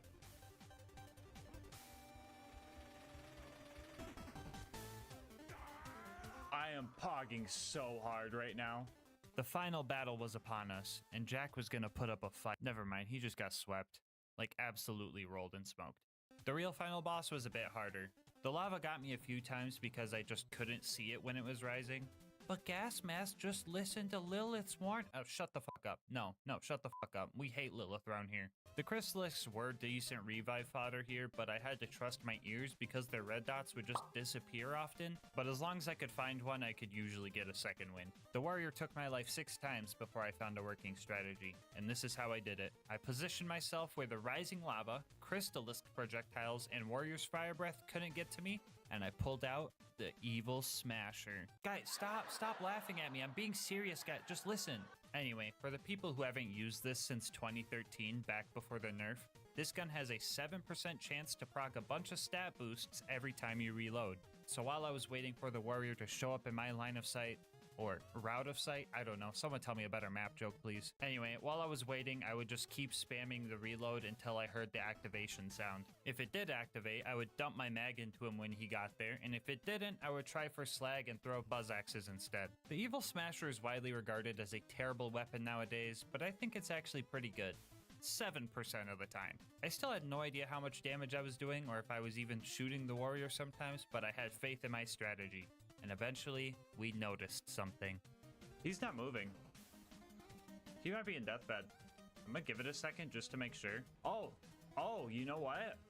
Super obscure Borderlands knowledge coming in handy. That Crystalisk is gone. That Crystalisk is gone because Warrior is in fact in deathbed phase. Come on, let me smash some evil. Let me smash some evil. Let me smash some evil. I want to end this run. Let me smash that evil. I'm gonna drink that fun. Let me smash that evil. The evil needs to be smashed. We smash that evil. Evil needs to be smashed. Everybody with me now. Let me smash that evil. That evil needs to be smashed. Let me smash that evil. That evil needs to be smashed.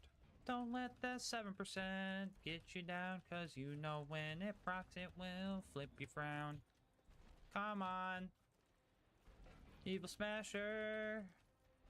I hardly know her. I ain't the sharpest smasher in the shed, but 7% of the time, that evil do be dead. Okay.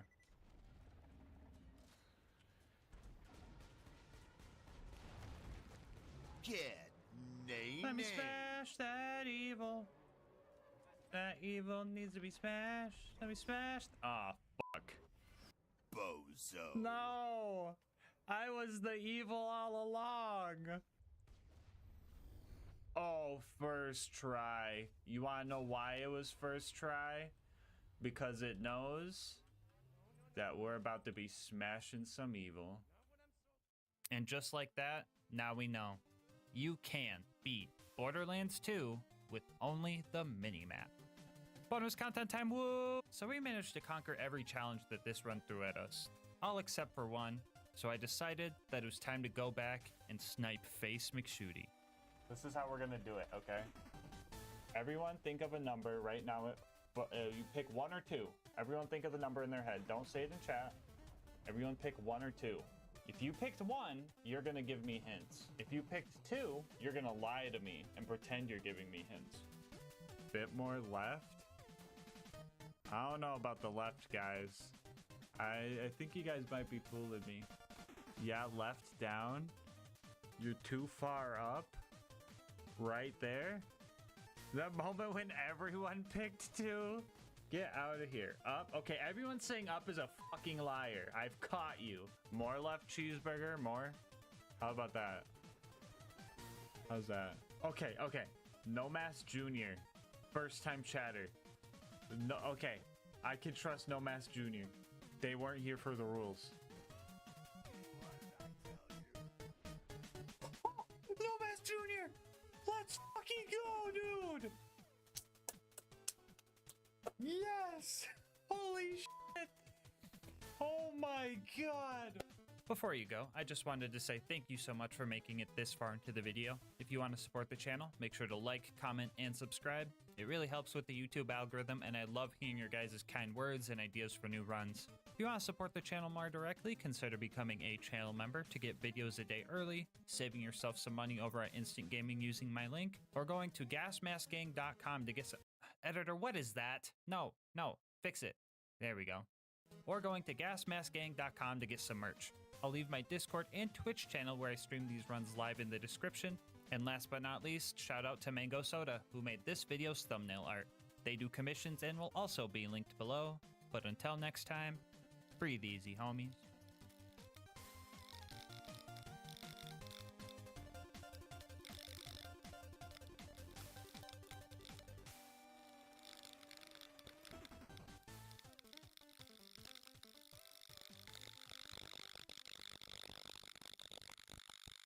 Today's video is sponsored by Instant Gaming. More on how you can save money on the games you love later in the video. The date was April 2nd, 2013, and Gearbox just released the patch that would drive the evil Smasher into an early grave, never to be taken seriously again. 10 years have passed since then, and archaeologists have rediscovered the remains of this once powerful weapon, and instead of letting it rot away in some museum, they gave it to me, because the world needs to know. Can you beat Borderlands 2 with only the evil Smasher? I'll go over the rules for this run really quick. This is going to be an Overpower 10 Ultimate Vault Hunter mode playthrough. For the new players, or the players that never touched this game since the nerf, that pretty much just means enemies have 4 times health, health regen, and they're all 10 levels higher than us. Bar will not be allowed for this run, and the Evil Smasher is the only gun we are allowed to use. Also, just for clarity, the Evil Smasher glitch will not be allowed. This might be common sense because it was patched out, but the way we use it kind of makes it seem like I'm using a glitch, but I'll explain that more later. And finally, we are going to be playing as Krieg, but melee will not be allowed for this run. I know, not letting Krieg do his favorite thing is a war crime, but the run would devolve into a pure melee run really fast. As for the gear, I'll be using a basic shield, Vault Hunter relic for funny drops, and a low-level slag grenade because Krieg has no slagging skills. But if you're one of those people and want to see the slagless version of this run, I'll have a link to that down in the description. As for the class mod, we'll be using the Legendary Reaper, mainly for Bloodbath and the extra kill skill duration. And here's a quick peek at the build. Feel free to ask questions about it in the comment section, and I'll answer them when I can. With all of that out of the way, let's hop into the run. Right off the bat, we can't really fight anything, because the Evil Smasher is garbage. Instead, we have to start farming to activate its effect. Every time you attempt to reload this gun, you have a 7% chance to get a bunch of stat boosts that last for the duration of the mag. For simplicity, I'll refer to these powered up mags as Smasher mags. So yeah, you kinda see what I mean when I say this looks like I'm doing a glitch. All I'm doing is canceling a reload animation by swapping weapons and then trying again. Anyway, after we see this explosion in front of us or hearing the activation sound, we have 26 rounds to fight with, which lets us kill about 2 bad guys, assuming they're slagged, before we have to run off and try to get the 7% again.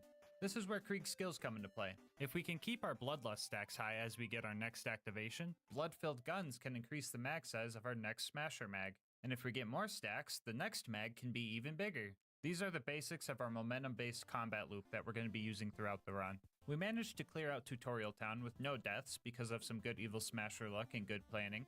In between fights, you might expect me to farm Smasher mags on all 4 of my guns, so I had 4 guns to use right off the bat, which would be a good idea if Smasher mags weren't so fragile. You swap weapons, it's gone. You enter BuzzX Rampage, it's gone. You buy ammo, it's gone. You turn in a mission, it's gone. You open your menu, it's gone. Back before the nerf, you could stack this effect infinitely and then just apply it to other weapons, which allowed you to just one-shot anything. It was so busted that speedrunners downpatched their game for the AllQuest speedruns to kill Terramorphous 20 levels under-leveled. It made sense to nerf the ability, but leaving the Evil Smasher in the state that it is was just criminal. Pushing towards Boom Boom, we took our first death after messing up and losing a Smasher mag to reload spamming too fast. Fight for Your Life was extremely hard to survive without a Smasher mag. You would think that I could maybe kill someone without the boost, but the damage, accuracy, fire rate, and literally every other stat listed on the item card makes it just not worth it to go for a kill like that. Even with the 150% assault rifle damage boost from Bloody Revival and the 30% explosive boost from Strip the Flesh, you couldn't hurt the enemy even if you managed to land a shot. We made it to Boom Boom and started shooting at Boom's cannon, which looks like it was just straight up pointless, but damage wasn't our goal here. We wanted bloodless stacks. After I got max stacks, we started looking for our Smasher Mag, and I got one pretty quick. We had 80 big boy evil smashing rounds, so I decided to slag Boom and take him out. After that, Psychos started spawning in, and that was good for us, because now we had some Bloodbath fodder. Getting a kill with a grenade would activate Bloodbath, which gives us gun damage based on how many bloodlust stacks we have. With 10 out of 5 in this skill and 100 stacks, you get a solid 500% damage boost to all gun damage. Mix that with our extended kill skill duration, and the momentum-based combat loop really starts to take off. The only issue with this is getting a kill with a grenade. Lucky for us, we don't have to get a kill with an actual grenade because a lot of guns in Borderlands 2 deal bonus grenade splash damage, the Evil Smasher being one of them. In addition to the damage on the card, the Evil Smasher gets an extra 90% damage as grenade splash, giving us about a 47% chance to activate Bloodbath with each kill. Alternatively, I found that shooting the ground near the bad guys made it so only the grenade damage would hit and give it more consistency. Anyway, nerdy Borderlands mouth out of the way, we used the Psychos to activate Bloodbath and dumped a huge Smasher Mag into Boom's cannon. All of that worked just for mediocre damage output. Yay! We managed to take out Boom Boom with no deaths, and then we were immediately bodied by the basic mobs afterward. We pushed our way through the mobbing to save Claptrap and made it to the Flint fight. The plan for Flint was pretty much the same as Boom Boom, but this time with a lot more dying. I was specced into a few skills in the Hellborn tree, including Flame Flare, which made me stay on fire for longer. This is good if I can light myself on fire using delusional damage, but not good if Flint puts his OP10 fire dot on me. I burned through a lot of mobs here trying to get second wins, no pun intended, so I had to reset the map and reclimb the ship so that I had some weak guys to get Bloodbath off of. That took a while, and so did getting another Smasher Mag to restart the fight. Jeez man, if the Evil Smasher has a 7% chance to proc, but Silenced Voices has a 12% chance, why do they feel so far apart? Alright, watch this. We're gonna see how long it takes to get a Smasher Mag. And while we wait for that Smasher Mag, I'm gonna put this up in the corner and tell you about our partner, Instant Gaming. I've been using Instant Gaming for a while now because it's a great place to find deals on games I want to play. Thanks to them, I managed to snag Fallout 3, Fallout 4, and Fallout New Vegas, all with great deals on them. I also love using Instant Gaming if I'm looking to get games for friends or games to play with friends. My favorite part about Instant Gaming is that once your account is verified, it's super quick and easy to get your games. They give you the code to plug into whatever platform you're on, you plug it in, and most of the time, downloading the game is the longest part of the process. Even if you're on console, they have deals for everybody. I'm talking PC, PlayStation, Xbox, and even Nintendo Switch. So stop waiting for deals. Make your gaming instant. How about this? Think of a game you've been wanting to play and use my link in the description to just see what kind of deal they have on it. And if you do end up making a purchase, just know that on top of saving yourself money, you're also supporting the channel. Anyway, guess who still hasn't gotten a Smasher Mag? One eternity later, I found some creative cover and managed to build up enough damage to finally take Flint down. We made it to 3 Horns and started our Sanctuary initiation. You know the usual, ramming door guy, saving Reese, and retrieving the power core. We're playing Hitman now.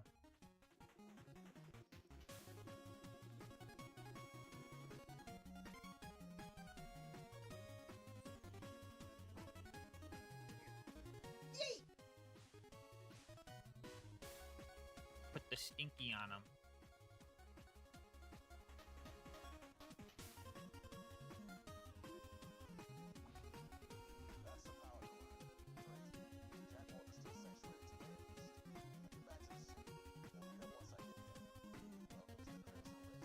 It's patience, guys. You gotta be patient. You gotta know when to strike. Alright, so based off that math, about 1 stock grenade is 2 kills. So, if I have 4 grenades left out of 10, subtract the 6 over the 18. 18 divided by 6 equals 3. These grenades should kill the 20 bandit. 1 more for just in case. Okay, those should get the 20 bandits for Reese. After we made it to Sanctuary and did all of our non-evil smashing chores, we made our way to Frostburn Canyon. We decided to just run through the place like we always do, skipping all the non-mandatory combat. I almost died to this big psycho, but clutched up, and the spike jump skip after that was easy as always. I never miss this jump. Totally unrelated, but please do not go watch my last video after you're done watching this one. Thank you. Anyway, we made it to the Safari Zone and started taking out the psychos. I managed to build up my momentum pretty quick, and mobbing honestly felt pretty good. Bloodbath was proccing and things were dying. I thought grenade ammo was going to be a problem for this run, but then I remembered Bloodbath gives enemies a higher chance to drop grenade ammo. And by higher, I really just mean guaranteed. Speaking of grenades, I gave our grenade mod a super long fuse time to add a little bit more challenge to the run, but then I remembered that the longer fuse time could be used as a good get-off-me tool for when I'm trying to find my next smasher mag. Anyway, my evil smasher started giving me a lot of smasher mags shortly after Lilith said her one-liner. It's almost like the evil smasher sensed the evil. Up next, we needed to go save Roland, so we met Ellie and started destroying bandit technicals to get a car upgrade. The cars here aren't properly balanced for endgame, so I kind of expected to be able to kill them without smasher mags, but even these guys were too much for this gun. I managed to stop the caravan and was going to use it as a ride back home, but the last technical I needed to kill force-fed me its bumper, so I ended up having to walk all the way back. That means I just save quit.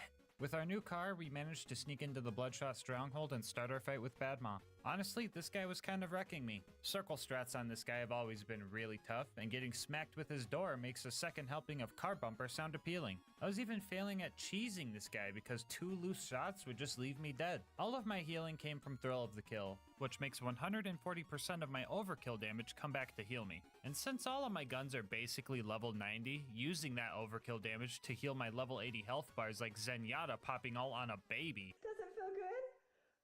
Let's hope that they don't rework that game again, so this joke makes sense for at least a month. Anyway, my point is, I had no way of healing if this was going to be a one-on-one fight. So after dying like 8 times, I save quit and used all his goons to build up momentum. As long as I could get kills fast enough, I could keep healing, and I managed to finally take Badmaw down. Inside the dam, we started experiencing a little bit of a smasher mag drought. It was bad enough that I resorted to trying to kill a few of these guys without smasher mags, and to my surprise, it was kinda working. Oh, never mind, that was just Bloodbath. Yeah, this skill's really good, guys. I also had some help along the way. Little dude, go get him!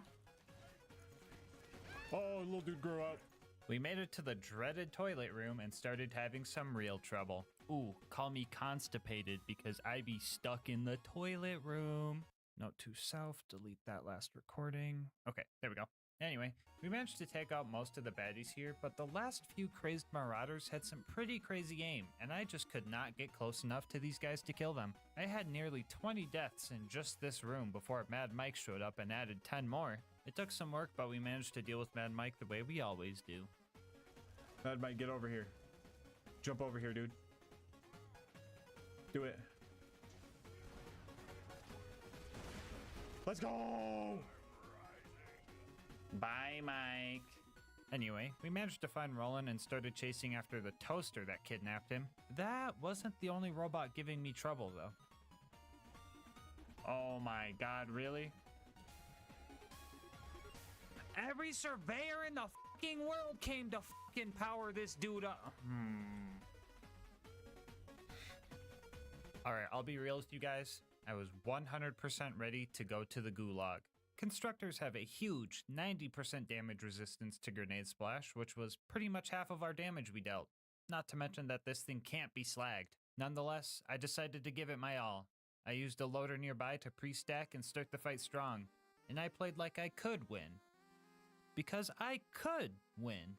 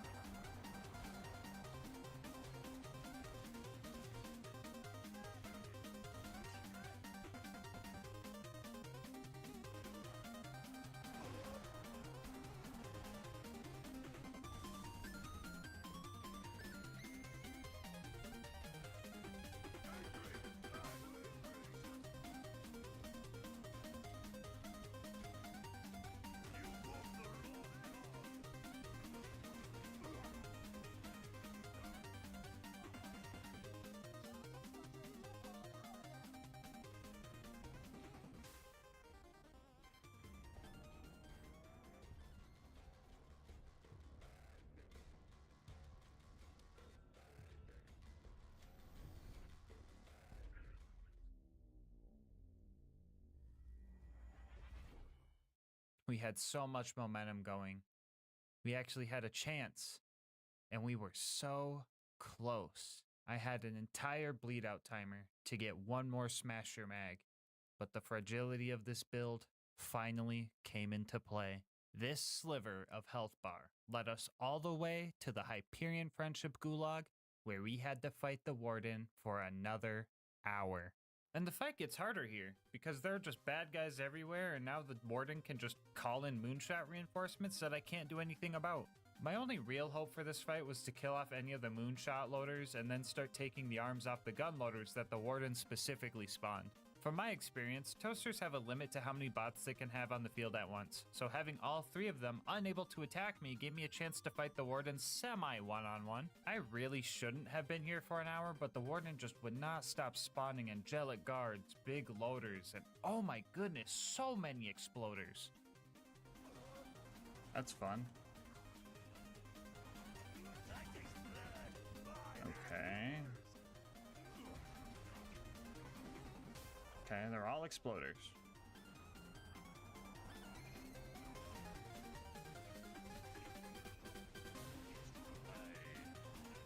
Alright. Fuck the exploders, whatever. Anyway, we eventually took the Warden down and saved Roland. After that, we headed towards Tundra Express to burn some bugs, meet Mordo, meet Tina, and blow up a train. There isn't any mandatory combat here, so not much to mention. I did find out that ladders can destroy Smasher mags, which really just says something about society. Wilhelm was up next, and I just killed him. Like first try even. All I had to do was keep my distance and kill off the loaders quickly so they didn't kill me. You can dodge all of Wilhelm's attacks pretty easily, so I just shot the bad guy until he was dead.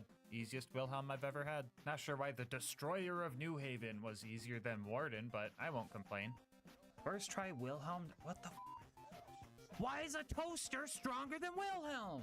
Like, try to imagine if like Wilhelm was like easy on purpose, right? And the power core we got was actually like a trap causing sanctuary shields to go down. And then like Lilith does something like crazy, like phase locks the town so everybody doesn't die of mortars. But she also like kicks us out for some random reason. That would just be wild. Oh.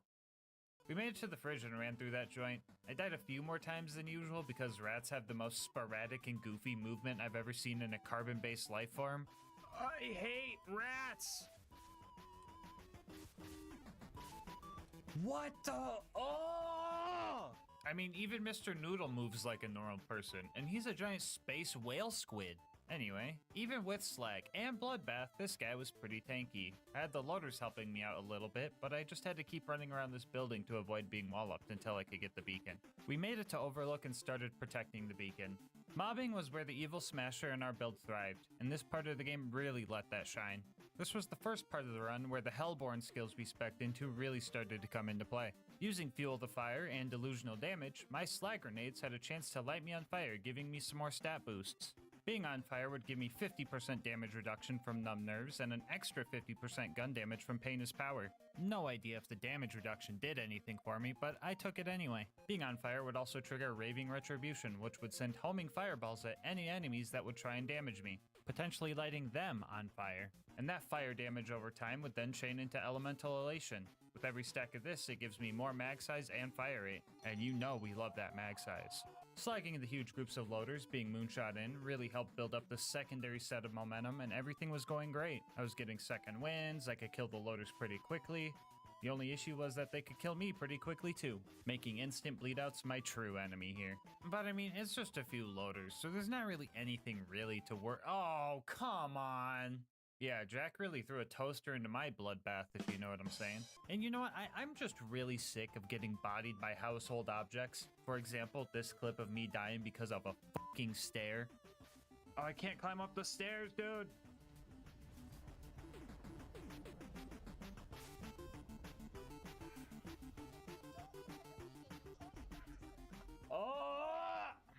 Yeah, after that, I just let the beacon become invincible, and I just started messing around, honestly.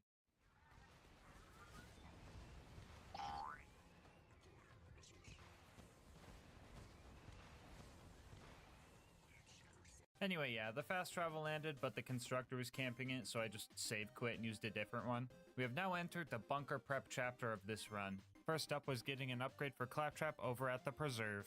Wounding the loaders here was pretty simple, and the mobbing after that was pretty similar to what I just faced at Overlook, so I was already warmed up. I got through most of the mobbing section and only started dying when the big loader came out to play. This guy wasn't really an issue though. The loot dudes were a lot more annoying to deal with. Apparently if they don't want to be slagged anymore, they can just jump and they are no longer perked up, so I couldn't really keep my distance and I ended up dying a few times. They didn't even drop anything cool, so this was just kind of a waste of time. Which is kind of awkward, because this is usually the part where I tell you guys that I have this save file on my Discord server with all the cool loot I found. But that didn't happen. And you guys definitely don't need 4 evil smashers, but I have them anyway for the masochists watching. Anyway, we gunned down a few pup skags without remorse. My gun said they were evil, so we shouldn't feel bad for this. And then we made it to Bloodwing. That fucking bird that I hate.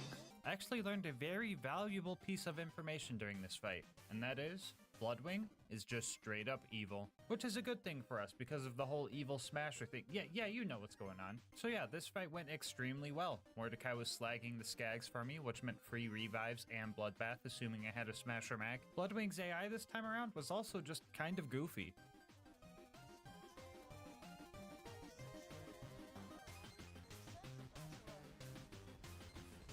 This game is so cursed.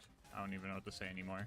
Anyway, Bloodwing took less than 5 minutes, and the whole preserve took less than an hour. You know, when I went into this challenge, I really thought this area was going to be tough. Oh well, I guess Bloodwing is just weak to explosive damage. Ooh, that's 10 to 5, double digits. Let's go, baby. Up next on our to-do list was recruiting Brick and his air support. The evil here felt a lot more scarce. In a desperate attempt to distract the bandits, I tried to knock a Goliath's helmet off with a non-smasher mag and couldn't even do that properly. We started our initiation and got some of the Goliaths angry so they could deal with all of the non-evil bad guys in there.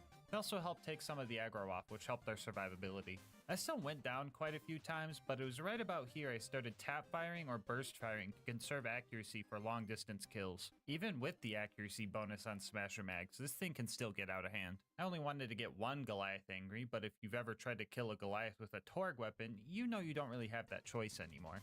Anyway, we passed the initiation and it was Sarcastic Slab's turn to be tested. Evil Smasher, Evil Smasher. Is Sarcastic Slab evil? He's not evil. Otherwise we would have procced and would have smashed the evil. Sarcastic Slabs, it's good to go. Good job, Slab.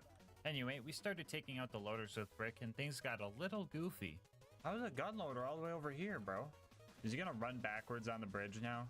And then we're gonna run across the bridge again?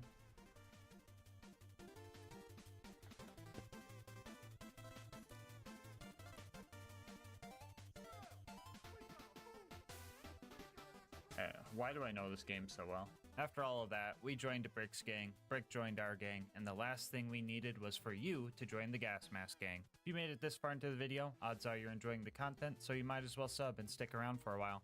You could always change your mind later. The last thing we needed for the big bunker raid was to go steal Jack's voice, so we went to Opportunity and found one of his doppelgangers. I found a decent strategy where I would try to land on his head as the 19 other enemies I ran past to get here downed me. That way I could just spam crits into his head. One Smasher Mag wasn't going to be enough though. The first try I was super close to getting the kill but accidentally fell off. The second time around I had no luck and couldn't get a second Smasher Mag. And on the third try, an ion loader shot me in the face with one of its shock lasers, making it look like I had the explosion effect of a Smasher Mag, tricking me into wasting time and reloading into nothing. I have never had my metaphorical ankles broken this hard before. After I tried that a few more times, I created a new strat.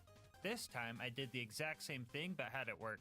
That way I didn't fail. The rest of this place was just running through, pressing buttons, and getting second wins when I needed. So we got Jack's voice and got out of there. Up next was the bunker raid, and surprising nobody, the toaster on the way up gave me some issues. Now that's on some bullshit.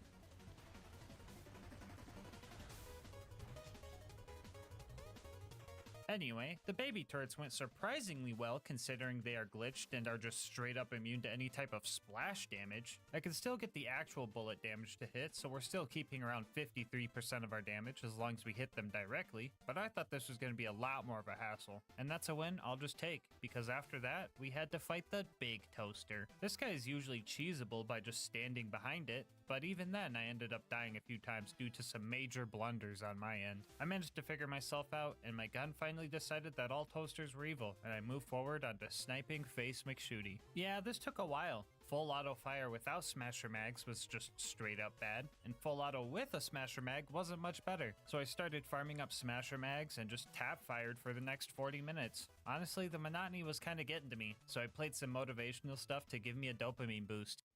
We want to thank you for all your hard work.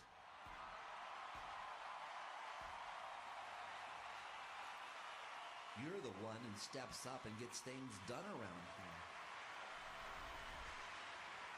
Dream you're going for, that career you want, that recognition you're seeking, it is yours! You can't do anything right. You're a hopeless, miserable waste of space. We all hate you. We think you suck. We believe you'll fail.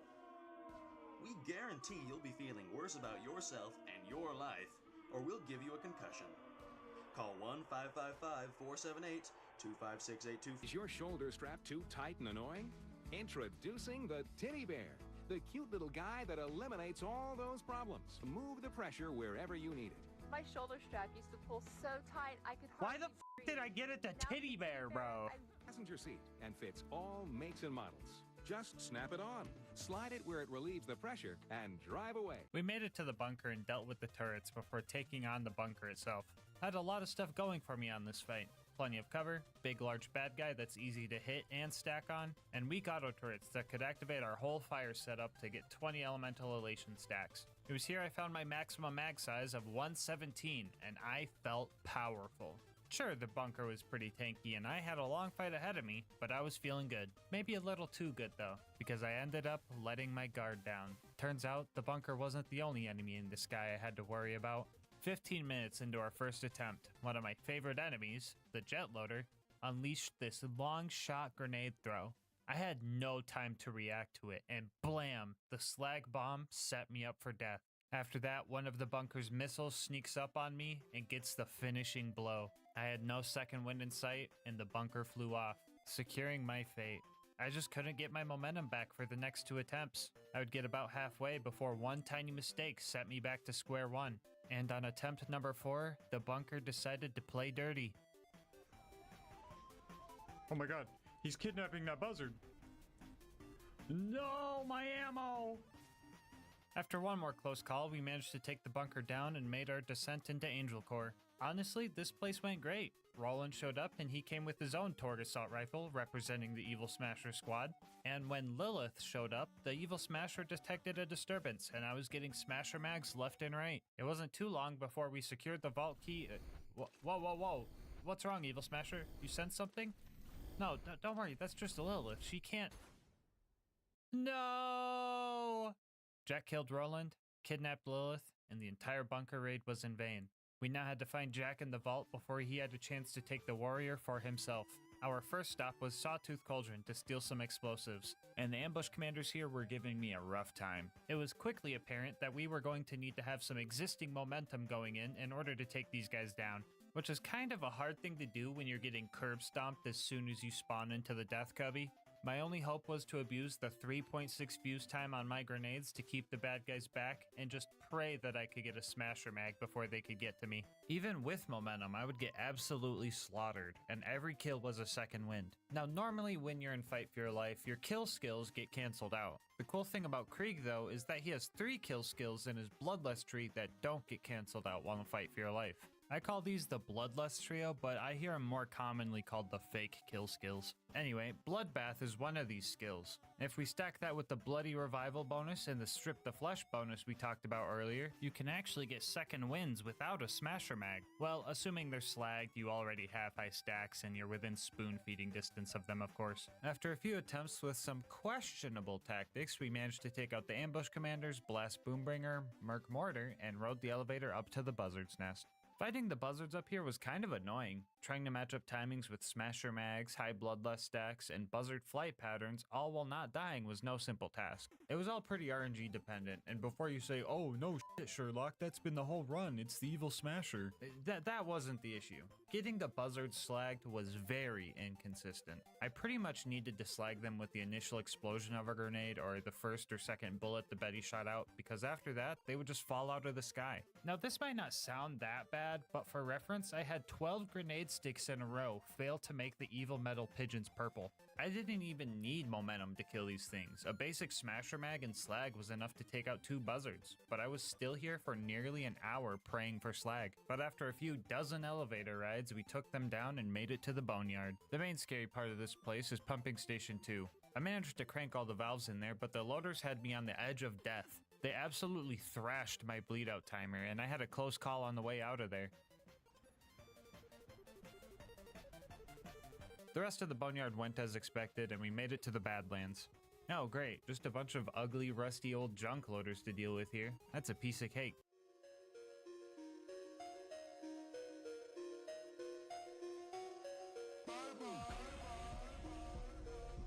Oh yeah, that guy. I hate this guy. I thought I would be able to kill Saturn as long as I used up all my ammo with smasher mags, but I only dealt like 2/3 of his health bar. I went back to buy some ammo to finish the job, but he just disappeared. If you take too long fighting Saturn and try to buy ammo, the junk loaders respawn and that messes with the spawn cap, and then Saturn just disappears. So I had to redo the whole 30-minute kill. If max ammo equaled 2/3 of his health bar, I figured that if I just used half my max ammo to deal 1/3 of his health, and then go top off ammo before the junk loaders came back, I would have enough ammo to handle the other 2/3. And guess what? It looks like I'm good at math because that plan worked perfectly. Now it should be a breeze to get into the info stuff. Yeah, nah, f that. I've had enough toaster trouble this run. I ran past that thing. Anyway, we grabbed the data from the info stockade, fought off all the loaders at the claptrap door, speed ran through Heroes Pass, and then found Jack. And let me tell you, this fight was the worst one yet. Okay, editor, you might be overdoing the looks maxing jokes. It's time to get serious. Go look for the dramatic black bars. Jack took his vitamins, and as a result, he has as much grenade splash resistance as the toasters do. Tanky bosses usually aren't an issue if you just don't die, but Jack also has health regeneration. Strong health regeneration, making this one of the most RNG dependent fights I've ever had. I pretty much had one chance to kill Jack after I broke his shield, because he would just teleport away and keep making invincibility shield surveyors. After a few test runs, I developed a strategy, and it went something like this. First, I would lure Jack over to fight him one-on-one while I was getting my stacks up and trying to get his shield as low as possible without breaking it. I would then need to roll a smasher mag and break Jack's shield, causing him to teleport to the main console. From here on out, I need to act quickly and precisely. The first thing I would do here is preemptively throw a slag grenade at the console to try to slag Jack and his surveyor. Usually Jack is like a 1 in 10 per grenade because he's just hard to slag, but he somehow seems easier to slag when he's invincible. Spaghetti game, I don't know. Anyway, it was also very important that the surveyor was slagged. But that was super hard because I would just need to get lucky and have it fly low enough to get hit by the Betty. While that was going on, I would try to kill one of the clones to proc Bloodbath, and if I didn't get Bloodbath, I was screwed. After I got Bloodbath, I would then try to kill the surveyor with as few shots as possible because I was going to need every shot I could spare for Jack. I pretty much needed to reproc Bloodbath on this kill too for this to even maybe work. And then finally, I would just try to lay into Jack as best I could without dying, throwing an extra grenade for a chance at reslagging and praying that I could get a smasher mag directly after my first one. I needed a perfect run to even hope for a kill here. I contemplated using the block 'em at the terminal strat, but I got so close so many times that I knew that I didn't need it. I just needed the Evil Smasher to cooperate with me. I think Jack's ambiguous motives led the Evil Smasher to hesitate. Yeah, Jack was an asshole, sure, but he also wanted to rid the planet of all the bandits plaguing it, which makes you think, does anyone truly believe they're evil? Or do we all think ourselves the hero from our own point of view? Is true evil even real? Or were we just smashing through everything we perceived as bad? Well, if you're asking me, nah bro, Jack's the worst. He was the last thing preventing me from victory. The last thing preventing me from my sweet reward. After every run I complete on this channel, I allow myself one of the last few original monster assaults as a reward. My own personal ambrosia that they just don't make the same anymore. To me, it's pure joy in a can. And Jack decided to prevent me from that joy. And if depriving a person of their happiness or joy isn't evil, I don't know what is. Hey editor, did you find those dramatic black bars? Awesome. Come on, here we go.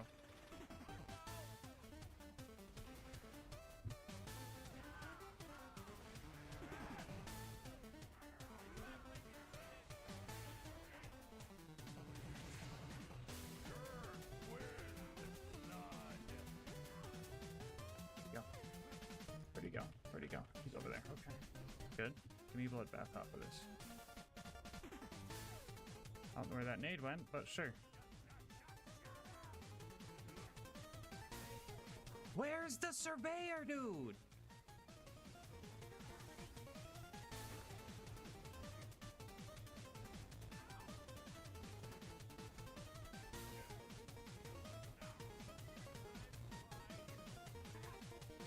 Let's fucking get you. Put the sneaky on him. What the Ooh, let's fucking go. After 3.5 hours, Jack was finally defeated and the warrior was summoned. This guy's pretty easy to avoid and therefore just took some time to kill. Honestly, Jack was the true final boss of this run and the warrior was more of just a victory lap. So I spent our final moments of this run chanting our theme. I think this is the final mag. Let me smash that evil. Evil needs to be smashed. Let me smash that evil. Don't go shoot the rack. Let me smash that evil. Evil needs to be smashed. Let me smash that evil. Evil needs to be smashed. Not today. Not today. You know, maybe Jack wasn't so bad after all. I wonder if this monster would have tasted as good if the fight was easier. Maybe he intentionally put me through that hardship to make my victory all the more greater. What do you think, Evil Smasher?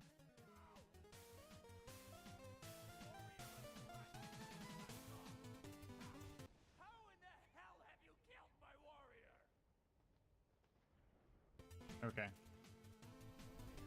There we go. Yeah, that's what I'm talking about. I'll do a flip. Before you go, I just wanted to say thank you so much for making it this far into the video. If you want to support the channel, make sure to like, comment, and subscribe. Doing all that helps with the YouTube algorithm, and I love hearing your guys' kind words and ideas for new runs. If you want to support the channel more directly, consider becoming a channel member to get videos a day early, saving money over at Instant Gaming using my link, or going to GASMASK'S.com to get some merch. I'll link my Discord and Twitch channel where I stream these runs live in the description. And last but not least, shout out to Mango Soda who made this video's thumbnail art. They do commissions and will also be linked below. But until next time, breathe easy, homies.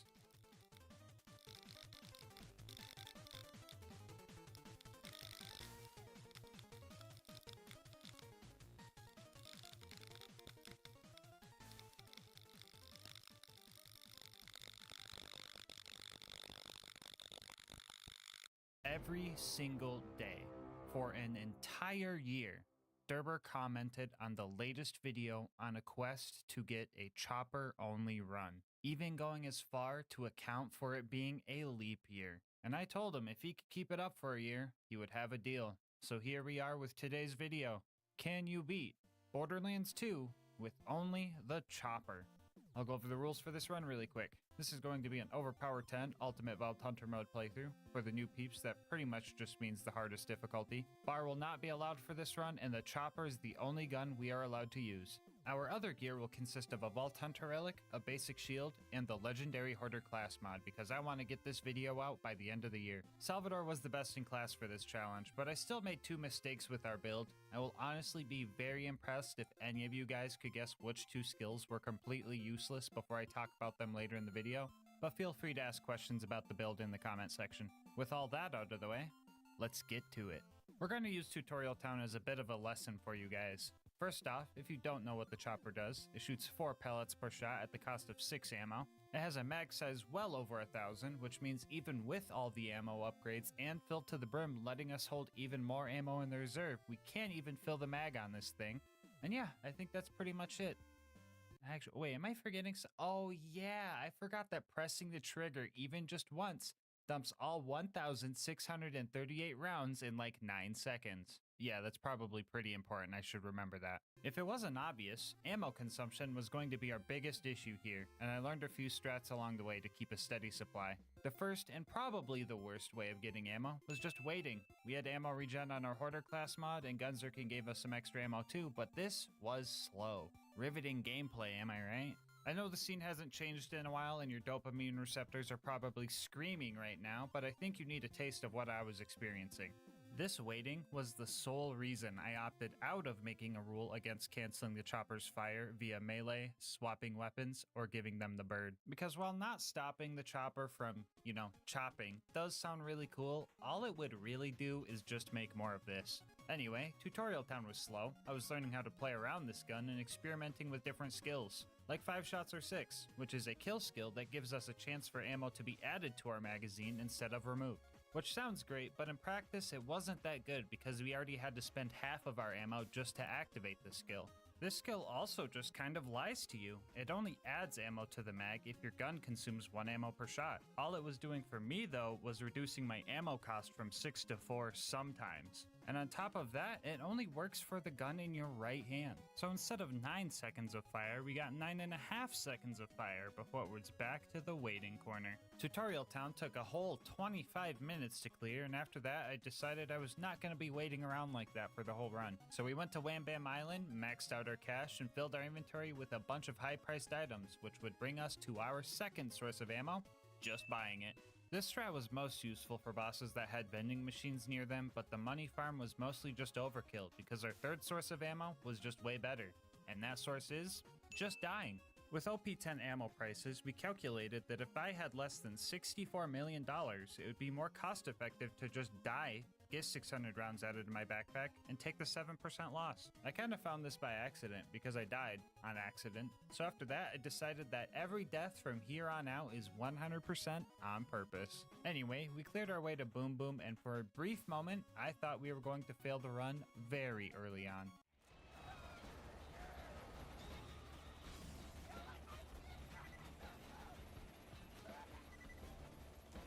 Yeah, so a slagged armored enemy literally getting lobotomized by 2 corrosive choppers only loses like a quarter of his health and then just starts regenerating faster than I could keep up with my ammo regeneration.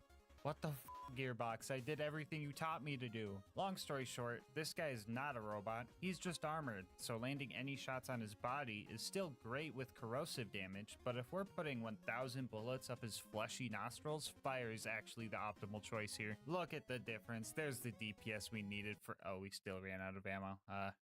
What do I do now? Well, first, we take out our anger on Boom by killing him in the back alley, and then we let the psychos that spawn after he dies hit us down to low health, so we could utilize Inconceivable, which gives us up to a 50% chance to not consume ammo based on how low our health is. This skill procs for half a second, and the whole time we just don't consume any ammo. There were a couple things about this strat that were hard to play around. First off, I couldn't gunzerk because then I would just regenerate health and lose all the free shot chance. And second, I was effectively playing with 1 health and risked getting one shot by pretty much anything.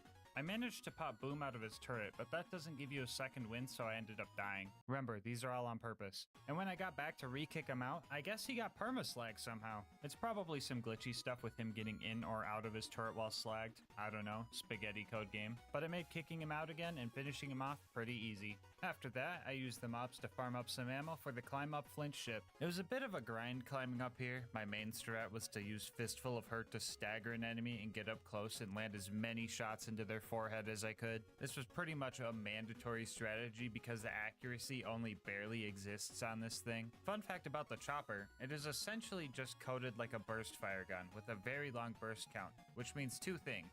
First off, if we enter Fight for Your Life while firing the chopper, we burn a quarter of our ammo during the animation, which is just kind of silly to me, especially if you can manage to get a second win like this. And second, Salvador's keep firing skill was doing literally nothing here. This skill doesn't work with any type of burst fire weapons, even if you do hold the trigger down. So just remind me to respec when I get to Sanctuary or something. Just like scream at your TV or phone or whatever you're watching this on, I'll hear it. Anyway, we made it to Flint and started our fight. If you've watched some of my past videos, you might know that getting close to Flint just really isn't an option. And since we don't really have the DPS to fight anything unless we can smell their breath, this was going to be an issue. So we were going to need some cheese to get this fight in the bag. By launching Flint out of his arena, you can bug out his AI and he just becomes completely passive. Using this, we let some of his other goons hit us down to a sliver of health and then just blended his face with a shock chopper. If anyone is mad about how cheesy this strat is, just look at the DPS and imagine trying to do this while he's moving and launching you with AoE slams. Footage from the Gub run for reference. Also, I bet only 1% of you guys that watched this video actually noticed this silly little edit I did down here. Anyway, Flint died, we made it to 3 horns, and I guess we needed a car to jump over a gap. Not sure why, because I have choppers. I could have just like...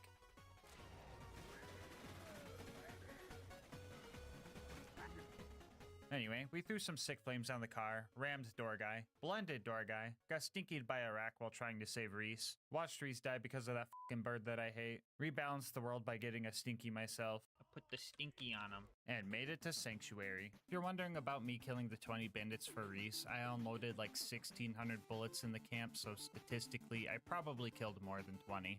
Anyway, the Sanctuary chores we have to do here are pretty boring, so to drown out the monotony and the sudden influx of screaming I'm now hearing for some reason, I'm gonna tell you guys about our partner, GASMASK'S. Alright, I know what you guys are thinking, but GasMask, aren't you a monster guy? And yeah, I do like monster, but ever since they turned Assault into Assault, let's just say I've been broadening my horizons. Lucky for me, GASMASK'S reached out and set me up with this starter set, no strings attached. And honestly, I was pleasantly surprised. My favorite flavor I got to try was Copium. It's got an awesome cranberry flavor, and look at this little dude. He just like me for real, for real. I also got to try Raw Meat, which is a watermelon and cantaloupe flavor combo. Now, normally I'm not a fan of melon flavored things, but holy moly, this one was good. And last but definitely not least, we got to try Lean, a peach tea and lemonade flavor, which is super delicious. I actually have to hide this flavor from Melissa so she doesn't hog it all, so if she asks, just tell her I ran out. The shaker they sent me is also super high quality. Shakers I've had in the past tend to leak on me when I shake them, which like, dude, you had one job. But this one does its job, and it has an anime baddie on it. Win-win. Don't like anime baddies? No worries, they've got you covered. Sensitive to caffeine?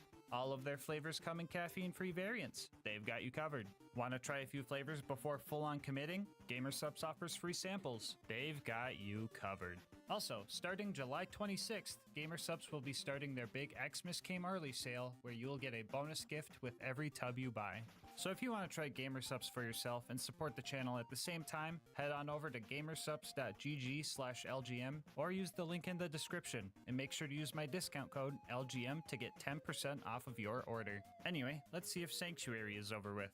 Oh, still working on that door dress up? No, it's cool, that's fine. Anyway, Frostburn Canyon time. I said screw it and ignored all the bad guys on the way up to the giraffe exhibit because I was going to do plenty of mobbing up there. The psychos were pretty easy to handle with the chopper, and we even let them get a few hits in for more free shot chance, but the armored psychos slowed us down a little bit. So I opted for the good old I put the stinky on him strategy in order to save some ammo.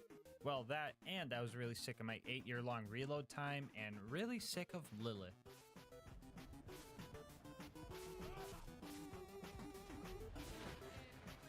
Where are my guns? Ah, why'd you say the thing? I'm done. I'm out. Bye. Bye, you got it, Lilith. I'm out. Bag. Okay, Lilith! Bag. Lilith! Stop me! Freaking hell! Anyway, a few more stinkies later, we got out of there and headed to go save Roland. The Bloodshots weren't going to let us in unless we snuck in with one of their bandit trucks, so we met with Ellie and started blowing up their cars for parts. I blew up all kinds of cars here. Normal ones, flying ones, protective ones, and well, ones that shouldn't be killable in the first place. I put the stinky on him. After that, we snuck into the Bloodshot camp and started our fight with Badma, and that did not go well. His shield would just block all of my shots, and even with the speed from Bust that can't slow down and Insight, I still couldn't circle strat this guy. So after buying some ammo from a cliff, I developed a new strategy that I would use for the rest of the run, and we're going to be calling it head crabbing. Much like the totem trolling strat I've showcased on Krieg in the past, head crabbing requires us to jump onto our target's head as we enter fight for your life. Not only does this let us land consistent hits on Badma, it also lets us gunzerk while at 0 health, meaning Inconceivable will proc on both guns, letting us deal enough damage to take Badma out. And like, yeah, I probably could have just punched him off of a cliff, but I didn't want to subvert the challenge too much, and it really took a lot of willpower not to. The little dudes though, those guys aren't required, so they got stinkied without remorse. Inside the Bloodshot Dam, things got pretty tough. I died a bunch of times because I just kept burning through ammo, and this place is just loaded with enemies that don't like to be that close. So I did a little bit more head crabbing here and eventually got Mad Mike to show up.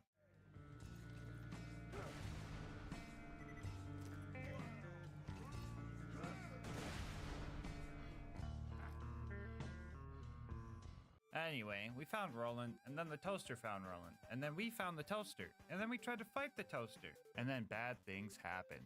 I managed to interrupt its construction process, but the exploder it was making blew up and downed me, which absolutely confused me. That didn't really matter though, because this run was destined to go to the gulag. So then we found the gulag, and then we found the toaster again, and then we tried to kill the toaster again, and then we failed again. Yeah, this fight sucked. We had to resort to the age-old strat of hiding and waiting for ammo regen. While I have you alone in this back alley where no one can hear you scream, I just want to say I think you should consider subscribing. If you've made it this far into the video, you're probably enjoying the content, so you might as well sub. You can always change your mind later. Anyway, I noticed something odd during this fight. When shooting the chopper, the reticle doesn't get larger like most guns do when firing them. It just kind of has a static set accuracy to it, which also made me notice that steady as she goes wasn't improving our accuracy either. Which also reminds me, you guys definitely did not yell loud enough when I went to Sanctuary last time because I forgot to respec my skills. But I'll forgive you, just remind me next time. I eventually started utilizing Get Some to get some cooldown for gunzerking. That way I could regen ammo faster, but I wasn't sure if the 6 ammo per shot to get 3 seconds of faster cooldown actually sped things up, especially if enemies just regenerated that health, but I figured if it was a boss like Warden that didn't have health regen, it would be beneficial anyway. After 45 minutes of edge of your seat gameplay, I managed to take the Warden down in style. Roland ended up taking nearly 50 deaths to save from the dust to here, so I hope it was worth it. We got our next mission to go steal the vault key from a train. Usually this part of the game goes super quick because all I have to do is meet Mordo and Tina, then just run and grab everything I need to blow up the train. But this time around, a Goliath blaster shot me down with some Stinger missiles, so that was pretty wild. But we still managed to blow up the train and started our fight with Wilhelm. Our first attempt was honestly going pretty good, right up until the part a fabled tortoise popped out of a bullymong pile and Wilhelm killed me while I was mid-neuron activation. That thing distracted me. What was that? I got killed by this thing. What the fuck? After that though, I started getting kind of sloppy. We pretty much had to just wait for ammo regen over in this corner to win the fight, but Wilhelm surveyors were just not having that. C-Mag, I can reload.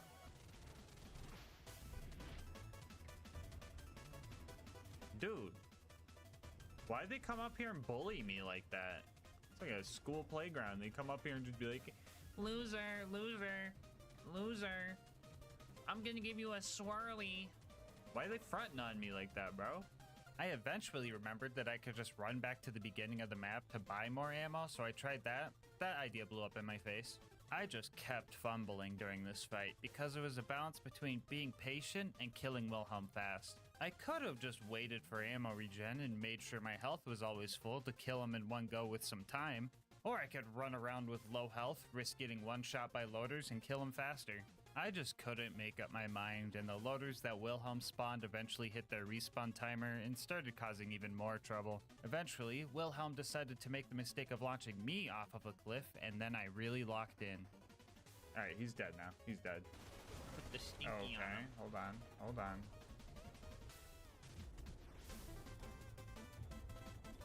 Come on, dude.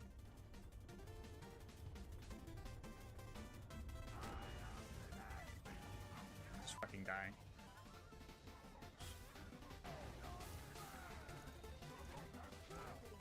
Why did I have to reload these?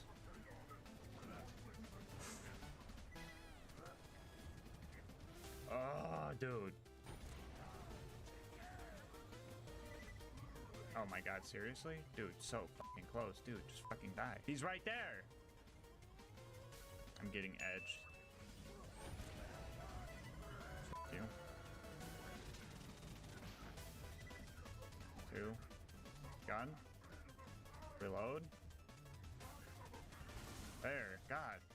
Jeez, that took way longer than it should have. But at least we get to go back to Sanctuary.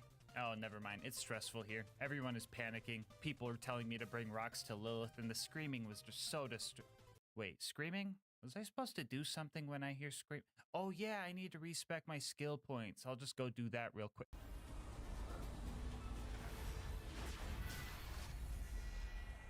Sorry, kid. That was an accident. Ah! After a quick sprint through the fridge, we found Mr. Noodle and started our fight with him. Things were going good. I found a spot where he couldn't get to me, so I had the ability to regen ammo in peace. And we almost had him, but his shield regen ability just barely saved him. Oh. Oh. I'm getting edged! Fuck, I'm safe right here. I gotta pee again, bro. I think I'm safe. 2 seconds later.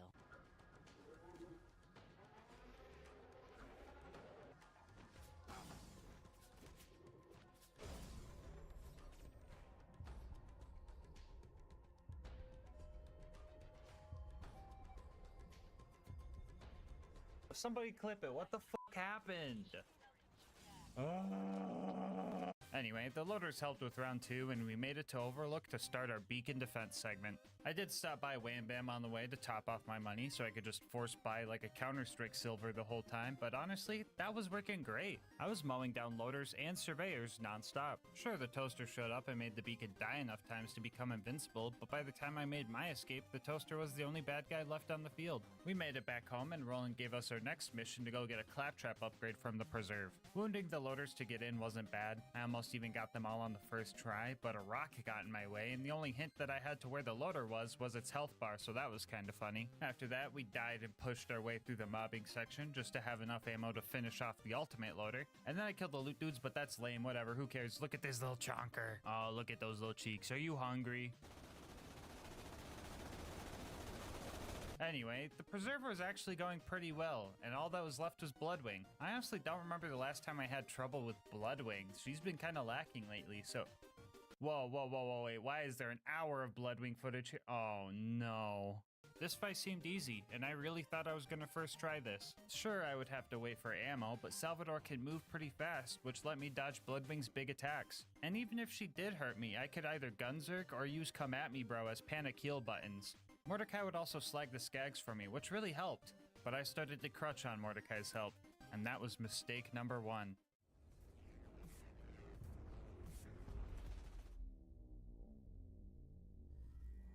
After that death, Borderlands Spaghetti Code threw me a curveball, and I got a glitch where Bloodwing kept her fire resistance through changing elements. A fire chopper on her shock and corrosive phases should have melted Bloodwing, but that just wasn't the case. I knew of this glitch's existence prior to this run, so mistake number 2 was underestimating Bloodwing. This made the fight way harder, and instead of being able to use a neutral element for 1 phase and an effective element for 2 of them, we had to use a neutral element for 2 phases and an ineffective element for 1, which leads to mistake number 3, not bringing a non-elemental chopper with me.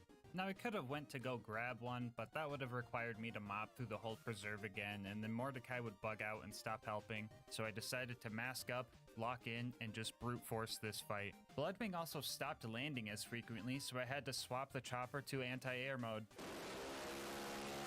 So anyway, the winning fight took like 20 minutes, and I ain't got much else to say except GG Bloodwing, glad to see you on the comeback. Our next mission was to go to Thousand Cuts and recruit Brick and his buzzard support, which is okay. I just guess 1 chopper wasn't enough.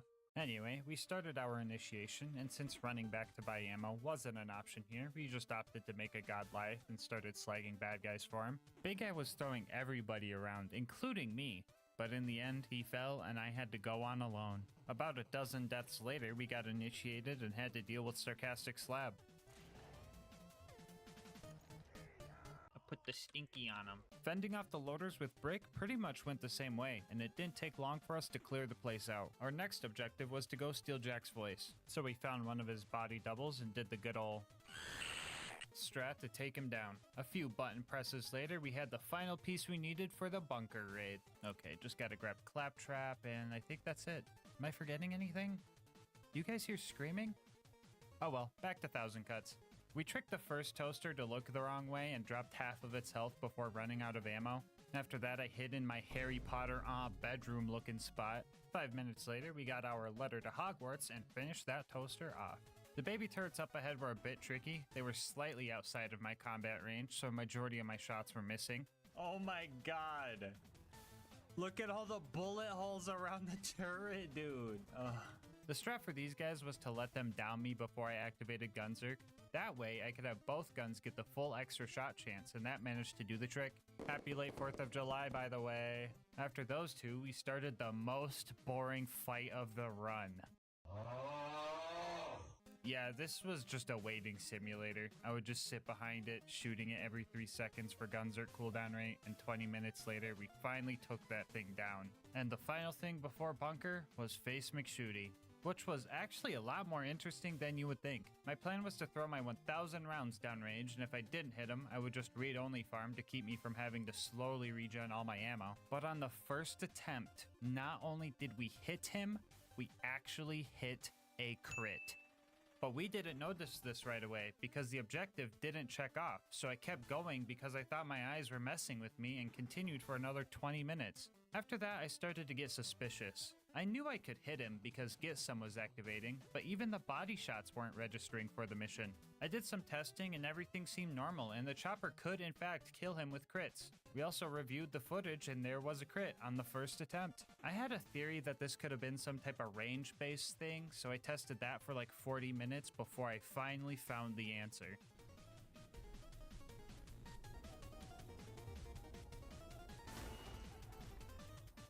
Okay, there's proof right there. There's proof right there that I'm not smoking crack.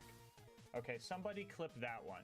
So yeah, turns out that in order for the objective to check off, you need to actually hit a certain damage threshold on a crit, which one pellet of the chopper just didn't manage to do. We further tested this by using a level 1 starter pistol and...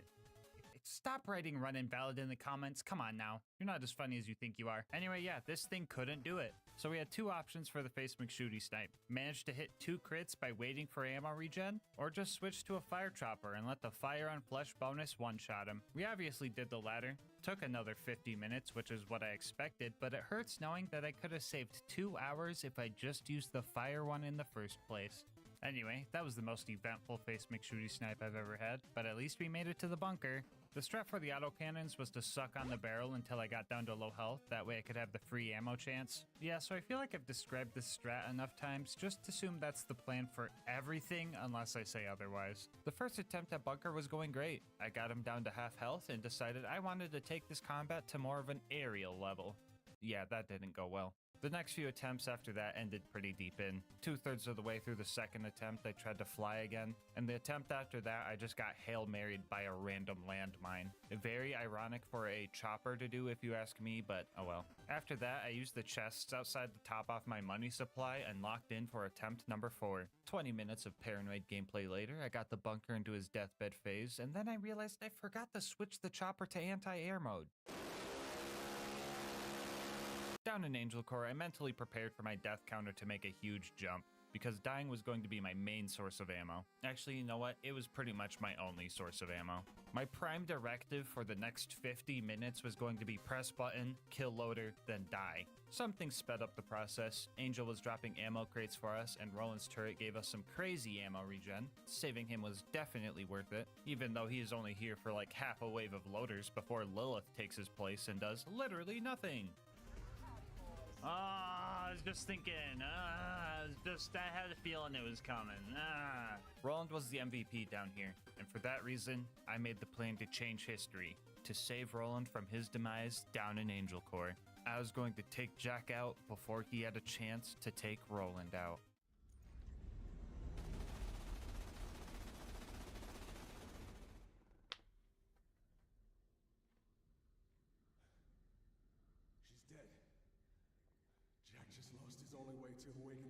I'll get him. We got the Vault Key. I'll get him. This isn't over yet.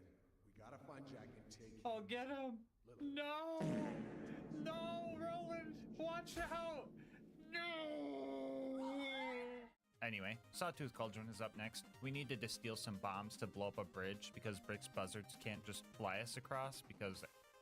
Actually, wait, why can't I could just fly myself across? What am I even doing here?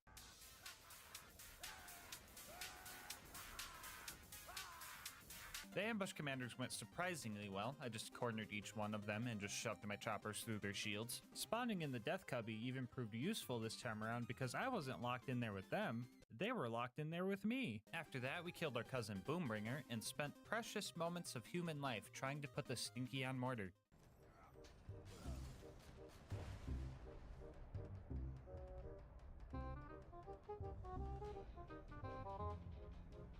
If you can't.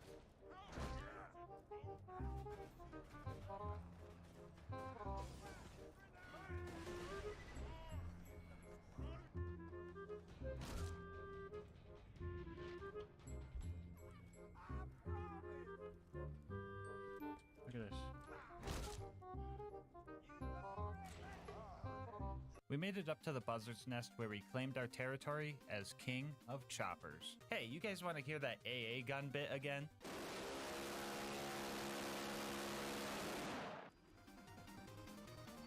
This on some crazy shit.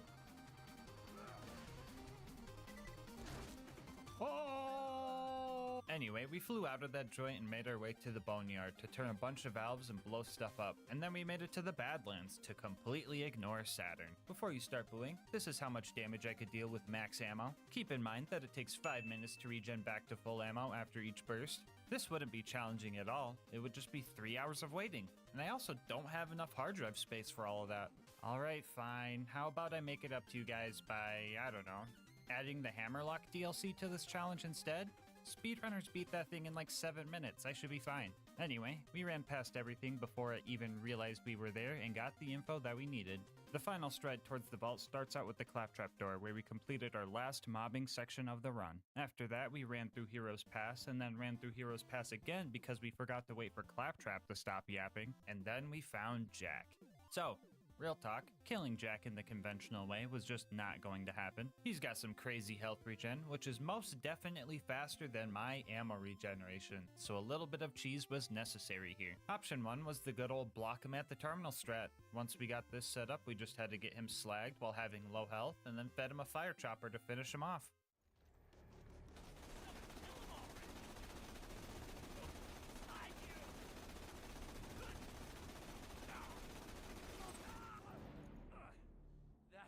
That looked like something straight out of hell. Or there's option 2 if you prefer more of a stinkier cheese.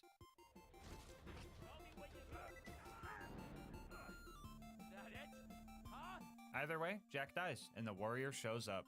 Our final test of patience before we finish the main part of the challenge. 1.5 hours to reflect back on the run before finally taking the final boss down and tasting victory. So yeah, you can beat Borderlands 2 with only the chopper. Bonus content time, whoa! As I said before, we are also going to be taking on the Hammerlock DLC. Everybody's favorite, I know. This DLC immediately starts it off with the action. You spawn in and have to walk all the way over to Hammerlock, and it's just so riveting. After that, we gunned down some squatters that were taking up room in our cabin. They didn't like us kicking, or I guess in this case, punching them out of our property, and they got all demonic. And fun fact about these guys, they just don't take fire damage. Like, damage numbers don't even show up, and I didn't know that, so I thought my sanity was finally slipping away from me. After we dealt with way too many of those guys, Hammerlock got us a boat and sent us to go fight Thermitage, which seemed undoable, until Twitch chat pointed out that its health bar's a lie and it's an armored enemy. That's twice in one run now, jeez.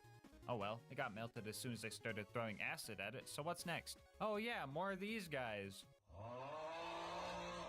Jeez man, I really hate the combat in this DLC. I guess it's kind of funny that the chopper can stagger lock these guys, but I will never not be mad that wooden masks and shields can block bullets full stop. Another 20 minutes of mobbing later, we had a new job of destroying all of Jack's DNA samples. I guess this Nakikiyama guy wanted to ruin our fun hunting trip. Oh well, just a few little safes to bust open and one boss to deal with. Should be pretty well yeah, this should be easy. Okay, this should be...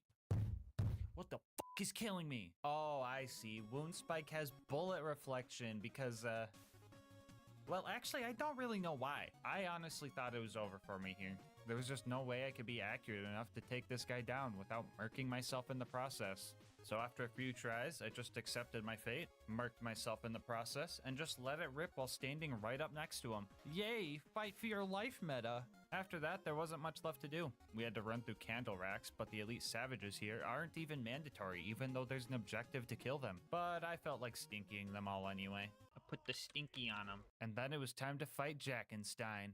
Let's do this.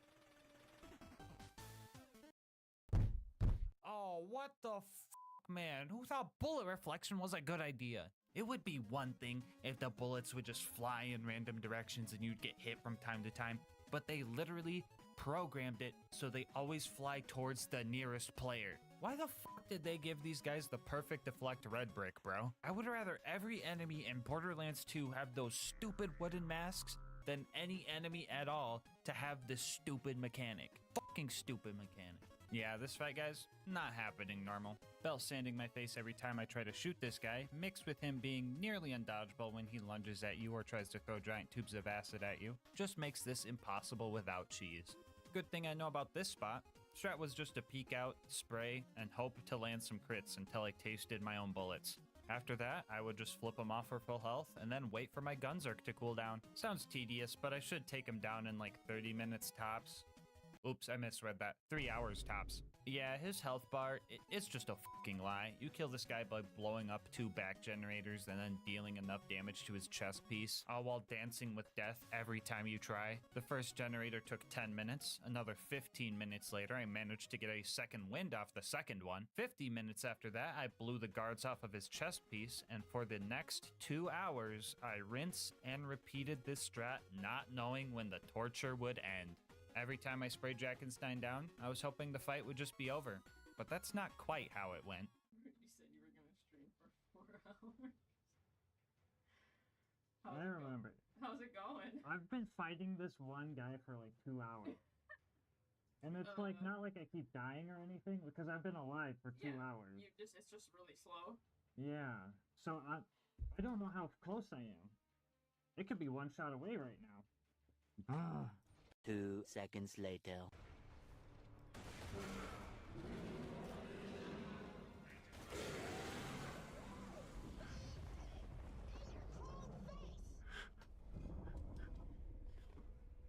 Well, in case anyone wanted to know, it looks like you can beat Sir Hammerlock's big game hunt with only the chopper.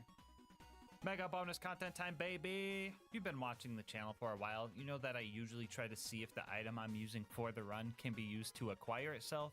And if you don't know where the chopper comes from, well, it comes from Dexidius, the Invincible. To spawn this guy, you need to run around the grotto and put a total of 96 iridium in these 4 furnaces. Go pull this lever, get your ass handed to you for an hour while you kill off waves of demonic savages because you couldn't kill the witch doctors fast enough, and then this giant fucking stick bug comes out and you have to roleplay Dr. Pimple Popper until this thing dies. And trust me, there's no head crabbing this Strider, and yes, this video does have 2 Half-Life references because I practically spent half my life trying to kill this thing.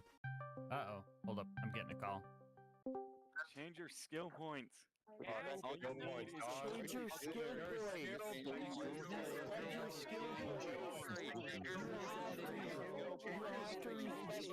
Oh yeah, I was supposed to respec, wasn't I? Oh, thanks for reminding me, guys. You should have said something earlier. Here's the new build for the raid. I got rid of all the kill skills because I didn't think I would be needing them. I also spec'd to keep it piping hot for the boosting grenade damage. I'll explain more on that later. I promise it makes sense. Alright, let's talk about this fight. To survive here, I would need constant, and I mean constant, vigilance. One mistake and I could get hit with one of his giant corrosive bombs and the dot would seal my fate. I gathered up all the high-priced items I could so I didn't have to wait on all my ammo to naturally regenerate, but even buying it was scary because his attacks could hit right through walls. I developed a strategy where I would mark stuff as trash in my inventory so I could sell it faster, and when I would buy ammo, I would spam enter and left click to get my ammo faster and get the heck out of there.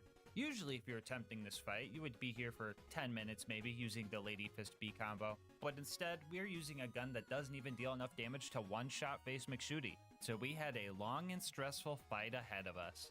Another fun fact about Dexy is that the amount of damage he takes when a pimple is popped is amplified by any grenade stat buffs you have. So more grenade damage equals less pimples to pop. That's why we spec'd in to keep it piping hot. We only get the buff while Gunzerk is on cooldown, but if GASMASK is constantly being activated, that still gives us the boost. I could only deal real damage if Dexy was distracted by spores. Usually the spores get murked in one shot, but the corrosive spores were actually very helpful because they could survive like 50 hits from Dexy. A lot of our downtime was running to spawns and hoping to see some green cauliflower homies and getting them not to follow me across their map with their insane persistence. On my first attempt, I actually made it pretty far. I took out 7 pimples before I got snuck up on by one of Dexy's attacks that dotted me to death.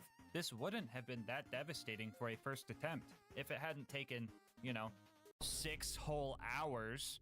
With an estimated kill time of 12 hours, I pretty much had one try a day to get this kill. Attempt number 2 ended because PhysX decided to crash my entire PC, and attempt number 3 ended in a game crash even without PhysX because Borderlands hates me. And yeah, this was pretty rough. 12 hours of Dexy attempts and 2 crashes really had me second guessing my life decisions.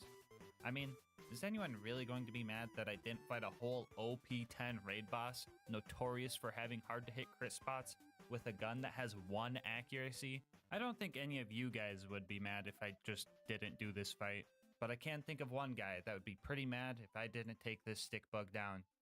And I see him in the mirror every day.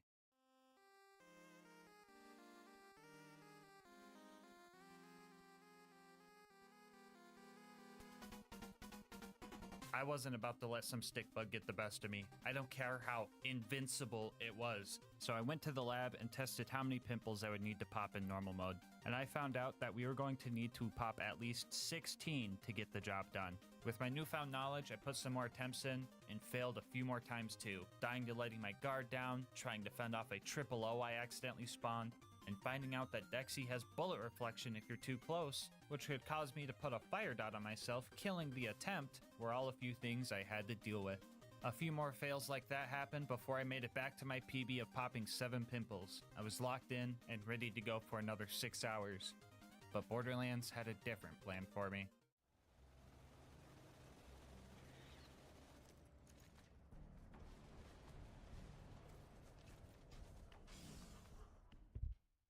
What? Okay, so you're probably like, what just happened? Which, fair. Me too.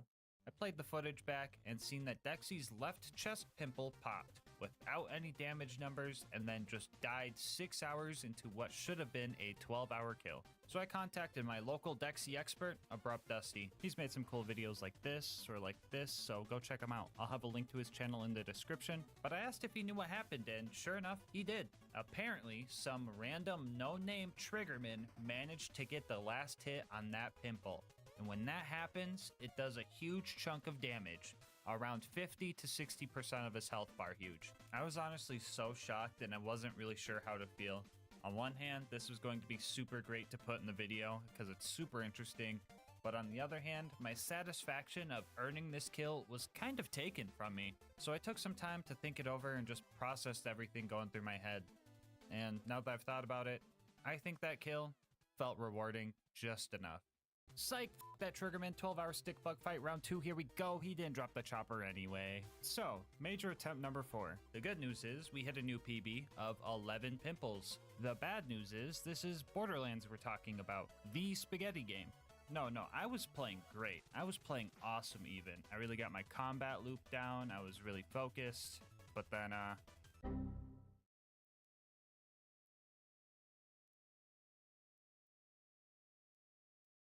yeah, so I wasn't too beat up about this. I kind of expected this to happen, honestly. Have you taken any breaks yet? I have not because I'm afraid the game will crash. I'm still kind of surprised how well I took it. This was 9.5 hours into an attempt I was just doing great in. This was in no way my fault. It was entirely just Borderlands being made out of spaghetti. I realized that if the fight was going to be this long, I was going to have to do a couple of things. First off, I downloaded DXVK, which is pretty much just a mod that helps prevent BL2's notorious game crashes. Honestly, not sure how exactly it works or if it would even work, but I'll take anything at this point. I also duplicated this bear cat I found during the run 39 times to make sure I had enough money to keep buying ammo and not have to wait on ammo regen. I did not like that I had to do this, but if unintended game mechanics were going to take a 9.5 hour attempt away from me, I felt fine using unintended game mechanics to manually dupe 39 bear cats. I also sacrificed Lucas for good luck. I put the stinky on him. 1 week later, I prepared for what I hoped would be the final fight. I was improving on every attempt. I learned how to take out the initial savages in half the time. I was able to take out Dexy's first 3 pimples really fast using high-risk strats. I learned all of the spore spawning locations to maximize my chances for corrosive spores. And I really learned how to read Dexy, allowing me to get closer than I was before. Our strategy was becoming well refined. It almost felt like I had 30 hours of experience fighting Dexy or something. On day 4 of Dexy, I hit a new personal best of 12 pimples popped before this rock ended my 7-hour fight. Ah! That's fucked up, dude. That's real fucked up.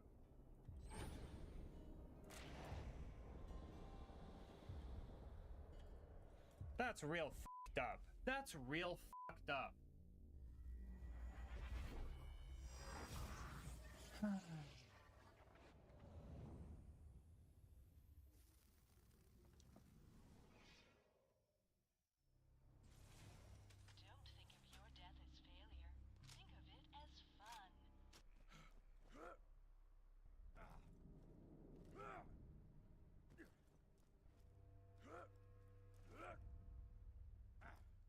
Lesson learned, I guess.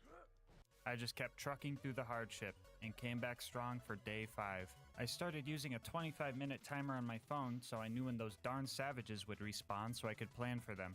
But even then, it was hard to get rid of them because Dexy loves standing right on top of their camp. And just like that, history repeats itself, losing us another 7 hours. Day 5 of Dexy washed down the drain. But look at that smile. You might think it's a facade, and it's just there to hide the pain, but you would be wrong. I mean, you are witnessing pain. You are witnessing frustration, and you are witnessing anger. But that smile is still one of genuine enjoyment. I knew that every failure and every setback would make the victory all the more great. Joy and struggle don't have to be mutually exclusive. And heck, 6 is my favorite number anyway. I play a little bit risky at the beginning, but that's fine.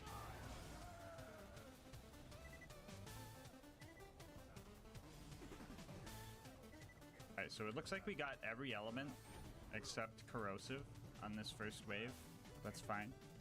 Alright, if you're on the believer side of the prediction, you guys better be manifesting corrosive spores. If you're on the doubter side of the prediction, you guys better be manifesting corrosive spores.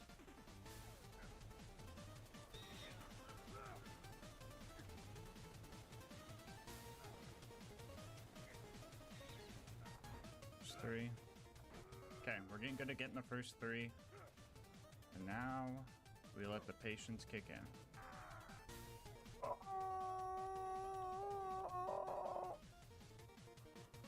There we go. Level 90 corrosive spore. God, the fucking 2-legged drifters fucking murk my homies, bro. There we go. There's 4. I gotta be jumping though. Oh, I killed him. Ah! Oh, fuck, I thought that was a drifter, dude. I got scared by a fucking branch. Nobody clipped that into 4. Oh, shit. Oh my god, dude. That fucking rock almost killed me, dude. I can't. Okay, 5 out of 16.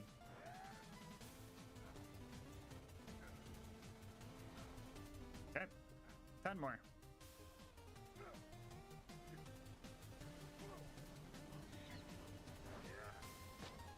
Cool.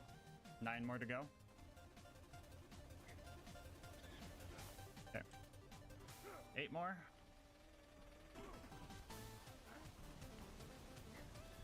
There we go. 7 more.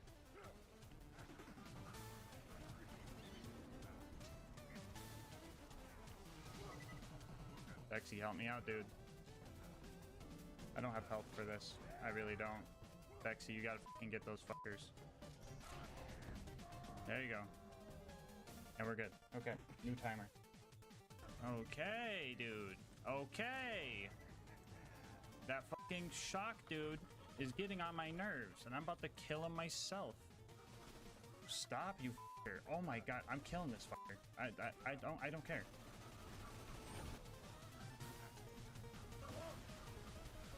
Jesus. What the fuck even was that? There we go. 6 more, 6 more. That was the back of the head. Okay. 5 more. I see you. I see you, though. That was a fucking big brain play, Dexy. I will fucking give you that one. Oh, I did not mean to bird there. Oh, I'm throwing. I'm so fucking throwing. Okay, we're good. We're good. I need to get the fuck out of here, though.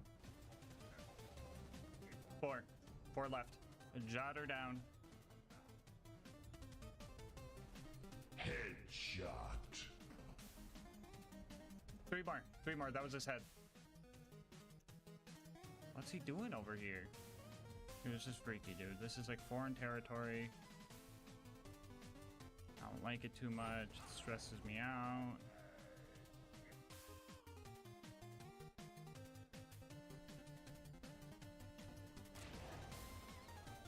There it is.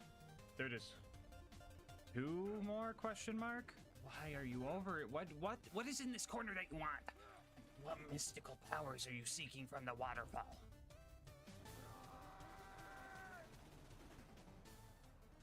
One more? That was his back. I feel like that's gonna be 2 more though. Alright, here we fucking go. Come on.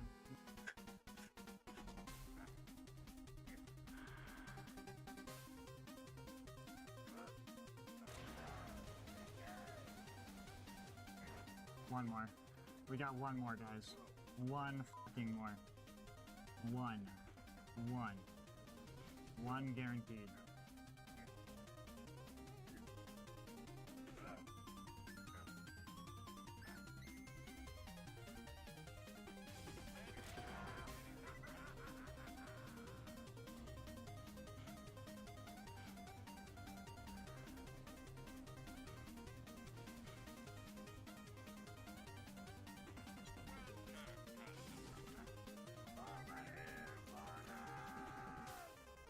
Never again. Never again. Never again. Oh, dude, my arms and fingertips are going numb. Breathe, breathe, breathe, breathe, breathe.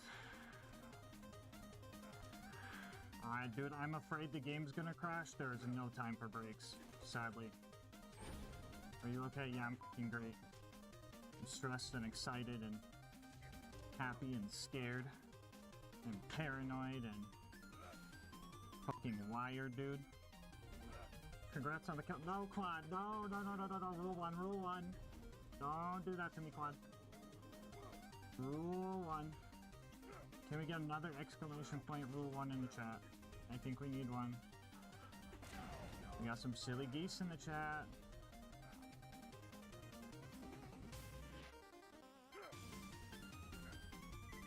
Oh my god. We almost fucking lost it there. We gotta fucking get a Gunzerk now. If we got dotted there, we would have fucking lost it. How'd that fucking hit me, dude?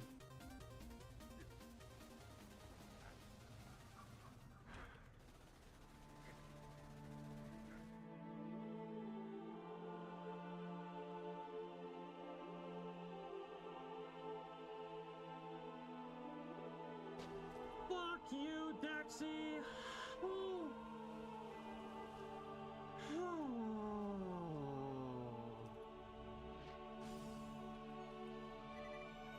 Oh, let's go, dude.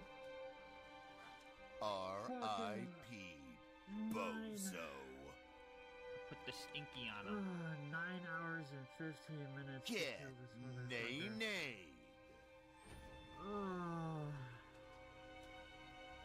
Holy shit, dude. That's fucking crazy. Put the stinky on him. After 48 hours of Dexy attempts, we finally took him down, and my thirst for a challenge was quenched. I woke up the next day, and I had received the most wild email I have ever gotten, and I just want to show you guys this thing. Yeah. No idea how my heart rate monitor knew I was playing Borderlands 2, let alone streaming it, but geez, man, I was on edge. I doubt the 6,000 calories part is right, but I definitely did smell like a gamer after all of that stress sweat. But it was all worth it, you know? Getting that kill was one of the best things I've ever felt playing a game, and I don't regret a single second of that 48 hours. But I felt like something was still missing. I felt like the chopper wasn't used as chaotically as it was intended. I mean, yeah, raid bosses are designed to be fought with 4 players, so it's not like I could just lay into them and expect to win. I had to focus and use tapfire strats for cooldown and just be locked in the whole time. And also, I didn't get a chopper to drop on this kill. So let's do it one more time, the right way. Alright, remember guys, if it bleeds, we can kill it.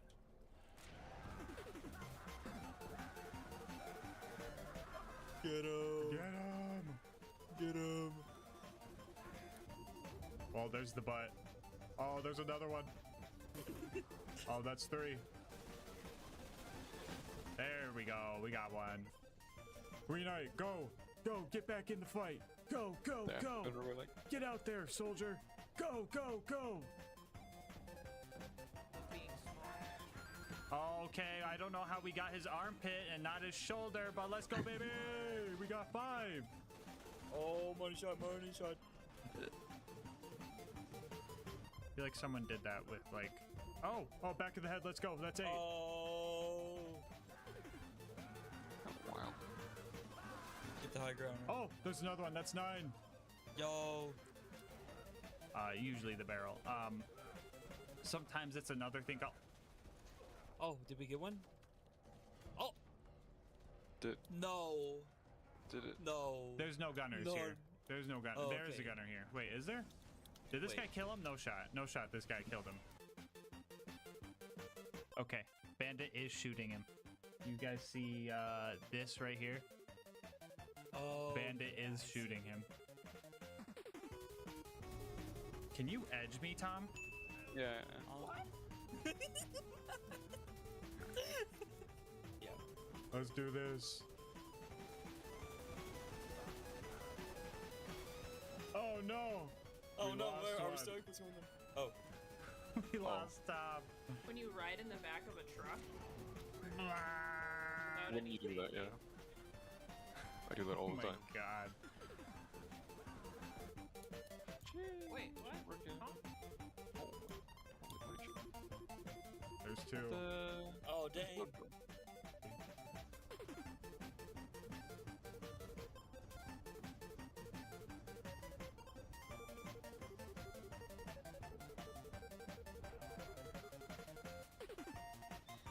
Time though. Oh!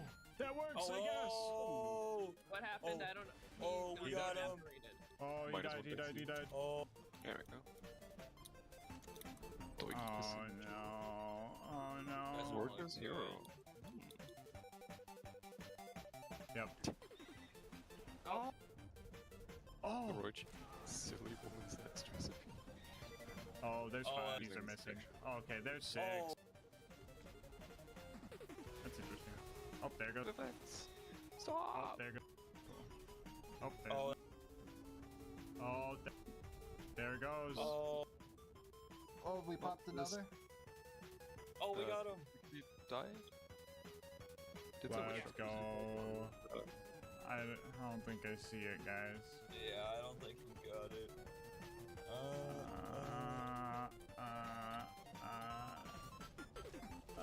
Well, that was a 50-minute kill. Nope. Well, okay, so I tried where you would do. Wait, why didn't you? Because I feel like knowing what. I just see a dead. Oh. Alright, nope. The wiki. Can't. I didn't even process. R.I.P. What? Bozo. That was Oh, we got 52 him. on the dot. That was 52 on the dot. That is crazy. Oh, wait, we got... Oh, wait, never mind. We got a legendary. Why would you do that? Why would you do that? Hands forever. He always likes to be Slightly different. there it is. 4004. Oh, what the f is that, dude? Doll spinny gun? What? No. What is it? Oh my god, oh my god. Yeah, we got already. Can someone revive me? Entry. And Like no. milk. It's just Literally. oh. Actually, Lucas is a. Yeah. I'm like, what the? Yeah, wait. 3755. 3755. Come on. 47. Really Oh. Lucas, stop. It actually worked this time. We got it. Party chopper. Let's Oh, go. we actually Yo, we actually got it. We know what we have to do. Alyssa does not know what we have to do. We gotta let it rip. Well, Derber, I sure hope that was worth the wait, especially considering that this whole run took 80 hours. Before you go, I just wanted to say thank you so much for making it this far into the video. If you want to support the channel, make sure to like, comment, and subscribe. Doing all of that helps with the YouTube algorithm, and I love reading your guys' kind words and ideas for new runs. If you want to support the channel more directly, consider becoming a channel member to get videos a day early, grabbing something over at GamerSupps using my link, or going to GASMASK'S.com to get some merch. I will link my Discord and Twitch channel where I stream these runs live down in the description, and last but not least, shout out to Mango Soda who made this video's thumbnail art. They do commissions and will also be linked below. But until next time, breathe easy, homies.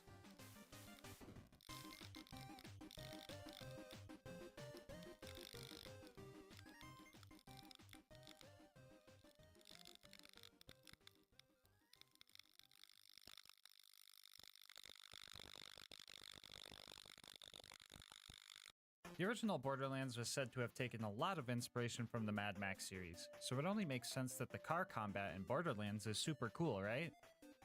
Right? In any case, today we're going to try and answer a question that everyone has never thought about. Can you beat Borderlands 2 with only cars? Before we hit the road, I'll go over the rules. This is going to be an Overpower 10 Ultimate Vault Hunter mode playthrough, and all damage I deal to enemies must be from vehicles or because of vehicles. We will be playing as Krieg for this run, and I'll explain a bit more on that later. For our gear, we will be using a basic shield, legendary sickle class mod, and the Afterburner relic. Yeah, to the guy that commented saying I should try to beat the game with only the car relic, you might have been joking, but I wasn't. Here's a quick peek at the build. Most of this isn't important, but Fuel the Blood, Fuel the Rampage, and Fuel the Fire are all vital to this run. With all of that out of the way, let's strap in and kick this run into gear. Oh, wait, we might have an issue here. I'm totally forgetting something. So normally we don't have access to cars until after we fight Flint, so normally, no, you can't beat Borderlands 2 with only cars. But you didn't come here for that lame answer, you came here for a challenge. So today's question is actually, can you beat Borderlands 2 with only cars? If you also use a mod to allow cars to enter maps they usually aren't allowed in. Using a couple mods, we can allow vehicles to enter maps that usually kick you out of the vehicle, and we are also able to change this door to take us to the Torg DLC, where we can grab a car and take one back to Tutorial Town. Quick little shout out to Pyrex for making that very obscure mod for me. Anyway, in true Cursed Run fashion, we got a couple of bully routes to spawn, and since cars are considered armored, corrosive damage was going to be something we would need to worry about. It's also not like we could dispatch of these guys quickly either, because our damage is, well, I guess it exists. So right off the bat, things seem really bad. Enemies can kill us really fast, and we can kill enemies very slow. But one advantage we do have is stun locking. Even slightly nudging most basic enemies causes them to ragdoll for a few seconds, and as long as we keep doing this, they won't be able to blow our car up.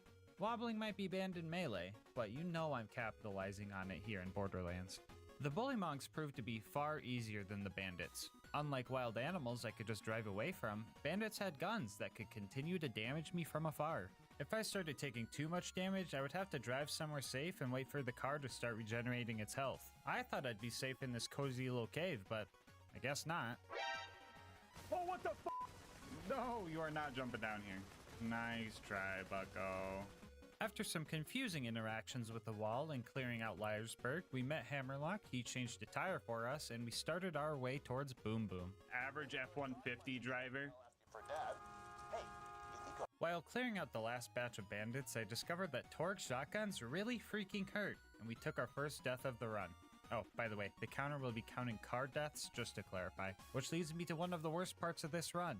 Losing a car means I have to go all the way back to the Torgue DLC and get a new one. I decided to allow a flight mod to go back to vehicle stations since this run was modded anyway. We aren't really doing anything challenging by walking back there, so to save time, hard drive space, and to get this video out earlier, we would just fly back to get a car. Anyway, after clearing out the bandits and accidentally learning how to parallel park, we finally made it to Boom Boom, and this fight was tough. You might think Boom's cannon was the scary part, but to my surprise, I was actually able to take multiple hits from this thing. Busting him out of his turret got a little weird, but that part was relatively easy. Dealing with their health regen and my lack thereof was the main issue. I could stun lock them, but repetitive collisions would slowly wear down my vehicle. I could definitely handle a one-on-one fight, but if I kill Boom first, I still have to knock down a few psychos to try and focus on Boom. I would also pretty much need constant crits to outpace Boom's health regen, but Boom was a lot easier to deal with. So I decided that killing Boom first would be best because he was the harder one of the two. And well, he just kinda died. I guess if you hit a guy really hard with the car, they just end up dying a few seconds later. I think this has something to do with his get-up animation not being able to go through because he was stuck in some weird geometry. He actually died like this twice because Lil Boom was using a Torgue shotgun. I told you guys about those earlier, right? Anyway, after 1 hour and 4 car deaths later, we finally beat out Boom's health regen and were able to continue the run. We were able to drive past a lot of the bad guys on the way up to Flint, but we still ran into a roadblock. My car was just way too big, and I could not get any further than this part right here. So it looks like no, you can't beat Borderlands 2 with only cars.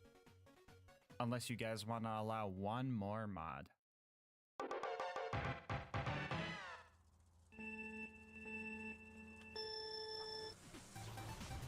Looks like them puke boys are in a pack of trouble.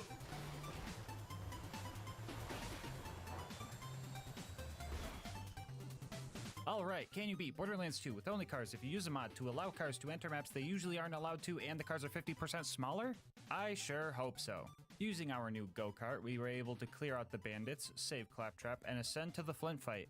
I decided to leave my car in the elevator to get it up to the top the same way I was going to get Claptrap up there, but that was a mistake leaving those two together. Why is my current objective to find Flint? Oh, I'm blocking Claptrap. Hey, yo, what the Claptrap! Bro, that is inappropriate, dude. There are kids watching my guy. Oh my bro. Dude, what the? Dude, no way Claptrap was giving back shots to my car, bro. I'm half ready for my car to just fly into the air, into the ocean even.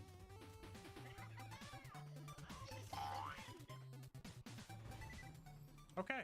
Now for the Flint fight, I probably could have done this super easily. Vehicles are resistant to fire damage, and Flint just kind of rolls up like an armadillo if you hit him with a car. But for some reason, I was bent on just ramming him off the edge of his boat. And because of this, I lost many cars and had to keep driving all the way from the beginning. I also didn't have the elevator option anymore, and some of those stairs and tight turns were pretty tricky to maneuver. Okay, fire barrels hurt. Lesson learned. After way too much wasted time, I finally got Captain Roly-Poly to fall off the edge and took care of his goons from afar. After that, I just laid into Flint until he died. Cool. Rock out. Yeah, jam.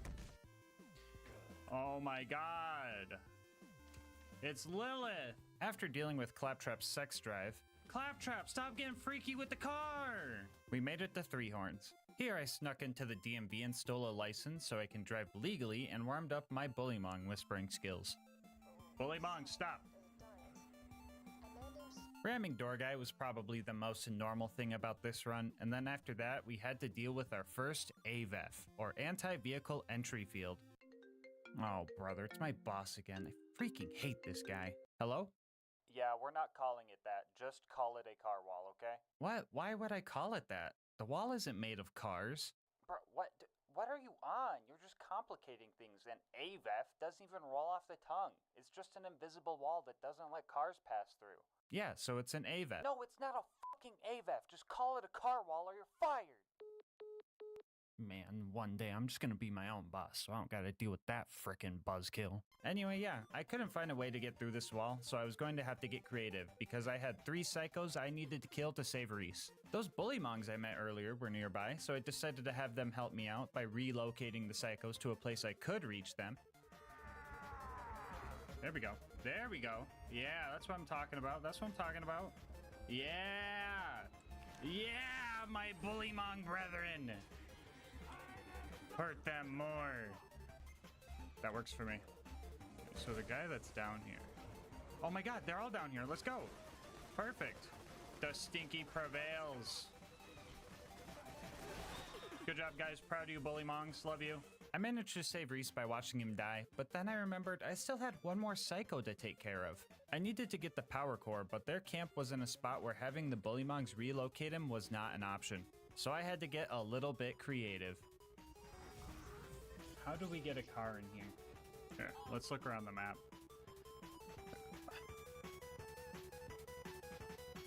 No shot this works, just saying. If this works first try, I'm gonna be amazed.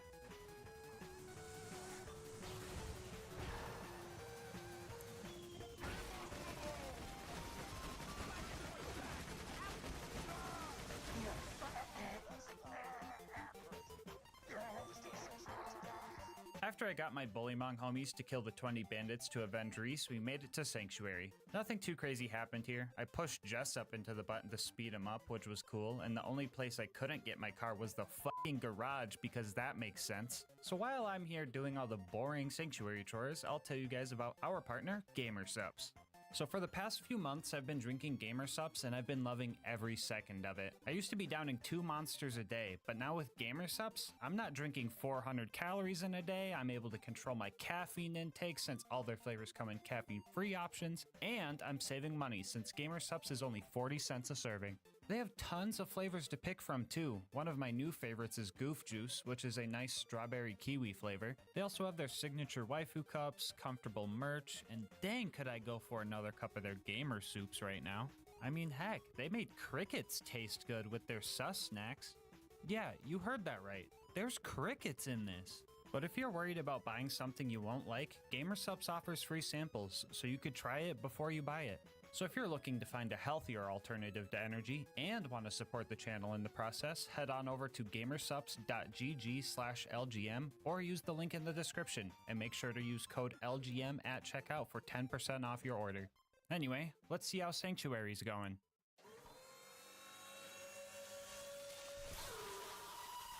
Our next destination was Frostburn Canyon, but well, let's just say we ran into another roadblock. So these invisible car walls tend to be pretty tall, but they eventually do end and you can get over them. For the purposes of testing how high these walls were, I decided to pull out a special vehicle I'm gonna call the Meat Bicycle.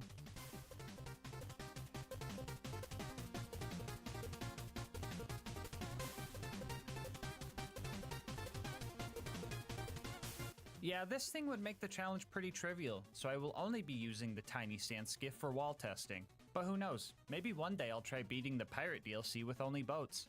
So if you end up liking this run and want to see that run, you should leave a comment and maybe you'll see it in your subscription feed one day. Just saying. Anyway, this wall tall. There was no way we were going to be able to clear this thing normally. Good thing this isn't a normal run. And also good thing that we're playing a game from over a decade ago and there's some jank that can help us. Introducing scroll boosting. By setting our boost key to scroll wheel up or down, we can use the free scroll mouse to do this. Okay, well, my game just crashed, but that doesn't happen every time, I promise. I messed around with this for a while, trying different frame rates, different angles, etc., and I got close so many times that I knew this was possible. And after 2 hours, we finally made it over the wall.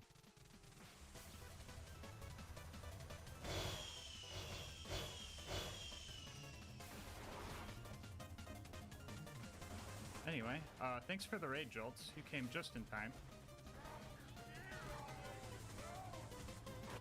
2 hours later, everybody! Now that we made it to Frostburn, we could drive past all the bad guys, do the skip, and... Well, alright guys, don't worry. I found another way to get into Frostburn that was pretty consistent, so I didn't have to spend another 2 hours on this wall. Second time around, I actually hit the spike jump skip and found Lilith. Surprising nobody, I immediately tried to put my bumper into her forehead. Sadly, she survived, and everything that normally happens during this part of the game happens.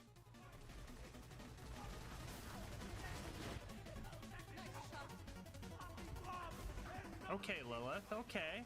I'll give you that one, okay? That was kind of cool.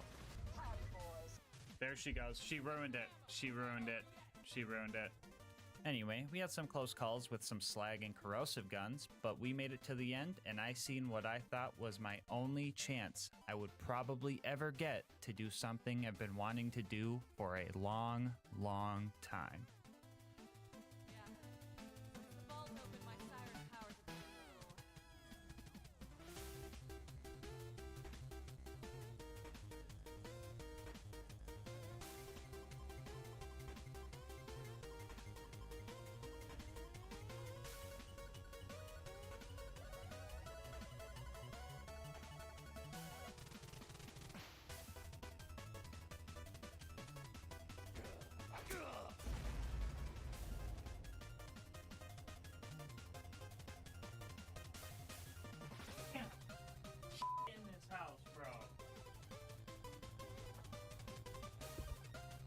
I can't have shit in this fucking house.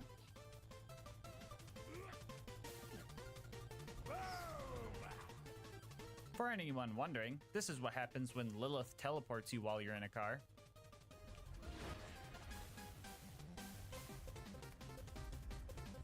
Yeah, I don't know what I was expecting either, honestly. Our next mission was to save Roland from the Bloodshots, which meant it was finally time for a car upgrade. So we met Ellie, found the second garage of the run that doesn't work properly with my cars, used my Honda Civic to destroy a few Ford F-150s, and finally got an upgrade.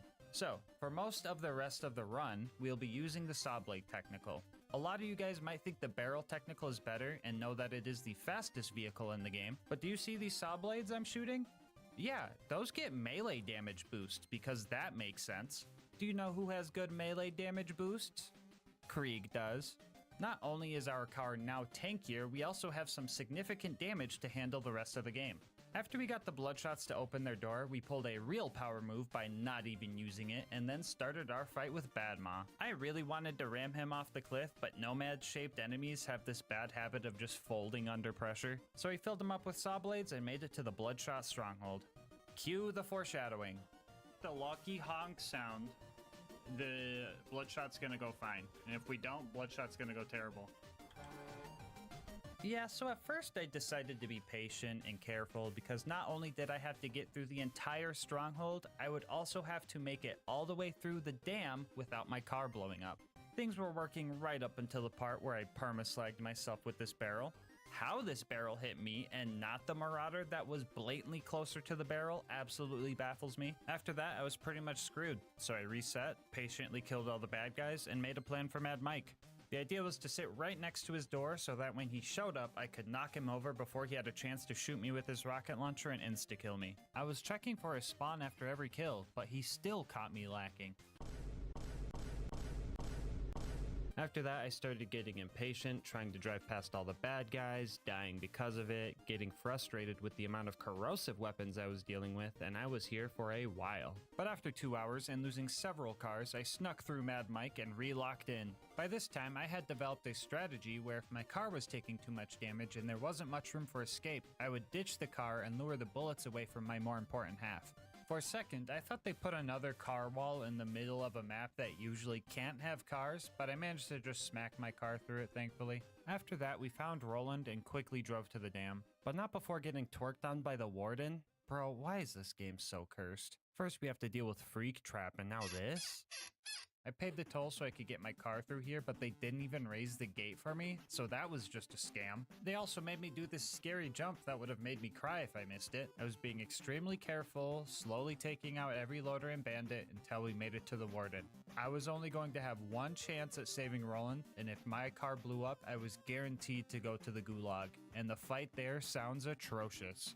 So I locked in, and oh my god, it died in like 12 seconds. Well, I definitely overstressed for that fight.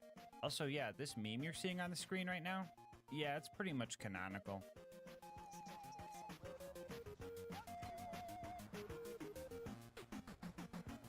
Put the fucking money in the bag.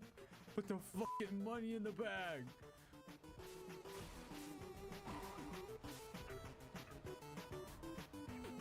Jack can't kill Roland if we kill Roland. Anyway, Roland was saved and our next job was to go rob a train in Tundra Express. Upon arriving, I had a little bit of a scare. Yeah, cars definitely weren't meant to be here. I was a bit worried about lighting the Varkids on fire, but I bumped a fire melon and it just worked, so that was cool.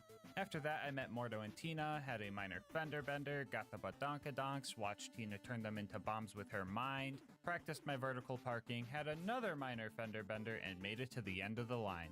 So the Wilhelm fight was pretty, normal, actually. Ramming into Wilhelm sometimes staggered him, which felt illegal to see, but I couldn't get him to fully ragdoll, sadly.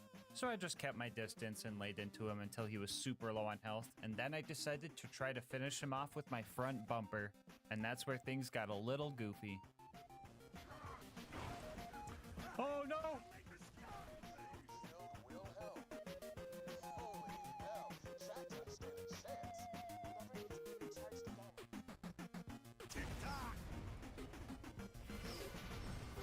Yeah, that fight was way too easy, so I did it again and actually rammed him to death. Didn't look as cool as the first one, but oh well. We made it back to Sanctuary with our catalytic converter we stole from Wilhelm, but things started getting scary. Lilith stole my car, so I rage quit. She said that if she can't have it, I'm not allowed to ride the cool flying city, so I tried to scroll boost back over this bridge, and everything just fell apart.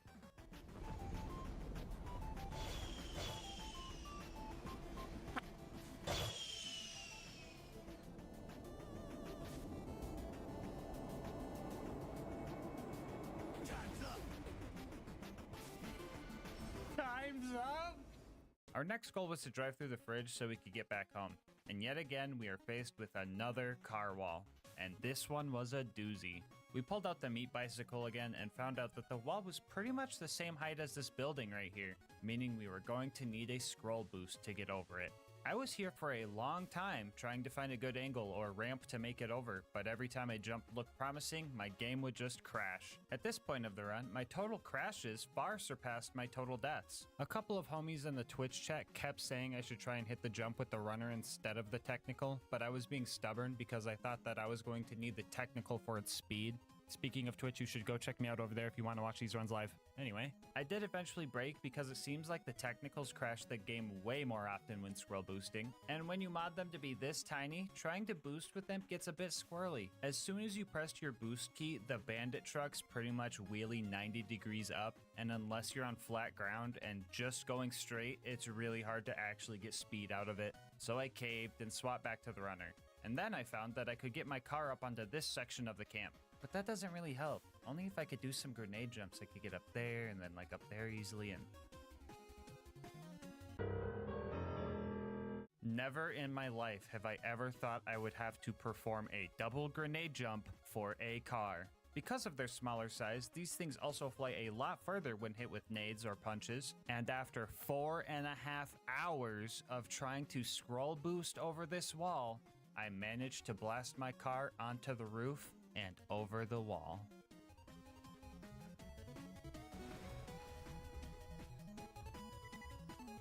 Guys, wait, everybody hold, everybody hold.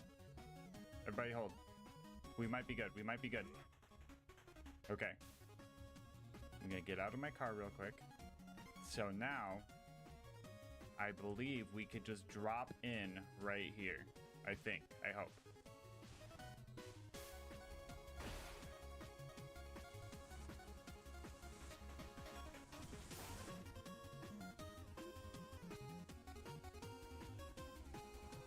Don't do this to me. Don't do this to me. Don't do this to me. Don't do this to me. We see it. It's right there. Oh.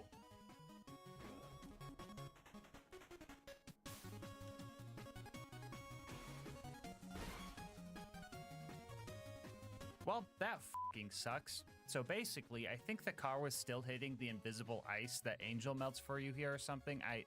I'm just guessing at this point. So I was going to have to figure out a safe way through that. But I seen the option to travel, so I knew it was possible. The only issue was trying to get it back in there was really annoying, and I think I was kind of losing it.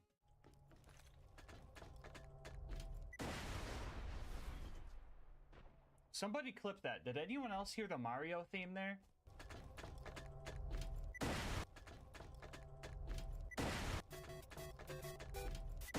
Anyway, it didn't take much longer before I managed to get my car back over the wall and through the invisible ice. Car in the fridge. So we made it to the fridge, and then we drove through the fridge, and then we made it to the outwash, where I discovered that I could have just ran through the fridge because there's no mandatory combat, use this door to travel to the Highlands, get a car here, and then go back to fight Mr. Noodle. So you're telling me that 4.5 hours was pointless? Wouldn't be the first time. Alright, real talk, I'm just messing with you guys. I knew this door was here the whole time, but I felt that it would be cool to get the car into the fridge anyway. It just felt right since I knew it was possible, even though the challenge didn't require it. Anyway, we were having some issues dealing with the constructor before Mr. Noodle. I felt really squishy and felt like my damage was starting to fall off, but my brain didn't think, maybe it's the squishy low damage car you forgot to swap out. But I did remember that I had something the constructor didn't. Tires. So I drove past it, slowly fought off the thresher that ate my new alternator, and made it to Overlook where car walls stopped us again. Geez, why do they even put these here? Are cars really that strong to prevent entry to a basic map? Oh, you could just drive around it. That's pretty cool. So I knew that the beacon defense section was not going to have very many brakes, and finding time for my car to heal was going to be tough. So I decided to sneak 2 cars into town and have one hidden way back here. That way, when one car is taking a beating, I can make a little pit stop and swap out cars so they could heal. And that strategy was honestly working super well. That is not the pit crew I was looking for. I mean, the beacon still got messed up, but I didn't lose any cars in the process, and for the first time in a while, I was actually able to kill the constructor instead of just rushing the fast travel to escape, so that felt pretty good. We made it back home and got our next job to go to the... Oh, brother, this is gonna be obnoxious, isn't it? So, even getting into the preserve is a bit annoying. Pretty much needed to climb the mountain and cross the waterfall to get in. I talked to Mordecai and started wounding the loaders. That was going fine, but I did have to deal with some saw blade technical jank.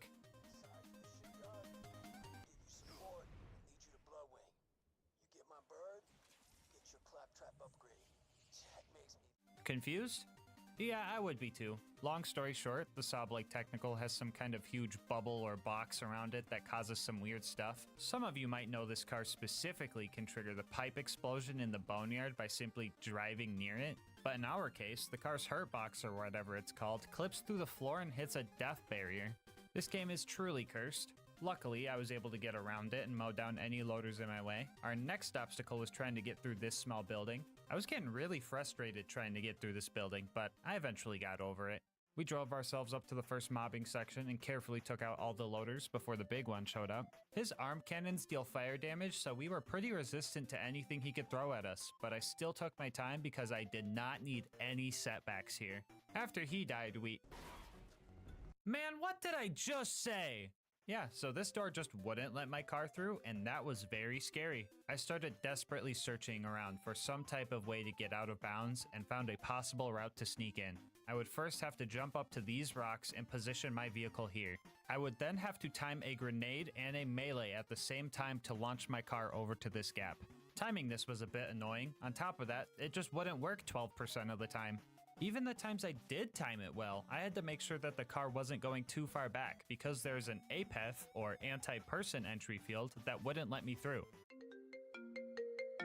Yeah, I'm not answering that. Anyway, after I pulled that off, I would have to shimmy my way up and over this rock. If this thing was 1 degree steeper, I think I would have failed the run right here.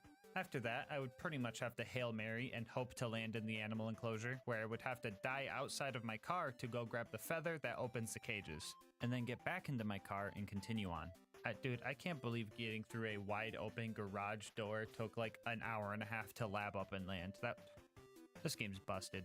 Next, I drove past the stalkers, killed off the skags, and prayed that this door wouldn't have the same issue. I swear to God. Oh, thank goodness. We were getting close to the end, I was pretty on edge, and my heart rate spiked when my car started bugging out. Luckily, I managed to unbug it out and started trying to figure out what I was gonna do about these stairs. The answer was trial and error, but how the f did I manage this? Not sure if I can park there. After clearing out the last few bad guys, we made it to the Bloodwing fight, and I was f***ing white-knuckling it. I knew that one corrosive dive bomb or some type of AoE attack from Bloodwing could have me going through all of that trauma all over again. Yeah, guys, I was definitely overreacting right there. In reality, she only managed to do one claw attack in fire phase, one claw attack in shock phase, and in corrosive phase, she only got one claw attack and one corrosive ball off before the 84 saw blades I put into her appendages finally grounded her. That was an extremely easy fight that I definitely stressed over for no reason. I can't feel my fingers right now, bro. That fucking looked easy, but that was fucking nerve-wracking. Driving into her automatically picked up the claptrap upgrade, and I started doing donuts. GG, Bloodwing. Another point for me. I realized I forgot to do the loot dude, so I redid the whole scary out of bounds jump again, and all I got was a freaking gub. Wow! Anyway, with another scary part of the run done, it was off to recruit Brick and his air support. Huh?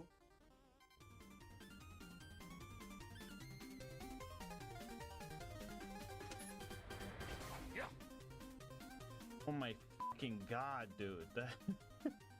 Why'd that scare me so much? Why was that so terrifying? Oh my god. I thought getting to my initiation was going to be simple until I did the car equivalent of stepping on a Lego. Actually, what would that even be? A cactus? A nail? A police spike strip? Luckily, we had an alternate route that was less scary, but still janky. It looks like I'm gonna clear this jump, right? I am being robbed. After I cleared the jump properly, I tried to put the stinky on Face McShooty. That didn't work. I finally made it to my initiation, and ooh-wee, this was actually tough. The amount of bandits I had to deal with was the main issue, especially when there's no escaping the building to recover health, and making the Goliaths mad as a distraction didn't seem possible. These guys were also way too smart. They came prepared with corrosive Nova shields that would straight up delete my car, and some of these guys didn't even care about the rules. Don't do it, car. You got this. You got this, car. No shot, you just shot my car when I'm not even in it. Look at this fucking dude right here. Look at this fucking goofball.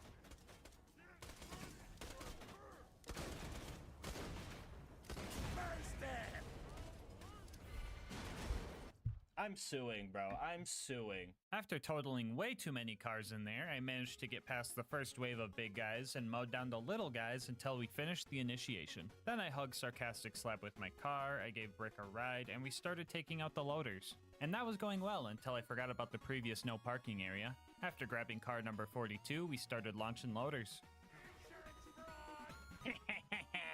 I noticed that warloaders and superloaders would actually ragdoll when I ran into them. Usually these guys aren't affected by knockback moves, which also means they are stinky proof. So this being a once in a lifetime opportunity, I took it upon myself to stinky the unstinkyable. Yes! First ever warloader stinky. Oh. Brick? Brick? Well, he said over here. Up next was the Jack double assassination job. You could tell this one was a fake Jack because when I shattered his shins with my car bumper, none of the loaders really cared. After he died, I grabbed his pocket watch from a pile of saw blades, found out I could throw my car at people by punching it, debated whether or not it was allowed for the challenge, thought that if someone threw a car at me and I fucking died, it would be safe to say they killed me with a car, decided that it was allowed cause funny, hit some info kiosks, did some stealth car shenanigans, and acquired Jack's voice. We now had everything we needed for the bunker raid, and let me tell you, this was an uphill battle. Breaking the ankles on the first constructor went fine, and the baby turrets were only mildly annoying to hit. And yeah, we actually had a pretty sizable lead on all the enemies spawning because they were just really slow. But you know how it goes being in first place.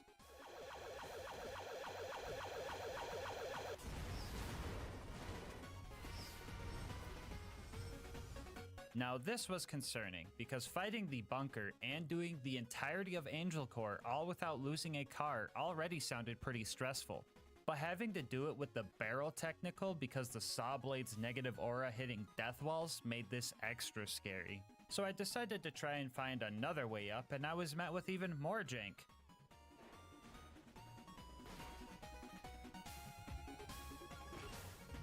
Yeah, so dying here and having to retrieve another car makes it so car walls just show up, but only sometimes? Yeah, I don't know, guys. I would either have to win a coin flip or just re-kill the toaster and turrets again to get past these doors, not to mention having to kill all the mobs on the way up as well. I was able to take out the big toaster from afar and managed to line up a jump to get up there safely, but the door still didn't open. This usually means something that the toaster created was still alive out there, so I had to go finish off the rest of its bloodline. Or oil line? Power line? Screw it, let's just cut all their brake lines. Anyway, hunted down every loader in the vicinity and had a little lapse in judgment. Fuck, I forgot about that. God damn it, dude. Why'd I do that? Other than that, I hit one more goofy death spot I drove over 50 other times just fine, before I finally managed to kill all the necessary household appliances to make it to the bunker. So I got here and started taking out the autocannons, which wasn't bad, they weren't too tanky. I was mostly worried about the laser countermeasures you were supposed to jump over. I really hope I don't have to explain why I can't do that. I don't know if it was the high-up third-person perspective, but I never noticed that the light railings turn red when lasers were coming. I also never noticed they would start on one end and work their way around the ring. Yeah, some pretty trippy stuff, but the lasers didn't do much damage, so that was cool. The bunker showed up, and for the first half of the fight, it was pretty simple. I just held both triggers down and ignored his autocannons because they don't really deal damage. But at the half health mark, I locked in and started playing safe because I knew that the slag cannon could deal some serious damage and possibly slag me. But even that was kind of easy. I don't know why, but the bunker would straight up overshoot and just miss every time. I tested this a bit later and this thing just straight up whiffs consistently. I know this guy wasn't programmed to fight a car, and maybe he's just aiming at my third-person POV or something, I don't know. I just thought it was kind of funny. So after finding that out, the second half of this fight pretty much played out the same as the first half. And it turns out, the slag lasers didn't even do that much damage. Dude, what am I so scared of? I really thought I was gonna be squishy this whole run. Hey guys, Future GASMASK here. So during this run, I was under the impression that my car was matching my level of 80 and I would be decimated by things like Boom's Cannon or Bunker's Slag Laser. But it turns out, cars scale to your OP level, so my health bar was actually able to take some of these hits. I still got the dumb under-level damage debuff from being level 80, so OP10 was still harder than non-OP levels, but hopefully this explains why my car seems to be way more tankier than it should be. Anyway, another scary part of the run was going to be Angel Core. I needed to get through all of it without losing my car, or it will restart from the beginning when I leave. And the worst part about this whole thing? I couldn't even reach the beginning because my car was still too big for this door. I was getting pretty desperate and frustrated, especially since Silence the Voices still managed to kill me in a fucking car-only run. Afraid that this might be the end of the run, I attempted to do the elevator skip speedrun strat with my car, and that went about as well as you could imagine. With no Lakitu bro able to save me from falling off the map, I resorted to my next idea, which was to see if the normal runner would fit. It would suck to lose the damage and extra health, but the runner felt like it healed faster, and that might have been important for Angel Core. But this one also didn't fit. Out of ideas, I planned on resorting to something I really didn't feel good about. The plan was to have my bro Luigi, oh, sorry, I mean Lucas, join the game and go press the travel button while I'm still in the car. That way I could get it into Angel Core. And right as he joined in, a small glimmer of hope showed up. I somehow managed to get my car sideways, and it was now halfway through the threshold. Talk about twisted metal, am I right? I was practically prairie dogging this thing, and after a few more good pushes... We're in. Oh my god. The run's out live, baby! No player 2 needed! Get the fuck out of here, Luigi! Now we just need to make sure not to lose our car in Angel Core, and we are home for... Oh my god, did it just vanish into thin air? Oh, thank god it came back after the cutscene. Ooh, that was a close one. Alright, so my initial plan for Angel Core was to play it safe. I would press the button to open the door, peek out with my car to deal some damage, and then retreat before the doors closed. But my car had enough prairie dogging for one day. Well, I'm in it now. Locked in, I started fighting the loaders the best I could, making sure to knock them down and making sure not to get cornered by them. If an ion loader showed up, I would let them be. That way all the loaders would group up and I could heal on the other side of Angel's bubble. The laser turrets were a bit scary here, not because they dealt damage, but because they can stop me from healing, so these guys were priority 1. And as funny as it would be, I tried my best to not run Roland over, so I could avoid any potential soft locks. I was yet again gripping the wheel tightly, as this was a pretty stressful fight. I could have probably picked up my chair with how hard I clenched when this angelic guard slagged me and almost killed me. And that wasn't the only time I had a close call either. There were a few times I decided that abandoning ship was just the best option to draw fire away from our car. 2 injectors in, and I was looking for anything to calm my nerves and help me finish this fight. But all I got was Lilith. Howdy, boys. Ah, why every time, dude? You just got here. Alright, for real though, the last wave of war and super loaders isn't too bad. Their fire cannons are kinda useless against me, so I managed to take them out and make it through Angel Core first fucking try. Well, the bunker raid went well. Now I just need to use my car to block Jack and save Roland. Oh my god, did it just disappear into thin air? No. Oh, never mind, I still have it. Wait, if I still have my car, that means it never disappeared. And Lilith just moved it? Meaning that Lilith helped Jack kill I knew she was a bad guy, I told you guys! Anyway, I couldn't get my car out of Marcus's shop, so I left it there for him. He's gonna be so confused when he finds it. He's gonna walk in there and just be like, What the? Marcus Kincaid, you are now the proud new owner of a miniature saw blade technical. Our next objective was to go to the Hyperion Info Stockade, and usually at this part of the game, the bridge gets raised, causing us to have to go to Sawtooth Cauldron to get some bombs to blow it back down. But as usual, I did not feel like doing all of that. They said I needed a bridge. I say, just fly.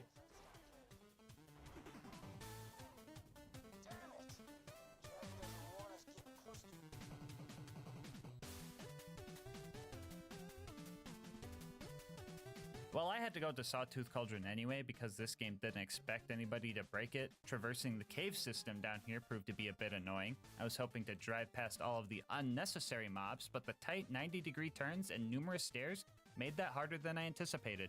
My stubbornness got the best of me and I decided to keep trying to brute force it, and the cycle of spawn car, kill one ambush commander, lose car started. After 4 laps of that, I actually managed to escape the tunnel and made the drive over to Boombringer, where we blew it up for being a flying heathen. And after that, we gave Mortar the bumper special and prayed that our car would fit in the elevator.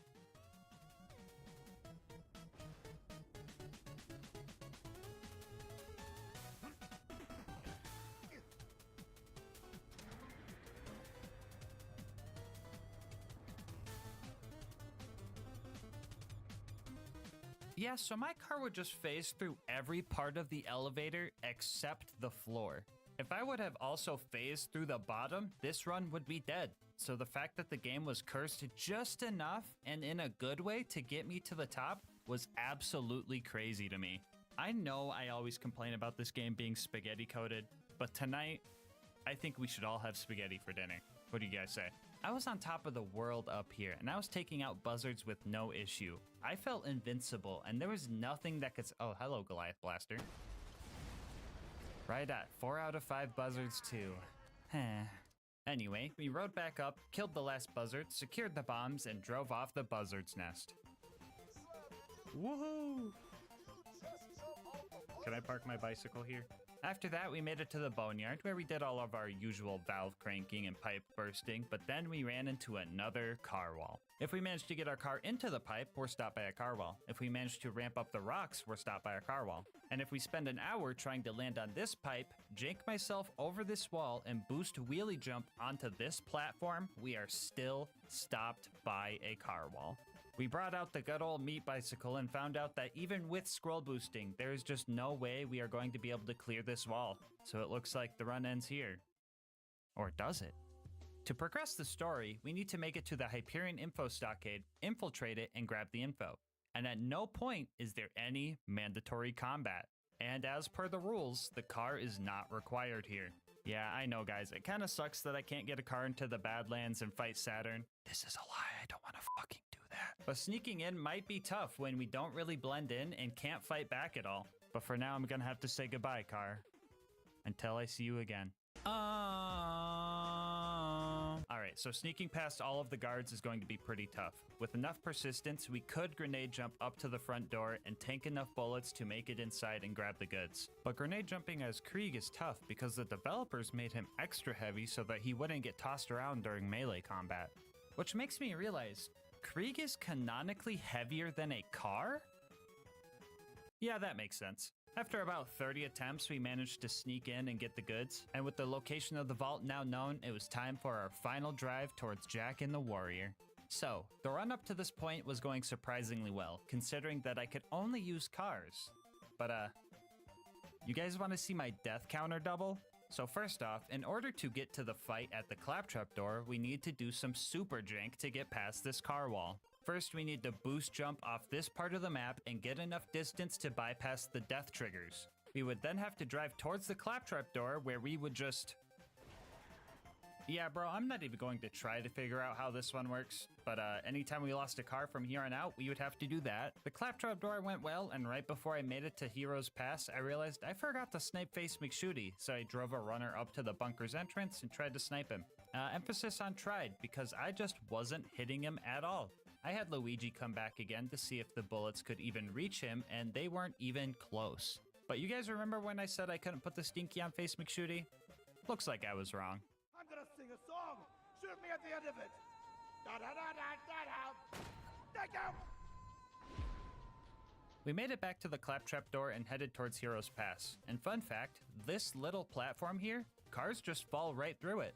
I wish I knew why, and it's kind of scary to know that just at any point in the run, I could have just fallen through any floor, but it was only this one specifically? What?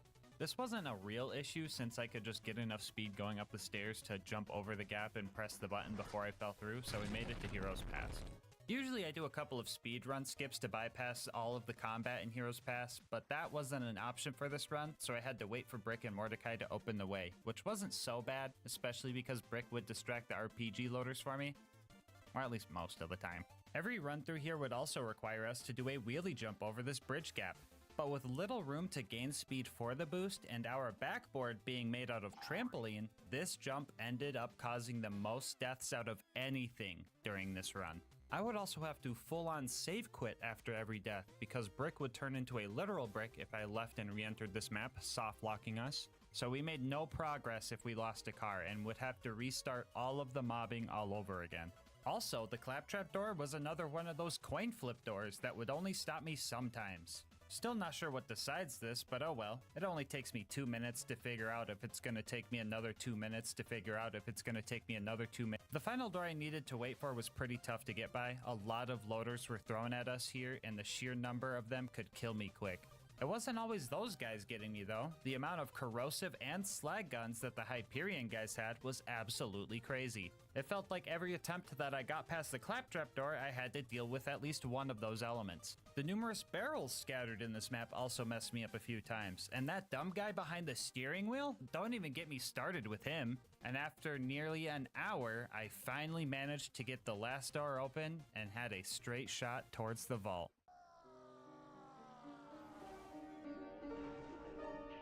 You alright, mate? You can't park there, sir. Interesting.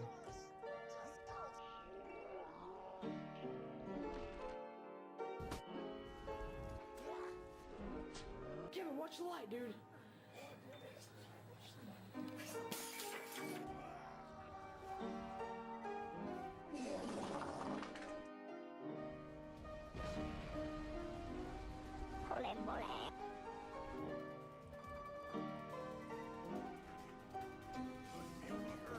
Well, on the bright side, I don't have to wait for Brick and Mordecai anymore since they opened both the doors. But on the downside, dark side?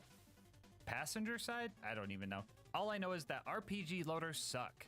And with no Brick there to distract them, I was going to have to make this jump while dealing with an RPG loader every single attempt. If he spawned on the lower section, I pretty much just had to hit him directly midair, and if he spawned on the upper section, my only hope was to break his ankles as he rounded this corner. But 90% of the time, he would just shoot me with the rocket launcher, and I would turn into the little psycho from the intro cutscene of this game. After finally making it to the vault, I was ready to fight Jack, fight the warrior, and end the— oh, bro, really? Oh, brother, dude, why is there a car wall here? Cars aren't even supposed to be in this map. Why? Dude, whatever. I guess what are my other options? Great. Yeah, so on top of doing the goofy jump to get into Heroes Pass and hitting this jump without getting blown up, I also have to hit this jump right here. And guess who did it first try? Yeah, not me. Second try though, we got it, and we were able to start our fight with Jack. I was a bit worried here. I couldn't make Jack ragdoll, and the Saw Blade Technical's goofy hurtbox made it so I was touching lava and taking damage even when I wasn't even in it. For this reason, finding cover to heal was a bit scary, but there were some safe spots. After I broke Jack's shield and his shield drone, I ended up breaking his AI, and he just kind of let me have it.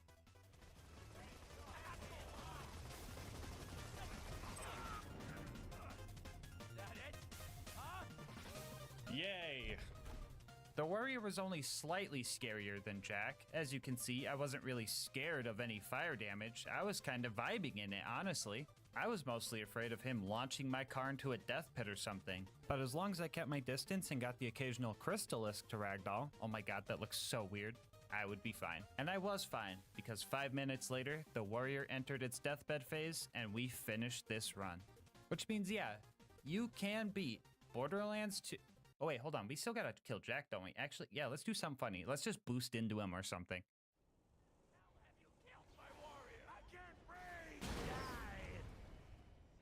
Yeah, I wasn't lying when I said I was gonna double my deaths, because for the next 2 hours, I was trying to get a car back to dying handsome Jack. Oh, but you could just let Lilith kill Jack. No, shut the fuck up. You know we're not doing that. No. So after dying to this jump, RPG loaders, and corrosive weapons 20 more times, and dying to this jump 7 more times, I finally made the jump again and found out that Jack can't even be killed by running him over. So I decided to just kill him with the goofy alternate fire saw blades that deal like 300 damage. So for real this time, yeah, you can beat Borderlands 2 with only cars. Bonus content time, woo! The last thing I wanted to do was thank Ellie for giving us the upgrade needed to beat this run.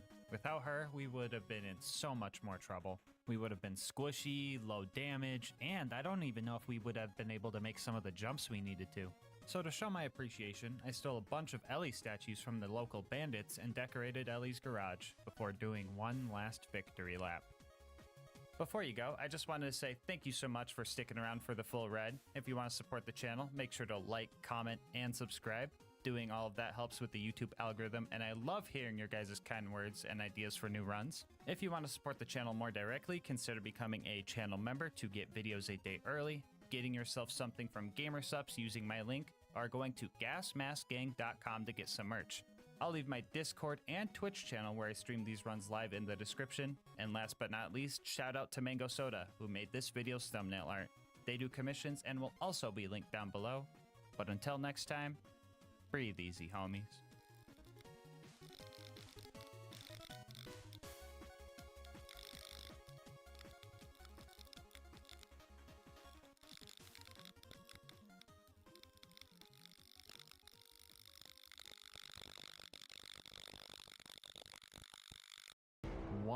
$100,000 subscribers. 100,000 of you guys banded together, and we reached this incredible milestone. First and foremost, I want to say thank you guys for making a dream come true. I love you guys, and I literally couldn't have done it without you. And I'm just kind of at a loss for words. So thank you guys. Thank you. Secondly, though, I just gotta say, I freaking hate you guys. Alright, can you beat Borderlands 2 with only the Wanderlust? I desperately wish I could say, I don't know, maybe, and call it a day, but a promise is a promise. So let's get this over with. As for the rules, this is going to be an Overpower 10 Ultimate Vault Hunter mode playthrough. For the newbies watching, that means all the bad guys have 4 times health, health regen, and they're all 10 levels higher than us. Bar will not be allowed for this run, and the Wanderlust is the only gun I'm allowed to use. Gulp? I know that sounds bad, but here's the bad news. We kinda have to play Gauge for this run. That being said, if you're a Gauge main, don't like sensor beeps, or are sensitive to flashing lights, viewer discretion is advised. Here's a peek at the build. For anyone wondering, Death Trap will only be used for very specific circumstances. I also won't be speccing into any upgrade skills for him, so even if his dumb AI would let him, he won't be able to kill anything at this difficulty. For our other gear, I will be using a basic shield, Vault Hunter Relic, low-level Slagging Grenade, and the legendary Anarchist class mod. With all of that out of the way, let's get started. Right off the bat, I am faced with one of the hardest parts of this run. Mustering up the willpower to click continue. Now, if you aren't familiar with the Wanderlust, first off, I'm jealous. Second, you might be wondering what this thing's gimmick even is. Well, it's a Maliwan E-Tech homing dart, but with 0 accuracy. Yes, that's its gimmick. You heard that right. So if anyone asks, I'll be gaming with this eye for the entire run. It might look like it's accurate right now, but that's because it's so inaccurate that the reticle doesn't even know what's going on. I am fairly certain that my bullets travel through the 4th dimension before reaching my enemy sometimes. And when using this thing, the only way to choose who you want to shoot at is being closest to that specific enemy. But the problem with that is, if the bad guys keep moving, they take turns healing, and you never really get anywhere. Sure, the baby mobs like Monglets and Brats can be taken out with relative ease, assuming they're alone. But you can say that for any unattended baby. And once you get to the tougher mobs like Bully Rots, you start to realize that the weapon you are holding was never once tested by the game devs. Why is this working? Huh? Can you guys spell today? Can you guys spell? Why is this working? That's the biggest typo I've ever seen. So, our short-term solution to dealing with this Bully Rot was to just stop shooting. It was literally dying faster by just watching it from afar than if we tried to shoot at it, because this thing might as well deal negative damage. The bandits taking up Tutorial Town were a bit easier to kill. 1, because they're squishy and not giant heaps of just pure raw muscle mass. And 2, because I've been passively stacking Anarchy this whole time.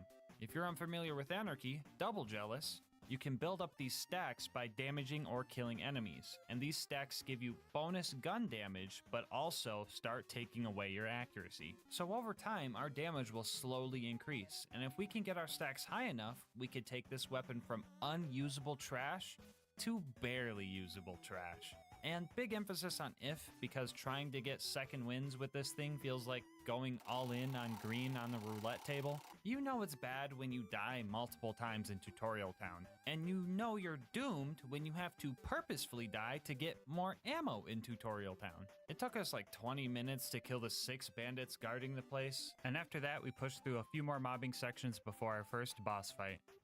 At least I got cover. At least I got cover. I'm so glad they're ignoring the slagged dude. I'm so glad they're ignoring the slagged dude. Anyway, we made it to Boom Boom. Now, if we can barely tickle the health bars on basic mobs, how do you expect the Wanderlust will do against a boss with health regen? A, straight up annihilate them, or B, so little damage that you legitimately cannot see their health bar move. If you chose B, good job. And if you chose A, restart the video until you choose B. So a lot of you guys seen this coming, but if we can't kill Boom Boom, that only means one thing. What? No, editor, no, we're not giving up. What? No, what are you doing? We gotta do something much worse than that.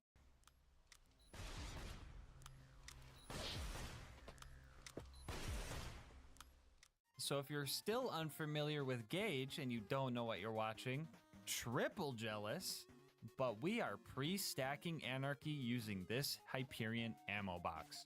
The game registers hitting these as hitting enemies for some reason, so if we sit here and shoot the crate for 10 minutes, we can get to 400 anarchy stacks. Usually you would actually have to hit the crate for this to work, but since I'm spec'ing to shock and awe, the Novas hit the crate for us on every reload. I also gave myself a stacking Wanderlust and a class mod to speed up the process slightly. I didn't want to go as far as giving myself a stacking shotgun because the time investment here would actually affect my playstyle. I won't be as risky if I know that a death means 10 more minutes of sitting here doing nothing.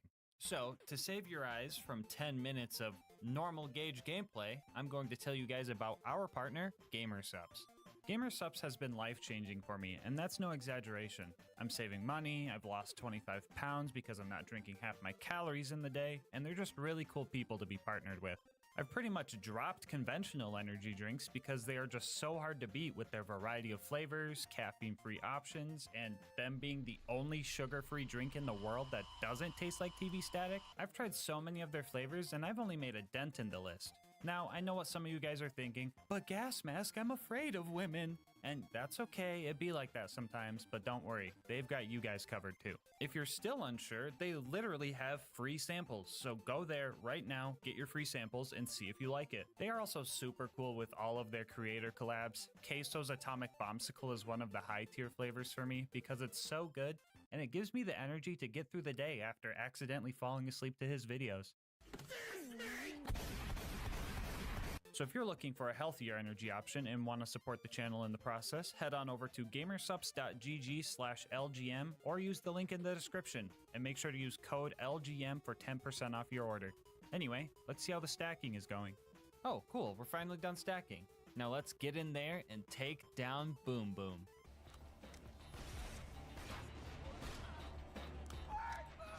Well, fuck.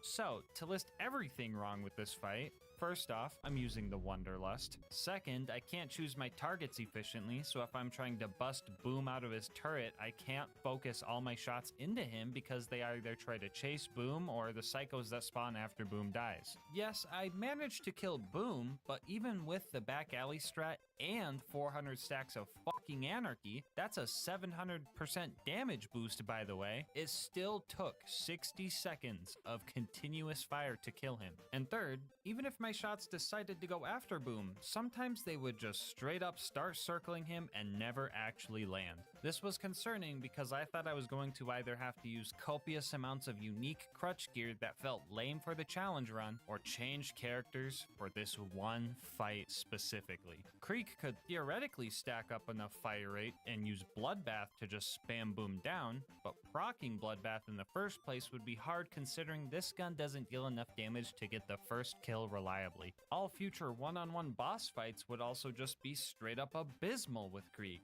so I really didn't want to do that. So for the next 5 hours, I tested strategies using more crutch gear and the attempts were still terrible. Now usually I only allow myself a good class mod that complements the run, because slapping a B shield on everything and calling it a challenge just doesn't sit right with me, so I really don't like having to use more unique gear to get through a run. But we had to do what we had to do. At first, I tested using a Slayer of Terramorphous class mod so I can get an extra 200 stacks of anarchy, along with a Sheriff's Badge relic for more pistol damage and fire rate. Using these two pieces of crutch gear, I managed to break Boom out of his turret after several failures and stacking sessions. And then I thought to myself, you know, maybe I don't need the Sheriff's Badge. And I felt like using one crutch item instead of two would feel less bad. So I did it again, this time with only the Slayer of Terramorphous comm, and it worked. And then I thought to myself, you know, I probably don't need the Slayer of Terramorphous class mod, and felt that using 0 pieces of crutch gear wouldn't only feel less bad,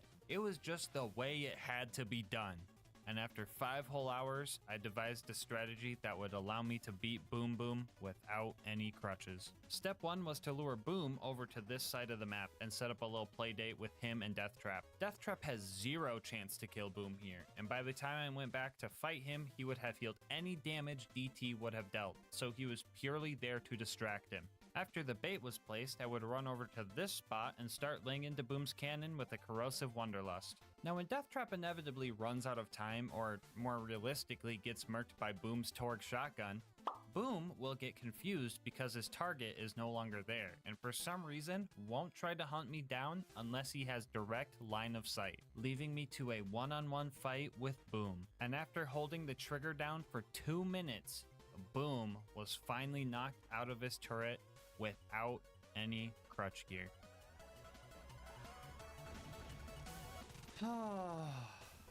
Okay, that's the culmination of the past 4 hours of attempts led to me just holding the trigger in one spot.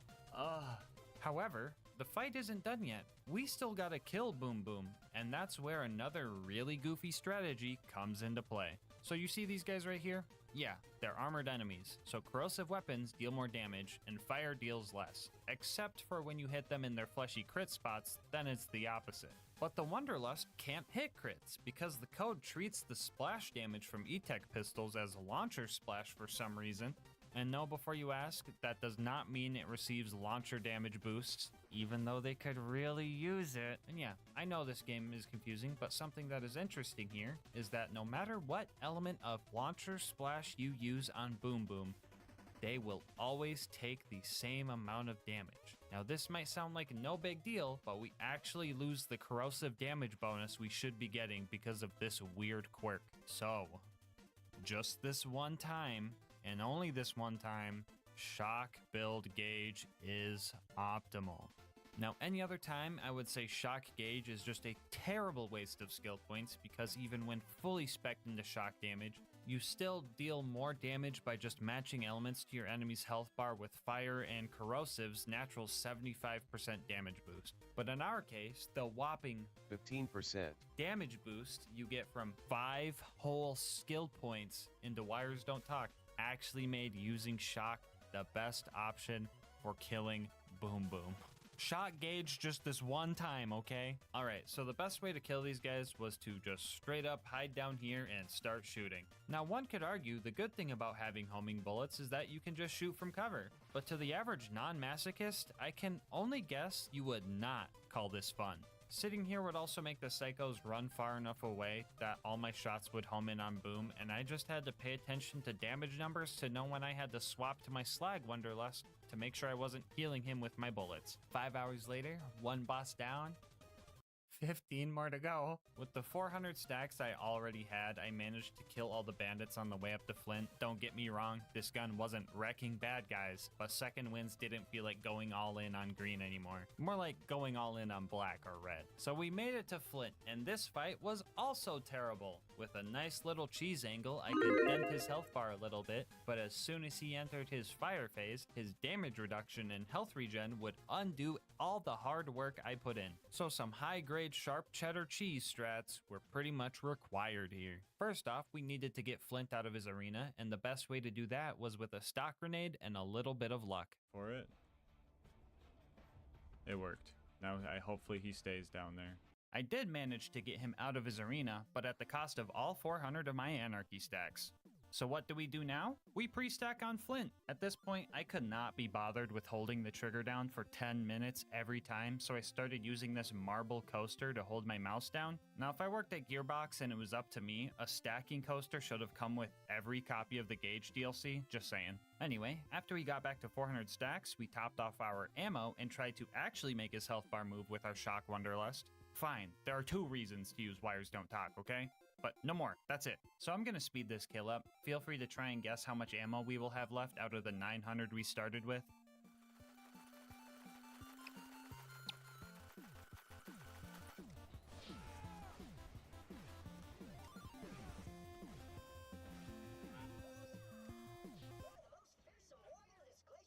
Dude, if this doesn't showcase the weapon, I don't know what will. I'm straight up octupling the damage of one of the rarest items in the game, and it still took 800 rounds.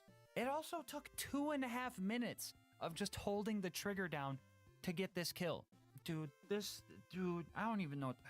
Okay, I need to take a breather. I don't want to do the Wanderlust rant this early in the video. You guys need to fully understand and experience this, and if not firsthand, at least by watching it secondhand, so I'm holding off for now. Okay, so we killed Flint, made it to Three Horns, checked in with my Bullymong homies, accidentally shot my eyebrows off, got a car, and tried to save Corporal Reese. I managed to kill the normal psycho that was stomping his head in, but without 400 stacks of anarchy, the Ironclad lads cause us issues. And this is where things start to get really cursed. That dude took his armor off for me. He seen I was using the Wanderlust and he took his armor off. There was 2 Ironclads here, but do I just go pre-stack, dude? We do. Here's what we do. We drive around, get things to spawn. We drive over here, get these skags to spawn, get the local Bullymongs mad, and now they should have taken their armor off, hopefully. There we go. And all it took was knowing about spawn cap mechanics. Wild. Anyway, after spending 30 minutes dealing with 3 basic enemies, I killed the Power Core Psycho, shot a few rounds into the bandit camp so that they would home in and kill the 20 bandits to avenge Reese, and made it to Sanctuary where I did all the chores before going back to the stacking crate. Yay! What do I even do for this part of the video? I already did an ad read, but like, wait. You guys made me do this challenge. You guys should get an ad read every time we have to come to this crate. Well, in that case, go check out GASMASK'S and grab some merch. I'll have a link in the description. Anyway, we made it to Frostburn Canyon and started our sprint towards the giraffe. I was very careful running past all the non-mandatory fights because I did not need to risk losing my stacks unnecessarily. But after that, I hit the spike jump skip and made it to Lilith. So at this point, my mental was just kind of falling apart. I was playing as Gage, I'm using arguably the worst gun in the game, and Lilith was doing her usual cringe stuff. We're not doing this. Howdy, boys. Of course, thank you, Lilith. Very cool of you to say that. I definitely needed some emotional support, so make fun of me all you want, but I love Omar. It's Omar. It's Omar. Oh my god. I don't do it for you guys. I do it for him, Melty. I know at the end of my day, Omar's there. With the mental reboot complete, I started slowly taking care of the Bloodshots using COD Zombies training strats. Honestly, too bad, because Pack-a-Punch couldn't even save this thing. This might be a niche reference, but it's like the Black Ops 2 SMR, except like 10 times worse, if you can even imagine that. So this was originally supposed to be a damage comparison, but then I found out this thing also has the same accuracy as the Wanderlust 2. Shout out to Pumpkin King for letting me use this clip because this shit had me cackling.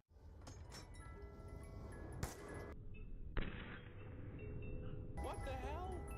Anyway, I ended up dying when the bad guys started aiming at me with their guns. I really should learn how to do that one day. But that wasn't too bad because there was an ammo vendor here and I was able to just stack off of the bandits to get back to the edge of viable. Yeah, so I'm gonna be honest, I don't have much else to say for this fight. This gun is so boring to use because you literally just don't even aim it. It's like if Gage was a gun, minus all the damage. After we managed to kill all those guys, our next goal was to get into the Bloodshot Dam and rescue Roland. But first, we were going to need a new car to sneak in. So we met Ellie and started hunting down bandit cars. Cars don't get the 4x health multiplier from UVHM, so we should be able to one-shot them with our super cool and rare pearlescent weapon and nearly 300 stacks of anarchy, right? Yeah, you fucking wish. This gun is so dumb. I absolutely refuse to believe that they tested this thing at all. I'm getting sidetracked. Let's not start the rant yet. We still got a ways to go before that. The cars weren't that bad. Just gotta keep breathing easy. Everything's gonna be fine. Oh, what the fuck? My stacks, dude. No. Now I gotta do another ad read. I don't want to do another one. You know what? Just take this mid-roll. Anyway, we snuck into the Bloodshot camp and started our fight with Badma. I know you can't see him right now during this fight, but we are killing him, I think. Yeah, honestly, I was trying really hard to play into the strike of this gun. Sorry, I just threw up in my mouth a little bit.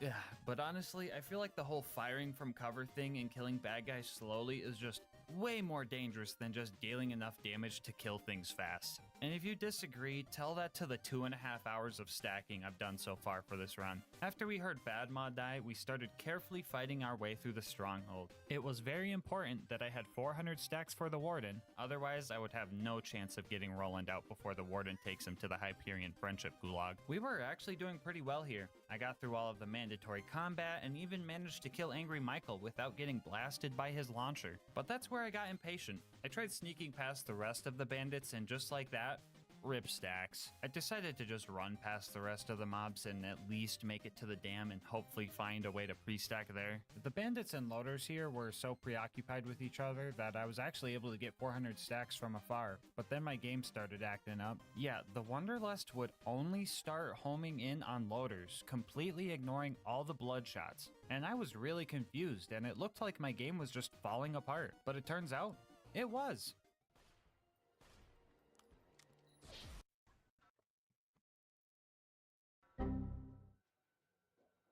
Stacking session 2 at the dam went a lot easier since this psycho helped set up this loader for us. We got 400 stacks there and made it halfway through the dam to just barely lose a second win and have to stack for another 10 minutes. I hate this gun, I hate this gun, I hate this gun, I hate this gun. This time around I did make it to Warden and made my one and only attempt to save Roland from the Gulag. And things immediately went terrible. Since I can't crit the Warden, I can't stop him from spawning bots non-stop. Mere moments into this fight, I get body slammed by an exploder and I'm forced into cover. I had two options here. Stop firing so cooking up trouble would slowly heal me and also use Discord for some extra health regen, or just risk it and not get hit. Option 1 would require me to stop shooting at the Warden, which would give me less time for the kill and allow his shields to regen, and healing with Discord would eat up my stacks and kill what little DPS we had. But option 2 was all risk, all reward.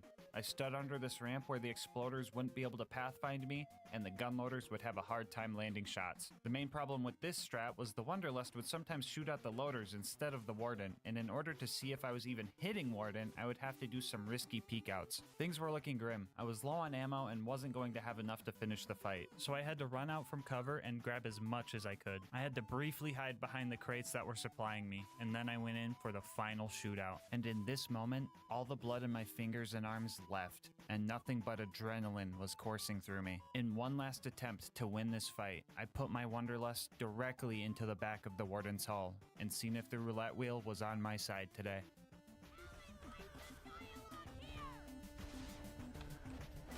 Oh, my fingertips are numb as hell. Holy fuck. Oh, I can't feel my arms. I legit can't feel my arms. Up to my elbow, up to my elbow. I'm loving it, dude. I'm f***ing loving it. Oh. No Gulag on a fucking Wanderlust only run is absolutely wild. I was not joking when I said I couldn't feel my arms.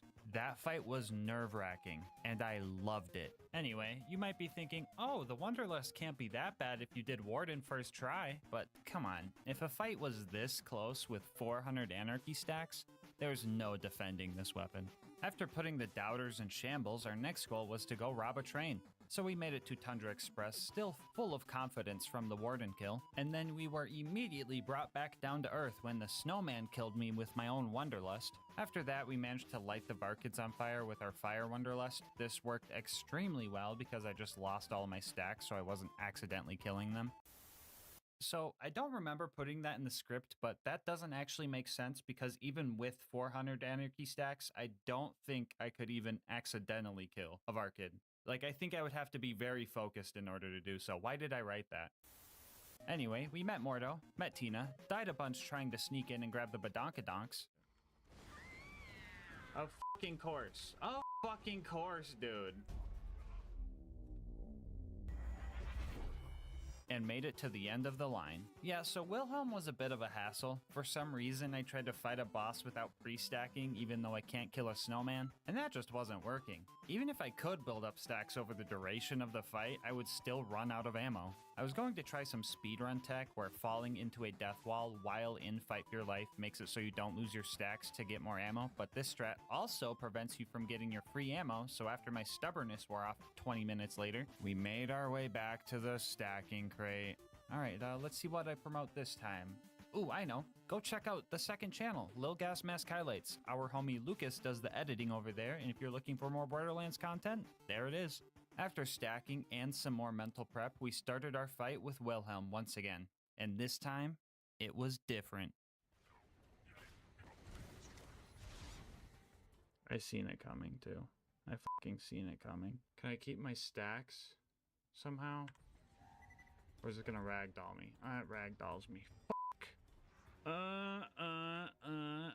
Well, back to the stacking crate. So if you want even more GasMask content, go follow me over on Twitch to watch these runs live. Alright, this time around I was sick of dying, so I locked in and even found a cool new strategy we're gonna be calling Fast Hands. When firing something with an incredibly low fire rate, such as the Wonderlust, you could do this trick to increase your reload speed. Now usually, an empty gun will automatically reload itself without you pressing the reload key, but this has a delay and doesn't start to reload until a theoretical bullet would be fired. So instead of waiting that short time, you can immediately press your reload key to start reloading faster. Now this might seem like such a minute increase in DPS, but when you're using the Wonderlust, a tiny boost like this could make the difference between not being able to kill an enemy and just barely out-damaging its health regen. And before everybody says, oh, just drop reload, 1, that doesn't stack our anarchy, and 2, I try not to drop reload because console players can't do that, and I try to keep it a level playing field. Anyway, I really wish I figured this stuff out for Boom Boom and Flint, but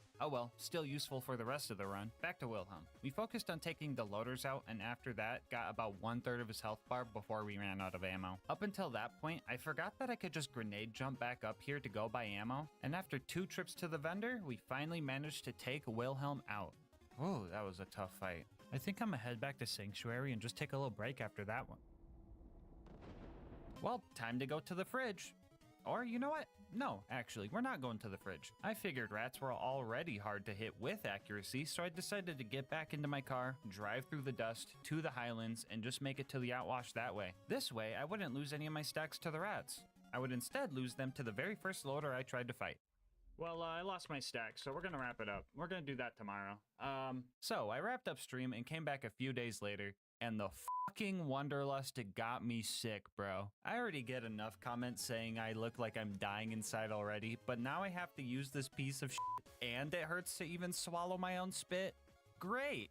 But joke's on you, I'm in my fucking element. Stream. Anyway, we're stacking again, so here's time for another advertisement. As an extra thank you for helping the channel hit 100k subs, here are 3 Steam codes for Borderlands Game of the Year Edition I nabbed off Instant Gaming. And before, oh, but GasMask, the channel members are gonna get to those first, that's not fair, I'm literally dropping 3 more in the live premiere chat right now. Comment if you got one. Anyway, we're fighting the spaghetti squid now.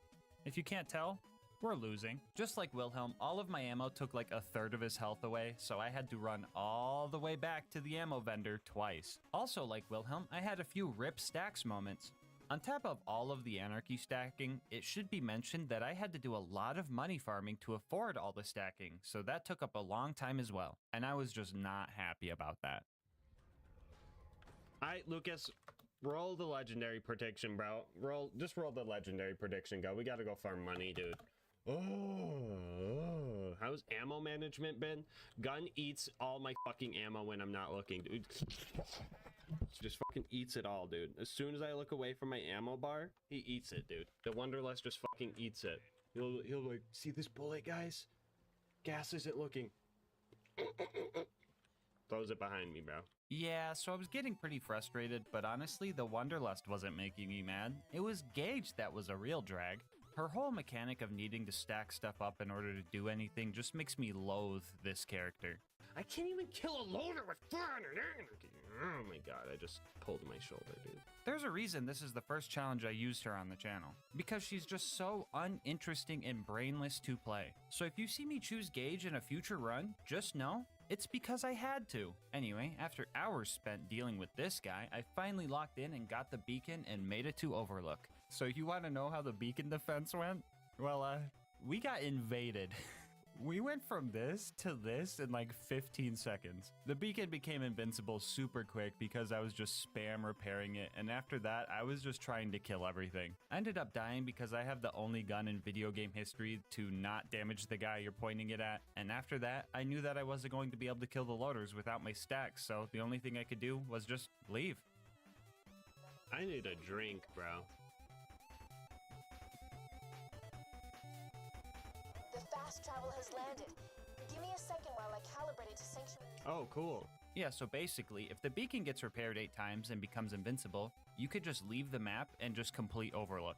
Speedrunners do this on purpose to just, you know, speedrun, but I usually don't do this because it kind of doesn't feel like a challenge at that point, so this felt super cringe. But like, what else was I gonna do? I can't go back to stack at the crate because it would complete the objective anyway, and trying to stack off these loaders won't work because they're camping the beacon and the ammo vendor, so for the first time ever, I just did the speedrun strat because I was practically soft-locked by the Wanderlust. Oh, brother, do we do the rant now? No, just a little bit longer. Just hold back, guys. You got this. You aren't even in the worst of it yet. As soon as I got here, I lost all my stacks trying to wound the loaders.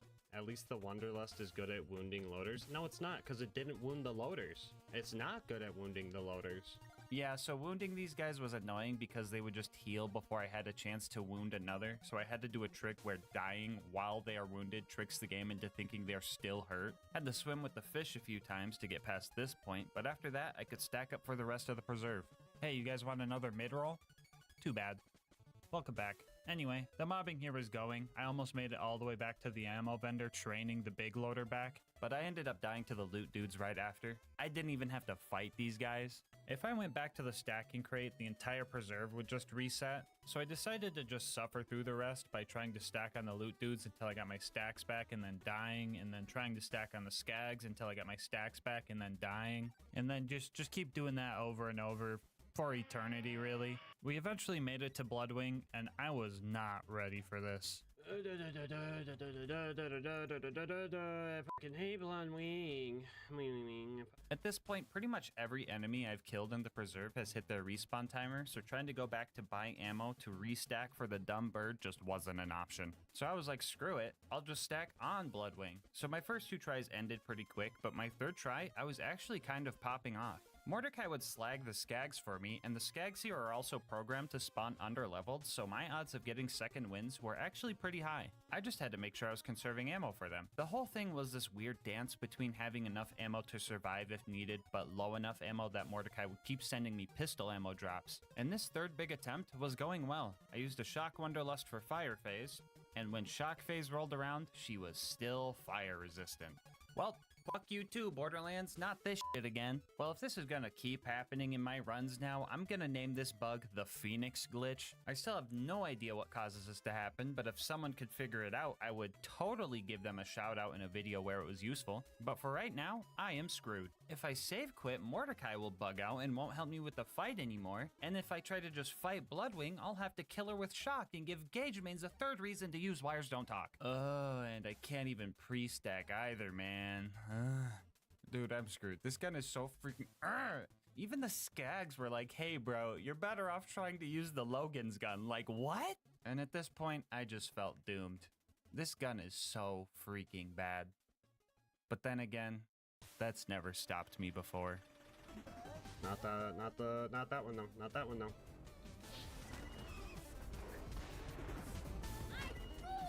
Mordecai, please, the purple. Thank you, Mordecai. Oh my god. Oh, that was scary. That's scary. That's scary. Just give me 2 health sticks. I don't care. It's fine.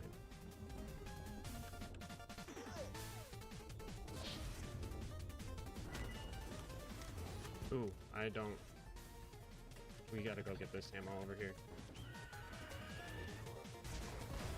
Oh, shit. Hold on.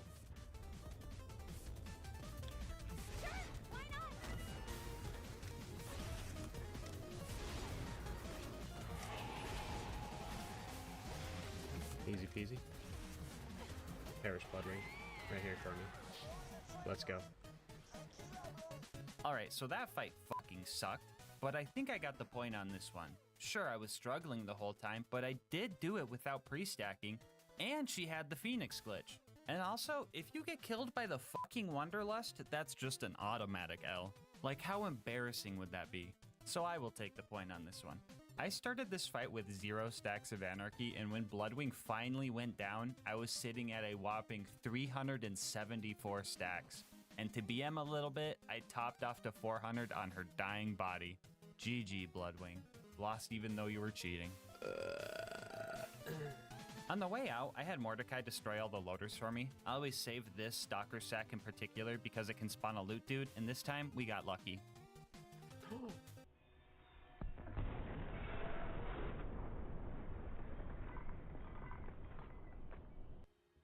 Yippee! Our next goal was to recruit Brick and his air support, so we went to 1,000 Cuts, carefully carved a path to our initiation, just to down myself with a Wanderlust shot that was still stuck into a little psycho and die. I mean, this was fine because I still had a big old Goliath distracting and killing the enemies for me, which was working well until he ran out of bad guys to take his anger out on. I eventually got through the initiation, milked as many stacks as I could out of the Sarcastic Slab, and started playing support for Brick. It was pretty obvious he was the DPS character of us two, so I was just sitting back and making sure he just punched purple dudes the whole time. But most of the time, it honestly didn't even matter if they were purple. Back up. There we go. That's what I like to see, Brick. Is he coming? I guess he's coming with. Oh, no, dude. No. Brick. Brick, help me out. Chat, what do I do? Chat. Fuck, I have to. I'm sorry. 1 second.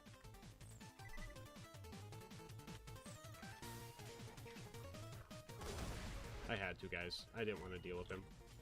He ain't dropped shit anyway.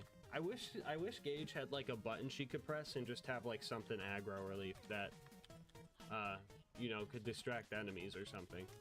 Oh, besides Death Trap, because he's stupid. After we took care of the beacons and the loaders, it was back to pre-stacking for our next objective. Man, I don't even know what else to promote now. Oh, you know what I could do? I could start a rap career and promote that. That's a great idea. Hey, yo, Cauldress, throw me down a beat. Yeah, I wander, and yeah, I lust, and I do both from dawn to dusk. 9 times out of 10, you can find me stacking, but the other 10%, I'm still lacking. One thing's for sure, I'm not to blame. I got precision, that's good aim. I can only think the fault, this dumb game, because every time I try, it always ends the same. I shoot, I miss, I clench my fist. The fuck even is this gun? This gun can't kill. I need NyQuil. Man, I'm sick of this thing. Don't worry guys, when that goes platinum, I will still be making YouTube videos. Anyway, we made our way to Opportunity to go steal Jack's voice. We had a scary clutch moment before taking on the Jack double, and as soon as one of my shots hit him, he decided to sprint as far away as possible. But I was tailing him the whole time, knowing that I had to take him out here and now or go back to the stacking crate. And with a little bit of bullet dodging luck, I managed to take the double down first try and ran around Opportunity to the info kiosks to acquire Jack's voice. That went relatively easily compared to the rest of the challenge, but this is where things really start to fall apart. It was time for the bunker raid, and the cold medicine coursing through my veins really started to mess with my decision making. Dude, 3 fucking times I pre-stacked at this crate just to fail this jump and have to pre-stack again. I literally could have just walked around, but for some reason my stubbornness was on overdrive, and I completely forgot how to grenade jump. Still gonna hit this grenade jump though. Well, let's get back to stacking. I decided to reboot myself like a haunted animatronic so I could finally make it over this gap and start our fight with the staircase. Took a bit to take it down, but after that we ran into a real problem. Now this entire run, I've been pretty used to dealing no damage, but when it came to these baby turrets, I was dealing no damage. For those who don't know, these wall-mounted turrets are glitched and can't take any splash damage, and since the Wanderlust does pure splash damage, we were screwed. But I mean, if they're gonna cheat, I'll just use Death Trap to get through this part. Oh, yeah, we're super screwed, aren't we? Because in order to pass this barrier, we're going to need a build that is only just barely more viable than Shock Gauge.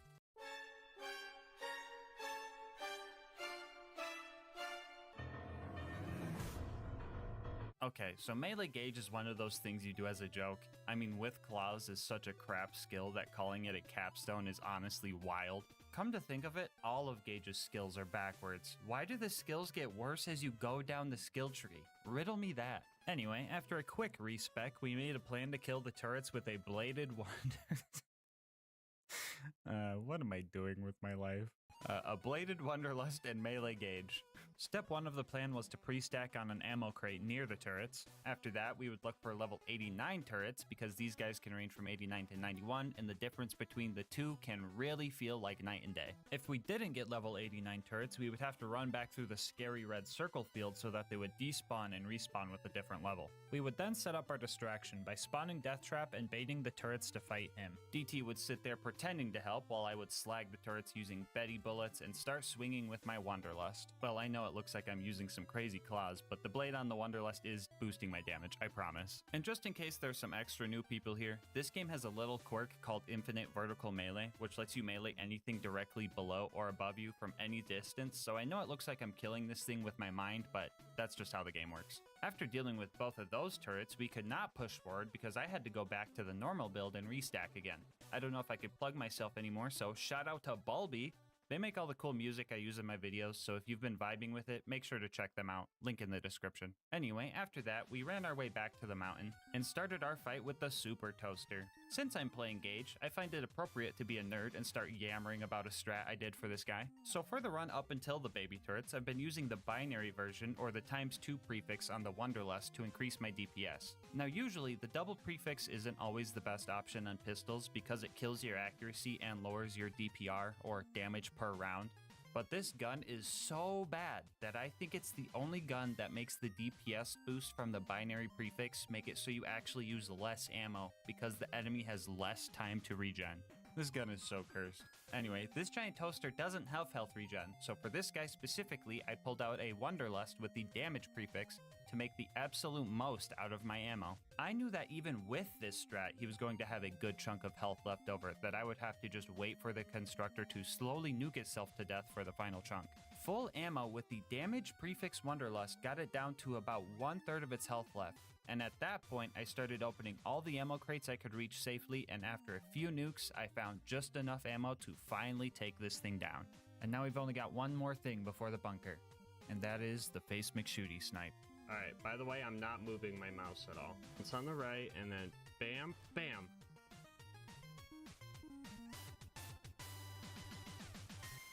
Yeah, I probably shouldn't have tried that with 400 Anarchy stacks. You know what, I'll come back when I have some accuracy. Alright, so the bunker fight was coming up, and taking out the turrets beforehand was pretty annoying. The ones within melee range were fine, but the ones that were far off were hard to hit because my shots would decide to home into the loaders that were rushing me down instead of the turrets. I ended up dying a few times and had to restack while fighting, but we were making progress, right up until the last turret that couldn't get slagged. Usually this means you slagged it while it was still spawning in, but I would never do that, at least on purpose. My theory is when I was trying to kill something else, one of my mischievous shots decided to seek this guy down and ruin my day. Our solution to this problem was some cheese spot on the lower part of the map and stacking off it until it died. Who else just got deja vu? And then it was time for the bunker, and this was gonna be horrible.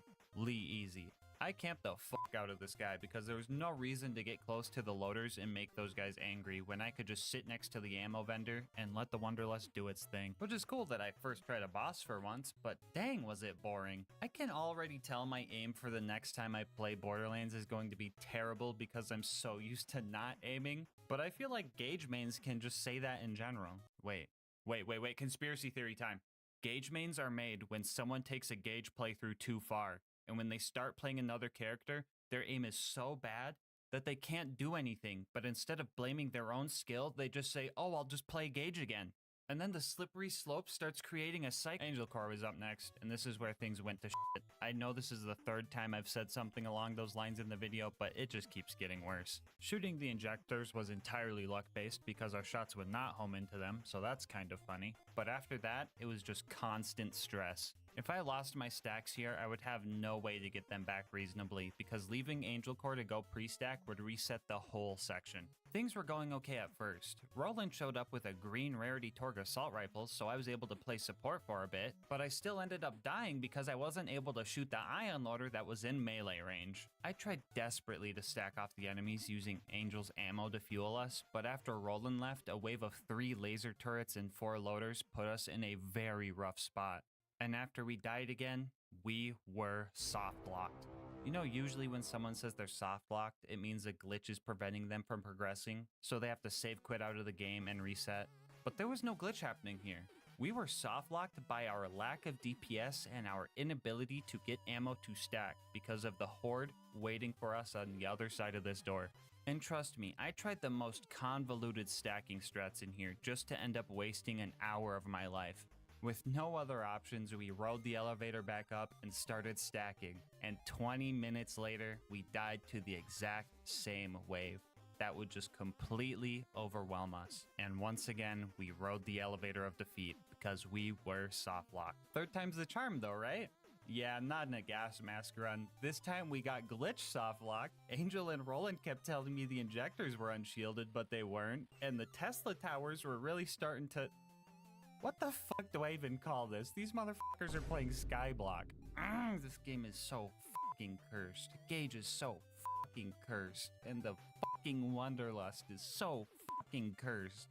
You know what? I'm even willing to say it. The Wanderlust is just fucking cursed. I refuse to believe that anybody even play tested this weapon, and honestly, I don't think a lot of you guys play tested this weapon either. Recently, our homie Mick made a video ranking all the pistols in BL2. You should watch that if you haven't. But yeah, in the video, he ranked the Wanderlust as the second worst, but only because the starter pistol can't go past level 33. What I'm about to read to you are real comments left on that video. When I read these to you, please think about all the struggles you've seen in this video so far. Here we go. Isn't the Wanderlust meant to be used on Gage? How did you not think to test that? Honestly, the Wanderlust is okay on Krieg and Gage. Krieg can activate Bloodbath, and Gage can have so much raw damage that it can kinda work. Breaking news, local Wanderlust hater doesn't know how to play Hellborn Krieg or Anarchy Gage. This thing on Gage would be actually fucking insane. The Wanderlust completely bypasses the downsides of Anarchy while still having just high enough base damage to kill stuff. Still not good, but does have this niche use. The Wanderlust in my eyes wouldn't be the worst pistol, mainly because Gage actually makes surprisingly nice work of it. Given how it is designed to be shot while taking cover, a 1 accuracy pistol that can get a massive damage boost from the 8 times damage of 400 Anarchy, yeah, it can be surprisingly useful on Gage. Guys, this will be the video that breaks me. It's rant time. First off, the Wanderlust does not bypass the negative effects of Anarchy. It just gives you the negative effects without the benefit. Something like the Hot Mama Sniper would bypass the negative effects of Anarchy because it always has 100% accuracy while aiming down sights, but the Wanderlust doesn't do this. This comment also says that it has high enough base damage to kill stuff. What? How about this? Let's compare the Wanderlust to its non-unique counterpart, a normal E-Tech homing dart. All of these stats are the exact same, and we already know the Wanderlust loses all of its accuracy.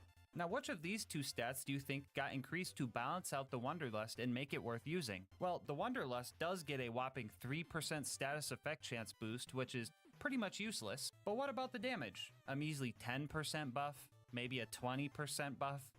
Yeah, how about a near 30% nerf? Yes, the pearlescent version that you can only get at level 62 or higher and only found from Tubbies loses 30% of its damage and all of its accuracy just to get a 3% boost to dot chance. Just use a fucking dart at this point. Sure, the homing isn't as strong, but at least you can choose your targets, and I would say that's way more important. On top of just using a dart, use a different brand of dart while you're at it, because Maliwan is the only one that takes 3 ammo per shot and has probably the worst DPS out of all of them. Hyperion and Bandit ones don't need to reload every 3 shots. Flat up ones can actually spray down some damage, and T-tier ones have some of the best chuck damage in the game. This thing is hot garbage. But Gas, it's pretty good with 400 Anarchy stacks. Yeah, you know what else is good with 400 Anarchy stacks? Literally every weapon in the game. You know what's not good with 400 Anarchy stacks? The fucking Wanderlust. May I also remind you that this thing came with the same DLC that gave us Digistruct Peak and the OP levels. I think it's fair to say that if a DLC gives us a gun, it should be at least reasonable to use that in said DLC. So what kind of sick joke is this thing? I couldn't even beat the OP4 peak with an OP10 Wanderlust and 400 Anarchy stacks, because the Wanderlust killed me. And I know it was the Wanderlust because I had full health right as Scorch rammed me, meaning there was a projectile in his forehead that bypassed my health gate. This thing does not go crazy with Max Anarchy. You go crazy with Max Anarchy. One of the arguments I did like was saying to use this on Krieg. Shout out to our homie Mr. TX01 for the gameplay, but with Bloodbath and Krieg gun build, you can do some really cool mobbing with this, since every kill will re-proc Bloodbath, giving you a constant 500% damage boost. But unless you jumpstart it with a fastball kill to get your first proc, you aren't going to do much with this thing. But also, just use a fucking dart. Here's a fun little challenge for you guys. I want you to comment down below and tell me why this is a perfect Wanderlust in my eyes. There are a few reasons, but I'll pin the most detailed answer. Good luck. I can't think of a good reason to use this thing. Really, TX? You think you got a good reason? Alright, let's hear it. But what if it's fun, though? Now, call me a sadist, but I find that this gun can be genuinely enjoyable in the right hands. Just not Gage's hands. Oh, actually, good point. Games are meant for fun, and if you enjoy using the Wanderlust, that is awesome. I mean, look, I've made this channel off of using terrible guns, and the challenge that this gun has provided has been genuinely fun. So if you think the Wanderlust is fun, use the Wanderlust. I'm not here to tell you not to, but please, oh please, actually use the Wanderlust before you say it's good. The amount of times I see people go, no accuracy? It's factually busted on Gage, is the biggest hasty generalization fallacy I've ever heard. Too often, I see people not trying things and just assuming based on what other people have said. Please experience this thing firsthand. You've seen the struggle in this video, but I still encourage you to get the save file from our Discord server and test it yourself. And if you like it, that's awesome. I know I go pretty bare bones for my runs and don't optimize every little part of the build, but you can build around just about any gun in this game. And for some people, that's just the beauty of Borderlands. Fun is different for everybody, and part of the fun for me is that feeling when a hard fight is finally won. And that's where I find beauty in Borderlands. I personally don't like the Wanderlust and wish that a super rare item like this was worth the payout, but the challenge it possesses is one I have no regrets taking on. I love the beauty in the struggle, and honestly, I don't know if I would change anything about this game, because I always have fun with it. Well, you know, except for when I'm fucking stacking, ugh! Long story short, I hate Gage more than the Wanderlust. Well, I think I got all of that out of my system and ended on a pretty wholesome note at that. But I bet you're wondering about Angel Court now. Well, after failing a few more times to that same big wave and the Wanderlust one-shotting me because it bumped the cover I was trying to use, I tried a new strat and got a little lucky. The plan was to start firing before the big wave started, so I had a bunch of projectiles in the air that would all home in at once. It was like some Netero 99th hand type of thing. This reference is also double funny when you realize the Wanderlust also can't kill an ant. I managed to take out all the turrets like this, and I also got an ion loader to spawn, which was helpful because now the loaders would group up instead of surround me. It was also here that I found out that the Wanderlust's projectiles can actually go through an ion loader shield. Wait, an actual reason to use the Wanderlust? I have to tell everybody. This is going to be groundbreaking. This is gonna change the— oh wait, never mind. Normal darts do that too. Just use a fucking dart. After that wave, Lilith showed up, and this was probably the happiest I was ever to see her. The aggro relief was honestly so refreshing, and I finally had some time to relax. But Lilith didn't like that too much. There it is. She said it. Good grief. I was just thinking. Imagine if this is the run of all runs. She doesn't say it in a YouTube run. This cursed, goofy Angel Core. Imagine if.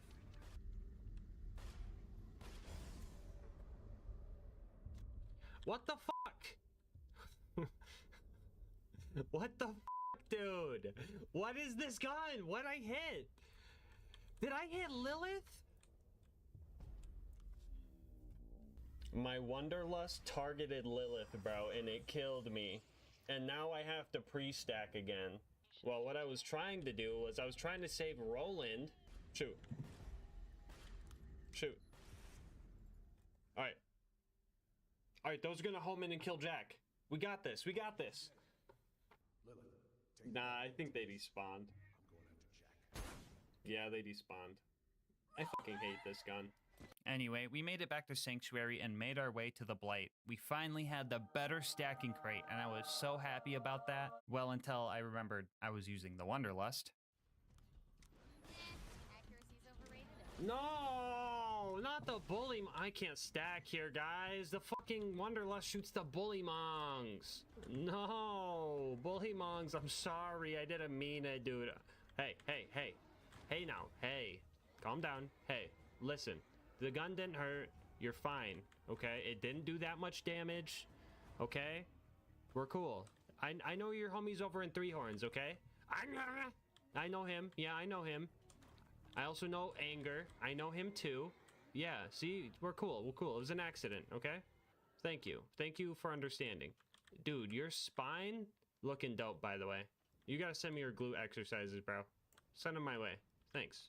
Up next was Sawtooth Cauldron. I got here and was immediately cornered by the ambush commanders and their horde of goons. The issue of not being able to choose my targets became extremely prevalent here, and they were also just completely surrounding my only ammo vendor. It wasn't long before a stray grenade sent me plummeting down into the lava below, and at first glance this seems like a Rip Stacks moment, but I had a plan. Hold on. I have a big brain play. I have a big brain play. Good. Good.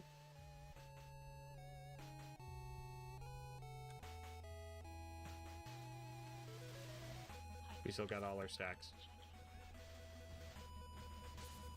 15 minutes of normal gauge gameplay later, we finally took out the ambush commanders and made our way towards Boombringer. I wanted to fight as little enemies as possible, so I decided to try and sneak past them. But this isn't a stealth game, so that didn't work. Now stackless, I realized that my current objective didn't really require stacks, so I decided to just keep trying and hoping the bandits had the same accuracy as me. I also did some grenade jump strats to bypass most of them. Making it to Boombringer took more deaths than time, really. I had no faith that my Wanderlust would home in on Mortar's Buzzards, so I decided to just point blank it because I had nothing else to lose. Mortar and the Buzzards were up next, so I decided to get more money to stack and then go back to the crate. Just in time for one last mid-roll. Welcome back. I've decided to let Mortar live, but I did break his ankles to teach him a lesson, and rode the elevator up to start fighting the buzzards. If you're wondering, yes, they do fly away faster than my bullets can home into them, and yes, that's fucking annoying. In order to hit these things, we first had to hide in the soup can until we cleared out the bandits. Luckily, we had some help. Oh, fucking stinky him, dude. Yes! Oh, do it again. Do it again. Yes! And after that, we just had to time our shots so they were pretty much jousting the buzzards instead of trying to chase them. I managed to get 3 of them before this scavenger ruined everything, and I didn't want to go back to the crate, so I decided to just stack off the guy with broken ankles before making our way back up. You guys see that Wanderlust shot not knowing to go over the fence?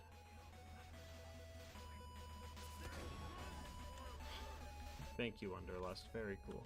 Also, don't worry, he didn't survive. And neither did the buzzards when I got back up there with max stacks. We secured the goods and made our way to the boneyard. We immediately lost our stacks here trying to kill a tubby skag, so I found a cheese spot to stack on the guy. He survived all the way up until I made it to 235, and he did not drop a Wanderlust, which sucks for later. Still not sure why I decided to stack up here. I knew I was just gonna rush the pumping stations, so I speed ran through all of that and stacked up for the Saturn fight. Oh, you wanted to see Saturn himself. Yeah, no, I don't have any footage of that. This is the best you're gonna get.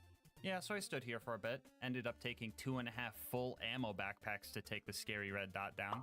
After that, I immediately lost all my precious stacks to an RPG loader, so it was back to sneaking past all the bad guys to grab the info and get out of there. Alright, we're on the final stride.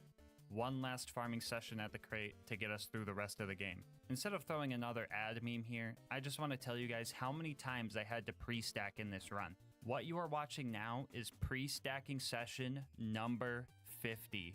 And with an average stacking time of 10 minutes, that maths up to 8 hours and 40 minutes of anarchy stacking. And I'm just saying, if that isn't worth your sub, I don't know what is. We met with Claptrap and started our last mobbing section. We played carefully and got pushed all the way back to the entrance of the area and held our triggers down until the door was open. We then ran through Heroes Pass, dodging all the non-necessary fights, and made it to the fight with Jack. And I was truly dreading this fight. A lot of you guys might know that Jack has some extremely strong health regen at OP10 that has given us issues with far stronger weapons. Match this with the fact that he could just teleport away and get shield surveyors we have to deal with, and you can see that this fight could be hard. And if you also remember that the Wanderlust does splash damage, so we can't block him at the terminal to cheese his AI without blowing ourselves up in the process, you see that this fight has to be hard. And our only real hope for this fight was for Jack's AI to break, which could take an indefinite amount of time. And do you know how long it took for Jack's pathfinding to finally break? 0 seconds. He was bugged practically fresh out the womb. His shield broke, and for the first time I have ever seen, he just did not make himself a shield surveyor and just started pacing back and forth. I was ready to be here for 6+ hours, hands together praying, but to my surprise, I was already blessed. Yeah, bro, I have never seen Jack go this freaking broken right off the bat. Like, he was still moving, but it was like you gave your 4-year-old little brother the controller. I don't know. Maybe Jack was like, "Yee, yikes, he has to play Gauge and use the Wanderlust for this run? I'll just let him have it." But, like, thanks? There has to be a god. Yeah! There has to be.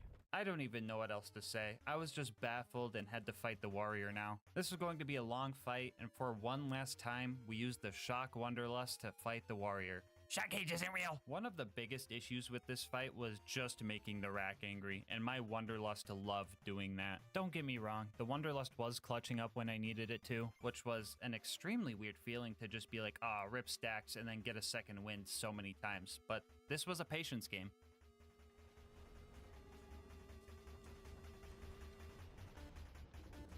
I offer you peace. You see this gun I'm holding? It can't decide who it fires. I'm a level with you, Volcanic Rack. I can't aim this thing, okay? You see the bullets chasing you? I have no control over that. This guy, I know, he came up in your house and he's ruining everything. I'm trying to get rid of him, okay? I'm trying my absolute best to get rid of this dude for you, okay? But I need you to evacuate the area. I see your homies over there.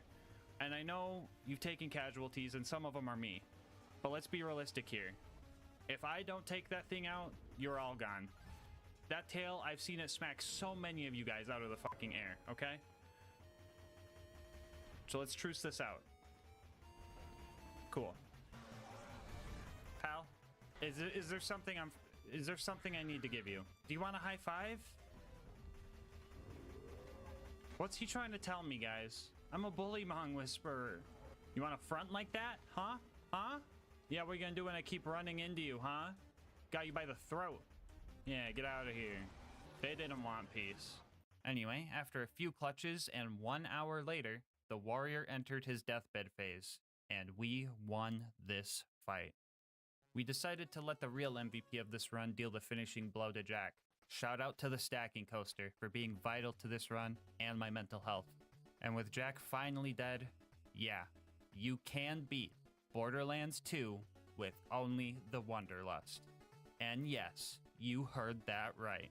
Bonus content time, woo! So I quite enjoyed the challenge of this run. That being said, I don't think I will ever be happy if I get a Wanderlust drop from a tubby. So to finish this run, I decided that in order to complete it, I would have to farm a Wanderlust with the Wanderlust, so that getting one would bring me joy just one time in my life.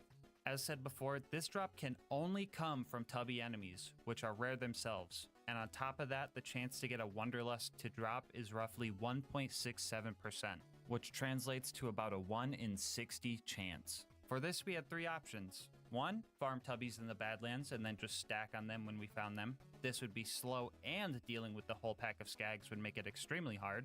2, farm tubby Varkids on Wham Bam Island. If you get to the point where you're supposed to inject the first pod, Varkids will infinitely spawn, so you won't have to pre-stack on every run. But this can easily get out of hand. Already an ultimate? Wait, what? Yeah, I don't know if this would be a viable. Because if I can't kill the pods fast enough, then that would be an issue. What the fuck? No! Not you! And before you ask, I was gonna try, but she despawned. Sorry, guys. Or 3, use the Kleptocurrency Tubby Farm to find Tubbies optimally. Option 3 was regrettably our best option. And the issue with this option is that we had to beat most of the fucking giraffe DLC to unlock this farm. But like, no way I would do that. Could you imagine having to go back to the stacking crate just to fight through all the tanky plant psychos and all the annoying doll guys beaming you with their E-Tech snipers? And then fighting more tanky plant dudes and even tankier doll guys? And fighting even more tanky plant dudes and even more tanky doll guys? Just to finally make it to a giant tanky Super Saturn and lose all my stacks because max ammo is nowhere near close enough to kill it? And then have to cheese stack off Uranus? Yes, I just said that. Spend $800 bajillion on ammo and sit there for half an hour watching your homing bullets fail to do the one job they were designed for, just to finally get the kill and get a bunch of cool loot you can't even use. And on top of doing all that, adding another hour of stacking to the run and still have to farm tubbies for a 1 in 60 drop. Can you imagine that? Well, you don't have to, because you just watched it. So how did the tubby farming actually go? Well, anytime I found one of these cute little guys, I would have to pre-stack on them until my damage outdid their health regen. I mean, unless we just happened to fight our way over towards the doll guys nearby by accident, and they so happened to help kill the spider ants for me. Yeah, that was pretty cool when that happened. Tubby after tubby would fall, and I was prepared to be here for months possibly. I would see a pearlescent pistol and get so nervous just to find out it's a stalker or an unforgiven. But on tubby number 15, I ended up using the rest of my luck for the year.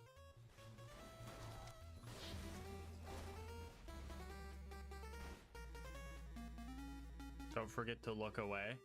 I mean, the prediction's up. It almost fell through the fucking floor. You guys see that? There's no way, right, guys? There's no way it's happening. There's no way Quad Blades win this, right? Quad Blades isn't gonna win this. Quad Blades isn't winning this, right, guys? That's just not gonna happen.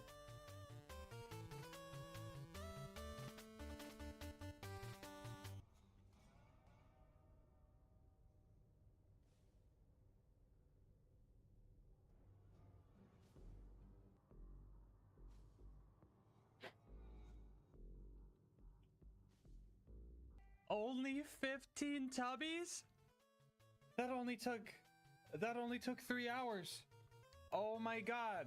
Oh, we got it. Oh my god.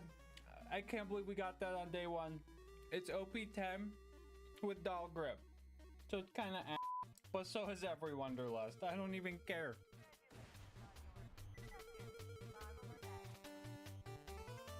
Oh. Let's go, it bounced in! Before you go, I just wanted to say thank you so much for making it this far into the video. And once again, thank you guys for 100,000 subscribers on the channel. You guys are awesome and I cannot express my gratitude enough. If you want to continue to help the channel grow, make sure to like, comment, and subscribe. Doing all that helps with the YouTube algorithm, and I love hearing your guys' kind words and ideas for new runs. If you want to support the channel more directly, consider becoming a channel member to get videos a day early, getting yourself something over at GamerSupps using my link, or going to GASMASK'S.com to get some merch. I will leave my Discord and Twitch channel where I stream these runs live down in the description, and last but not least, shout out to Mango Soda, who made this video's thumbnail art. They do commissions and will also be linked below, but until next time, breathe easy, homies.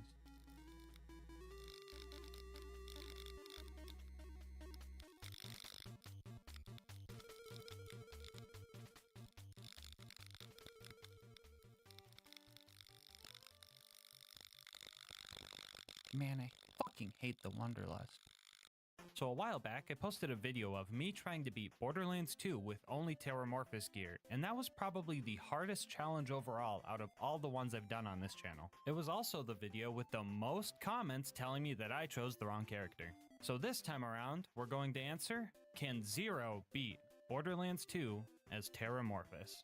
The rules for this will be the same as last time. This is going to be an Overpower 10 Ultimate Vault Hunter mode playthrough. Bar will not be allowed, and I must have the teeth, breath, blood, hide, and Slayer of Terramorphous items equipped at all times. If you don't remember what these items do, well, the teeth bite, the breath breathes, the blood takes up a relic slot, and the hide makes me hit harder, painful to touch, and sometimes I just explode. The class mod does a whole lot of nothing, really. But to keep it thematic, I have to full spec into every skill boosted by the Slayer of Terramorphous class mod. Here's a quick peek at the build. I'll dive into the important stuff as we go, but with that out of the way, let's get started. So, Tutorial Town in the last Terror run was quite a struggle, because Krieg doesn't have any slagging skills. But this time around, we don't only have slag from Zero's kunai throwing skill, but we also have Deathmark. And if we manage to line up both Deathmark and Slag, we can put out some real damage. These two multipliers are multiplicative with each other, so instead of Slag's usual triple damage, we were getting nearly hexaple damage with Deathmark included. So instead of me dying to each enemy once like last time, each enemy died to me once. I was kind of surprised how much damage the Teeth of Terror was doing. I was prepared for melee to just outperform the teeth in all situations, but I was absolutely wrong about that. I was also guessing that the bonus splash damage you get when the full bite animation completes would do more damage, but straight up point blanking enemies was murdering these guys. Oh my god, okay, this thing point blank kinda goes crazy. We're on OP10, right? So I actually cleared this place out without dying and met up with Hammerlock. I threatened to rip his other arm off if he didn't fix Claptrap for me, so bro got to work pretty quick. Claptrap and I made our way towards Boom Boom, and then I remembered I had the Breath of Terra grenade, so I started testing that thing out. And I mean, it worked, but in a throw all 10 of them to kill a tight group of bandits kind of worked, you know? But honestly, I was just using it because it made the bandits sound terrified. After that, we made it to Boom Boom. Now, this fight might sound a little scary because armored enemies resist fire, and that's all we do, really. But their crit spots are made of flesh, and Zero loves crits, especially when you have to spec 9 points into headshot. Well, that and 1 point into bore, so, prepare your ears, guys. Alright, so if you're new to Boar, it does some goofy stuff with overlapping hitboxes. My bullets are hitting his body and his turret multiple times per shot, and that loud chunking sound you're hearing is the Boar sound effect being spammed. And this is a tame example of this Boar sound. There's some bosses that just straight up get murked by this skill alone. Very sorry, but this is going to take a minute. I would try to slag Boom here, but I recently found out that slagging him in his turret doesn't actually make him take more damage, he just turns purple. And surprising nobody, the same applies to Deathmark here, because this game is more spaghetti than the Thrasher Arm section of the Terramorphous fight. I'm honestly kind of baffled that I never noticed this in my 4,000 hours of playing, but oh well. Jeez, thank goodness that's over, dude. I feel like my ears are ringing. Anyway, after knocking Boom out of his cannon, I retreated to the shadows and planned to assassinate them both. Absolutely huffing the copium, I was assuming I was gonna need melee for the rest of this boss fight, but to my surprise, that just was not working. To be fair, my Roid shield was still up, and in order to get the damage boost, it needs to be broken. Breaking it myself is kind of hard. I could use the Breath of Terra, but that would easily eat my health bar, and I could throw some kunai, but the randomness of the elemental damage would also mean I would just likely mark myself. And even if I could break my shield, I nerfed myself a little bit by giving myself the worst possible parts on the Hide of Terra because I thought having too much Roid damage would trivialize the run. So I figured that I might have been focusing too much into Zero's playstyle, you know, backstabs, assassinations, and I needed to play more into Terramorphous's playstyle, just biting their fucking heads off. I'm gonna munch. I'm gonna crunch. Was that the bite of 87? Oh, holy shit, Teeth of Terra. Oh my god, Zero's crazy.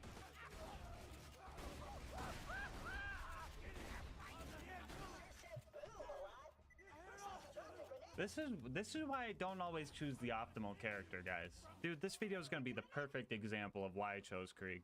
After I dealt with those guys, I saved Claptrap by throwing 10 breaths of Terra at him. Now, don't worry, he's fire resistant. And after burning the rest of the bandits on our way, we made it to our first scary fight. So, scary fire guy Captain Flint with the fire gun and the fire attacks was going to be a tough fight, and I hope you can guess why. The absolute only way our Teeth of Terra was going to deal any damage to this guy is if we pulled out a bladed one. I faced the fact that this fight might be a little bit more challenging since we had to go for a melee kill, but I really thought I would hit for more than this. Seeing this, I decided a little bit of cheese was oh no.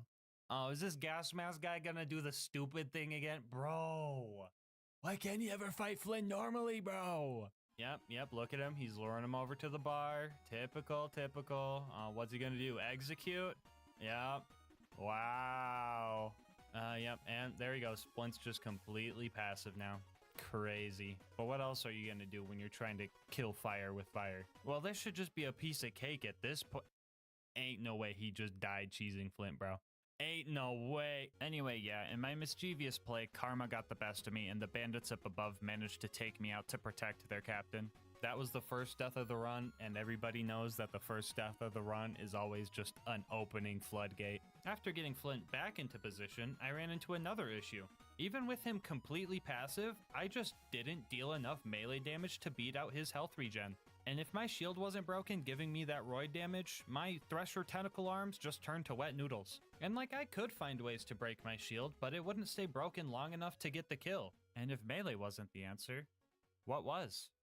You know, I once said, whoever said fight fire with fire was an absolute bozo if I'm being frank. And while I stand by that, I did learn that you can fight fire with fire with fire. Now, if you guys are lactose intolerant watching, you may want to look away from the screen for like the next 2 minutes, because what you're about to see is some of the most calcium-rich, lactose-packed cheese you will ever see. Because we took Flint to the curdler. We can throw kunai at Flint, eat 1 or 2 of them to strip our shield, and then get roid off of that. But the fire barrel...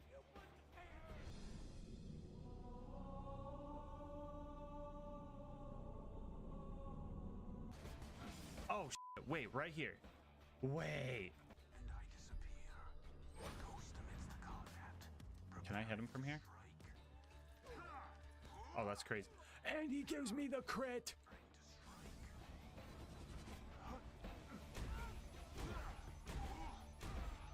This is huge. This is crazy, actually. Hold on. Just to finish him off proper.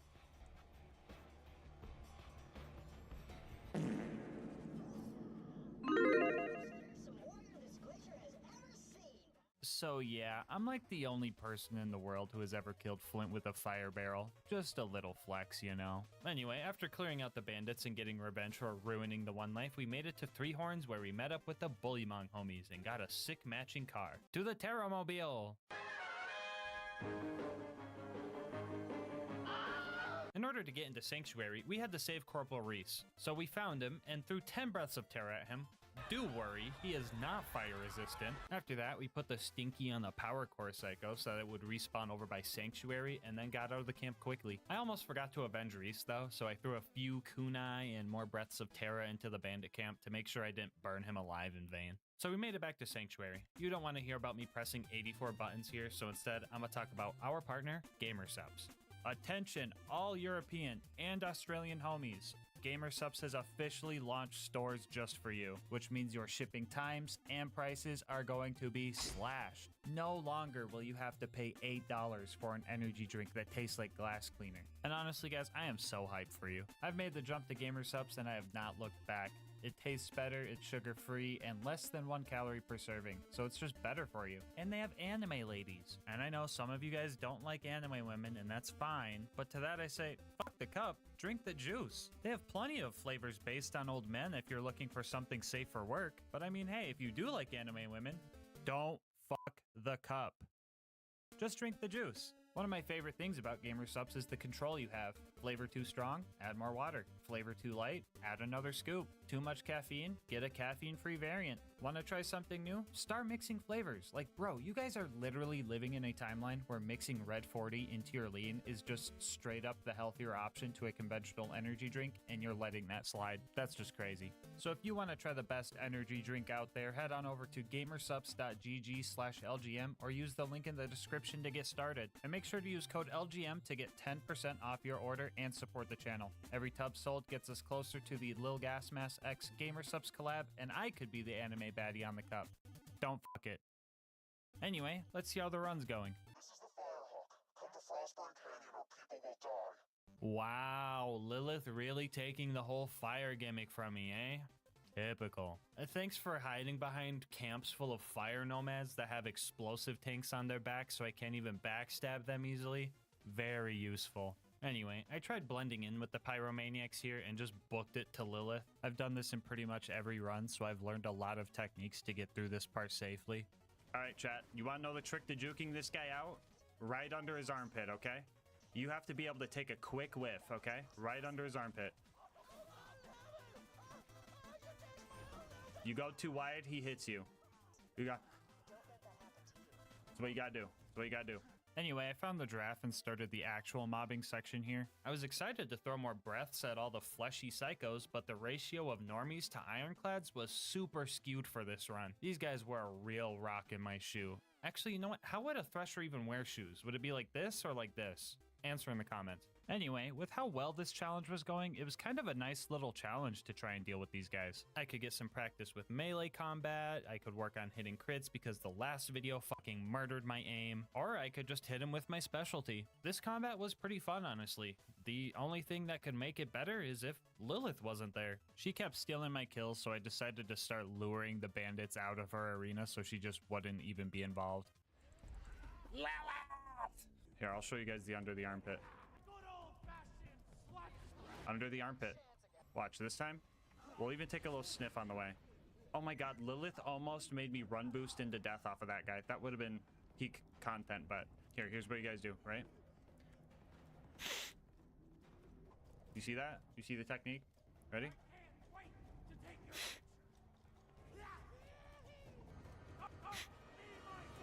It's that easy. It's that easy. Right under the armpit. Put the stinky on him. Anyway, I finished off the bandits and we made our way to the Bloodshot Dam to go save Roland. They didn't think our car was cool enough, so we had to go meet up with Ellie to get a new car. It was here I got the one and only kill with the spike damage on the hide of Terra. Sure, it was an infant spider ant, but we count those dubs. Anyway, we had to kill some bandit trucks and steal their parts. This part was a little scary because I had to get pretty close to these cars in order to bore them, and they could just kind of do a hit and run if they really wanted to. But I actually managed to kill all the technicals and still have time to peacefully ride the caravan back to Ellie's for the first time ever. We finally did it. Finally had a run where we could just take a peaceful ride back to Ellie. Let's go, chat. Let's go. Oh my god, bro. Oh, hell no, man. What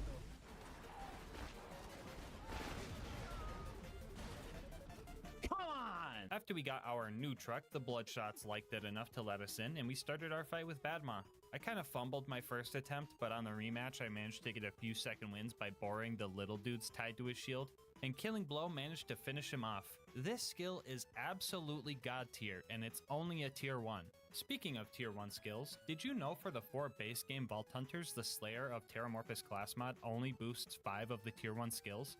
But then when it comes to Krieg Engage, they got a special treatment and they actually handpicked certain skills for those class mods. I think it would have been cool if the other 4 Vault Hunters got that type of special treatment, but I might just be mad that Killing Blow is the one that dodged the boost. But, I mean, look on the bright side. At least we have weapon zoom on the shotgun with no range. Anyway, the Bloodshot Stronghold was up next, and I was in my element here. There were tons of fleshy bad guys, and the Teeth was just absolutely devouring them. I mean, I still had issues with the toilet room, but that's just a given at this point.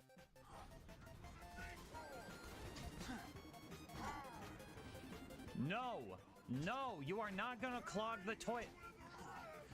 They call me a motherfucking plunger. Put the stinky on him.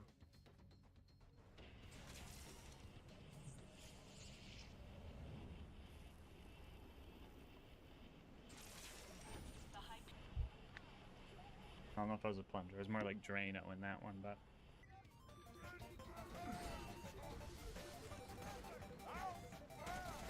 Don't make me be Drano again, bro. Don't make me be Drano again. The dunk. Let's get it. Anyway, we cleared out the rest of the mobs and gave Mad Mike the flushed away treatment before reaching the end of the fleshy enemy era.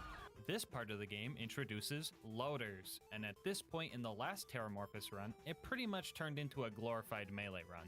The Teeth of Terra just didn't deal enough damage to even tickle these guys, and this run will be no exception. The bright side about the loaders here at the dam is that they weren't mandatory, but the blue toaster at the end was. I was pretty confident that some well-planned melee attacks could take this guy down, but I swear to God, one day, I will remember how slippery this fucker is. Yeah, things went south here really quick. I just could not deal with the loaders and turrets fast enough to find time to focus on the warden. Another one. What the fuck is that?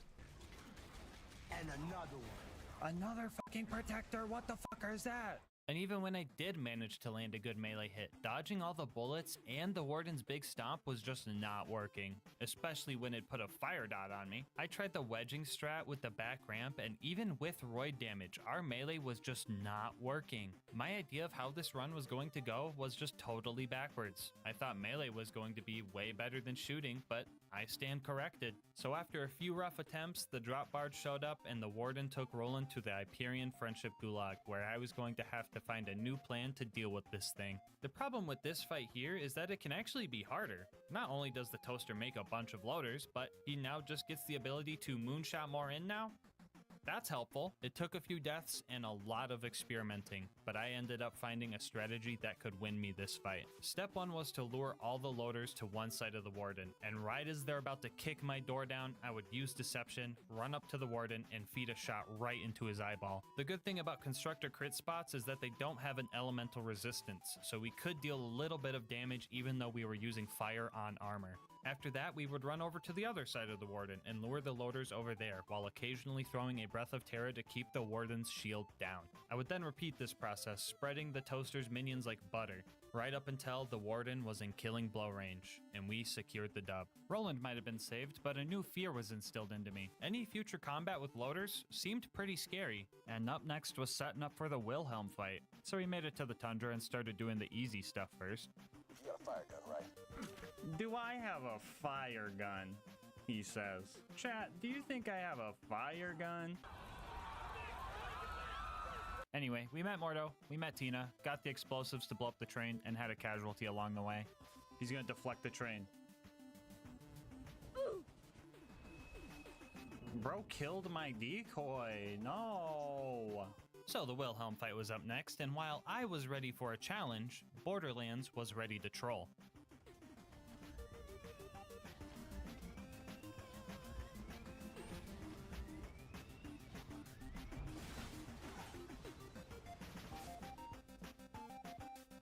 Give me 50 seconds while I get my health back. Perfect. Anyway, I knew the first thing I was going to have to do in this fight was deal with all the loaders Wilhelm spawns in, because I would need to fully focus on the big fire resistant guy that also has the anti-melee attack aura and the shield surveyors that give him a big ol' fire resistant shield. You see why this is bad, right? Yeah, so the loaders were pretty simple to deal with for the most part, but fighting against the shield regen of 3 surveyors constantly was a losing battle. If I was lucky, some of them would fly close to each other and Boar would just handle it from there, but I was going to need something skill-based to secure this win, because the surveyor spawning was not going to stop. I tried meleeing them out of the air with execute, but that would only get 1 or 2 of them per deception use. I struggled here for about half an hour, and things were looking grim. But then, like a miracle, the plan came to me. Days before this challenge started, a homie in the Discord by the name of Pee Pee Poo Poo discovered a new glitch for Zero that could win us this fight. And since he is obviously incapable of coming up with a good name, we're gonna call this glitch the Thunder Jacket. Named after a similar glitch in Smash Melee, the Thunder Jacket lets you take your decoy's shock nova it gets from Unforeseen and wrap it around yourself. To do this, you just need to throw your decoy into a wall or object that makes it completely disappear, and after that, when deception ends, you get a shock nova dealing damage to everything around you. Using this, we could go in for melee attacks on the surveyors, and the shock nova could take out all 3 of them and deal a decent chunk of damage to Wilhelm's shield in the process. With this new tech, the tide slowly turned in my favor. I was starting to whittle his health bar down slowly. I just had to play safe and make sure I had enough health to escape after each hit. Surprisingly, the Blood of Terramorphous relic was actually kind of helpful. Zero is notoriously squishy and doesn't have the best health regen skills, so having a flat regen even at 2% was making this fight way more doable. And the winning fight ended up taking a while. I even had to deal with the loaders hitting their respawn timer mid-fight, and that was a little bit nerve-wracking. But after fighting Wilhelm for over an hour, he finally hit killing blow range, and I locked in to finish this fight. Is that a repair surveyor? Oh god, it's a repair surveyor. Hold on, we gotta get that thing out of here quick. That is a repair surveyor.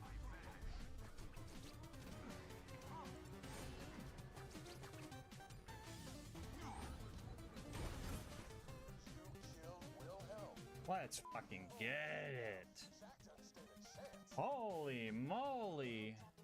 Like, I'm not even gonna lie, that fight was honestly one of the most fun Wilhelm fights I've ever had. It was a good amount of challenge, I got some melee practice in, and the new Thunder Jacket tech is honestly super cool. That being said, throwing a nice celebration party back at Sanctuary would go hard right about now. Well, off to the fridge with us. I used a Breath of Terra to melt the ice faster here and ran through this joint, only stopping to kill one rat for a second wind. After we made it through the fridge, we pushed through the extraction plant and started our fight with Lil Bro. Look at this dude.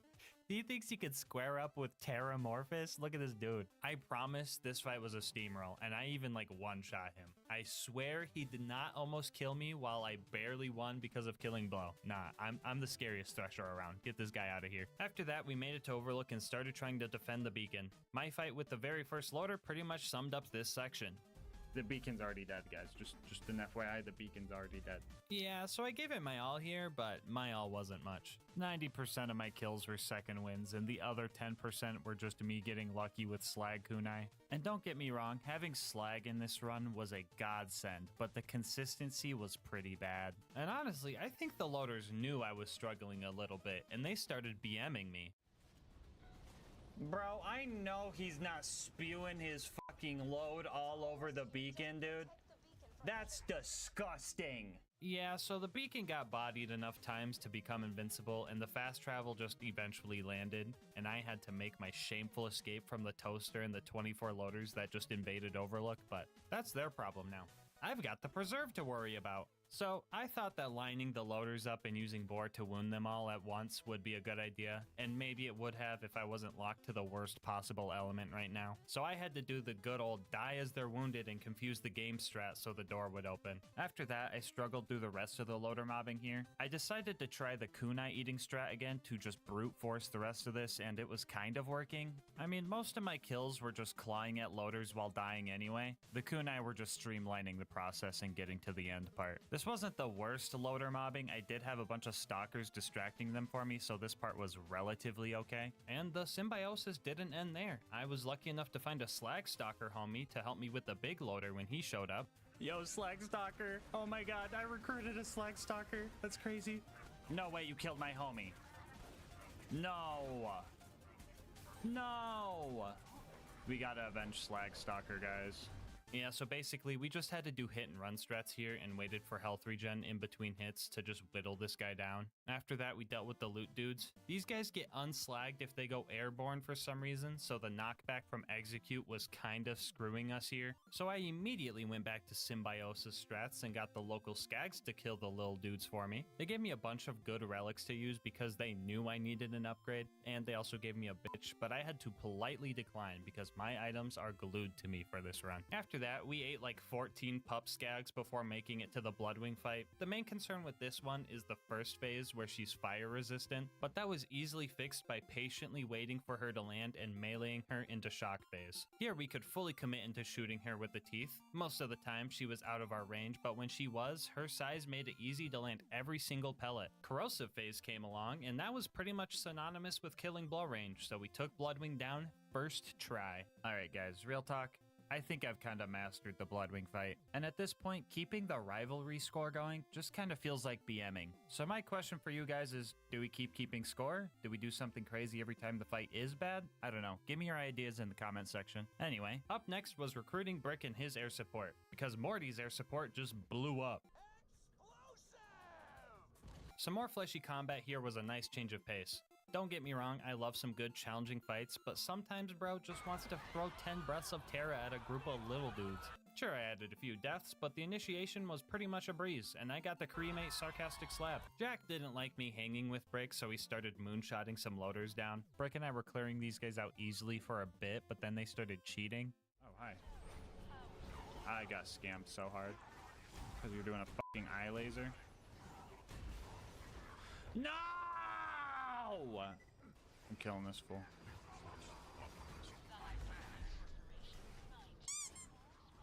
Stop cheating! Put the stinky on him.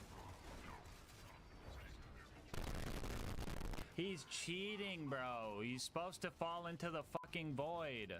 Start walking.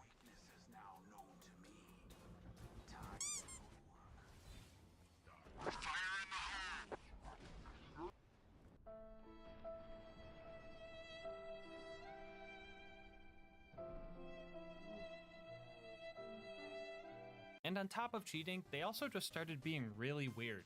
This clip I am about to show you is entirely unedited, but it straight up looks like I added it in post. But on my gas mask, this was a real thing that happened to me.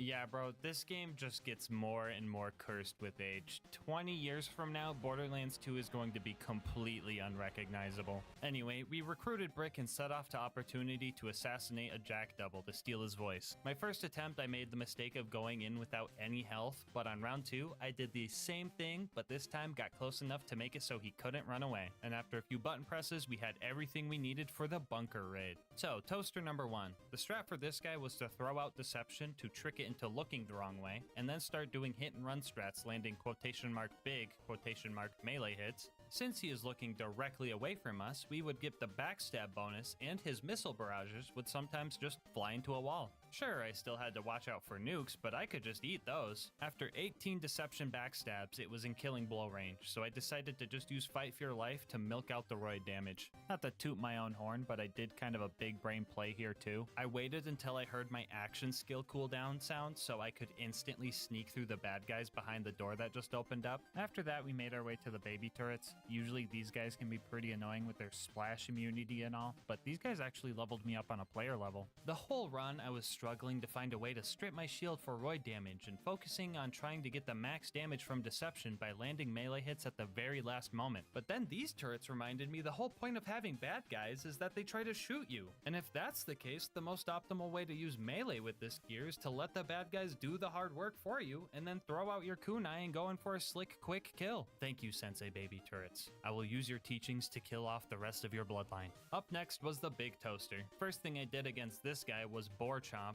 or Bomp, if you will, his turrets off to get half of his health bar for free. After that, I was chilling behind it and doing the same thing I did with the other toaster, but this time I was also shooting it and pretending like that was helping. That one took a little bit longer, but after it died, it was time for the traditional Face McShooty snipe.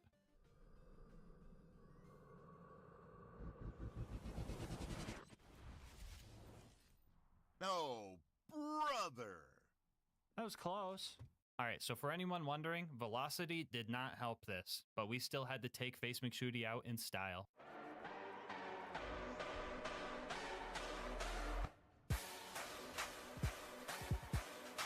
Anyway, bunker time. The turrets here weren't bad at all. I was truly baffled though how much damage Zero could do with the teeth compared to Krieg, and then I remembered Zero has slag and Deathmark. That just makes sense. Surprisingly, I ended up shooting most of these things to death, but the last one I just decided to have a little fun with.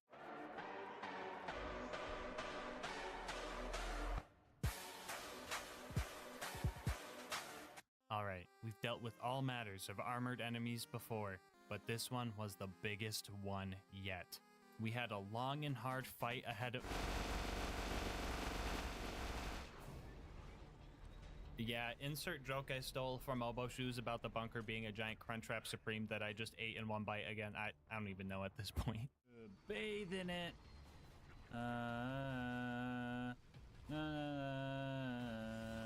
Anyway, Control Core was up next, and I was dreading this part the most. Nothing but waves of loaders I would have to slowly take out with melee, but I still had my teachings from Sensei Baby Turret. A lot of my melee encounters would end up at least putting the bad guys into killing blow range, and not every single loader kill was a second wind anymore. I mean, it was still most of them, but like, come on, let me have this. This strat also dealt a lot of damage because the initial hit from throwing a kunai does get roid boost, so our damage output vastly increased. This area right here is probably why I say the original Terramorphous run was the hardest run yet. Yeah, I know some of you guys might be thinking like, what? That was harder than the balloon? That was harder than the stick bug? And yeah, those guys were bosses, so it makes sense that they were hard and took many hours. But do you guys remember the one angelic guard that spawned with a slag sniper that killed me over and over and over for 2 hours straight during that Terramorphous run? No, I mean, you guys might not, but I sure as hell do. That run is the perfect example of why I don't always choose the optimal character. I don't want to make things too easy. That's not the point of a challenge. Challenge is the point of a challenge. I knew Krieg would be terrible without slag, but I thought the fire melee guy using all the fire melee gear sounded the most thematic and fun, so that's what I did. But now we're here with Zero, and the learning curve is different, and some of the new strats have been really fun to work around, but this is probably one of the easiest runs I've ever done, I'm not gonna lie. Like, sure, the loaders were annoying, but it wasn't really hard. It kind of just felt like if every time I ran up to a loader instead of us fighting, we just played rock, paper, scissors and the loser died. And, you know, I would die, but I could just try again. And now I want to do Terramorphous runs on all 6 characters eventually, but not all at once. So if you want to see more, I've made a channel point redemption over on Twitch that will let you pick the next character I do this on. Now, if you're not a Twitch watcher, channel points aren't real money or anything. I got all my greed out in my last video, don't worry. You just get these by watching, and if you watch long enough, you can find out what this run would be like if I can't crutch melee the whole time. Anyway, Angel Core was slow but steady. My gameplay loop was refined at this point. Let loaders hit me, get my damage in, and retreat. And everything was going fine. But then Lilith showed up. She threw a whole rock into the system. This one big loader killed me like 20 times because she would just show up to bait out an AoE slam that would just wreck me. He also lost both of his backstab crit spots, so it was even more annoying. Y'all say my hate for Lilith is unjustified, but she straight up just steals my kills in Frostburn and then literally doesn't do damage here just to mess up my combat loop. Like, what? This game has to be cursed, by the way. Like, bro, Lilith was actively making attempts at my life. Like, watch this. She full-on body blocks one of my shotgun blasts to block my second wind here. Or like right here, I was waiting for this ion loader to strip my shield with its bubble attack, and then Lilith shows up, whispers her dumb one-liner in my left ear, and then just interrupts the ion loader, messing up the whole plan. She was just ruining everything, bro. I'm gonna blame all the Angel Core deaths on her. Anyway, after that, Jack showed up to murk Roland and kidnap Lilith. Oh no to the former, and thank God to the latter. But we still had to go to Sawtooth Cauldron. It's been 7 hours with Physics? Yep. Physics ain't getting me today. Oh my god, look at this dude right here.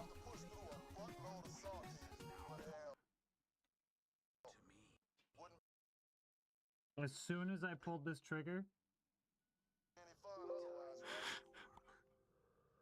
Jokes aside, Sawtooth wasn't so bad. I got to fight more fleshy dudes and use the fun grenade mod some more. The ambush commanders here were a bit of a mouthful, but nothing crazy, and I'm using mouthful as a Teeth of Terramorphous joke, not a me on my knees in front of them joke. Anyway, I got to Boombringer, and I was in dire need of a second wind here, but I couldn't look at the explosion, so I did a quick 180 to retain my cool guy status before clutching up and getting the second wind anyway. The buzzards up in the nest were up next, and I used my usual hit 'em as they hatch strat. Y'all want the elevator meme a third time? Nah, just kidding. This time around, I incorporated Thunder Jacket into the strat and had undeniable proof that Unforeseen can harm buzzards, which had Spuddy Cube contemplating his life. If you know, you know. Another cool thing about throwing your decoy into a wall is that it makes all the enemies just start walking around as if they never started fighting in the first place, and that makes them a lot easier to hit. Anyway, after a few dogfights, we managed to take out all the buzzards and secure the explosives we needed to get to the boneyard. We did our usual valve cranking run here, and by that I mean I got permaslagged and blown up with rocket launchers. Just your basic run-of-the-mill boneyard run. You guys like Borderlands math? Alright, here's a problem for you. If we have to kill loaders with melee because the Teeth of Terra's fire damage doesn't work, How do we kill the giant loader? Ding ding ding, that's correct, with the Teeth of Terra. So you can get some good boar damage by hitting the colliding herb boxes of its little turrets. These turrets he has are kind of like livers, because even if you kill them halfway, they will regenerate, letting you continuously get boar damage if you're patient with it. And trust me, a slow and painful death is just what this monster deserved.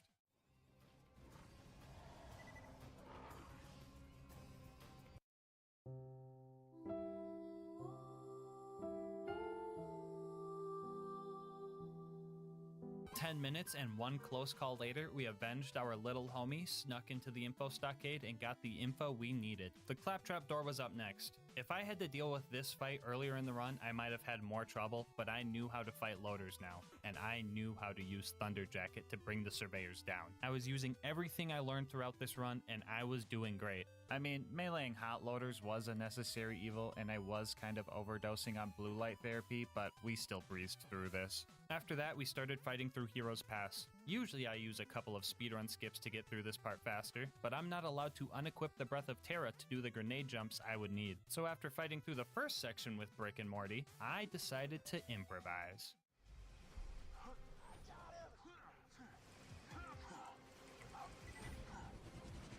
Oh, I'm a gamer? I'm a gamer. Hold up. Oh, the skip. Let's go. No nade needed. Alright, you guys got the rest. I believe in you. Anyway, the Jack fight was up next, and I was ready for a good fight. I was thinking, it's been a while since I was able to fight Jack mano-a-mano with no cheese strats needed, so this was gonna be fun. Step 1 was to break the shield. Our teeth were not sharp enough to break through it, so we started chipping away with our claws. After breaking through that, we could finally sink our teeth into the juicy parts. And like true prey, he started running and using every manner of skunk spray, distraction dropping, and hiding he could. He managed to get away a few times, but in the end, he let his guard down, and a single slag kunai proc secured this fight. Which means, yeah, Zero can beat Board. Oh wait, almost forgot about this guy. Hold on.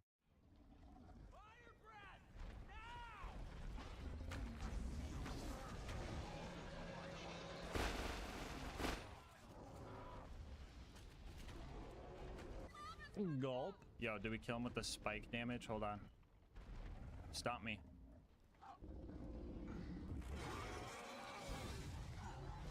R.I.P. Bozo.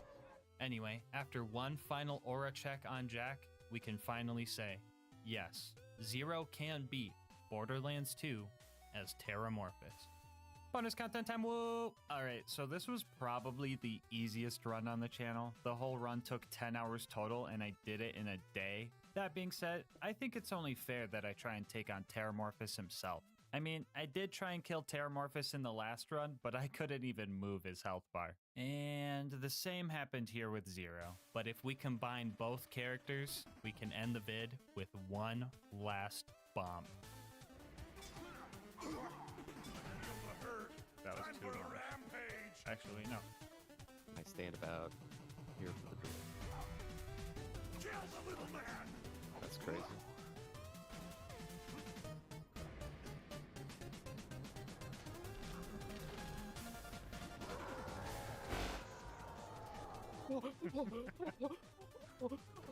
Easy. And I won too. And you won. Wait. Yo. We actually got a pitchfork. That's hilarious. One item I can't use.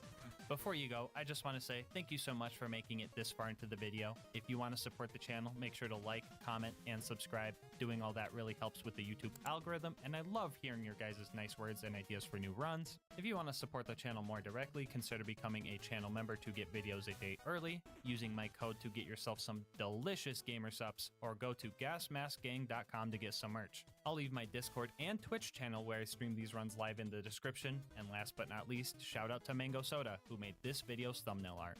They do commissions and will also be linked below. But until next time, breathe easy, homies.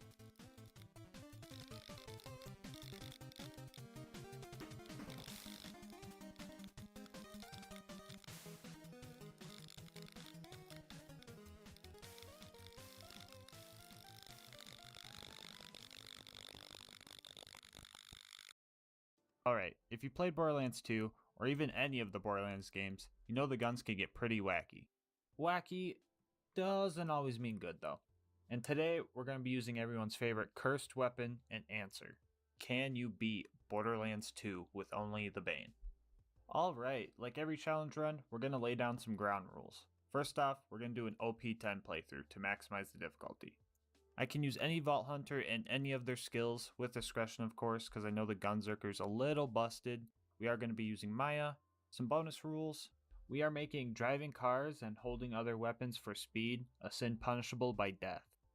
For the gear, I kept it pretty simple. Grenade and shield are more boring than Sawtooth Cauldron, and the Vault Hunter relic is there to maybe get some funny drops.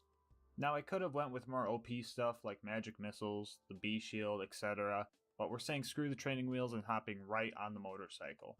We do have a legendary cat class mod though, which is going to be a blessing and a curse. Alright, since we're in Ultimate Vault Hunter mode, the game actually has us skip the Knuckle Dragger fight. I'm not really sure why the game has us skip this fight, but it's probably an easy fight anyway, so don't roast me for skipping it. You can totally roast me for the video quality right here though.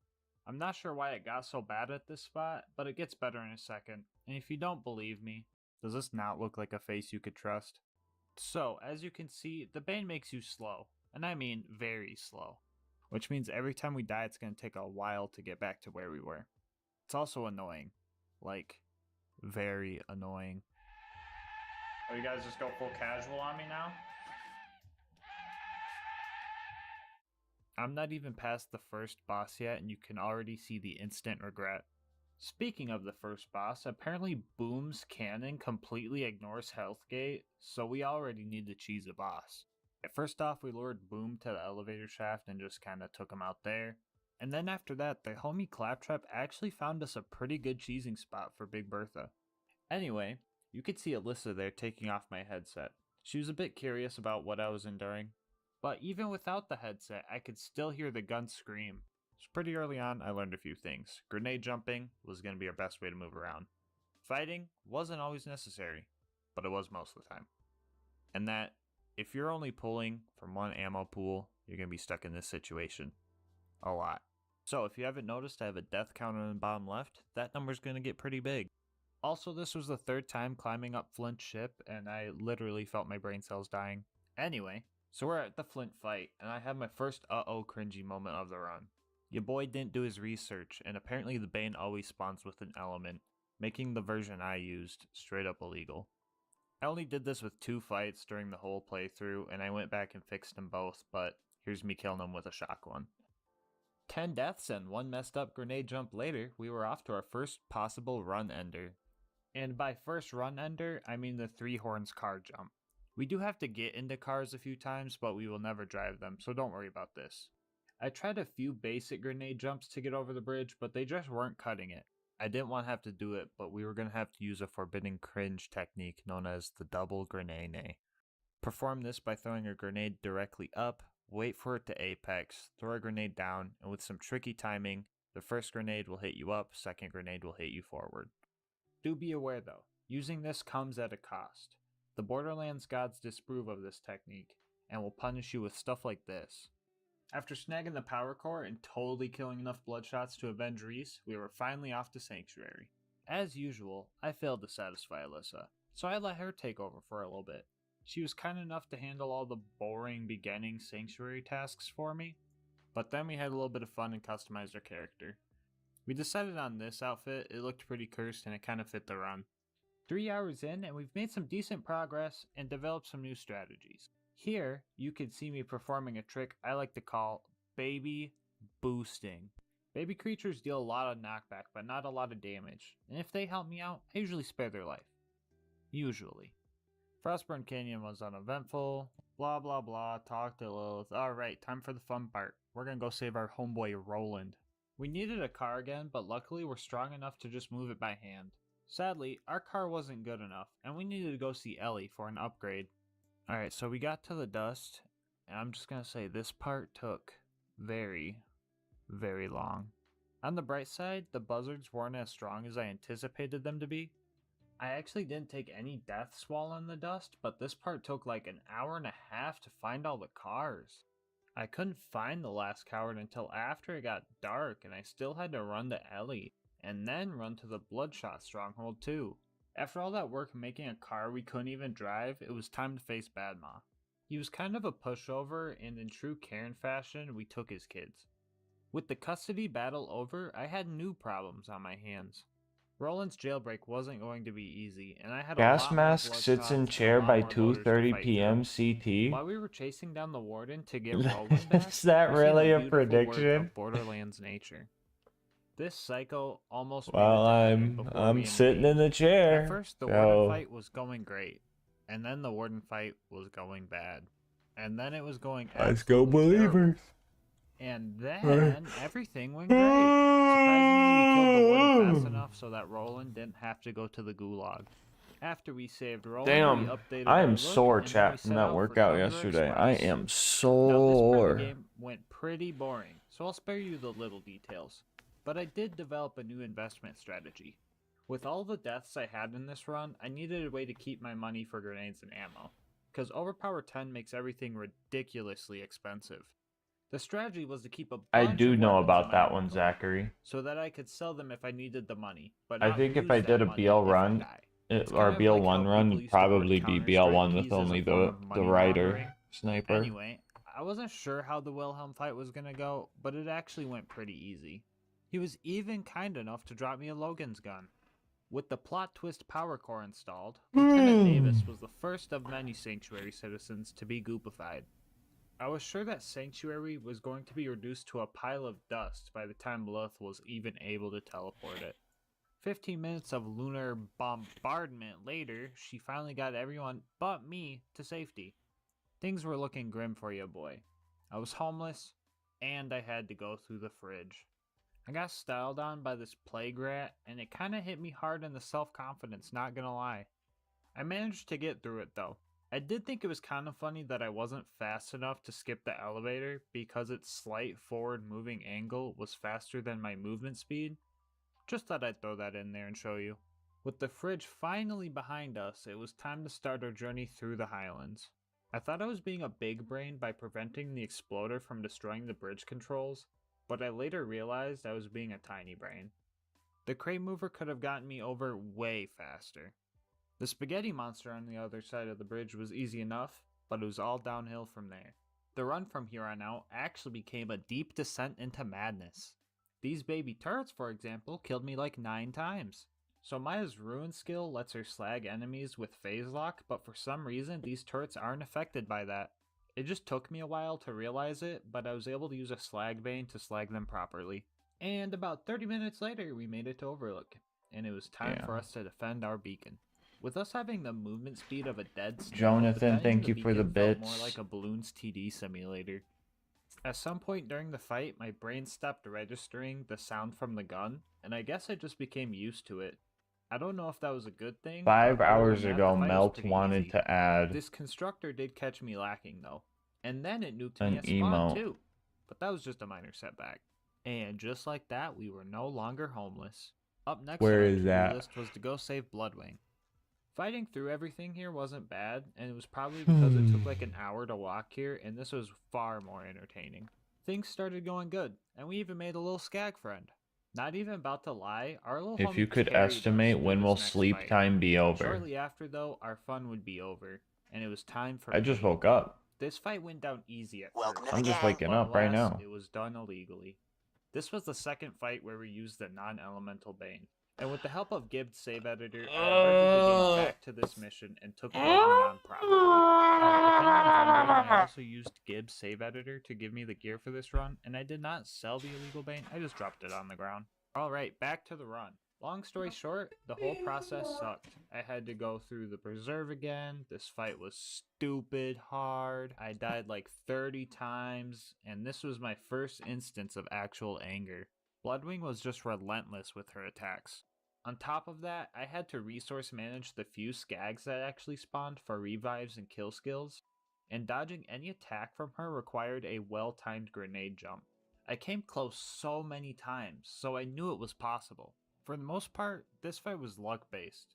She ended up landing on the ground in her last phase, and I was able to finally take her down. This was honestly the worst part of the run.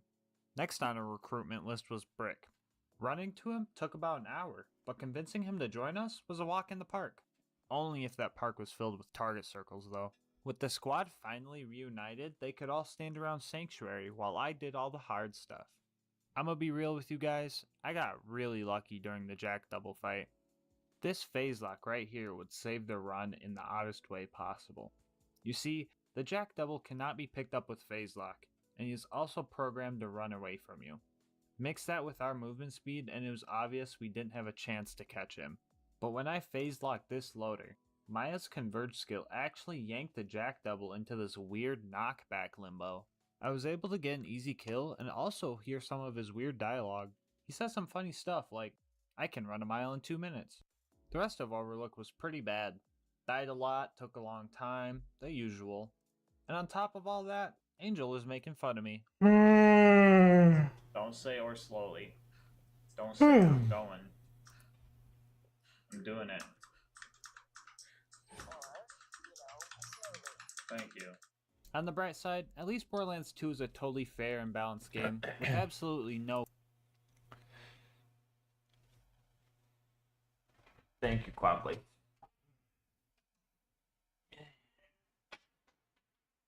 Quabba!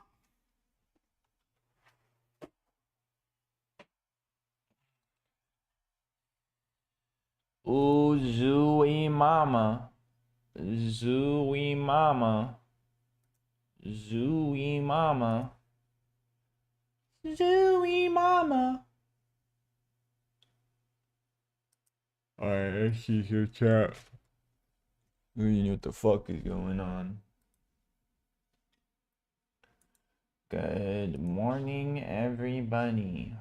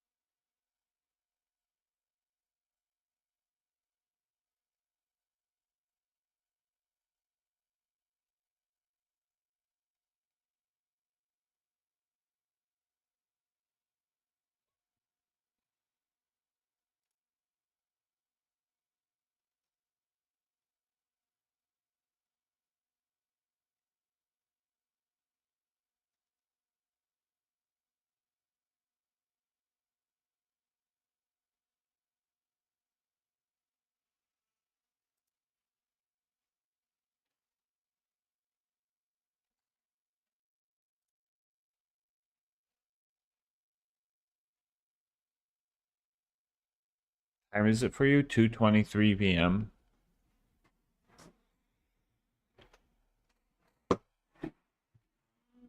Probably.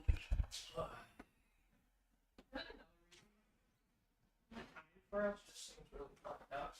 Just because I feel like there's like a lot of active chatters in your chat later on in the day. Yeah. I feel like it's a lot different for other people. So maybe you must have just like maybe it's like a broader range. Like honestly, I get surprised sometimes by like how many people are like European. Right. Kind of a thing. I am obnoxious. I guess in just like my like limited brain, I just would never like know by somebody like typing or talking. I have such like a horrible gauge on that I just like assume. And then also I'm like, what is everybody doing up at 3 a.m.? But it's like 9 for them, so it's not really. Oh, Goro Link. I missed the sub. Goro Link, thank you for the sub.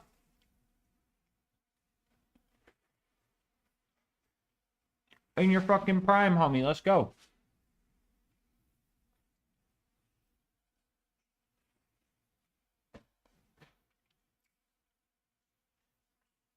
You're gonna be so dead ass. I thought you were European. Thank you.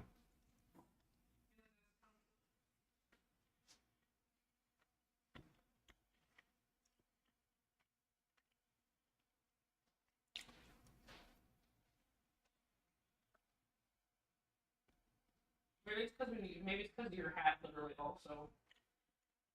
Yeah, what made you think that? Yeah.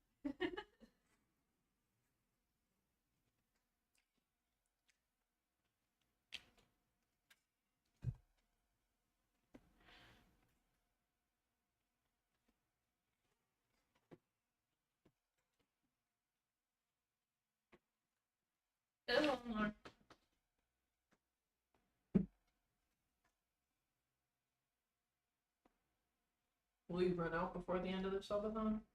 Probably.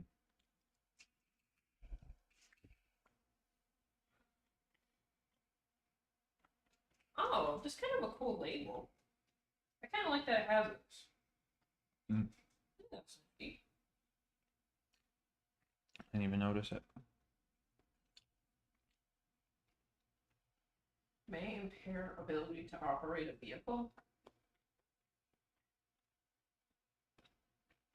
May sprinkle capsule in applesauce. That's what I would do. You eat applesauce every day? You know, I gotta say, I don't know why I went multiple years without eating applesauce. And now I have cinnamon applesauce and I have pumpkin applesauce. And I had green apple applesauce and that was really good.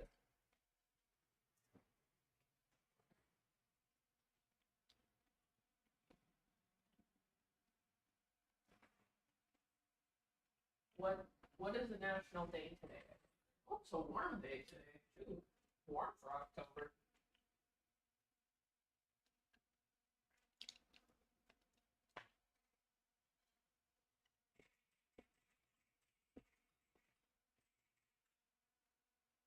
What is today?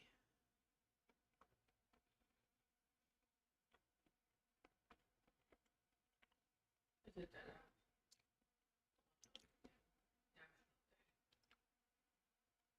Today is Mental Illness Awareness and Change a Light Day. Oh, it's National Be Nice Day. Oh, a carpeted bathroom? Ew, no. Huh? Someone asked if I had a carpeted bathroom. Okay, do you know how cool the bathroom would look though if it was still carpeted? Because they probably would also have the original tiling on like the walls.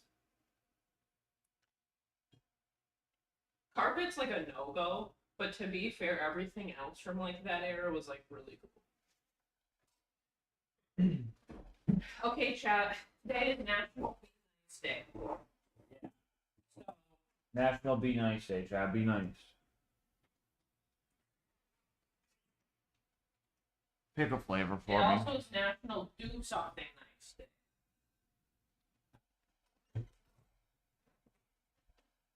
Oh, my hands are sore. Kind of limited.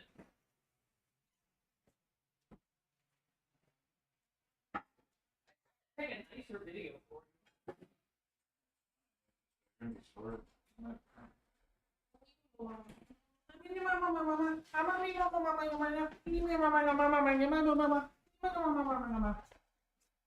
Bing, bing, bing, bing. October 5th is National Pet Obesity. I do know that, Zachary.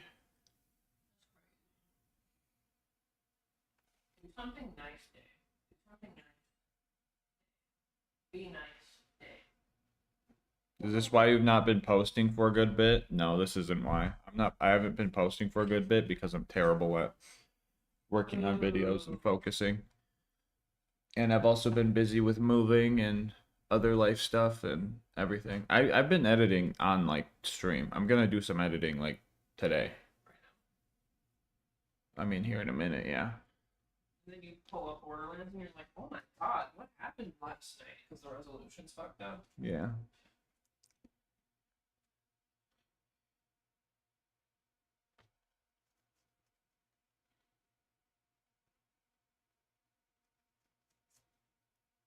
I thought all Americans. What is the challenge?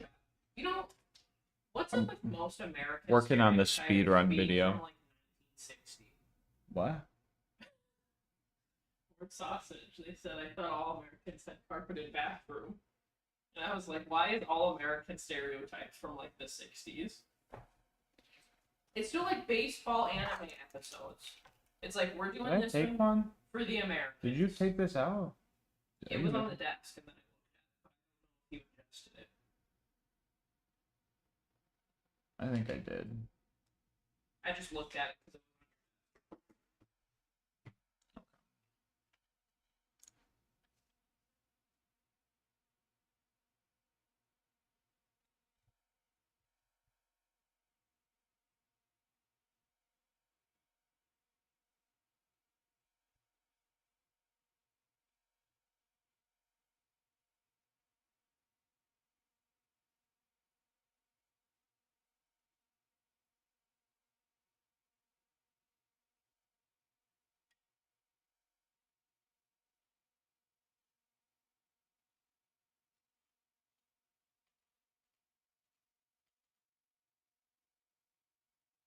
dang, manicure of 6,200. Sight.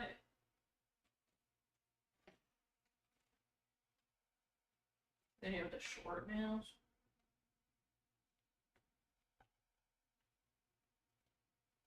That's what? Yeah.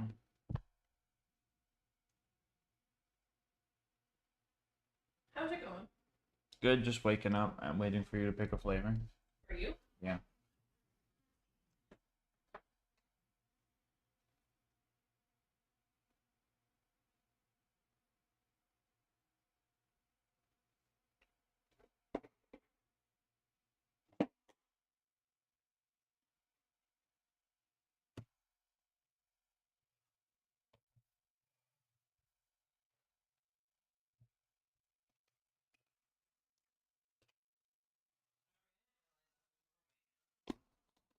All good.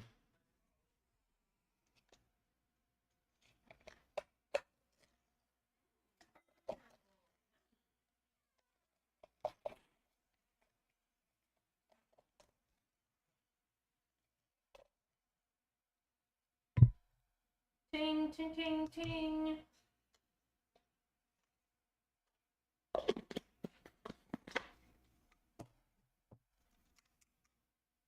Little baby mama. I'm watching you on YouTube and Twitch. Yo, the double viewer. Let's go.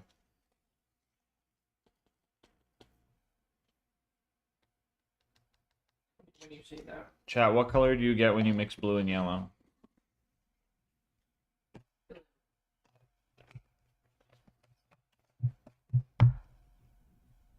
That's my guess. I don't know.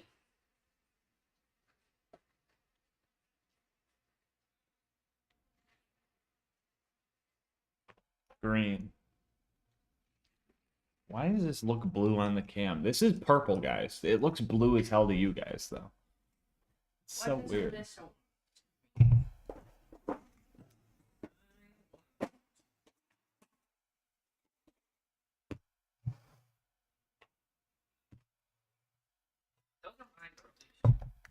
Those are mine. Yep. I agree. I love the art for Sweet Six Packs go. I really hope they do more like that. I know it's not like the traditional like anime style. It's a lot more like a cool watercolory type thing. But I really appreciate people that can like make art, but also don't need to have just like line art for it. Really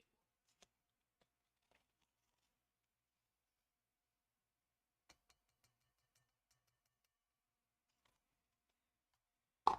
I think we're getting the new Squidward on Thursday.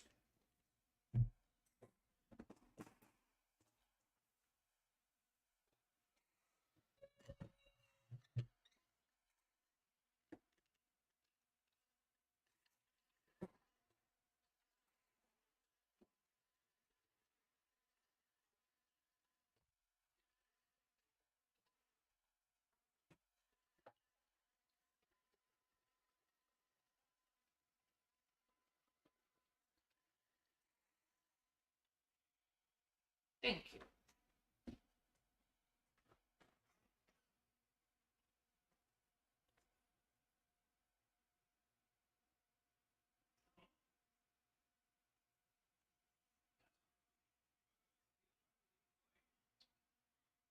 Hello, Parwan.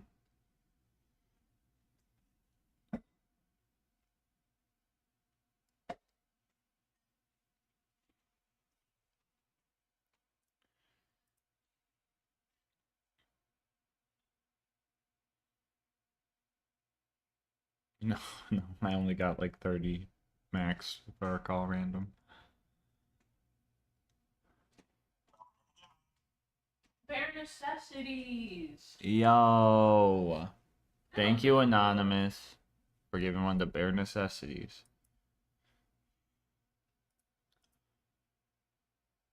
You know, as a confession, the bear and the Jungle Book always reminded me of my Let's go, Orthodon. Let's go. Thank you.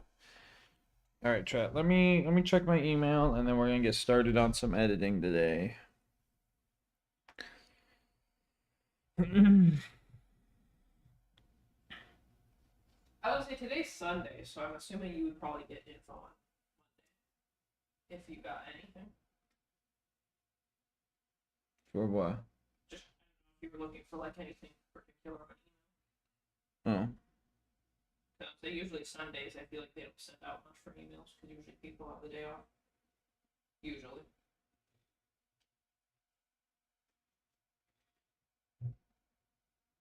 Guess who's overcoming a cold this weekend? How can you overcome a cold if your name's super hot? Yeah, what's that all about? Time out.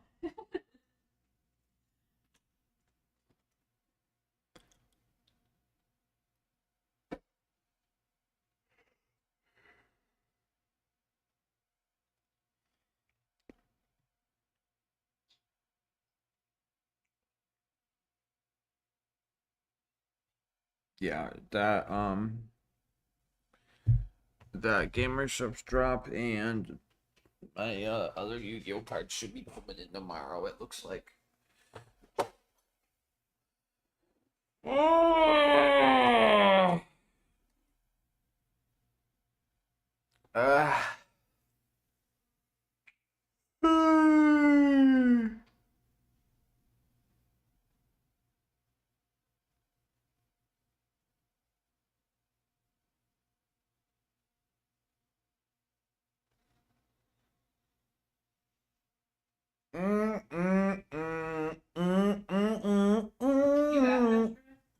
What? Yeah, after the workout. You did. When is Mr. TX flying out? I don't know yet. After the subathon sometime. We got... I feel like Chad should probably expect it not till after Christmas because with Yeah. Halloween, Thanksgiving, Christmas, and probably working, Yeah. I'm not. How long did it take you to beat Borderlands 2 with the chopper? I forget. exactly how long, and now I spent over like 48 hours on Dexy alone. But the actual game, I'm not sure. Probably like near 100 hours. Maybe 80. Maybe it was 80 total. Maybe. Maybe.